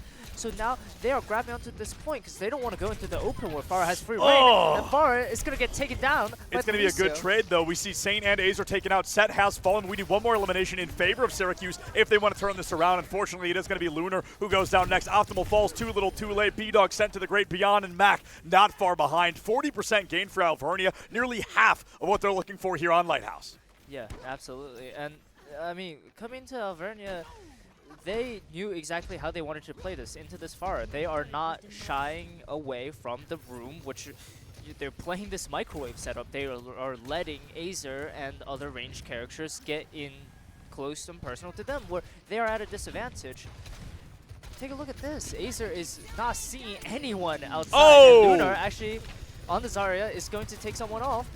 Lunar gets a great pick early, but gives their life for it. Unfortunately, it's a tank for a DPS, and it's the Kitsune rush on both sides. Toad is going to be able to fall out of line here. B-Dog goes down. Azer not far behind. In a great ultimate commitment from Syracuse, but unfortunately, Alvernia just read their book all the same. They take the team down. A great stagger onto Mac, and now only 25 seconds to recontest. Yeah, it's very difficult, and honestly, I mean, they're playing for overtime at this point. Lovely. Whoa! Oh my goodness, Optimal awake and ready. I mean, spent the entirety of that matchup just looking for headshot after headshot, warming up the entirety of that break, and it shows. Alvernia, a beautiful opening play here, 99% about to be on the board. Can Syracuse find even a lick of percentage here on Lighthouse? Lucio's booping each other back and forth. The Trace, very nice. Actually going to go through, and it's going to deny that last bit of touch. 100-0. I mean, this is probably the kind of signs that we're going to see, a little bit of like dominating sides from both teams just because of how tired and how used to each other they are, actually. So we're kind of getting ready for the second point, which kind of looks like... Which one is this? Is this Well? I cannot see that door. Yeah, yeah, that's Well. Okay. Ilios Well is going to be our second matchup here, so we're going to be seeing Syracuse come in with perhaps a bit of a change strategy. We might see a couple of swaps here or there, but we'll wait until those doors open to talk about exactly what we're going to be seeing. I think it was a great opening from Alvernia. Like I said, it lends itself super well to Symmetra. The other 2 points of Ilios, not as much. So is Set going to be able to find that same value? We're going to have to wait and see if that is what we're looking for, but I really do like Set sticking to the Symmetra. I think she's a very underrated character. Yeah, absolutely, and can be very easy to punish mistakes, which we know we're going to see a lot of due to this series.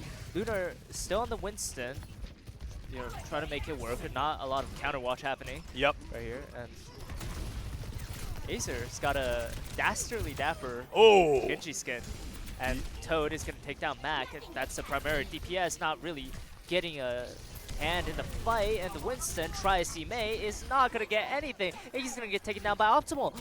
It's just Azer, and what can he do? Yeah, Azer able to find one, but a bit of a consolation prize. Goes for that tactical reset. Going to be able to help Syracuse get back into the fight. Now, the good news is that fight didn't take 40%. That's the good news, is that Syracuse is coming in with a little bit less of that percentage on the board. They're going to be able to recontest a little bit angrier, and I'm excited to see Lunar back on the Winston. I think it could bring a lot of value to the table. Maybe the Zarya or the Ramatra could be really valuable as well. Yeah, now that you're away from the microwave, you can chill a little bit more. Lunar on this Winston, on this dive character, his flexibility as a tank, his ability to adapt to different playstyles, I think is incredible. Optimal, actually a disruptor shot taking down Mac. He's not having a great time right now. Not at all. Set goes in, takes a lot of damage, but does get right back out. Now we've reached that 40% threshold that I mentioned just a moment ago, so Alvernia really stabilizing against Syracuse, keeping them out of the fight, keeping them out of the way and the fray. So it looks like this is going to be a difficult way to engage today. And I'd like to point out, you know, we saw that Tracer ban early on, and we've seen the Tracer kind of be a kind of a poking and prodding character where he's going in and, you know, dashing out or recalling out. Set was kind of just doing that with the Symmetra, kind of TPing and TPing out. And Optimal, again, having max number, but this time the trade is there. And honestly, it leans a little bit in favor of Syracuse if they can stay alive. I jinxed it, my fault perhaps. I know this is really going to be a tough circumstance for Syracuse because Azer, notoriously a Tracer player, has been playing Tracer for like 10 years. I'm not even kidding when I say that. So going in, I think it's going to be difficult to play the Genji, to bring it out a little bit earlier maybe than you wanted to, but it's going to be a better late than never scenario. The Blade might not even see the light of day as Azer is going to be put 6 feet under. 80% on the board for Alvernia. could be a 200-0 without a big turnaround. Yeah, I mean, back to that point about playing Genji playing Tracer for like 10 years. The game is like 11 years old. Yep. So long history with that. Surely sad to see that ban, but is attached gonna happen? Here's Lucio B. This is everything. Press Q, forever hold your peace. And the blade, this is an average blade. What a Oh my Suzu. God.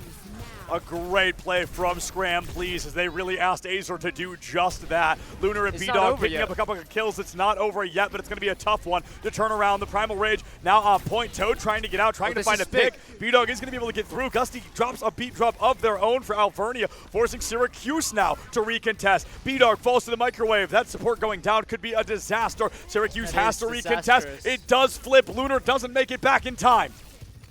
Oh my God, and here's the whole team is back.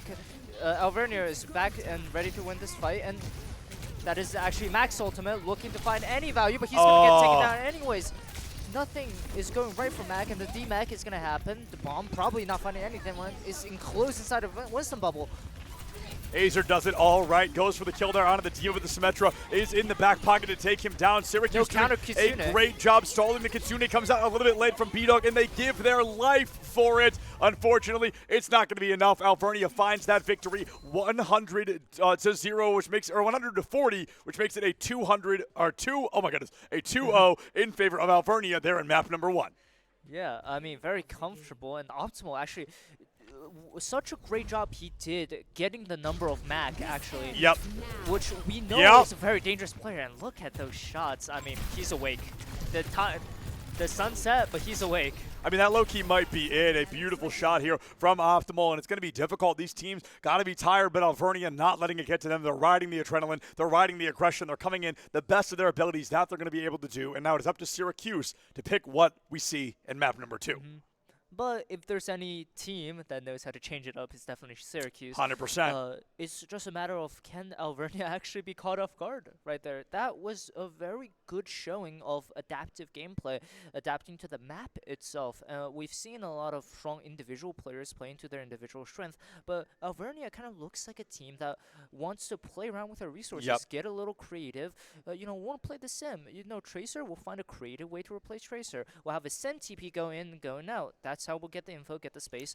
No problem. The bans won't affect us at all. The map won't affect us at all. And I will say Alvernia doing a really good job of playing a lot of self-sufficient characters. The Sim was okay because she could TP out. The Diva could fly away. The Lucio could speed boost away. The Kiri could teleport away. So it was really hard for Syracuse to focus one of those targets because the moment they did, that target would run and everyone would collapse on the people chasing that target. It was a very good kind of 2 steps ahead play style from Alvernia that lended really nicely to the level of play that Syracuse wanted to bring to the table. They wanted to get aggressive. They wanted to get hostile. They wanted to go in quick, and Alvernia really took advantage of that desperation to fight. Yeah, definitely. Especially when it was such a heavy dive comp. Yes. With the Genji, with the Winston, it just kind of looked like anytime the Winston kind of dived in, the target would live, and then the Diva would thrust her full in, running at the monkey and just gun him down. It's just nothing you can do at that point. Yeah, going in next, I wonder if we're going to be seeing Syracuse take us to probably a push map would be my guess. I don't have a lot of knowledge to kind of think that, but I do think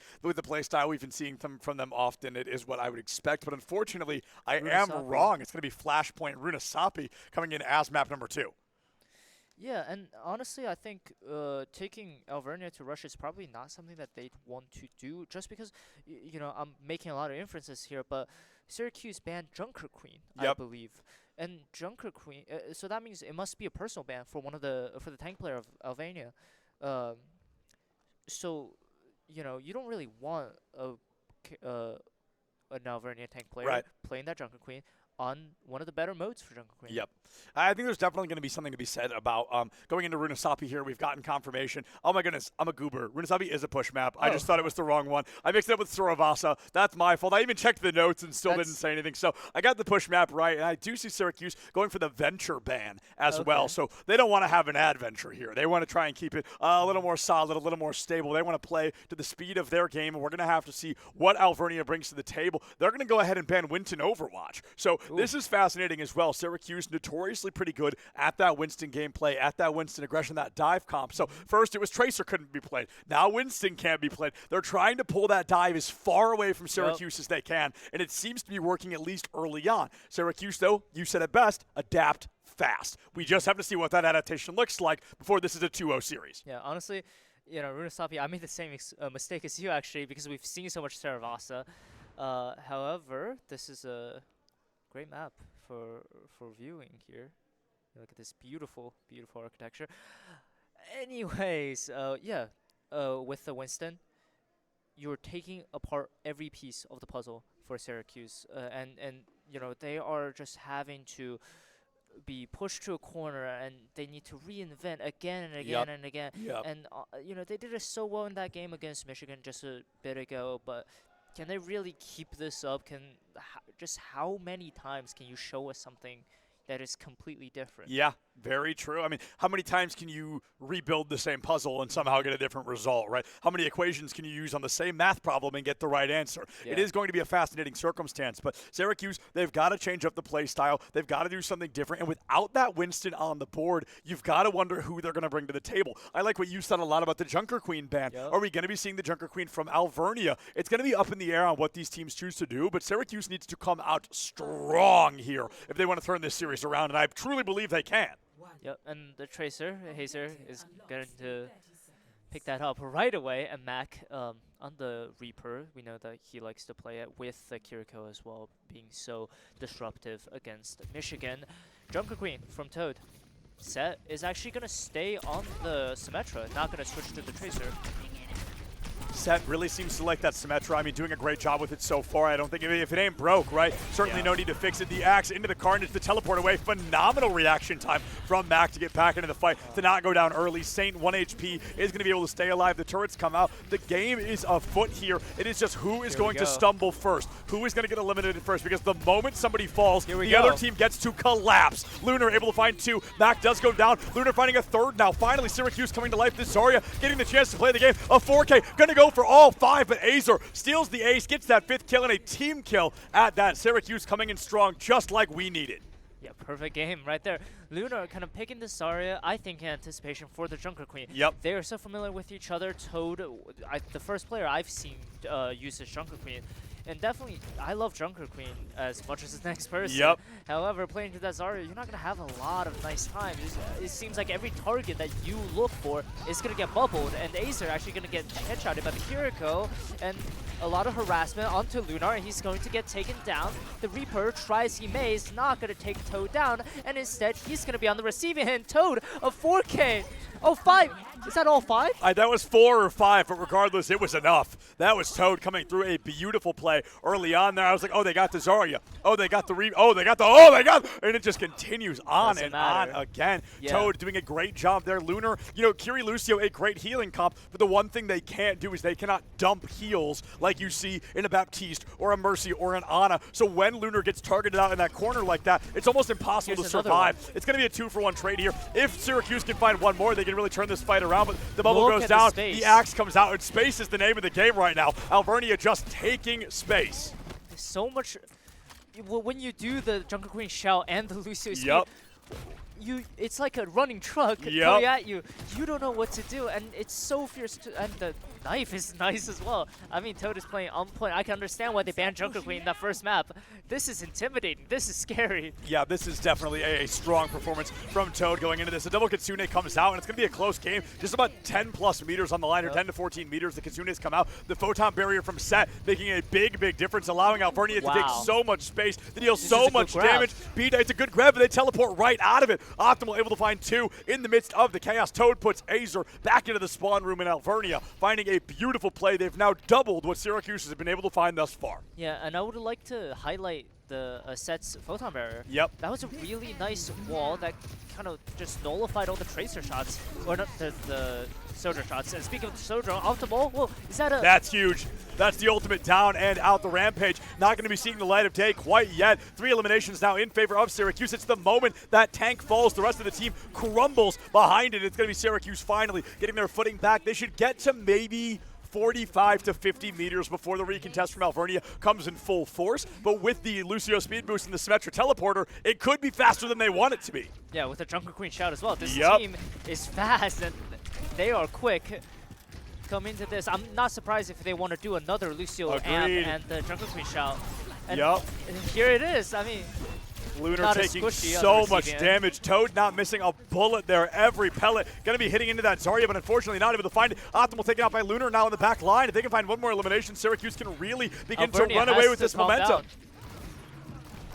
Alvernia has to Oh. back up here, and they're just keep Not pushing. anymore.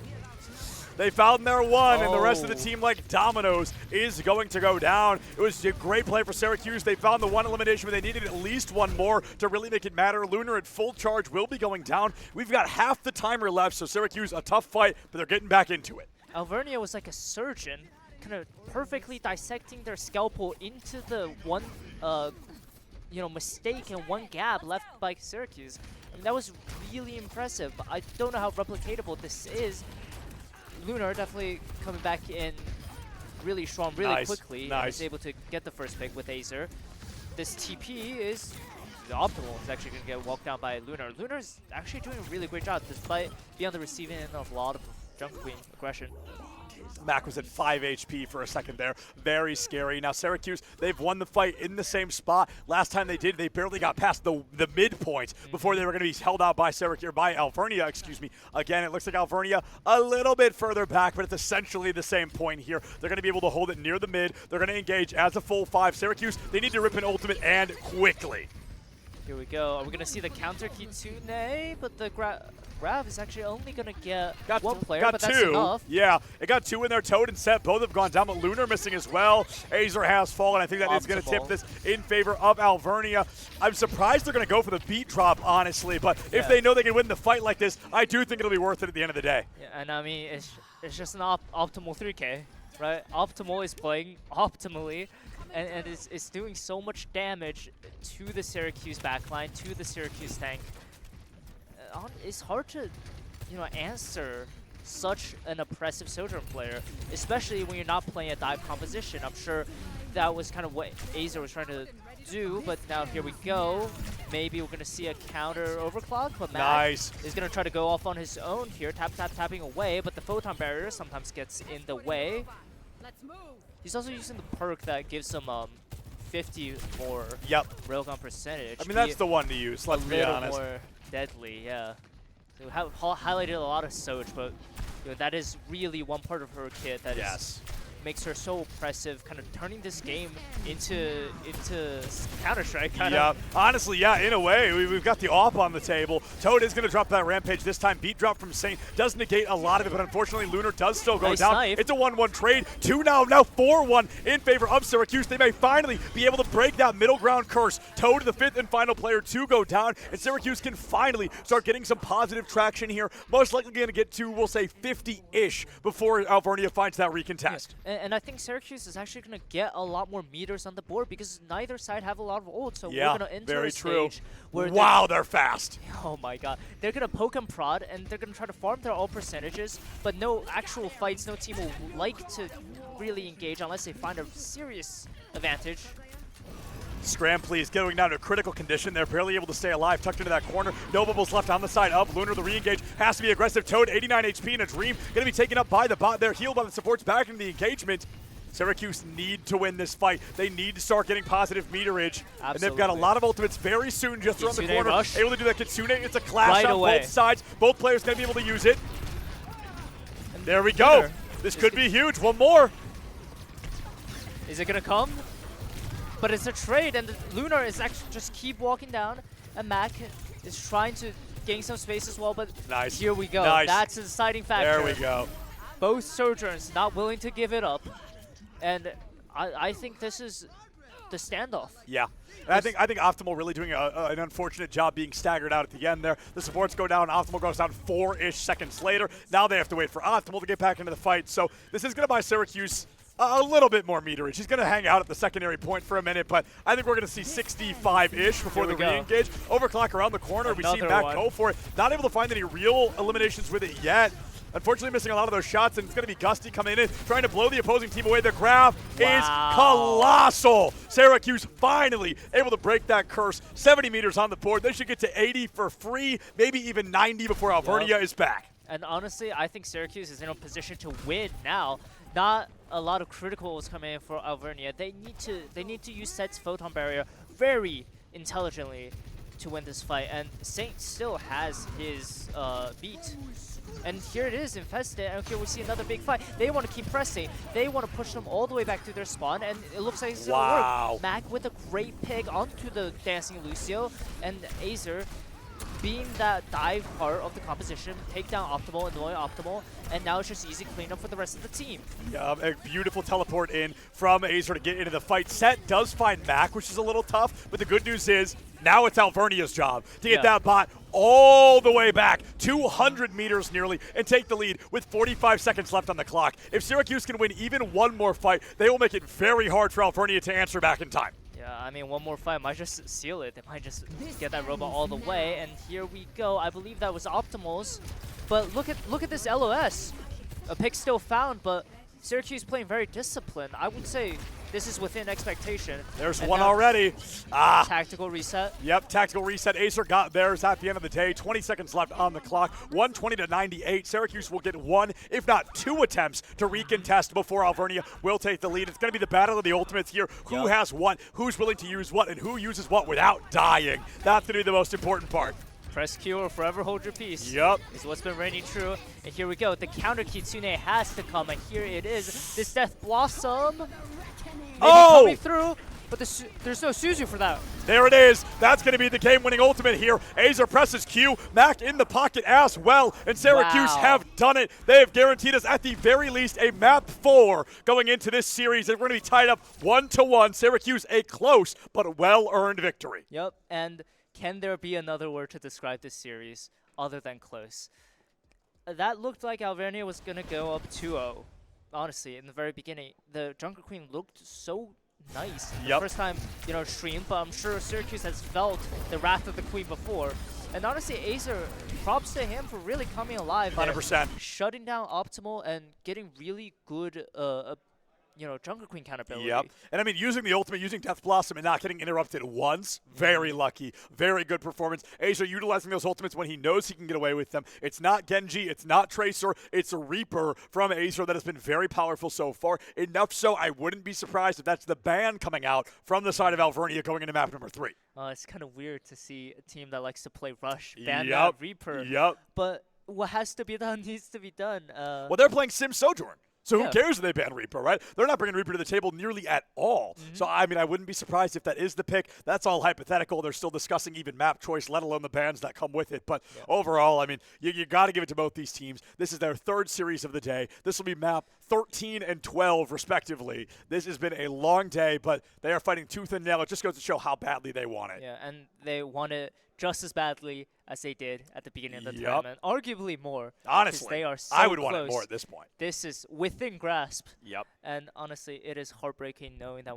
we have to say goodbye to one of these teams. However, Kings Row. We're going to be going to Kings Row. We're going to get a Zarya ban, and Syracuse is still going to be decided on there. Glad we're watching Kings Row again, but there's like a general. Where's T-Shark? Pattern. somebody call T-Shark. We're going back to Kings Row. I need my man in there. Get a sub in. Yeah, can we get a sub for T-Shark from Michigan? No, going in though, Kings Row. I'm not surprised to be seeing this. We've got the ban on the one side, Alvernia. They're going to go ahead and ban Zarya, which I think makes a lot of sense. They're going to want to play JQ here. Zarya's bubbles, they negate a lot of that JQ damage over time, those dots effects. So I think it makes sense to go for that ban. But I don't know. I don't know who Syracuse bans here. They can't ban Junker Queen, and that's going to be a big problem.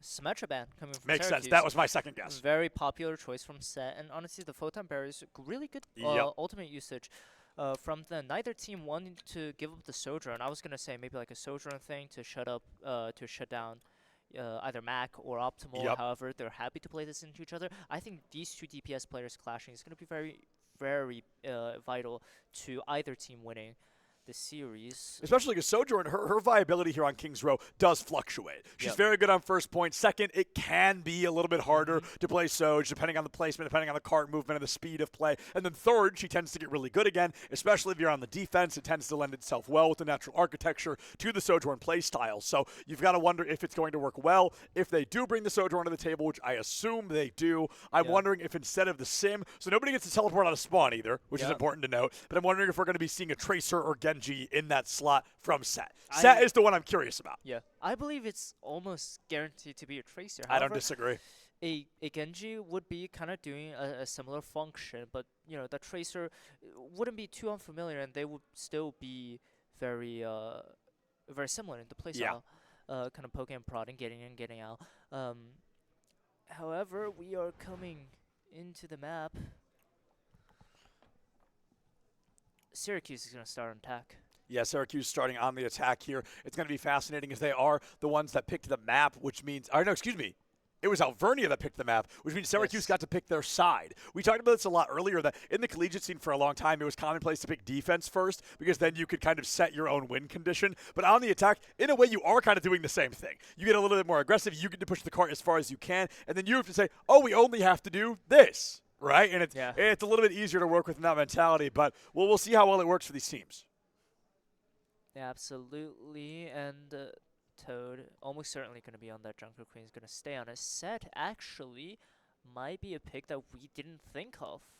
Maybe going with a Venture here. Well, that could explain why we saw the ban earlier. It's always hard to tell if they're going to be playing, especially with so much time left on the clock. I mean, they could walk back to spawn, swap, and still make it back to the point in time. So we're going to wait to see, especially on the side of Syracuse. They're on the offense. They could play anything. They could swap anytime. So we're going to wait to see what this looks like in just a moment here. But with the time ticking down, Alvernia, I'll say one thing about their team comp, that is scrappy. Scrappy's the word to use for it. Yeah, they want to get in there.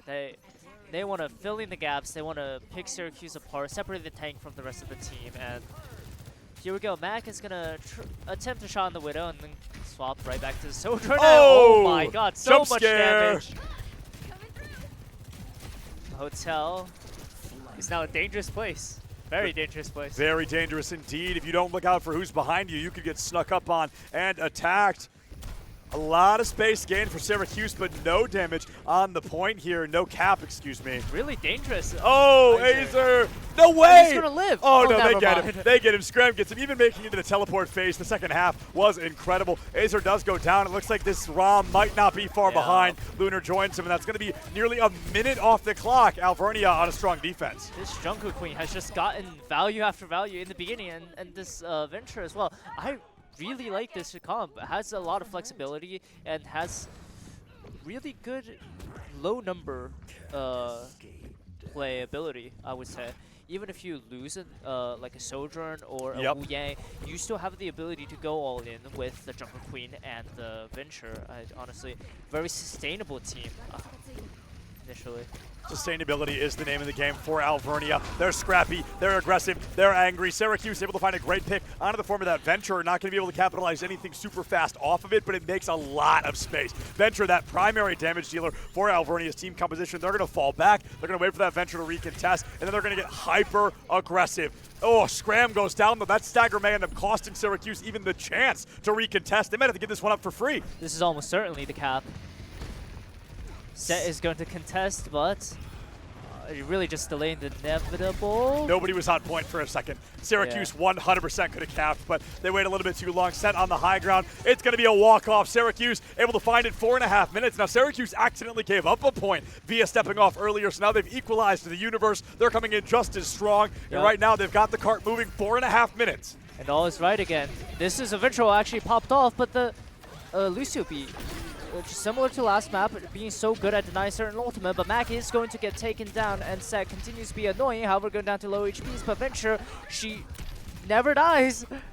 Saint finally goes down. It's a pretty decent trade, especially with Syracuse having such a spawn advantage. They're going to get back to the fight a lot faster than Alvernia is, especially with no Lucio, which is interesting because Lucio wasn't banned. So Alvernia, if they do win this, I do want to ask them about this choice to go with Wu Yang and Kiriko instead of that super powerful Lucio. But for the time being, Syracuse, they're going to get corner one for free. Yeah, I mean, honestly, the Lucio works super well with the Jungle Queen. However, maybe they think it's a little more viable to get a little more DPS that Wu Yang offers. And here we go, another engage from Set. And go on the ground immediately. Oh. Here we go, press Q. Press my Q, goodness. Here's the Luna Annihilation. The trade's going to go back and forth. However, Luna is going to look to change that narrative. It's a lot of ultimates, but it does end in favor of Syracuse, and might I say, somewhat handedly. We saw double overclock, we saw Kitsune rush on both sides, we saw annihilation from Lunar, and Syracuse, they use a lot, but clearly it pays off. It's not a bad idea if it works, and luckily for Syracuse, that does work. They take corner 2, rapidly approaching corner 3 before Alvernia can even really get back into the fight as a full squad. Yeah, and honestly, I like to say like B-Dog on this Kiriko is going to shut down Toad's Queen ults very often. And this DPS showdown set, almost going down there, but is going to come back to the safety of his own supports. This Death Blossom may actually find some usage here, as Azer is maybe sneaking around. TP going up and down, maybe a drop down. He's tempting us. Yeah, I don't like it. I don't like it. They know where you are. You've already taken a lot of damage. You don't have your Suzu there to help you. I think just staying alive is the name of the game. You've got 2.5 minutes. If you overextend, you're going to get staggered, and it's all going to fall apart. You have to play it as slow and as patient as you need to find a victory. Farm an ultimate if you have to. They find the Wu Yang in the back line, but Mac actually may end up losing their life for it. Here's a lot of damage dealt. Hey, that's worth it. That's one pick. I think Azer, doesn't even have to give his life for the cause. But unfortunately, Toad, as you say, is going to be able to find 2, 3 with the help of Gusty. Yeah, and honestly, this is coming back to the point of the comp, being able to pick up that gap. Azer is going to leave the team, so there's less people safeguarding Mac and B-Dog and Saints. So Toad just kind of slipped in through the crack, and they are happy playing with a separated Syracuse. And in fact, they prefer it, and they are able to take that advantage and run away with it. And now we'll return to this kind of regression where the payload is going to start rolling back. And Set is going to, playing one of the lanes and kind of broken prod and actually take the engagement to them with a Venture ult. There's ults coming in, and such great movement, but the trades are still going back and forth. You never know with these teams, and an excellent dive onto the high ground to take this down. However, that's a C9. Alvernia a little bit too aggressive, going to be stepping off the point just long enough. 3 of them go down, the other 2 walk away, and Syracuse does find that damage. Just enough, sneaks in that cart. Yep. Pledge respect to the legendary organization, Cloud9. 2:15 on the clock, but Syracuse has already done what a lot of people consider to be very difficult, made it to the 3rd point. They've set a very positive win condition, even if they got stalled out right here, but they're going to try to take it every single meter they can. This beat is going to be huge. Oh, that's a great rampage, but just as you called it there, Kevin, it is going to be that beat from Saint, keeping the team alive and taking Toad out of the equation. Scram, please, is going to fall all the same. Look at where Lunar is. Because Toad ulted into their background, that gave Lunar all this space to kind of walk up and literally chase them to spawn. Lunar said, oh, you want to talk about backlines? Let me show you what yours is about to look like. Oh, a great slow field here. Going to keep the Orisa pinned in even for just a moment. Goes right through her into the Kiriko. Toad has tunnel vision in a very bad way right now. And Syracuse taking optimal advantage of it, taking optimal out of the fight. And Syracuse capping all 3 points on Kings Row. 1, 2, 3 on the clock. We're hearing a lot of energy still from the Syracuse players. I mean, this is what I'm talking about. Back when they played the Michigan series, this team is energetic, man. And they, honestly, so many of these maps, they started off on the back foot, and they started off not looking very comfortable, but they adjust so quickly. And Alvernia, honestly, not finding their answer to, making some mistakes and letting Syracuse in. And it's not necessarily because Syracuse is doing anything crazy. Right. I think they're just capitalizing off the right things. And I can't really tell if this is, that critical decision making and that split second, decision. Yeah. Or if it's just luck. And I think as well that I do think Alvernia, all things considered, we're running a composition that will do better on offense on defense. And I think that does kind of lend itself well to Syracuse getting as far as they did. But I think Alvernia, the comp they're running, if they choose to stay with the Junker Queen, if they choose to maybe go Lucio Kiri, I think it's going to work really, really well on the offense. Yeah. And Optimal actually having more of a difficult time on this map, which is crucial to Alvernia winning the last or their first map, I guess. Yeah, whoever wins this does put themselves on series point as a reminder. So both these teams fighting tooth and nail. A win condition not even really set yet for Alvernia. They'll have to take us into extra rounds to then try and win Kings Row. So this is going to be a very long map ahead of us, depending on the offense that Alvernia is ready to bring to the table. We see some great separation here early. We see some damage going out toward Alvernia, but all 5 members still standing. They split focus around the statue here, and it looks like Syracuse going to be playing a bit more passive, which I don't think is a bad thing. Yeah, and I think that is one of the things that Syracuse has aggregated from the last push.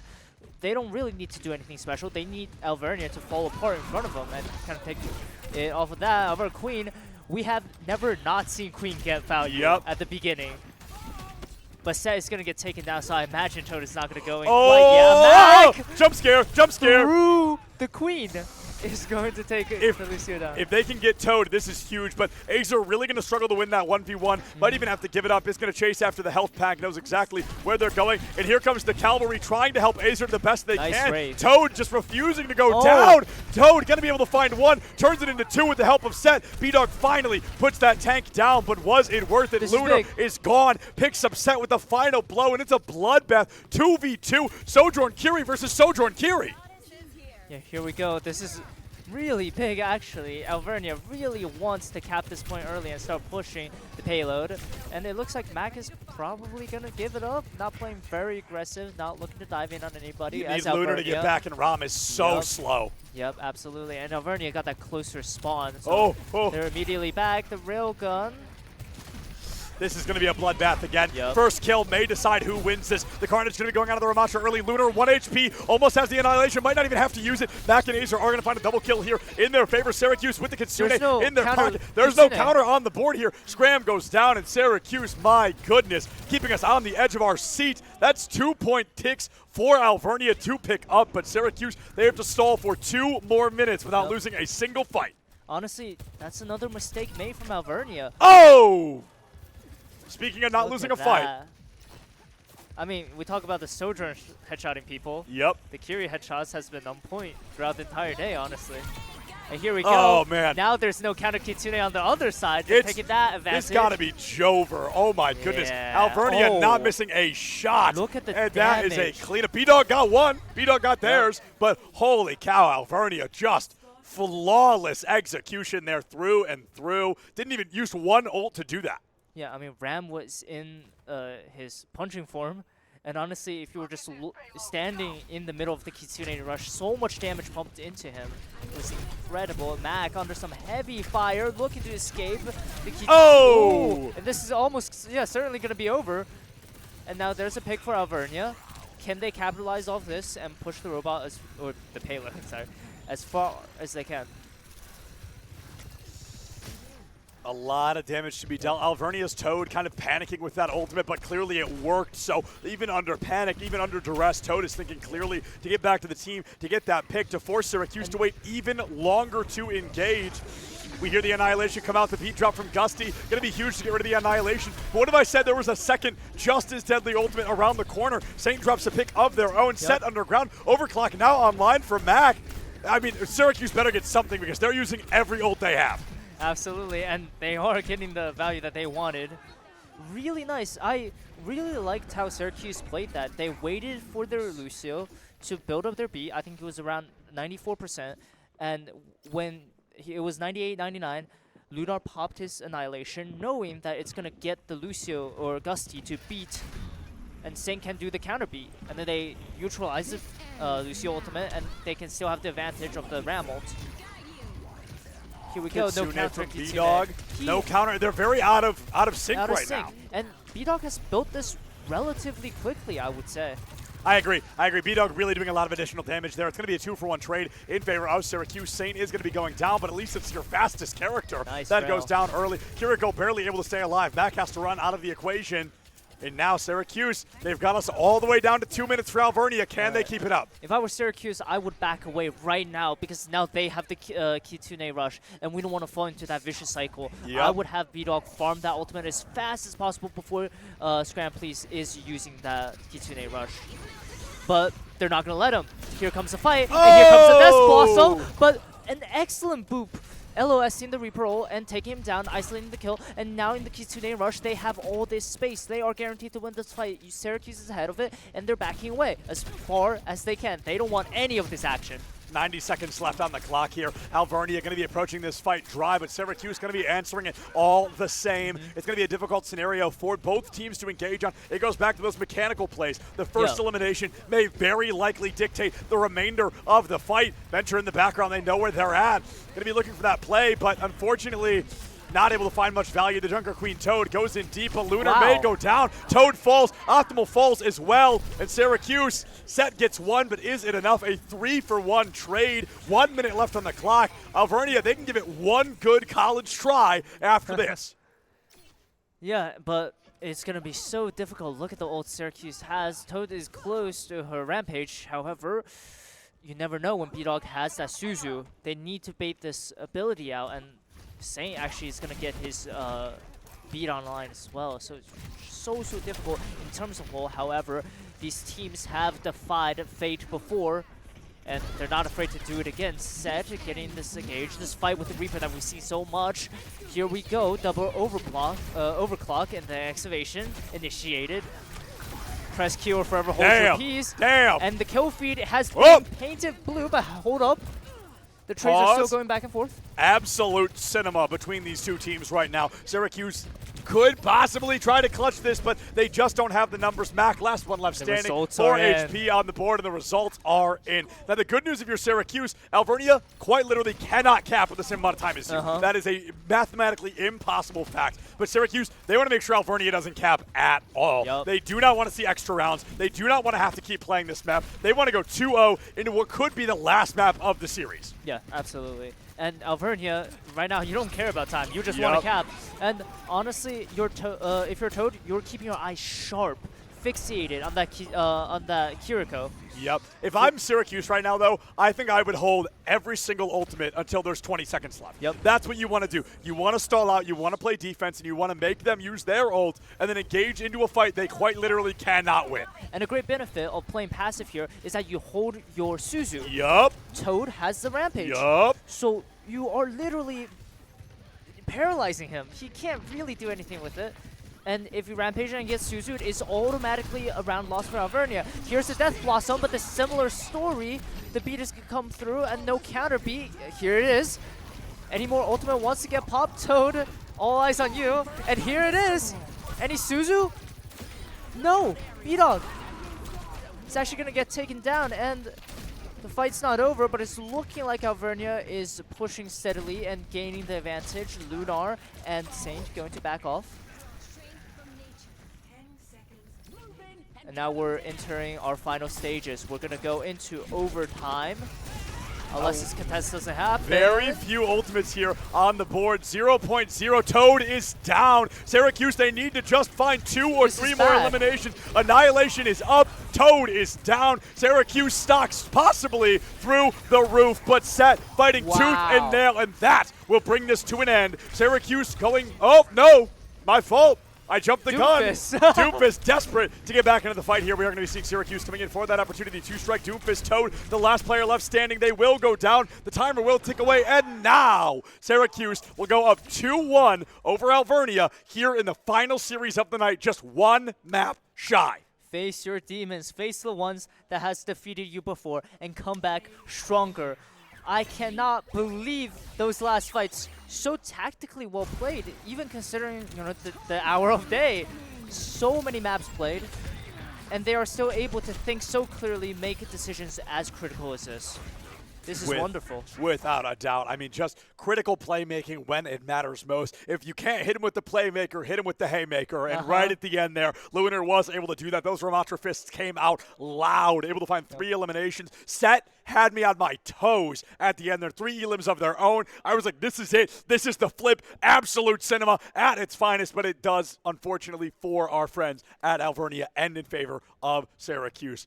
It's been a close match. It's been a tough match. These players are exhausted. They have been playing all day, and we have maybe one more map. A second one could be just around the corner. It's going to depend on what Alvernia picks for the map and how well they can play it. Man, am I glad that these teams are going the distance once again. right? I mean, we are very tired. You've Of been course. here. You've been here the entire time. I don't know how you still have the energy to stand. Hey, listen, when you've been doing this for as long as I have, you just get used to these Ironman runs. I was telling, I think I was telling Jazzman the other day that Kyler, our head producer, and I, we've done days as long as 15 hours, 18 hours. At some live events, we've been in a venue for 19 hours in a single day. I mean, we have really run the gauntlet at its finest, but we love every single second. So I believe what we're going to be doing here, we might be giving these teams a couple of minutes to gather their thoughts. I don't know if they need them, if they want to run to the restroom. I don't know what they're looking for, but we do want to make sure that they're not feeling super rushed. We want to make sure that they're ready to play to the absolute best of their abilities. And as I mentioned, Alvernia, they were so patient. They were so kind about letting Syracuse kind of find something to eat, kind of get a little bit of rest. So I want to make sure that they get that opportunity as well. They can use this to discuss, to kind of see what's coming to the future. Yeah, and honestly, we should probably get a break too. No, we don't need a break. No, We're fine. Come on. We're fine. All right, but it is nice we're seeing the players now. There's not a lot of lighting here. No, it's good. It's getting late. The lighting kind of died with the sun, I believe. So we're going to be seeing what is coming next from Alvernia and from this team here. But Alvernia, it's a big pick because not only do they pick the map, they have to pick the ban. Who do they decide to ban? Because there were a lot of very talented plays from a lot of different characters coming out from Kings Row there. It's going to be a toss-up through and through. And honestly, doing this job of analyzing the plays, analyzing the teams, the macros and everything, it's been so difficult.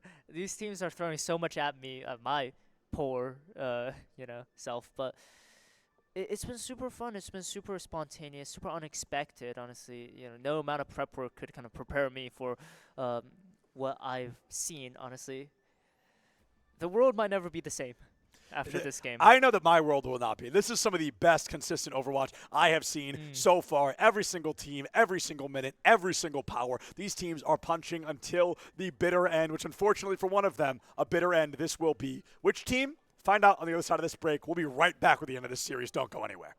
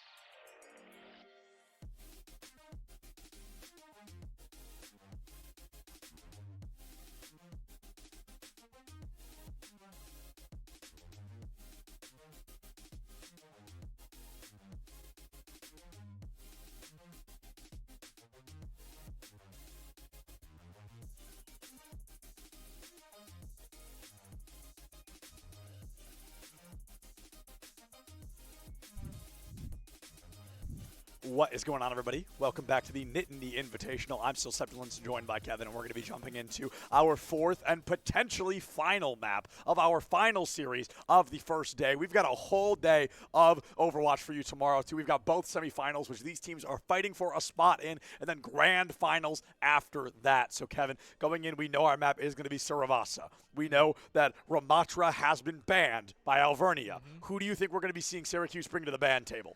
Honestly, Saravasa, finally, this time, no mistake. Yeah, for real. Actually, Saravasa this time. Yeah, Syracuse, honestly, what was really giving them trouble last time? You know, Well, it's tough. They can't ban JQ again. Yep. They can't ban Venture again. And those were the two linchpins. Those were the two big problems for Syracuse. Yeah, so I would say maybe the DPS, they're feeling comfortable playing to their DPS line. That's true. They're not gonna ban Soj. They're not gonna they can't ban Sim again. Or Wu Yang, actually. I was gonna mention that they might ban a support pick, and here it is. Although I thought it was gonna be Lucio. yeah, I really thought it was gonna be Lucio. yeah, either Curie or Lucio. I would say. Did they ban Curie already? I don't think so. I don't remember, Kevin. To be so honest with you, I do not remember who was banned what or where. But I know that this, for a fact, this is the first Wu Yang ban we've seen all day. Yeah. Although I'm surprised it hasn't come out sooner. I think Wu Yang is a really solid, really strong pick. Agreed. I think if it wasn't for Lucio, Wu Yang would be all over the meta. Yep. Lucio, one of the kind of pillars of Overwatch. In almost every single meta, Lucio is in there. Yep. In almost every single meta that exists long-term, other than maybe Moth meta with Mercy, maybe the hyper damage meta with Zenyatta. But Lucio's in there, I would say 8 out of 10 metas. My boy Lucio is in there just jamming to the music. And this is what it sounds like. Lucio after Lucio after Lucio after Lucio. But going in here, a map that really, if I'm being honest, has grown on me a lot today. I really like Saravasa. I was torn on it this morning, but now that I've seen it played every time, I'm like, damn, I kind of wish I was playing it myself. I kind of feel the opposite. Yeah. I hate this damn map. That's real. Not quite That's hate. so real. Hate is a strong word. However, so many heartbreaks has Yeah. happened on this map. Yeah. The water is so clear and it's so deceptive. This is going to be a tough one. The break is weird. You've kind of iced the kicker a little bit. You've given the team the opportunity to slow down, to kind of repace, to regauge. You've given Alvernia a little bit longer to discuss what they want to be seeing. I haven't had the chance to meet Alvernia's coach, but I can tell that this guy knows this game because he is locked in every time the camera has been on him. It is pure study. It is pure lock-in. It is pure just solid advice, clearly, because Alvernia tends to improve every single time. Yeah, absolutely. Now you're at the final stretch. Can you still run?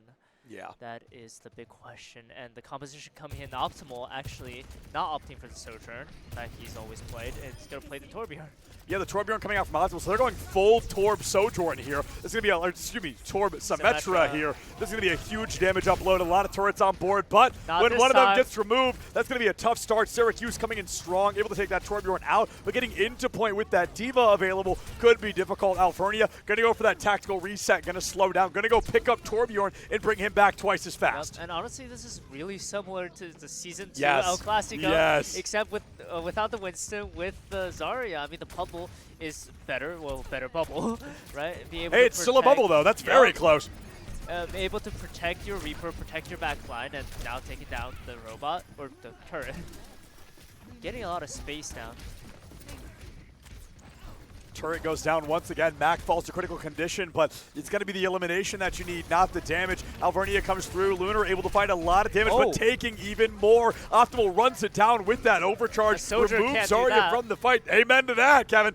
Mac, speaking of Sojourn, does go down. A really good turnaround from Alvernia. Syracuse, though, still holding on for as long as they can. Oh, I saw that.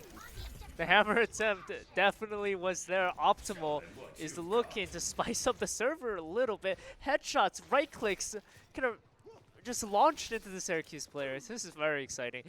And the good thing about having the Torbjorn is that ultimate is a little less dependent on you hitting the shots. It's a little less dependent on the LOS. If there's a space, Torbjorn can ult there. Torbjorn ult going to be really good to cover this point, too, if it comes down to it. The turret itself has gone down. Azer goes deep into the back line, eats a headshot off of it, has to recontest. It's going to be that photon barrier going up. Mac going down once again. Optimal not stopping. Alvernia, oh my God, Optimal not stopping. Showing us the best character in the game, showing us how to play this game, dare I say. Optimal coming in with that Torbjorn, 3 kills, nearly 4 on the board, and Alvernia going to do a really good job keeping Syracuse on their toes. Maybe they should have been the ban, but who could have known this? Who could have known, truly. Oh my god, these teams are still full of surprises at this stage of the tournament, this stage of the series. I mean, wow, spamming into this choke point here. And here's the commitment of the ults. The old commitment comes out, a beautiful use of that Molten Core, blocks a lot of the approaches, the off angles that Syracuse would choose to take. With the Kitsune Rush coming out as well, Syracuse just had to not engage. Yeah, now they're going to be able to go in off the back of this with the beat drop. Optimal down. That's personal. If I've ever seen a personal elimination, Optimal had to go. Gusty not going to be far behind. This is a really good cleanup for Syracuse. They're up 5-3 right now. Lunar has fallen, though, and Azer will not be far behind. Mac finds one, but if this Diva's up, that is disaster. There's the bomb. You got to get out of the way. They can't get her. Scramp has fallen. Saint gets traded. It's still possible. It's a 2v2, but Toad being one of those two makes this a tough engagement. Yeah, Mac doing their darndest, but B-Dog has fallen. Mac can't even make it out. Alvernia. But the ball coming back to contest again, and now they have the Death Blossom. He doesn't have the HP to pop it, though, let's be honest. But he's going to be looking to use it. Yup.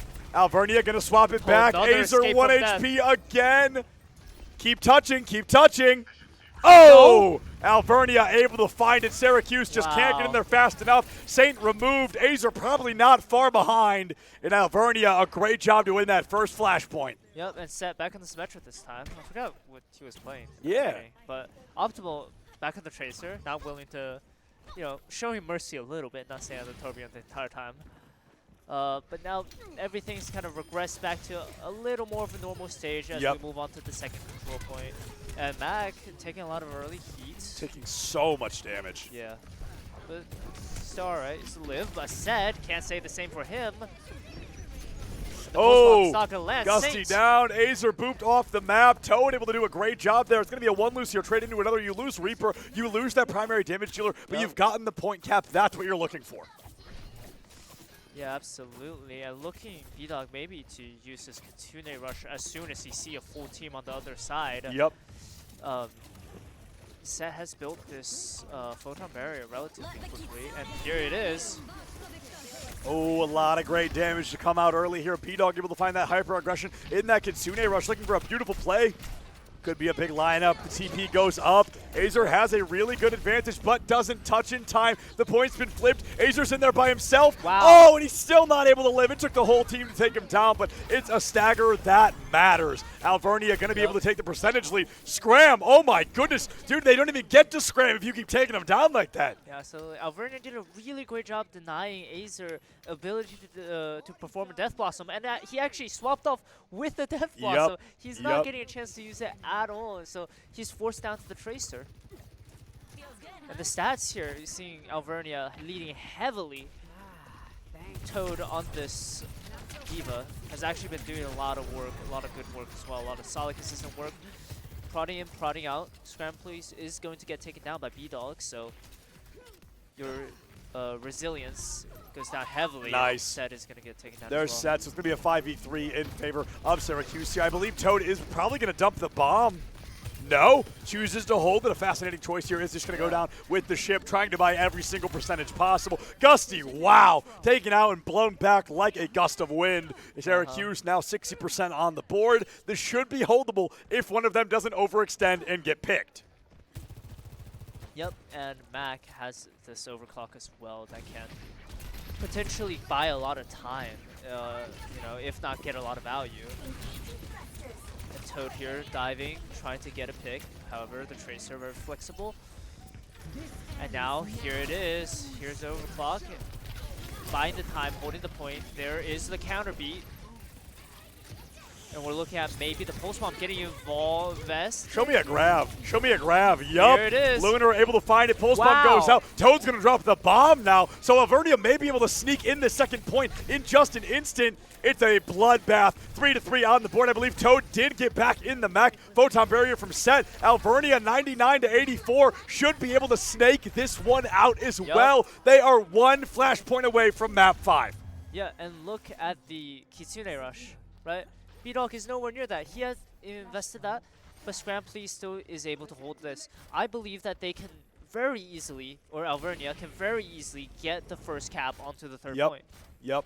I think it's very possible. They've got the ultimate advantage going into this as well. Syracuse, this was a very good flashpoint for them earlier. We saw a lot of great plays from them here, but we're going to have to see if that transcends into this matchup with Alvernia.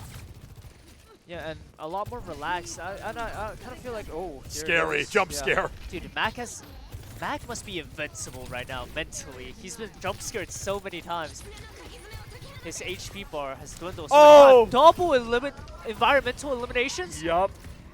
That is tragic for the side of Syracuse. That is tough. We thought Alvernia would get that first point cap. They are able to find it, but the double environmental from Gusty there just sealed the deal. The icing on the cake, the stamp on the envelope. It's going to be a little bit tough for Syracuse to re-engage, but maybe capping second is going to be good for them this time. They've capped first every other time. Maybe switching that script will be what they need to do best. Well, they better hope that's the case. They don't want to go to the 5th map. They want to just capitalize off the fact that they have the advantage right now. And honestly, when you think about environmental elimination, you probably think of Ilio Swal. Yeah. Saravasa, but you know, here we are. Lucio has been played all day, and this is what you're getting. I'm really surprised to see Optimal hold on to that pulse bomb. Yeah. We saw the Kiriko teleport and Suzu. You knew she was primed for it. Gusty is going to fall set not far behind. Syracuse finally getting to show signs of life with a beat drop from Saint. Azer had fallen, but they're going to try to keep the team alive. Toad, no mech and no bomb to boot. Saint gets an environmental kill of their own. And with 87% and counting, Syracuse finally gets to cap this third flashpoint. Wow, and you know, Syracuse is able to do a great job with Lucio. I kind of wanted to point out that the Lucio staying very consistent throughout the picks. 100%. I think the mobility is really nice. However, the boots have been very big, especially against something like a Diva or even Junker Queen. Being able to get him off or get her off your teammate is really important. And definitely it farming for it.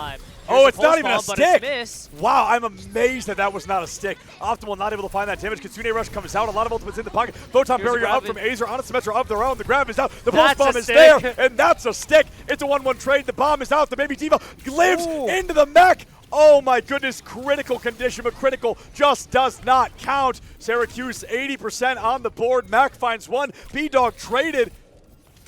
Oh, Mac, between a rock and a hard place, nowhere to run, nowhere to hide. This could be the end of Saravasa here tonight. I don't think Syracuse has the numbers to keep stalling.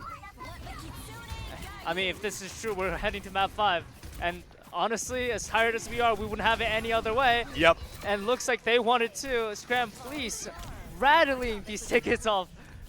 Scram just punching the ticket of anybody willing to show their face. 3-0, 300 to, I believe, 160 total. So it's going to be a great win here for our friends at Alvernia. You can tell how locked in they are. They're celebrating a little, but they know the job ain't done yet. Scram playing the game. No surprise here. Absolute demon with these kunai.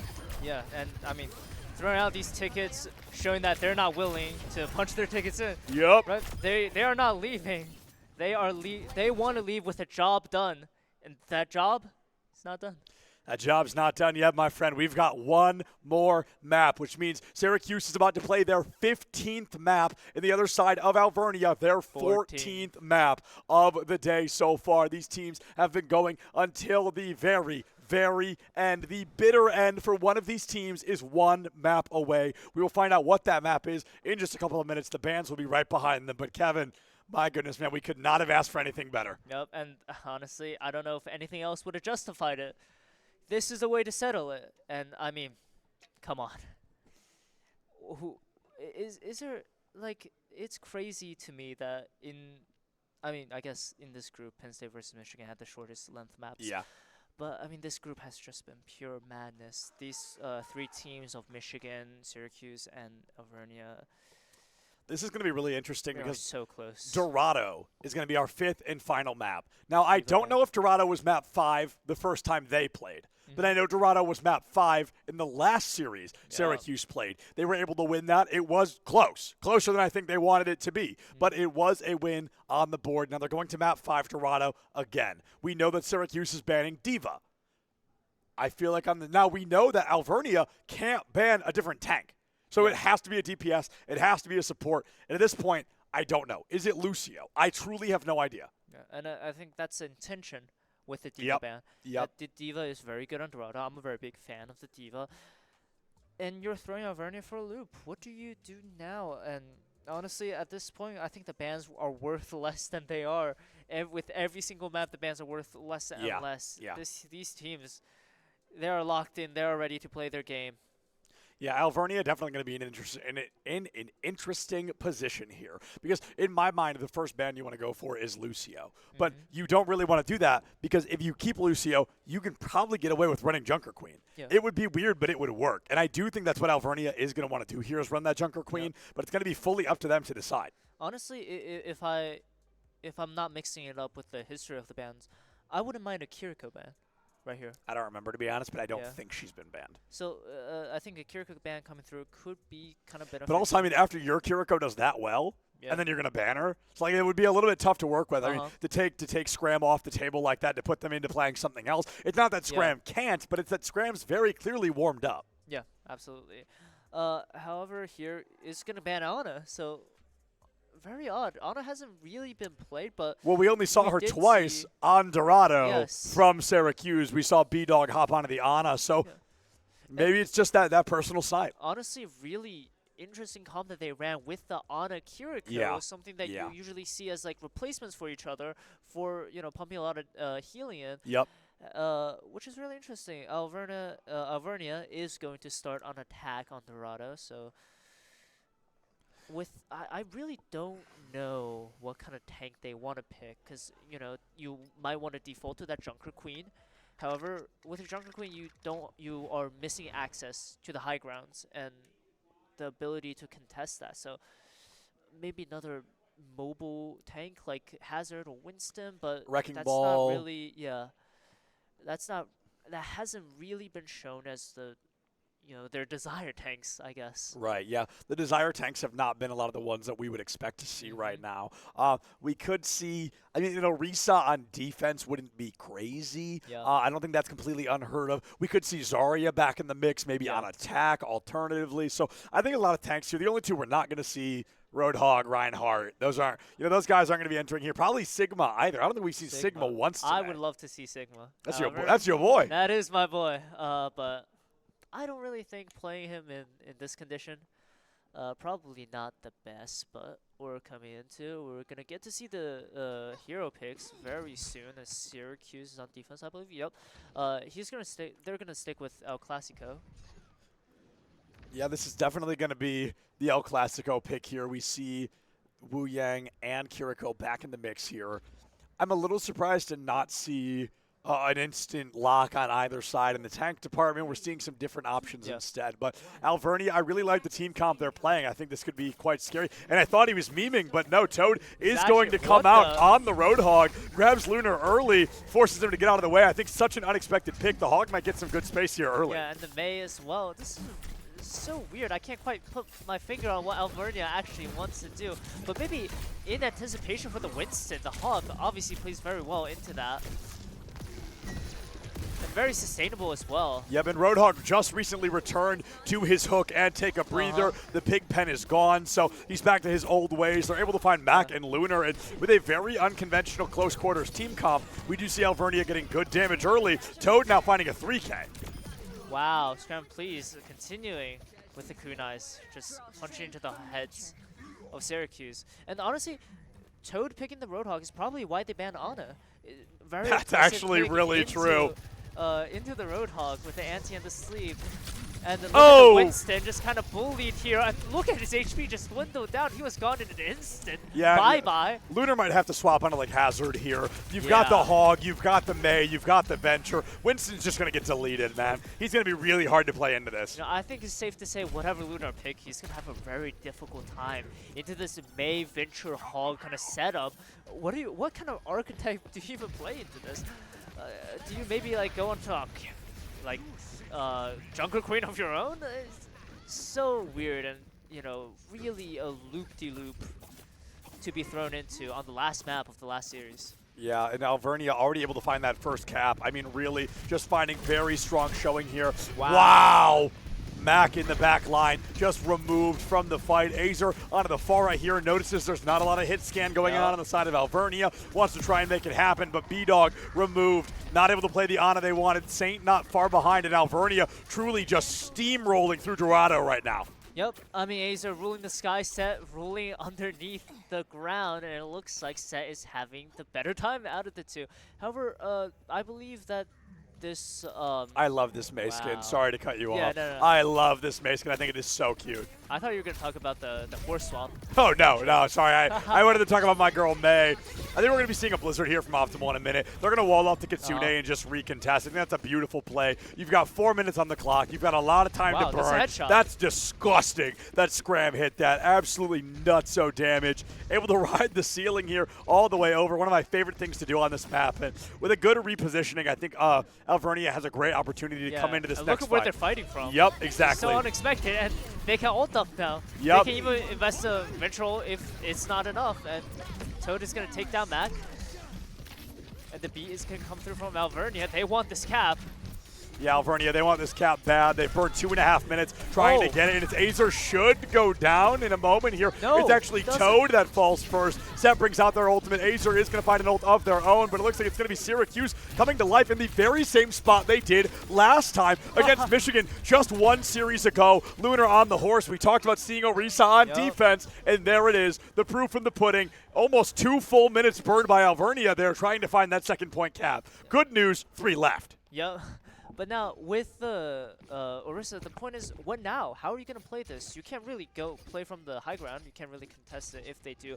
Good news, you have the Genji, who is able to do some of that work for you. The Roadhog is still going to come through, even though despite being counterpicked. Oh! Orisa is going to get denied from the... I thought that pulse was going to hit him. That would have been hysterical, actually. No, but unfortunately, Toad all the way into the back line. Javelin from Lunar up towards that high ground. Oh, Suzu's the hook and still goes down. Talk about unfortunate. Saint and Azer, they are going to both be falling, giving Alvernia a 5-3 advantage. And here's the hook, and honestly, Lunar... Wow! Really? And this is not good, actually. 0 for 0, and Toad just, you know, kind of got lucky there. Lunar popping the ult, going into gold, fully getting rid of all knockback, just eating every single one of those pellets. A huge opening for Alvernia, who have 3.5 minutes here in Dorado third. Yeah, and I was going to talk about the road, not the Roadhog, but actually the Wu Yang being able to use the ultimate on a tank that is able to go in as aggressive as Orisa and be kind of as passive as Orisa is really good to be able to, you know, stay back and a poke and shoot and, you know, keep your distance. And suddenly, Javelin spin in, get the Wu Yang ult in, and output tons of damage. You are outputting damage no matter what, so.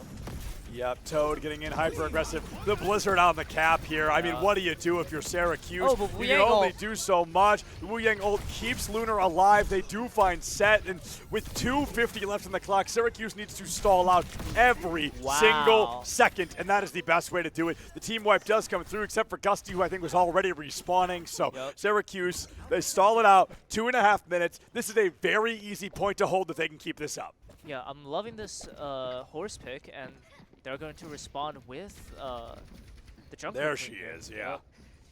I mean, the fact Hog worked that well for that long, nuts. Yeah, and honestly, it's kind of like this Alvernia team is really good at controlling the pace in the early game. Their only faults have been how they've handled the late game. Toad actually finding another early value, taking down Mac, and here's a Kitsune rush. And rush in they will. The horse, who's been a thorn in their side, is now taken down. And this should be a smooth ride. Ride the waves. Wu Yang's on the other team, but they're riding the wave into the final point, and this touch is not going to happen. 1 minute and 49 seconds on the clock. Now the ball is passed to Syracuse. I think something that was really difficult there is Mac got eliminated before the fight.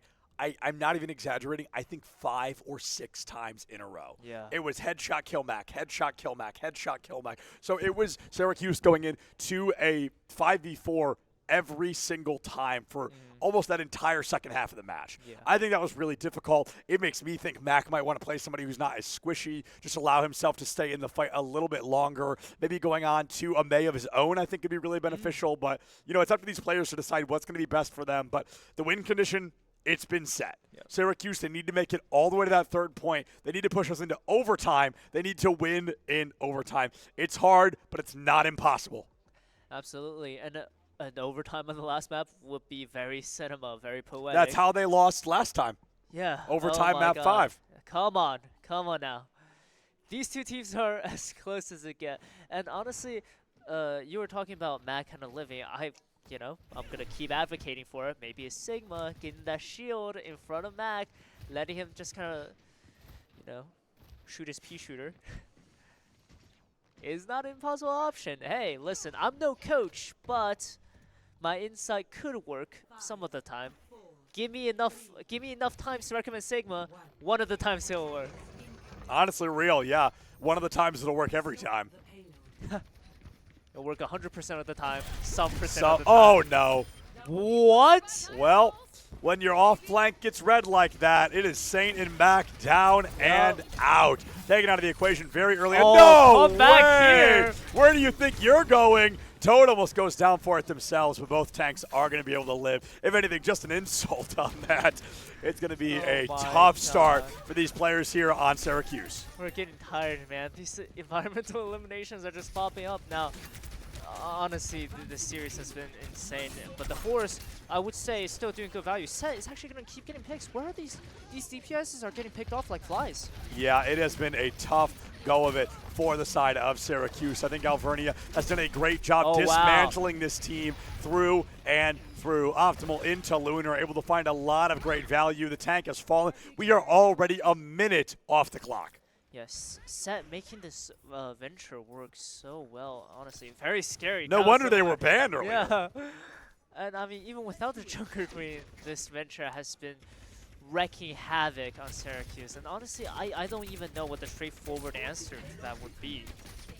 The Horse is already kind of helping with the situation, being able to peel a little bit for your back line, but it's not going to happen all the time. I don't know if that was a hook, but Saint just getting picked off once again. It had to be. Syracuse has to back one more time, and honestly, it doesn't stop. I mean, it's just Syracuse needs to be bringing out like a May to the table, somebody that can be a little bit more sustainable. Yeah. Even a Symmetra wouldn't be that crazy, but right now the swaps that we're seeing from Syracuse just are not working. They're down to half their time. They've got to get all the way to third point and then do it again to win this map. Yeah, long road ahead of them, long way to go.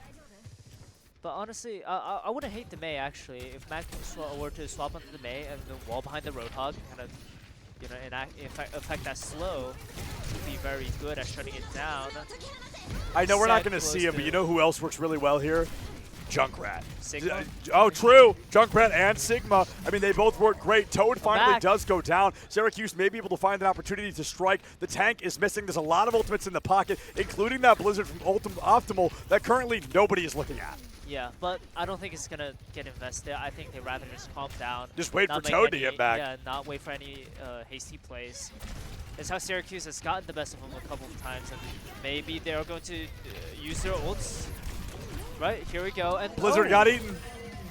That's nice. Blizzard got eaten by Lunar here. Yeah. Azer needs to try and stay up, but Toad's still standing. They need. Oh Nice my hook. God! Toad, Jesus. jeez, oh man. And it doesn't stop. I mean, come on, you're hearing these guys yelling. I would be yelling too. That is insane. The amount of hooks, the consistent insane hooks. This guy is hitting mid-air, high ground. It doesn't matter. I don't remember the last time we watched him miss a hook. Like, genuinely. Every time we're on the Toad POV, he's ripping somebody out of the air like that. Yeah, and even if we're not watching him, like it just happened there. Yep. All right, the PSO is the only plus side here for Syracuse. See if they can use them well. Set last time when Optimal was invested in Blizzard, I was surprised to see Set not popping the excavation initiation. Yep, but there now it he has is. Here. Gonna be able to use that. Oh! Mac shut down. Mac finally immediately. getting that vengeance there. Takes that venture offline. Kiriko, every cooldown under the sun used to just try and stay away from the Reaper. Azer nice has kill it, from Lunar. trying to live up to the namesake here. They got to get Toad down before he gets that whole hog, or it could be messy. Oh, he's going to have to pop the old desperation to take the Hog down. And Syracuse, they break through. They're able to cap that first point. It's still a long road ahead, but it is not over until it is all the way over. Yep, not over. However, this point has been, eating away at the clocks of many teams before, and I don't expect this to be any different. I honestly think they're going to have definitely at most a minute if they cap this point, Syracuse. And even that is generous, if we're being honest. It's going to be hard to get over there with that amount of time on the board. Wow. However, Toad deleted. That is a very good start, but unfortunately, Mac goes down. They need to get one more before I'm sold, and sold I certainly am by now, Kevin. So I think we are going to be seeing a great showing from Syracuse. They've got to keep 3 on. They have to hustle. If they get this payload past the bridge, past where Alvernia can play on the high ground, this horse with the surge territory could get a lot of value, get a lot of space, buy a lot of time, and this honestly looked very good. They just can't afford to get picked again. That's a horse, though, however, it doesn't matter. Oh, my goodness, what a great play. That I would have thrown up if that hit. Oh, my goodness. Just absolutely disgusting Hog gameplay so far. 75 seconds left. It's not impossible. It's just tough. Yep, absolutely. And honestly, they were back in a really bad position where the Orisa can't really have access to the high ground. The Reaper has to do it. And Sad's looking to get a pick, but not successful. The Suzu, a little too fast on the trigger, and he's going to come back. Fairly healthy.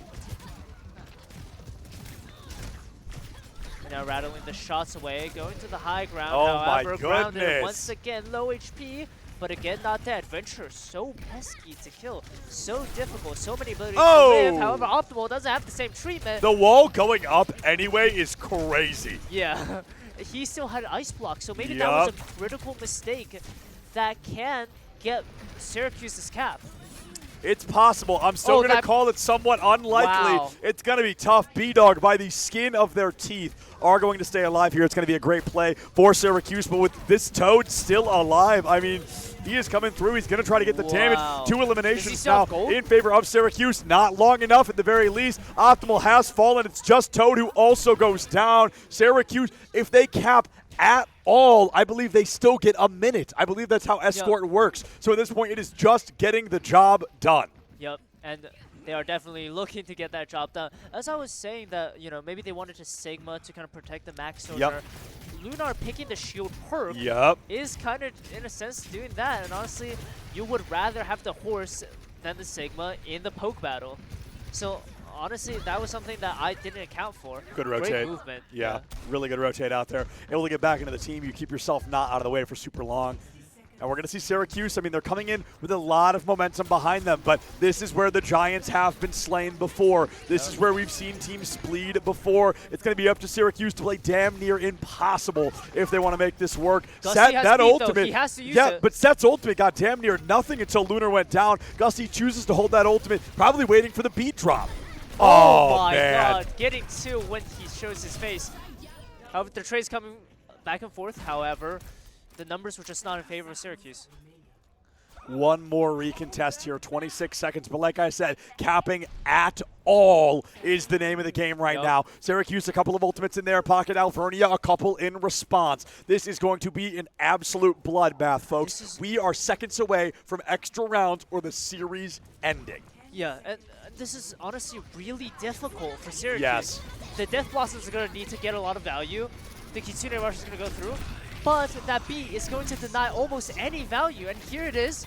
Toad has fallen. This could be big. No DPS on the side of Syracuse right now, but if they can keep themselves alive, unfortunately, St. falls. We're in the overtime. It's up to Lunar and B-Dog with a critical spawn disadvantage to try and stay alive. B-Dog is down. It looks like Lunar is going to fall too, and Syracuse will fall to Alvernia. They're able to find it. They get that damage, and they put themselves up 3-2 Game 5 victory here at the Nittany Invitational 2025. Look at these guys. They're hugging each other. They know How they could you made not, it. man? How could you not? You made it. Close quarters scenario. I mean, just Syracuse fighting tooth and nail, doing their best, but unfortunately going to fall just one map short of that victory here tonight. It's tough to say goodbye, but the fourth and final slot for tomorrow has been secured by Alvernia. Yep, and they're going to go against Maryland, I believe.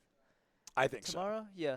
And honestly, you know, history Yes. unfortunately repeats itself sometimes. Well, unfortunate for Syracuse, but flowers to them. They played very well, and very sad to see them go. But their play and and this team will be forever memorialized in the Alumni Hall of Penn State University. Yeah, without a doubt. I mean, we have just seen banger after banger after banger, but to end with the closest series of the day here on the broadcast, I wouldn't want to end it any other way. Just an absolute powerhouse through and through. You've got to be proud of both teams, but now it's finally happened. The victory is here. It's going to be Alvernia as that fourth and final team. So I believe it's Alvernia, Penn State, Maryland, and Texas Tech going into tomorrow. All four teams have officially entered the prize pool.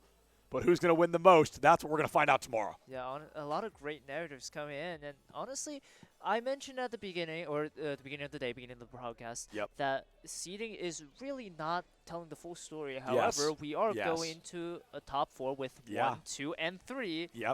However, Texas Tech could potentially sneak up behind them. Maybe. Dude, they've done it all day. They've done it all day. Texas Tech had a rough start. They took it personally, and they have been trailing a hellfire ever since that moment. So we are going to see Texas Tech coming in tomorrow. They're a team that I truly think are going to be the team to watch out for tomorrow. Yeah, absolutely. And they've got nothing to lose, essentially. They have no reputation to play for. They are building their reputation. They are the Goliath, or the David and the Goliaths. Yeah, and so you've got the opportunity to interview Toad here in just a minute. Toad's going to come grab my headset, and Kevin, you're going to have a chat with him for a couple of minutes before we close it out tonight. Hello. All right. So nice to meet you. First of all, to meet you. Congratulations. Thank You're you. making it to the next day. How do you feel? Very excited. I mean, we had really hard games today. That was our second map 5 you against can say Syracuse. that again. We had a pretty close game against Penn State, I'd say. I'm really excited to hopefully get to play them again tomorrow. But I mean, it feels good. I love playing against Syracuse. I love those guys. I mean, all of them are just so chill. Super excited to get to meet them in person. It's just really fun games to play against them. And I mean, you played amazing personally. I believe you're going to be playing against Maryland University. Tomorrow. How do you feel about going to that matchup? You know, if you got any preparation work done, obviously keep your strategies. Yeah. You know. I think we feel pretty well prepared. I mean, I don't want to say too much before the day, but I don't think we're necessarily scared. We're not overconfident, but I think we feel good going into it. Yeah, not scared at all. And next, I want to talk about your picks on tank. Honestly, you played a lot of Junker Queen, right? Absolutely. They even banned Junker Queen just because of you. So is that kind of like a confidence boost that, that they fear my Junker Queen? I'm him, like that. Yeah, you could say that. I think at least on like ranked ladder, I'm pretty known for Junker Queen. But thanks to you saw him on the camera over there, my wonderful coach Woods. I was able to pick up a lot of Diva. We playing a lot of that, and then we went for the Hail Mary Roadhog on map 5. It worked really well. I'm really happy that it worked out because if we lost with me on Roadhog, I would have felt awful. So well, it's good to know. You did so much work, so many great work on tank, and honestly, I'm sure that you're very tired. One last question here. How are we feeling for tomorrow? Are we going to see a lot of Junker Queen? What can we expect? I don't want to show our of course. I don't want to show our hand too much, but I think we did show a good amount of our hand. That is kind of what we like to play. We like to play a lot of the Junker Queen. Might see a little more Roadhog, a little more Diva, but we definitely have more secrets in our back pocket that we didn't want to show yet. That we're excited to pull out tomorrow. After 14 maps. Yeah, it's the strat book goes deeper. Yeah, this might have been the longest day I've ever had. I think I wasn't able to sleep last night. I've been up for like 32 hours. Wow. Yeah, it's been a rough day, but you know what? At the end of the day ends. So excited to come back tomorrow. Job done. Job is done. Well, thank you so much. It has been a pleasure talking to you. Thank you. Appreciate it. Get some rest and good luck tomorrow. Thank you. And with that, folks, we are going to go ahead and call today a close. A big shout out to every single team that came out to join us here this weekend. Unfortunately, we're down to 4 already. 4 are going to say goodbye, but those final 4 are going to duke it out for that prize pool tomorrow morning. We will see you guys right back here at the Nittany Invitational. Same channel, same handsome faces. We'll see you guys back here tomorrow morning. Thank you so much for watching. Check your posture, drink some water. Don't forget to love each other, and we'll see you then. Have a good night. You do not want to miss tomorrow. Symmetric counter if played correctly. Let's see if Lunar's going to be able to make that happen. And honestly, if